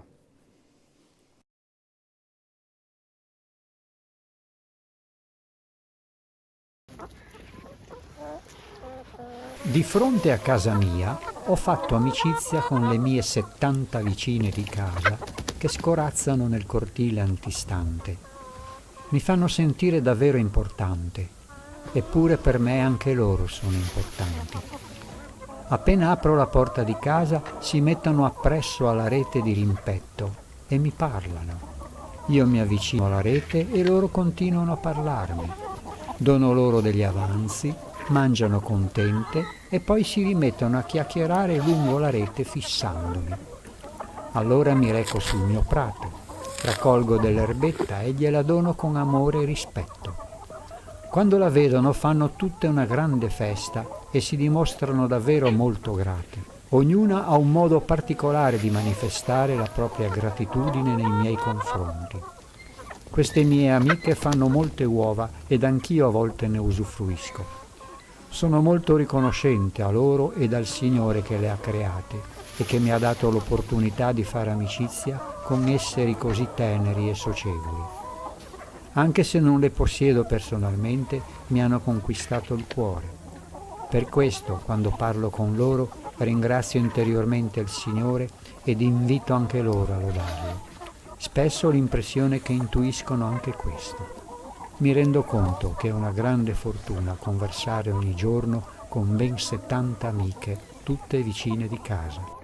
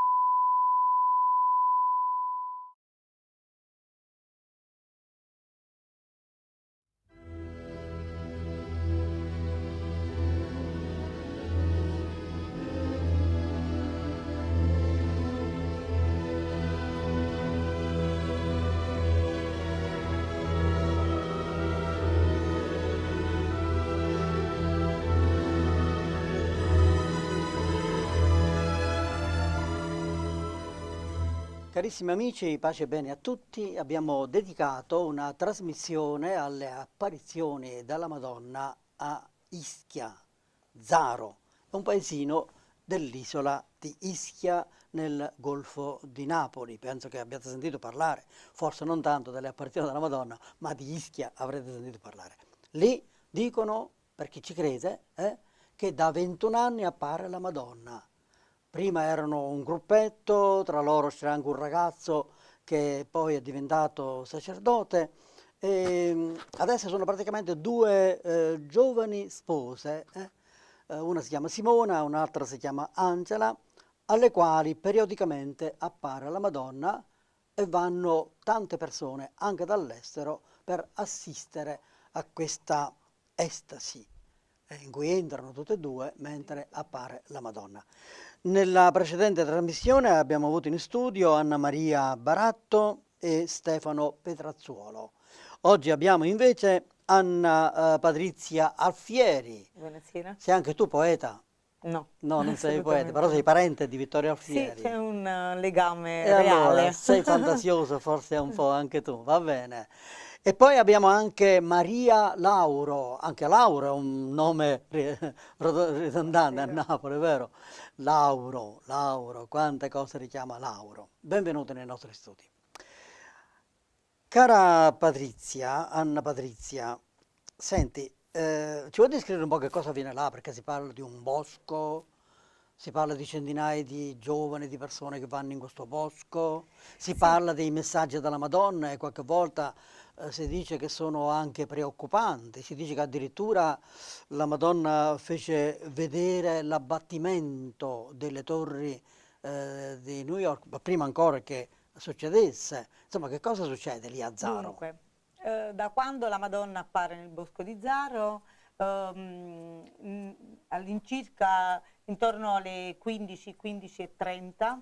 Di ogni giorno? No, del 26 di ogni mese ci si raduna in preghiera in questo bosco. Naturalmente le persone che adesso frequentano il bosco arrivano prima anche per preparare, no, il cuore, l'anima al momento di preghiera.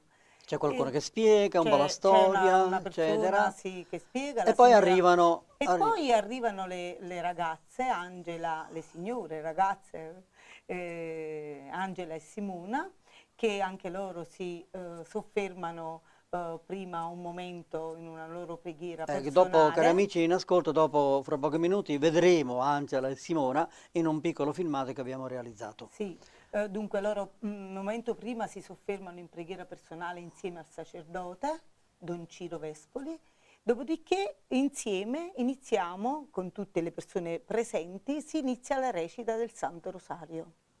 Durante la recita del Santo Rosario a loro è dato di ricevere, per grazia. Si interrompe perché mi pare verso loro il terzo... vanno in estasi. Verso il terzo mistero. Ma verso il terzo, verso il quarto, quando arriva la Madonna. Cioè cadono in ginocchio.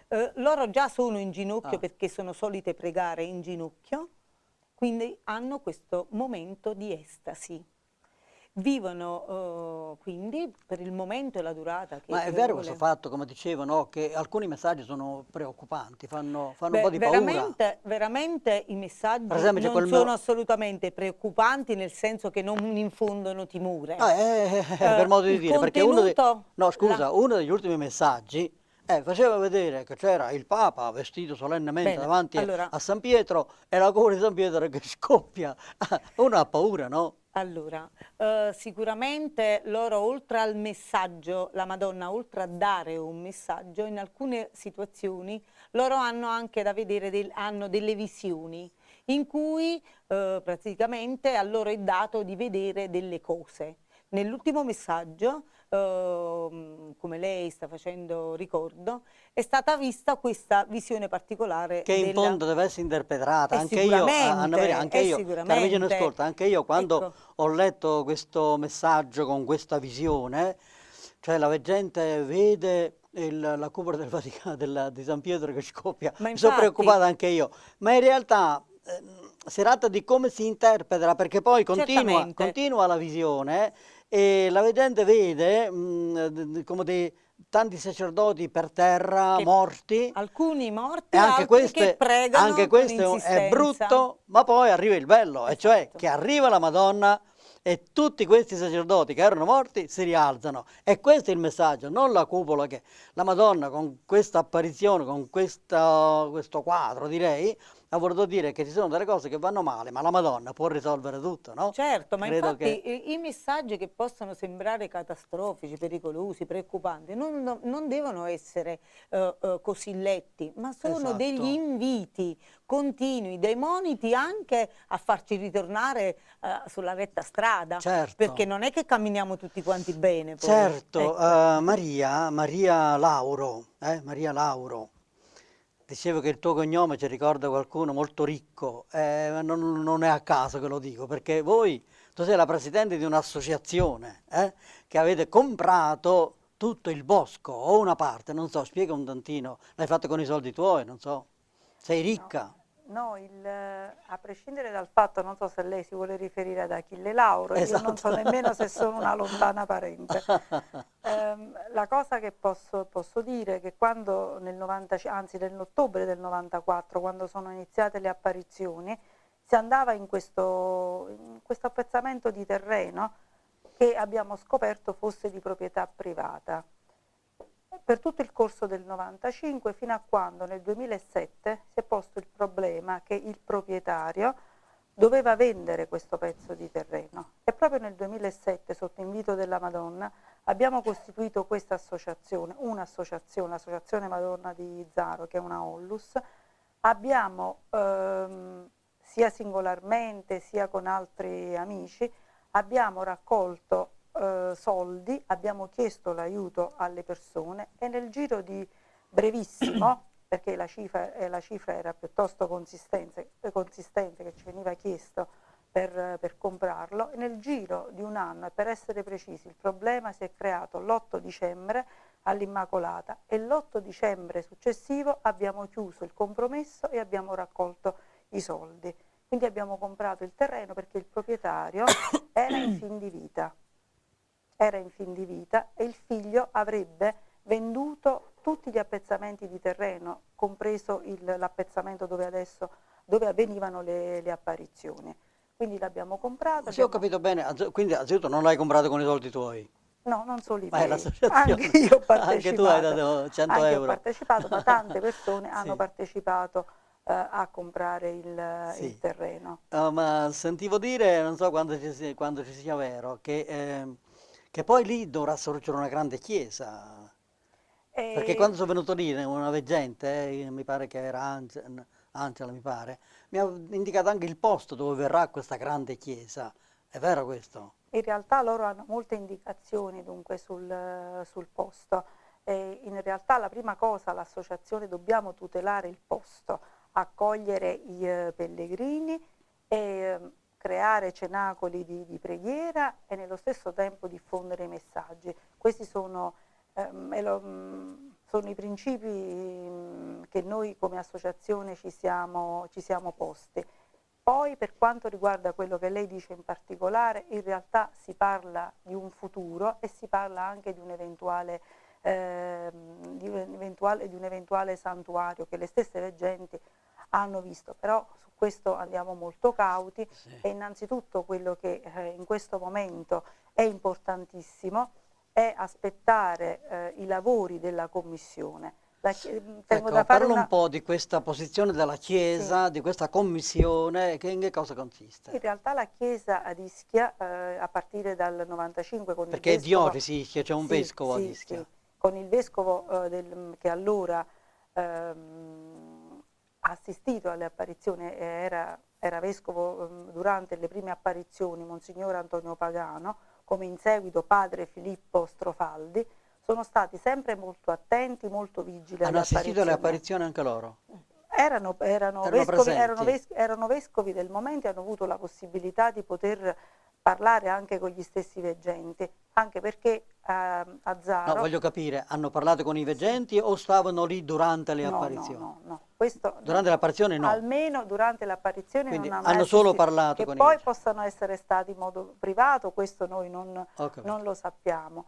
E erano molto attenti, avevano comunque preposto un sacerdote del posto che seguiva i ragazzi e che raccoglieva tutti i messaggi, fino ad arrivare ad oggi, ad agosto del 2014, quando il nuovo vescovo, Monsignor Pietro Lagnese, ha istituito una commissione che sta già lavorando da un anno, anche in modo piuttosto solerte. È una commissione costituita da vari teologi, ma sacerdoti e laici. Sì, anche da due autorevoli docenti in Mariologia come il professor Salvatore Perrella e il professore Alfonso Langella. Sì. Quindi noi adesso aspettiamo... Quindi ci aspettiamo un po' il responso, poi vediamo... Stanno lavorando di buona lena, quindi... E poi Bene. quello che sarà il futuro vedremo. Ma è stata la Madonna però a dire di acquistare il bosco, se ho capito bene. La Madonna stessa. E portava molta fretta perché perché il proprietario era in fin di vita, era malato, aveva un Viva tumore al Gesù, cervello. viva Maria. Cara Anna Patrizia, la Madonna in questi messaggi, l'abbiamo già accennato nella precedente trasmissione, quando appare la Madonna ai veggenti, appare sempre vestita in una maniera diversa, vero? Intanto se ci dici come appare, per esempio, con la corona in testa, non so. La mamma regina del bosco di Zaro precisamente è vestita con un abito bianco, ha un cuore di rose che fuoriesce dal petto, cioè proprio piazzato sul petto, un manto azzurro, sui piedini che sono comunque staccati sempre dal suolo, terra. ha altri boccioli di rose, ha le mani aperte proprio per accogliere noi figli, quindi è nello stesso tempo per accogliere le nostre richieste. E dicono che è di una bellezza. Ed è di una bellezza, non è molto chiara, di carnagione, degli occhi azzurro-verdi che sono indescrivibili a quello che dicono sì, le veggenti. È di una bellezza indescrivibile, qualunque bellezza sulla terra non è paragonabile. Ecco, allora la Madonna appare sempre vestita in una maniera diversa. Io mi ricordo che quando cominciò ad apparire la Madonna, cari amici, questo non dovete ridere perché quando cominciò ad apparire la Madonna a Medjugorje, io feci io ero all'inizio di queste trasmissioni televisive, 30 anni fa, e intervistai un giornalista di un giornale che non vi nomino, di Napoli, il quale fece l'obiezione intelligentissima, guarda, veramente straordinaria. Dice, ma che la Madonna c'ha un armadio in paradiso? No, non è così. È intelligentissimo questo, come no? La Vergine Santa... Cari amici, non è questione di armadio, il Dio è spirito, la Madonna è andato in cielo con il suo corpo, ma è spiritualizzato. Anche Gesù è andato in cielo con il suo corpo, ma è spiritualizzato. Cioè, come dice San Paolo, noi non sappiamo adesso come saremo in cielo. Saremo dei raggi di luce, non abbiamo l'armadio, per amor di Dio. Non è che ci mettiamo una veste, però il modo di vestirsi dalla Madonna annuncia qualcosa. Annuncia, esatto. Se è vestita di nero vuol dire che dirà qualche cosa. Allora, è così. Lei me lo insegna, Padre Fiorenzo, cioè la Madonna non trasmette il messaggio solo a parole, ma lei trasmette il messaggio anche nel modo in cui appare. In tutte le altre apparizioni anche già riconosciute dalla Chiesa, vedi quella di Lourdes, vedi quella di Guadalupe, è comunque circoscritta al luogo, al momento storico, alla cultura del luogo. Nello specifico a Zaro parla all'umanità intera e non è soltanto relativa all'Italia o all'isola di Ischia, ma è comunque un messaggio rivolto all'umanità.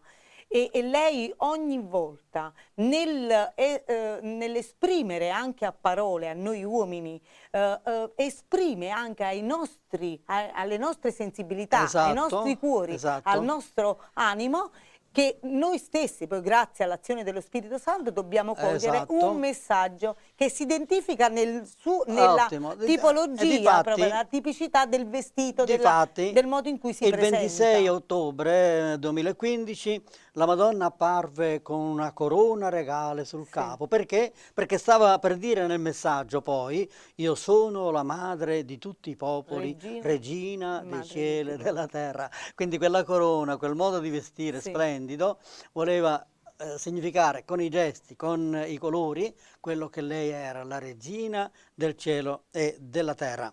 Così come è anche importante il fatto delle rose, perché la Madonna appare con le rose? La regina Perché ci riporta alla preghiera del Santo Rosario. La rosa E appunto ci io rimette su alla- questo ci riporta alla su preghiera questo del Santo Rosario. ti volevo un po' chiedere. La Madonna ha chiesto di recitare il Rosario della Pace e il Rosario della Risurrezione. Sì, Che differenza oltre c'è? al Che sono? rosario canonico, la Vergine Santa Zaro ha chiesto di recitare ogni mercoledì il Rosario della Pace, e mentre nell'occasione della ricorrenza dell'Immacolata, del Santo Natale e della Santa Pasqua, il Rosario della Risurrezione, che è strettamente legato alla croce mistica. Ecco, di questo vorrei che mi parlasse un po' Maria. Cos'è questa croce mistica? La croce mistica è una croce reale che sta lì, di una legno. croce reale che noi portiamo in processione in queste occasioni di cui ha parlato Anna Patrizia, ed è legata a diverse apparizioni che Don Ciro Vespoli ha avuto. La vedeva spesso durante alcune apparizioni, e in un'apparizione specifica gli è chiesto di andare a Fatima perché lì l'avrebbe trovata, senza ulteriori spiegazioni. Don Ciro si reca a Fatima con la famiglia e cercava di capire dove potesse trovarla. In realtà aveva pensato anche di trovarla in negozi di souvenir come un oggetto. Si reca alla cappellina della Madonna di Fatima, ha la visione e riceve il messaggio. Subito dopo la mamma lo chiama per indicargli una fiaccolata. La fiaccolata si avvicinava al luogo, alla cappellina, e c'era una persona che guidava la fiaccolata con questa croce che lui aveva visto in visione, e resta molto colpito di questa cosa. Per avere ulteriori spiegazioni chiede al sacerdote del gruppo, la sera stessa in albergo, dove avesse potuto prendere quella croce. E il sacerdote spiega che l'aveva trovata in un ripostiglio, l'aveva ripulita e l'aveva usata per quella fiaccolata. E adesso sta nel bosco, è vero? Adesso l'ha riprodotta, no, quella l'ha riprodotta? L'ha riprodotta perché l'ha ripresa il sacerdote, ma noi l'abbiamo riprodotta. Sta nel bosco, e la Madonna dice che chi prega davanti a quella croce ha delle particolari grazie, mi pare. Sì, è particolare ed è legato, e soprattutto durante le apparizioni, in vari momenti, viene dettato a Don Ciro il Rosario della Resurrezione, quindi sono strettamente legati. Anche nelle stesse litanie c'è la litania Santa Croce Mistica. Meraviglioso. Cari amici, abbiamo ascoltato Anna Patrizia Alfieri e Maria Lauro su queste cose prodigiose, straordinarie, belle, di ciò che avvengono nel bosco di Zaro, nell'isola di Ischia, e abbiamo parlato dei messaggi della Madonna e delle apparizioni. Io vorrei pregare la regia di mandare in onda il filmato che abbiamo visto già nella precedente trasmissione, lo vogliamo vedere anche adesso. Intanto saluto Anna Patrizia e Maria Lauro, perché subito dopo il filmato, cari amici, avremo due altre persone. Sono quelle di cui vi ha parlato un ospite della precedente trasmissione. Si parlava di un uomo che era andato in coma, era quasi morto, e che invece attraverso le preghiere riprese vita, e lì conoscerete questo signore, la sua signora, eccetera, subito dopo il filmato. Intanto prego la regia di mandarlo in onda.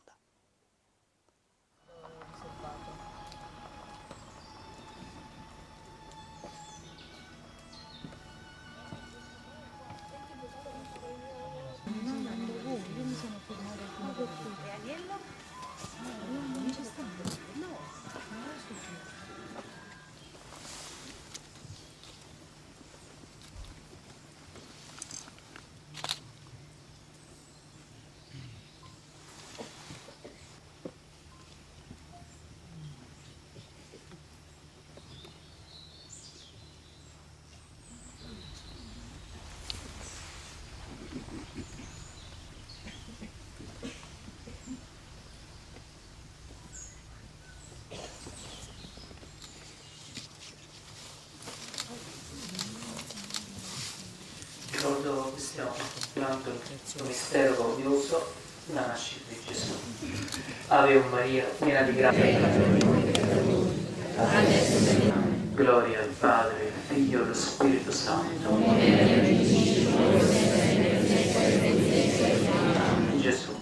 Ho visto mamma, aveva un velo bianco sul capo, con la corona da regina, sulle spalle un manto rosso e un vestito verde, in vita una cintura d'oro. I suoi piedi scalzi poggiavano sul mondo.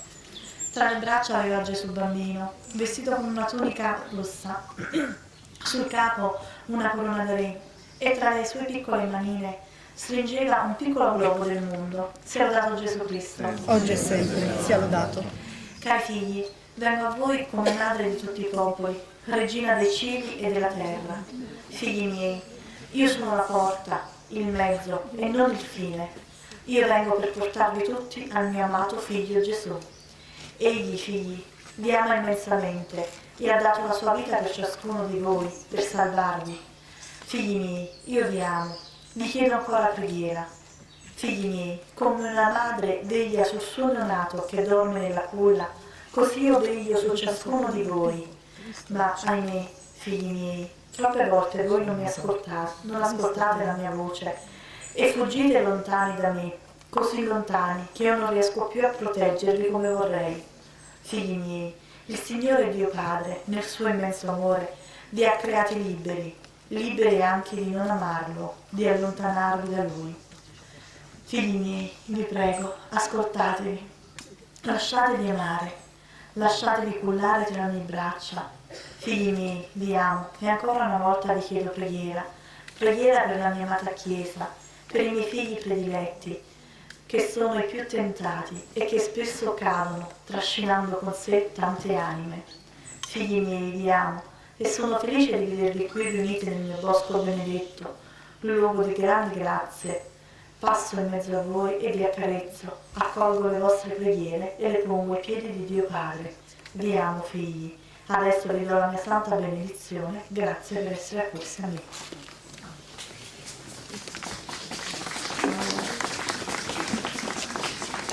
Questo pomeriggio mamma si è presentata come regina e madre di tutti i popoli. Era avvolta in una luce bianchissima, era completamente vestita di bianco, i bordi del suo vestito erano dorati. La mamma aveva il mondo sotto i suoi piedi scalzi, nelle mani giunte in preghiera una lunga corona di luce del Santo Rosario. Alla destra di mamma c'era San Michele Arcangelo, era grandissimo, come un grande condottiero, aveva la spada sguainata e scintillante. La teneva ferma, puntata verso il basso, sopra l'Italia.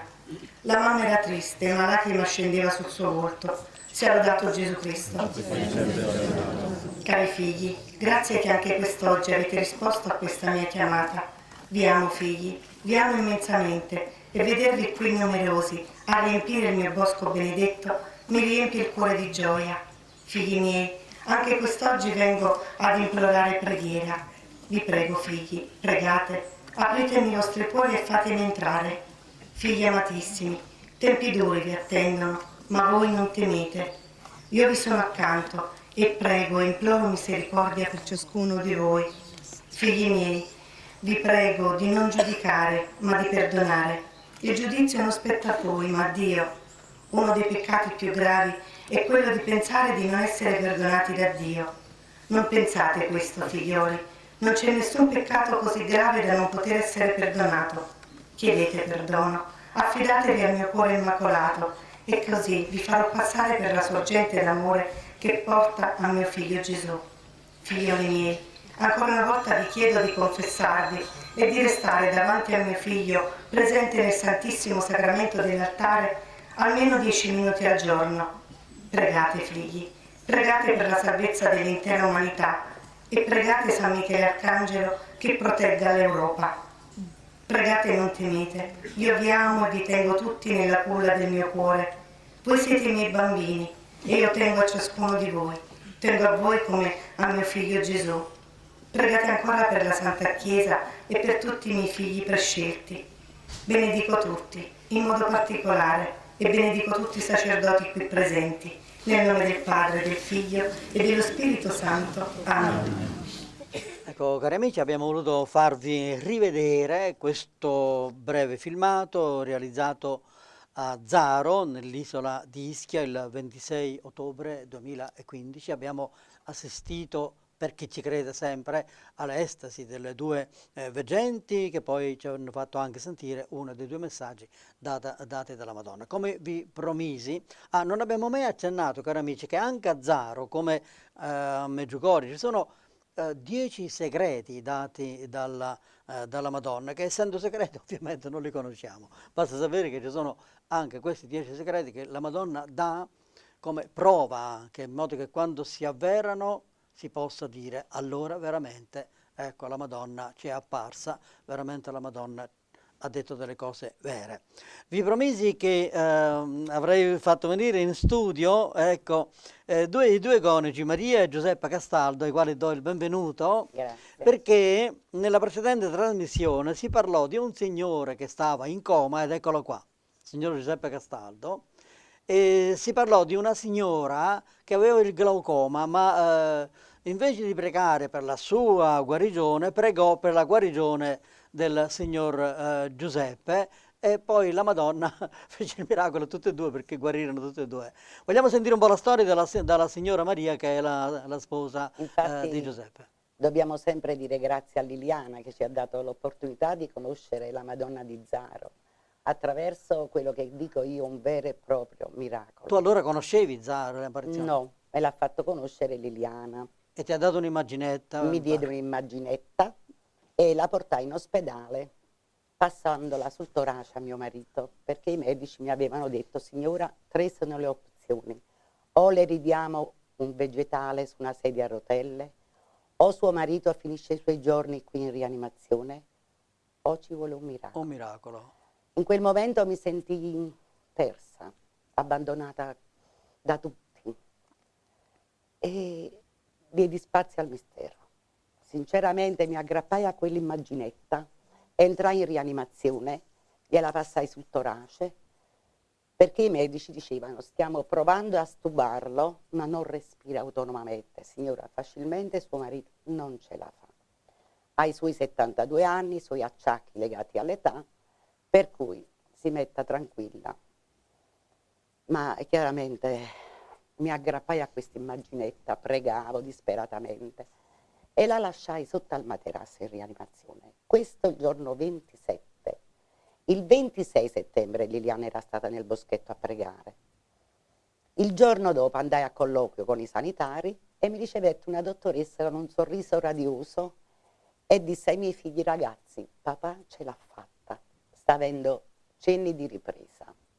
Infatti entrammo e lui biascicava qualche parola, diceva qualcosa. Ma voi attribuite questa cosa alla Madonna semplicemente perché avete messo l'immaginetta della Madonna? No, c'è da dire questo anche, in onor del vero. Un grande applauso va anche alla sanità, perché bisogna dire che c'è la buona sanità, certo, esiste, ci dobbiamo credere. Però, padre, quando... Ma lui ha avvertito qualcosa? Tu di questo fatto dell'immaginetta non ricordi niente? Lui non sa niente, né del ricovero, né dell'intervento, né del coma. Quando si è risvegliato poi mi ha detto cose che mi ha lasciato stupita. Ecco perché ci credo. Questo vorrei sentire. Che cosa? Lo può dire lui? Ho visto un bosco pieno di luce. Mi è sembrato proprio come stare in un limbo. Sospeso, e vedevo questo bosco con luce forte, bella, che non ho mai visto. E da allora ha cominciato a prendere coscienza? Sì, dopo ho incominciato a prendere coscienza, perché la mia signora mi teneva la mano, mi stringeva per sentirmi, come per dire sei vivo, mi stringeva e mi parlava per farmi essere cosciente. Siete mai andate poi nel bosco di Ischia, e corrispondeva un po' a quello visto? Liliana mi ha portato, lui per motivi di salute non è mai venuto? No.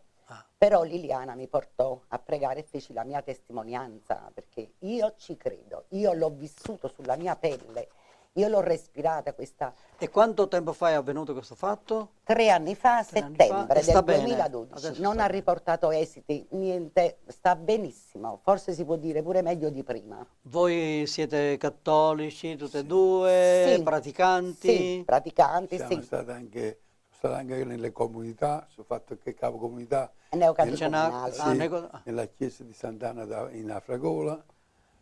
Ma continuando una vita precedente così religiosa oppure prima non sempre. era? Sempre. Già mio padre Adesso era di presidente più. dell'Associazione Cattolica dei Sacri Adesso un Cuori. poco in più. Poi io sono stato nell'Associazione Sacri della chiesa di Sant'Anna, poi sono partito in polizia e ho fatto 40 anni fra fuori e dentro. Quindi lei è un ex poliziotto? Un ex maresciallo della polizia. Bene, cari amici, ringraziamo i coniugi Castaldo che Grazie ci hanno a lei. portato questa bellissima testimonianza. Ripeto, noi a queste cose siamo liberi di crederci o no finché non si pronunzia la Chiesa, no? Siamo liberi di crederci o no, però è sempre meglio, quando non abbiamo niente in contrario, è sempre meglio credere, quando abbiamo niente in contrario. Perché se la Madonna appare, molti dicono che sono inutili le apparizioni della Madonna. Allora io mi domando, le apparizioni di Lourdes, di Fatima, che sono approvate dalla Chiesa, quindi sono vere, sono cose inutili? Assolutamente no. Se la Madonna è apparsa a Fatima, a Lourdes, vuol dire che è utile, almeno utile, non so se sia necessario, ma utile all'umanità, il fatto che appare. E poi a me mi commuove in un modo particolare il fatto che la Madonna ogni volta che appare, mi ricordo quando chiedeva alle veggenti di Fatima, di Lourdes, puoi venire, puoi farmi il favore di venire qui, c'è la Madonna, la regina, che chiede il favore. Grandioso. E poi alla fine che ringrazia, grazie che siete venuti. Cioè la Madonna è contenta che noi andiamo. Non ci scarichiamo facilmente dicendo, va buoni, ci crederà, ma non c'è bisogno che io vada. La Madonna è contenta se noi andiamo. E ripeto, se appare vuol dire che è almeno utile all'umanità. Cari amici, grazie. Io ci credo moltissimo perché, come mi diceva la mia signora, che io avevo 41 di febbre, avevo una broncopolmonite. E la broncopolmonite, il primario disse, come si fa in un giorno a non apprezzare più niente? Quindi per me è stato un miracolo. Cose che solo Dio e la Madonna sanno fare. Cari amici, grazie agli ospiti, grazie a voi per averci seguiti fino a questo momento. A risentirci nella prossima trasmissione. Un bacione. A risentirci nella prossima trasmissione. Pace e bene a tutti. Pace e bene.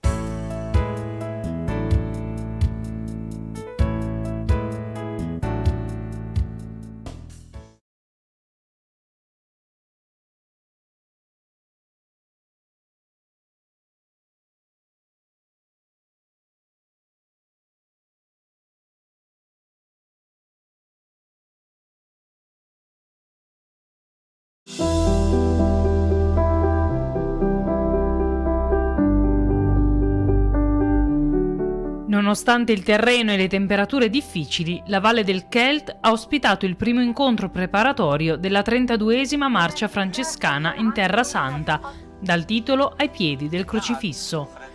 Oltre 80 giovani, provenienti da diverse città e villaggi della Terra Santa, si sono ritrovati per un cammino di fede e scoperta di sé.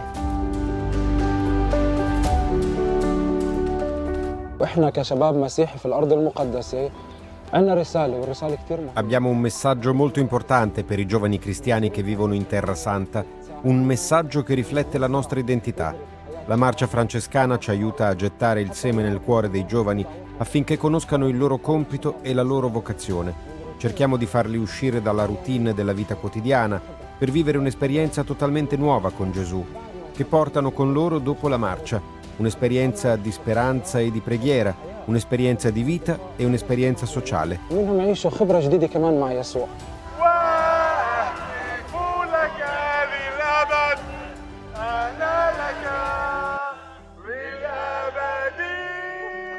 I partecipanti hanno vissuto un'esperienza che li ha aiutati a entrare in una relazione più profonda con se stessi e con Dio, attraverso la preghiera e la meditazione sulle parole di Cristo sulla croce. بالفعل شعور مختلط يعني متضارب. Qui nel deserto viviamo un clima di preghiera e meditazione. Se in futuro avrò l'opportunità di partecipare a questa marcia, lo farò sicuramente. Noi cristiani siamo pochi in questo paese, ma è bello conoscere i cristiani che vengono da Nazareth, da Betlemme e da tutte le parti. المسيحيين في الناصرة في بيت لحم في كل المناطق. كان نشاط خارج عن المألوف يعني احنا أبعدنا عن الحياة التكنولوجية. È un'attività fuori dal comune, camminare nel deserto, lontano dalla routine quotidiana e dalla vita tecnologica. Ci sono poche attività simili a Jenin che mettono in evidenza la nostra presenza cristiana. È stata un'esperienza fantastica, con 7 fasi di meditazione e spiegazione di ogni parola che Gesù disse sulla croce. تشرح لنا عن كلمة حكاها السيد المسيح على خشبة الصليب. تجربة كتير حلوة بتذكرنا كيف. Un'esperienza molto bella. Ci ricorda come Gesù visse e digiunò 40 giorni nel deserto e noi non resistiamo a 3 ore di caldo. Questo ci insegna la pazienza e la forza e che tra 1000 difficoltà e le prove che viviamo possiamo superare qualsiasi cosa con la forza di Dio.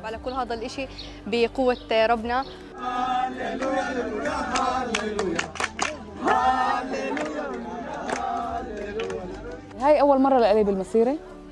Questa è stata la prima volta che ho partecipato alla marcia ed è stata un'esperienza che ha superato tutte le aspettative, con tante persone amichevoli, e credo che la meditazione spirituale in un gruppo sia molto importante, in particolare per la nostra generazione. وخاصة من هذا الجيل لها أهمية كتير كبيرة. Nonostante le sfide che la custodia di Terra Santa ha vissuto per secoli, i francescani continuano la loro missione per l'uomo. Con questa marcia accompagnano i giovani cristiani nella ricerca della propria identità, a trovare Dio e ricchezze spirituali che illuminano la vita.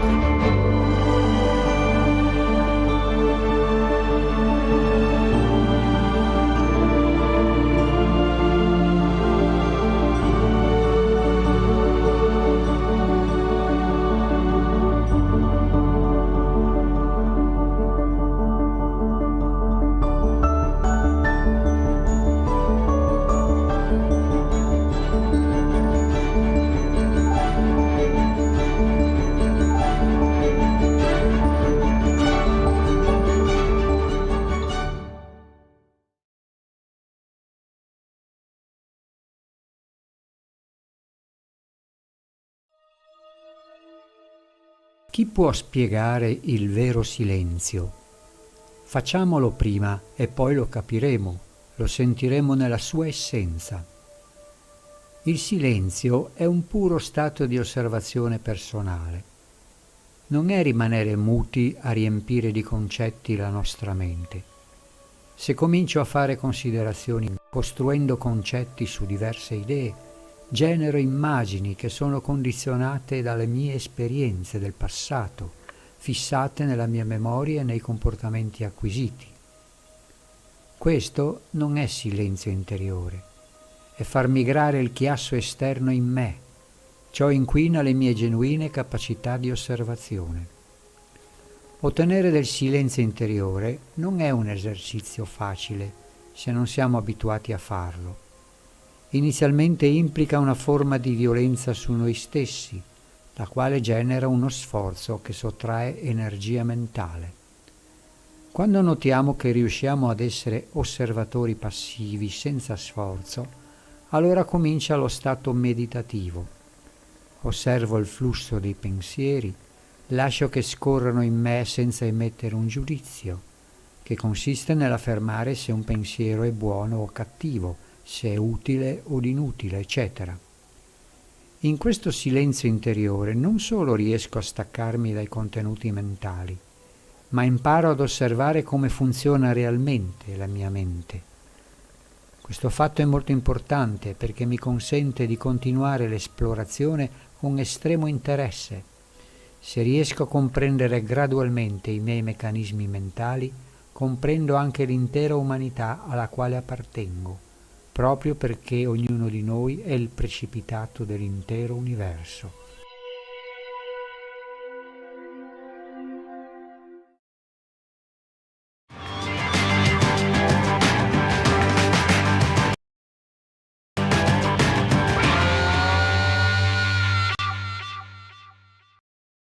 Vi siete mai chiesti da dove deriva il toponimo Farra di Sonzo? Beh, Farra deriva da Fara, una denominazione generica di origine longobarda con la quale si indicava un presidio militare composto da famiglie nobili per il controllo del proprio territorio.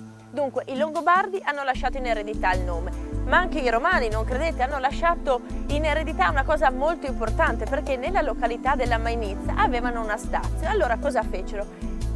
Come posizione strategica costruirono un ponte che permetteva loro appunto di collegarsi con le terre dell'est. Di recente sono state rinvenute, grazie proprio agli abitanti della zona della località, queste pietre che ora sono esposte vicino alla chiesa della Mainizza.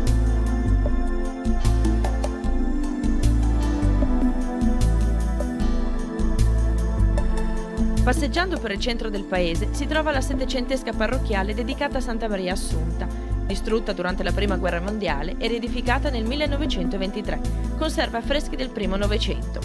Accanto alla chiesa rimangono i resti dell'antica pieve medievale, all'interno della quale è stato restaurato di recente un affresco con Madonna con Bambino della seconda metà del Cinquecento. Se venite in località Colmello di Grotta vi troverete davanti a questo borgo rurale, un borgo antico risalente al 1700, dalla classica struttura a cortina chiusa. Questo edificio, questa struttura che vedete, è stata adibita a museo di documentazione della civiltà contadina friulana.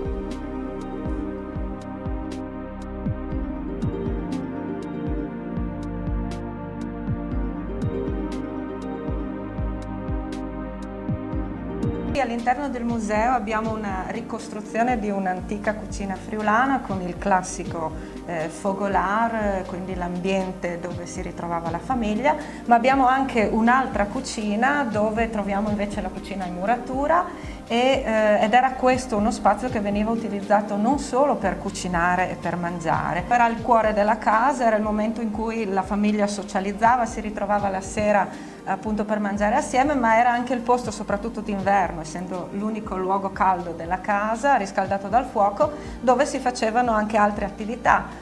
In questo caso noi abbiamo collocato un angolo dedicato al calzolaio e vediamo appunto che abbiamo Ivaldi al lavoro che ci fa vedere quello che era un'attività degli uomini di un tempo, mentre da questa parte abbiamo l'impagliatura delle sedie, che era invece un lavoro delle donne. Tra le altre 1000 incombenze avevano anche questa attività.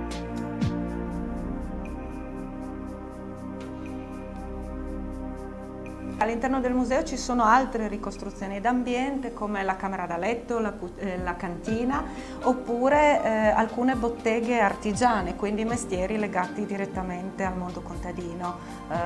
Possono essere il bottaio, ad esempio il carraio o il fabbro. E altre sezioni che invece riguardano lavori che comunque venivano fatti all'interno della casa, come l'allevamento del bacco da seta.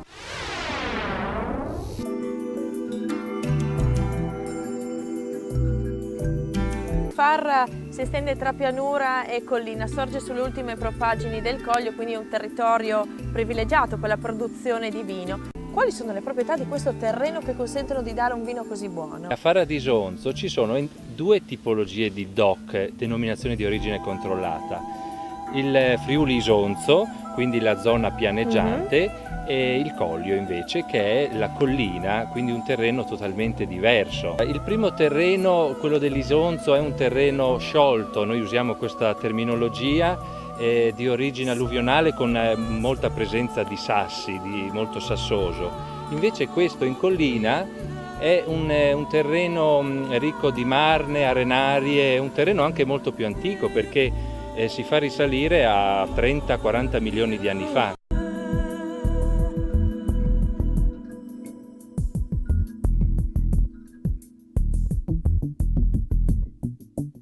Granato con riflessi rubini, soprattutto io li vedo qui nel fondo del bicchiere, però non manca anche un qualcosa di porpora, cioè veramente, solo un pochino, ma però cioè denota che pur essendo un vino che indubbiamente ha avuto un certo invecchiamento, però ha già dal colore vivace, limpido, trasparente, che ci si legge attraverso, perché io lo vedo le mani, quindi indica già che ha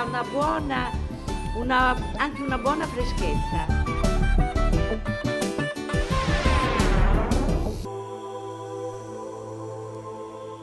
Una delle particolarità che Farra offre è sicuramente il CAF, il Circolo Culturale Astronomico di Farra. Siamo tutti dei volontari e la nostra principale attività è divisa in due parti. La prima è la divulgazione astronomica rivolta alle scuole di tutti i tipi, dagli asili alle scuole medie superiori, e dal pubblico che viene come curiosi o come gruppi più o meno organizzati ad ascoltare le conferenze, consultare biblioteche o per avere qualche informazione o sfruttare qualche osservazione particolare.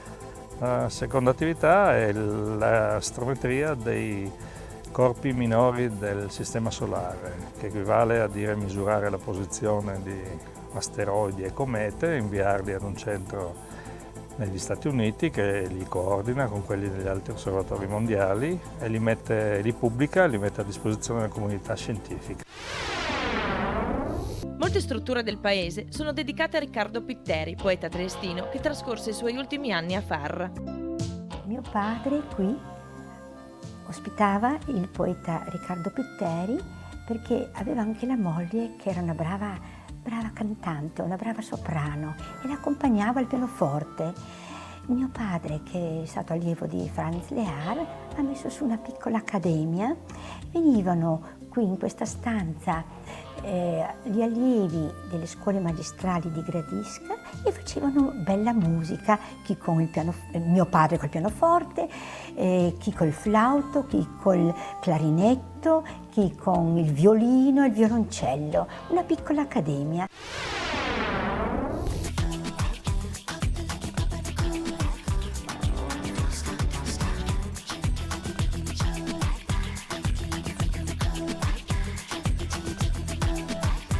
Le patate vengono logicamente bollite, spellate, schiacciate. Nel frattempo abbiamo preparato le susine tagliate in 4 e marinate con della cannella e dello zucchero. Questa è la dose per 4 persone. Mettiamo un uovo, sono circa 300 grammi di patate, un uovo, farina.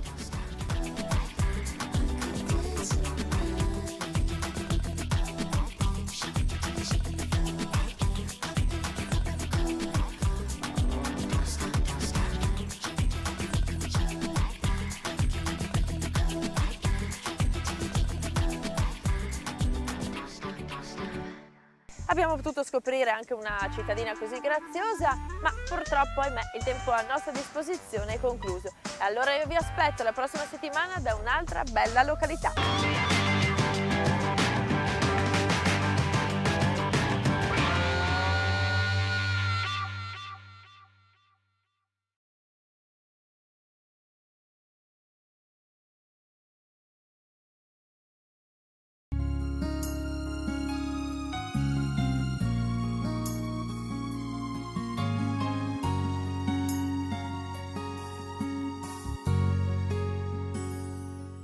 Non c'è niente di più bello e gratificante che essere il vero poeta della terra e della sua essenza. È il contadino il vero custode ed il saggio filosofo per il continuo arricchimento del serbatoio della vita. È il sommo guardiano, il cultore del quotidian pane dell'universo, il suo vero cuore ed anima spirituale. È il più sacro servitore della terra, il primo e più importante figlio per quel mirabile giardino da preservare, la terra, qual dono è più bello dello stare a contatto fino al tramonto con gli altri esseri viventi. E lui viene ripagato con le soddisfazioni più belle e pure, perché è frutto di sacrifici, di sudore e a volte di un gran dolore. Ma l'universo sa che quell'uomo è il suo primo interlocutore, il vero custode del giardino del Signore.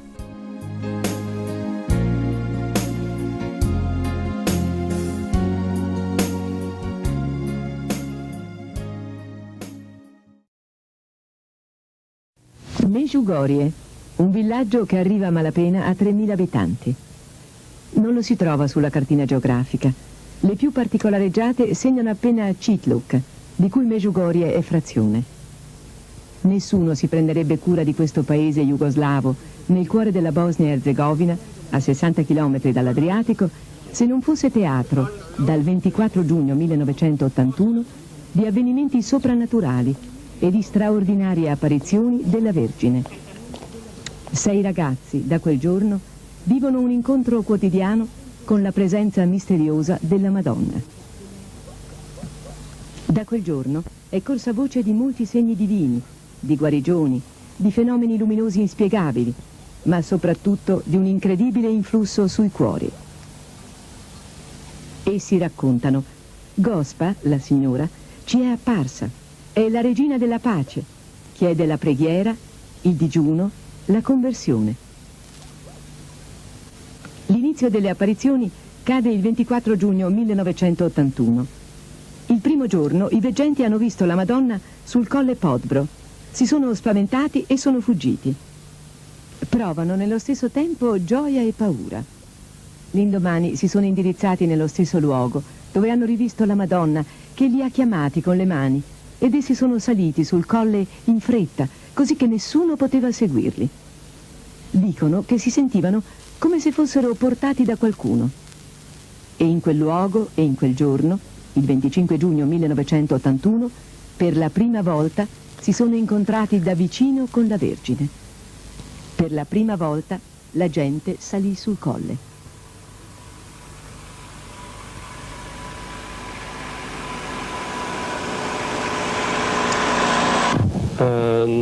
Prima delle apparizioni tutta la gente qua era cattolica, ma in senso tradizionale, però pregava troppo poco. Difatti la gente dice adesso noi non abbiamo pregato neanche. Ho trovato nella cronaca alla fine dell'aprile 81, allora 2 mesi prima delle apparizioni, il parroco si lamentava: i ragazzi non conoscono che cos'è il rosario, dicono nelle famiglie, in una maggioranza delle famiglie non si prega, non conoscono che cos'è la venerazione della Madonna nel maggio, il mese del maggio. Allora proprio la preghiera era sparita, ma dopo le apparizioni la gente ha ripreso la fede. E secondo me è uno dei doni più grandi che ho visto che la Madonna ha lasciato qui, è proprio la preghiera e il digiuno.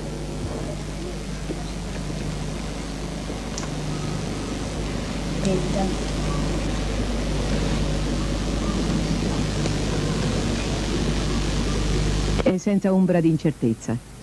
D'altra parte, che il mistero si sveli, che il miracolo avvenga, che la Vergine si renda presente visibilmente nella storia, la Chiesa l'ha sempre riconosciuto.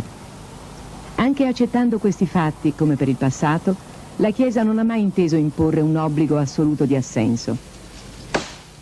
Essa indica, come per Lourdes o per Fatima, che le apparizioni possono essere considerate autentiche.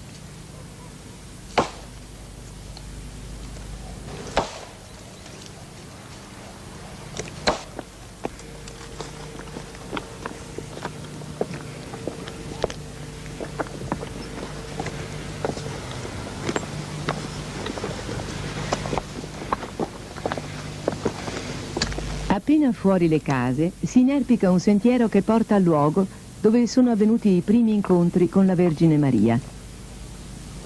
Alcuni pellegrini si avviano al luogo delle apparizioni.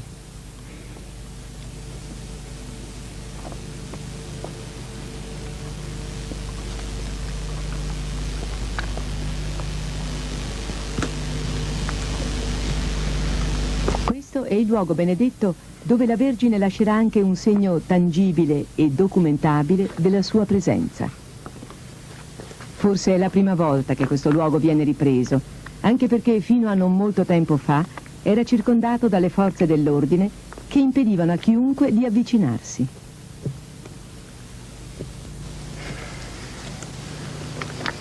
Perdurando poi nel tempo queste apparizioni, la Vergine e i ragazzi, nei loro dialoghi, hanno stabilito di incontrarsi nella piccola sacrestia della chiesa parrocchiale nell'ora della recita del rosario. Sugli avvenimenti di Medjugorje regna ancora l'incertezza e l'attesa di un giudizio. La chiesa locale non si esprime. Il vescovo di Mostar non nasconde le sue perplessità. Di certo si può constatare che a Medjugorje agisce una forza che cambia i cuori. In Bosnia e Erzegovina, in tutta la Croazia e su fino all'Istria e alla Slovenia sta accadendo qualcosa di sorprendente.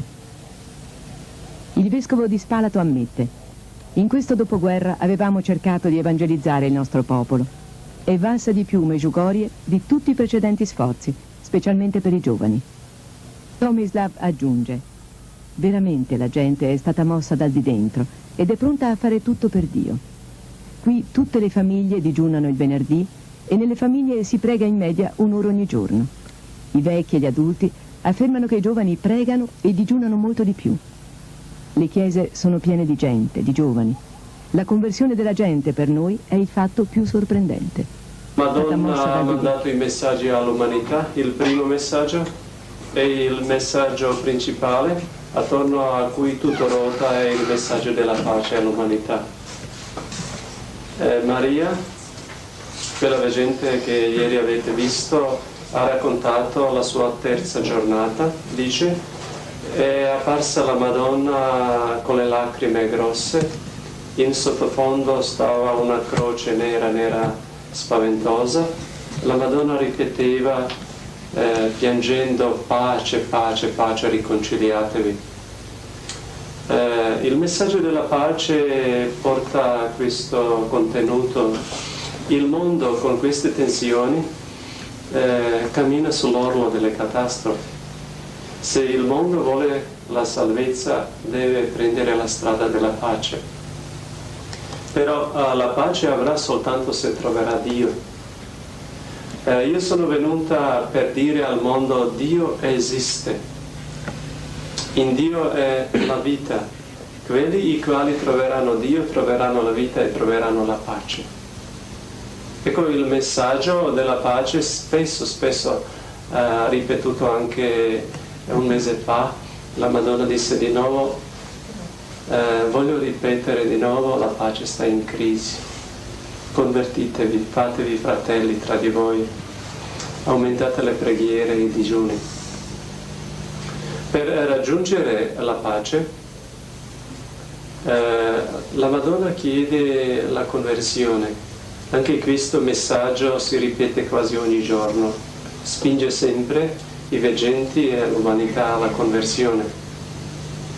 Per realizzare la conversione ci si vogliono la preghiera e il digiuno. Nell'inizio la Madonna disse: voi avete dimenticato che con la preghiera e il digiuno potete allontanare anche le guerre, potete sospendere le leggi naturali.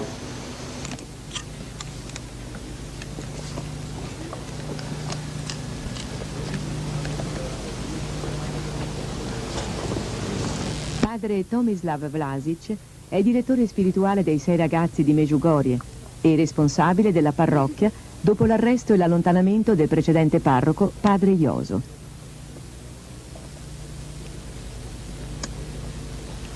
È il testimone più convinto e più convincente delle apparizioni della Vergine.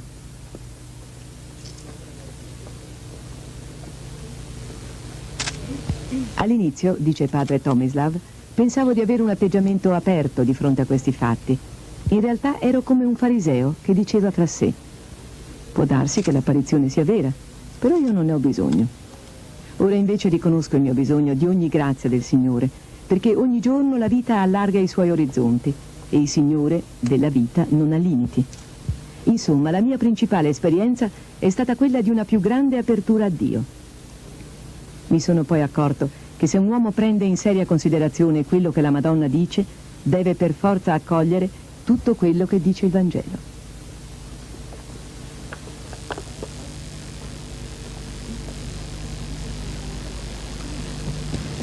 In questo luogo delle prime apparizioni abbiamo visto una fiamma grande che non bruciava.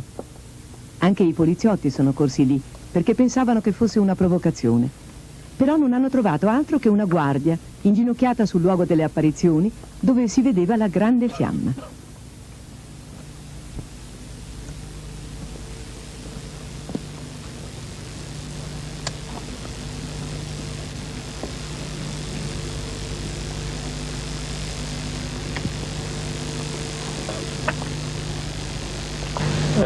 Il segno che la Madonna lascerà sul luogo delle apparizioni qui a Medjugorje sarà dato per tutta l'umanità. Sarà visibile, palpabile, grande, permanente, con cui saranno legati molti miracoli, molte guarigioni. Dopo il segno, se il mondo non si converte, verrà la punizione. Secondo Miriam, tutto è possibile evitare con la conversione, con la penitenza, con le preghiere, però è difficile da aspettare che il tutto mondo si converta. Allora la punizione, certa punizione, dovrebbe venire, però noi con le preghiere, con la conversione possiamo diminuirla. Gli altri veggenti conoscono alcuni 8, altri 9 segreti. Tutti conoscono, tranne una, conoscono la data del segno visibile, il quale dovrebbe essere lasciato qui a Medjugorje. E tutti quanti dicono di averlo visto in una visione. Dicono che è bello e hanno una gioia grande per aspettarlo. Ivan dice in modo particolare che dopo il segno, quelli quali si convertiranno prima avranno una gioia più grande, ma quelli quali non si convertiranno, in modo particolare quelli quali lotteranno contro Dio, dopo avranno un rimorso della coscienza e avranno delle difficoltà nella sua coscienza.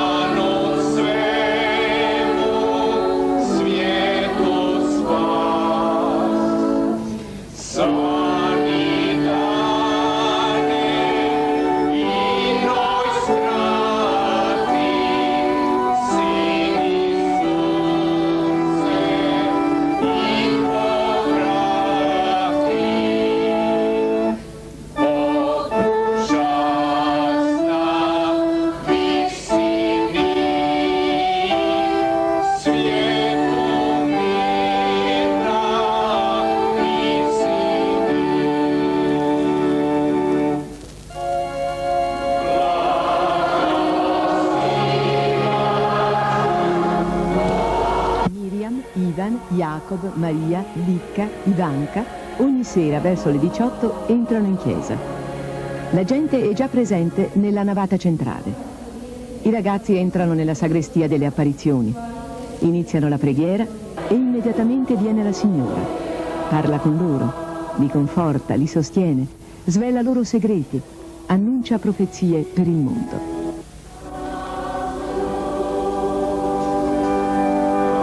Abbiamo le immagini straordinarie delle apparizioni del 25 e 26 novembre, e dell'8 e 9 dicembre 1983. La prima non è completa, dal momento che il nostro operatore è stato sorpreso dalla semplicità e immediatezza dell'avvenimento. La seconda apparizione, quella del 26 novembre, è ripresa dall'inizio.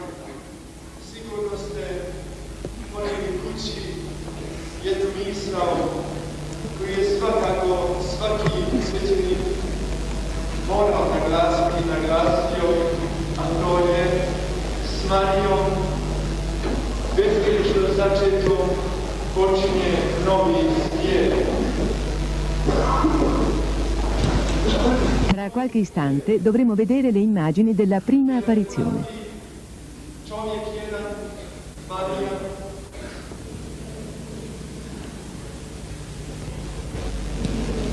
Queste immagini testimoniano con naturalezza la incomparabile avventura di esseri umani che dialogano con il mistero di Dio, che si rivela nella materna immagine della Vergine.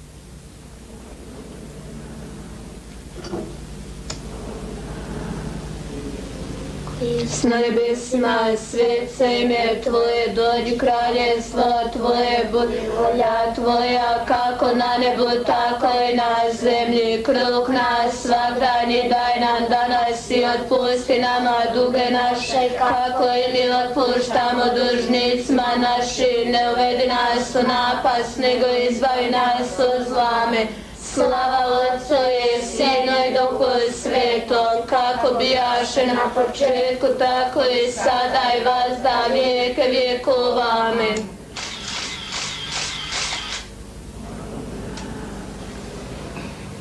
Ode.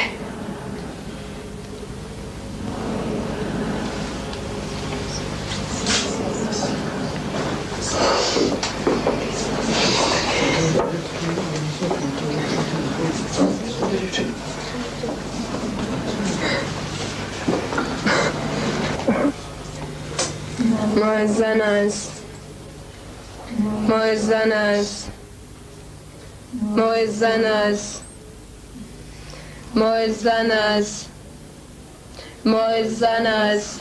In modo così detto tridimensionale, la vedono, sentono, parlano con lei, pregano, cantano, possono toccarla come tutte le altre persone e sentono proprio la sua presenza.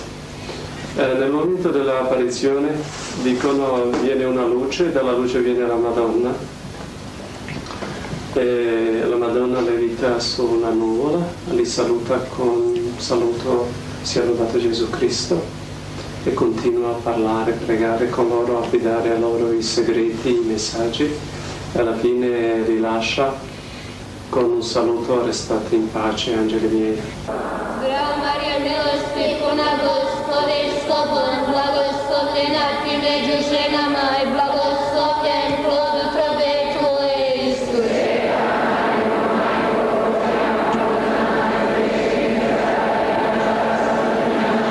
Slava Otcu i Sinu i Duhu Svetom.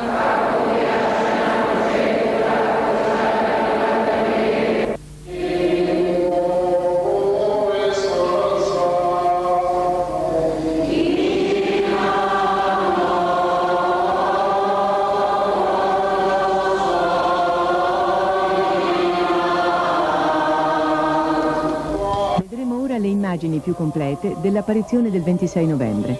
Anche in questa circostanza i ragazzi parleranno con la Vergine e pregheranno all'unisono con Maria. Le immagini lasciano trasparire l'incontenibile gioia e la sovrumana esperienza di comunicare con il divino. L'ode finale che pronunziano è il commiato. Significa se ne va. È come se venisse loro strappato un tesoro che dona una letizia incontenibile.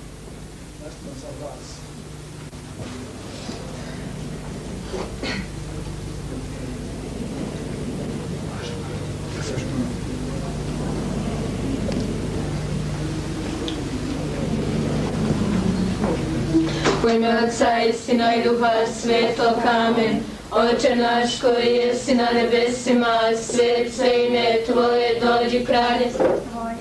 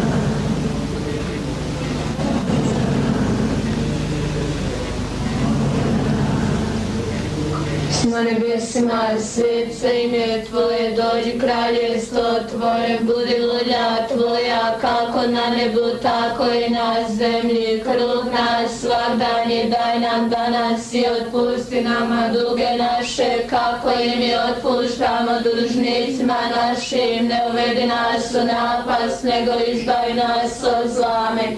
Slava Otcu i Sinu i Duhu Svetom, kako bijaše na početku, tako i sada i vazda i vijeke vijekov. Amen.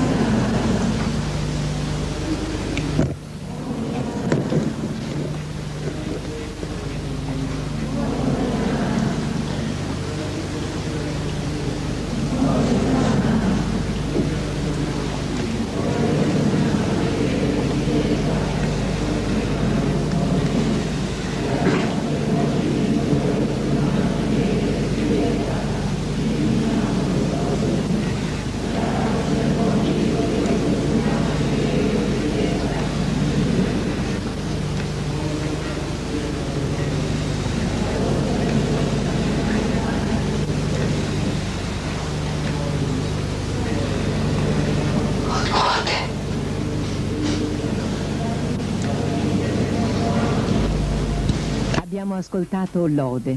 La Vergine se n'è andata. I veggenti si preparano ad entrare nella chiesa dove il popolo, questa volta, ha già terminato la recita del Rosario e come tutte le sere, insieme a tutti i pellegrini, reciteranno 7 volte Padre Nostro, Ave Maria e Gloria al Padre.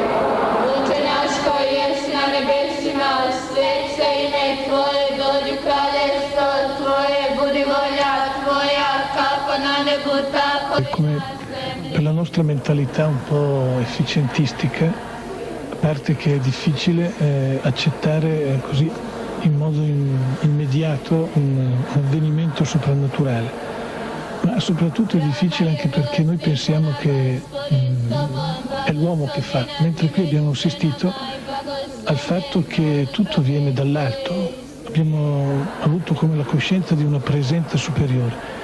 Ecco, volevo chiederle, questo fatto che Dio interviene, che cosa vuole, attraverso la Vergine, che cosa vuole insegnarci? Il messaggio principale di queste apparizioni è la pace all'umanità. E tutti i messaggi praticamente ruotano attorno alla pace, la conversione, la preghiera e la conversione.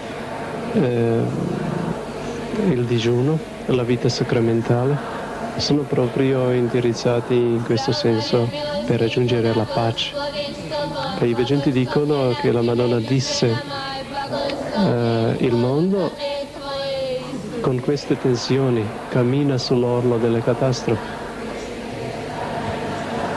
Se vuole essere salvato deve prendere la strada della pace, però la pace avrà soltanto se troverà Dio.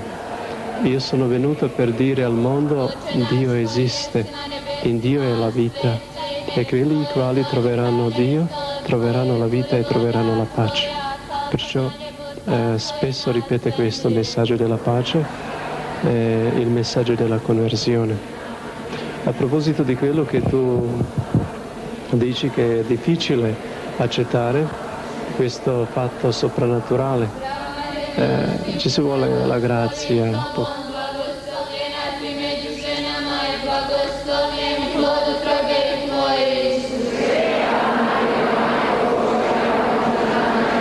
A padre Tomislav, che segue da vicino questi veggenti, io vorrei chiedere innanzitutto cosa ha detto la Vergine Maria ai veggenti questa sera. Questa sera a Vitska, quella alla quale ha parlato di più, la Madonna ha continuato a raccontare la sua vita. Difatti da 7 gennaio di quest'anno la Madonna sta raccontando la sua vita a Vitska ogni sera. Agli altri ha raccontato alcuni episodi fino adesso. Altri 3 questa sera hanno fatto diverse domande per gli ammalati e hanno raccomandato gli ammalati. Non c'era niente di particolare. Durante l'apparizione avete sentito che i veggenti hanno pregato Padre nostro e gloria al Padre. Difatti la Madonna ha cominciato questa preghiera Padre nostro e noi abbiamo sentito che sei nei cieli, sia santificato il tuo nome, eccetera.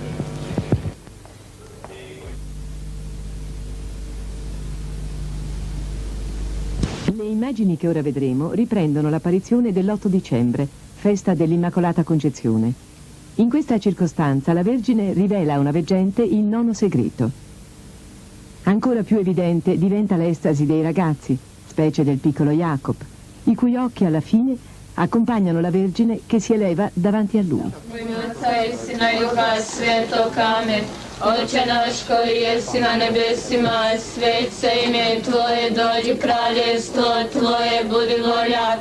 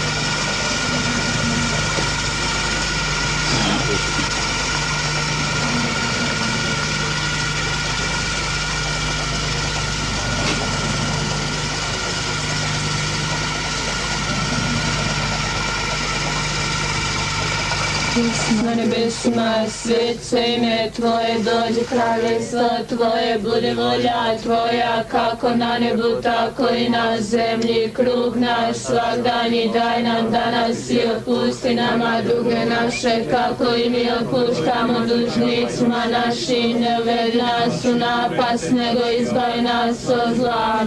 Slava Otcu i Sinu i Duhu Svetom, kako bijaše na početku, tako i sada i vazda vijeke vjekova. Amen.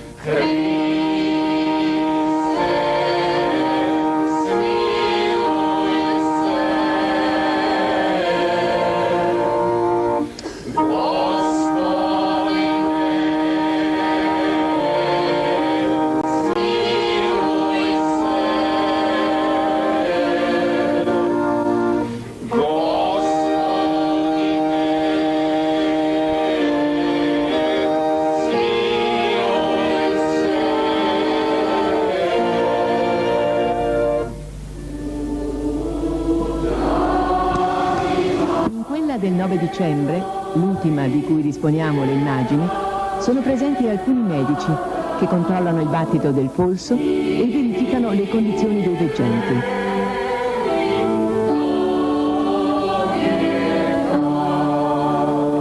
Spesse volte, anche in passato, sono stati esaminati e interrogati da medici di diverso orientamento ideologico, ma non è mai stato riscontrato in essi nulla di anormale.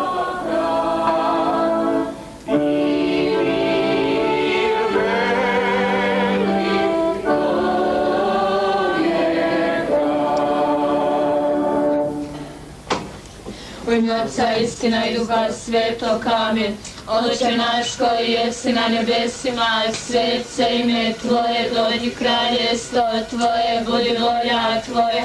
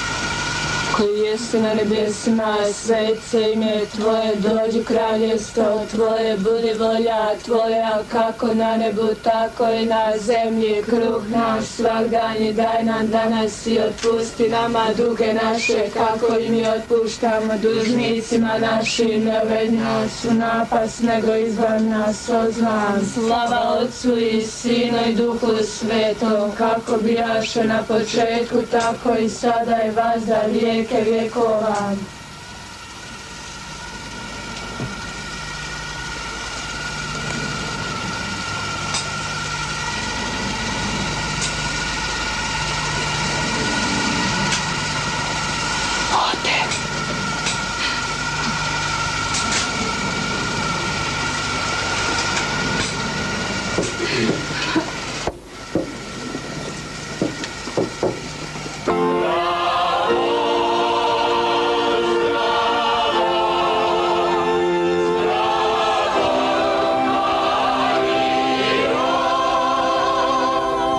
fede dunque e la conversione, da chiedere con preghiera assidua e con la penitenza, è il messaggio principale che la Madonna continua a ripetere in straordinaria consonanza con le esigenze dell'anno santo della Redenzione.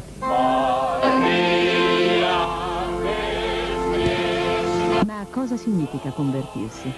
Che cosa questo ha implicato per i molti pellegrini che si sono recati a Medjugorje? Innanzitutto e fondamentalmente la ripresa di coscienza che il cristianesimo è un fatto, è la presenza nella storia del destino reso incontrabile.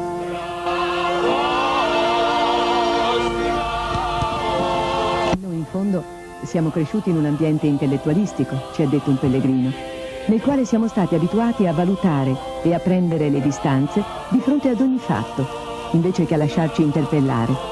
E anche Cristo può restare un argomento di discorso più che rapporto personale, più che presenza nelle cui braccia ci si abbandona.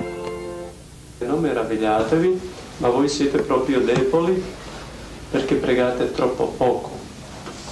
Al minimo ogni mattina e ogni sera pregate per mezz'ora. Altro tempo cercate durante la giornata e vi raccomando ogni giorno assistere alla messa quotidiana. A quelle persone le quali frequentano la scuola e vanno al lavoro, la Madonna disse al minimo di mattina e di sera per mezz'ora pregare. Durante la giornata non spegnete lo spirito della preghiera, cercate di trovare il tempo libero e in modo particolare di ritirarvi per qualche minuto nelle pause per mettervi in contatto con Dio. Una volta quando siamo stati in raduno ci disse: bene, avete cominciato a pregare 3 ore, però tutti guardate sugli orologi. Quando finire i vostri obblighi, come finirli? Ma vi dico subito, mai li finirete così bene. Offrite il vostro tempo a Dio. Lasciate le vostre preoccupazioni, abbandonatevi a Dio e lasciatevi guidare dallo Spirito. E dopo tutti i vostri doveri saranno fatti bene e del tempo ne avrete di più. Difatti il gruppo si è accorto presto che dopo c'è il tempo di più, perché prima perdevano il tempo, lo sciupavano. In modo particolare in quest'anno ha chiesto di pregare per il nostro Vescovo, per le autorità della Chiesa, perché lo Spirito Santo discenda sulla Chiesa in quest'anno giubilare. Per moltissimi il pellegrinaggio in Jugoslavia ha rappresentato una novità, meglio un approfondimento e una maggiore coscienza della strada su cui già siamo. Anzi, ha messo a nudo la nostra posizione di fronte alla fede, facendo scoprire superficialità, entusiasmi effimeri, mancanze di fedeltà, deviazioni dal cuore dell'esperienza, verso particolari non determinanti. Quei volti, quella chiesa, quella croce, ci ricordano un fatto, sono memoria di un fatto, il fatto decisivo della vita del mondo e della storia degli uomini. 2000 anni fa il mistero si è fatto visibile in Cristo, Redentore dell'uomo. Ancora oggi, dopo 2000 anni, Maria si assume il compito di ricordare agli uomini distratti e infelici del nostro tempo quell'avvenimento.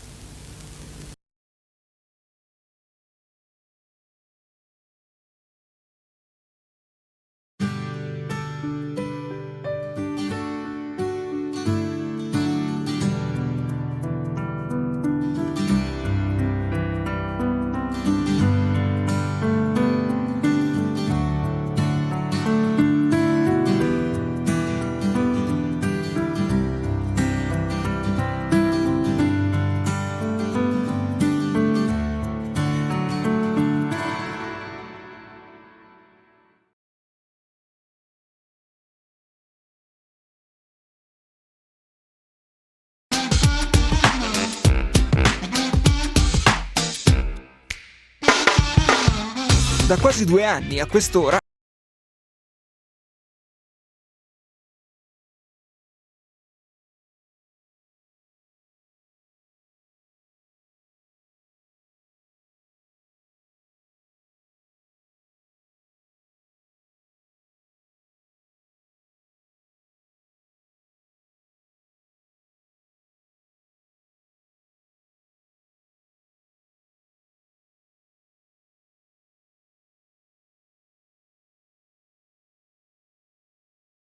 fatte in Dio. Signore.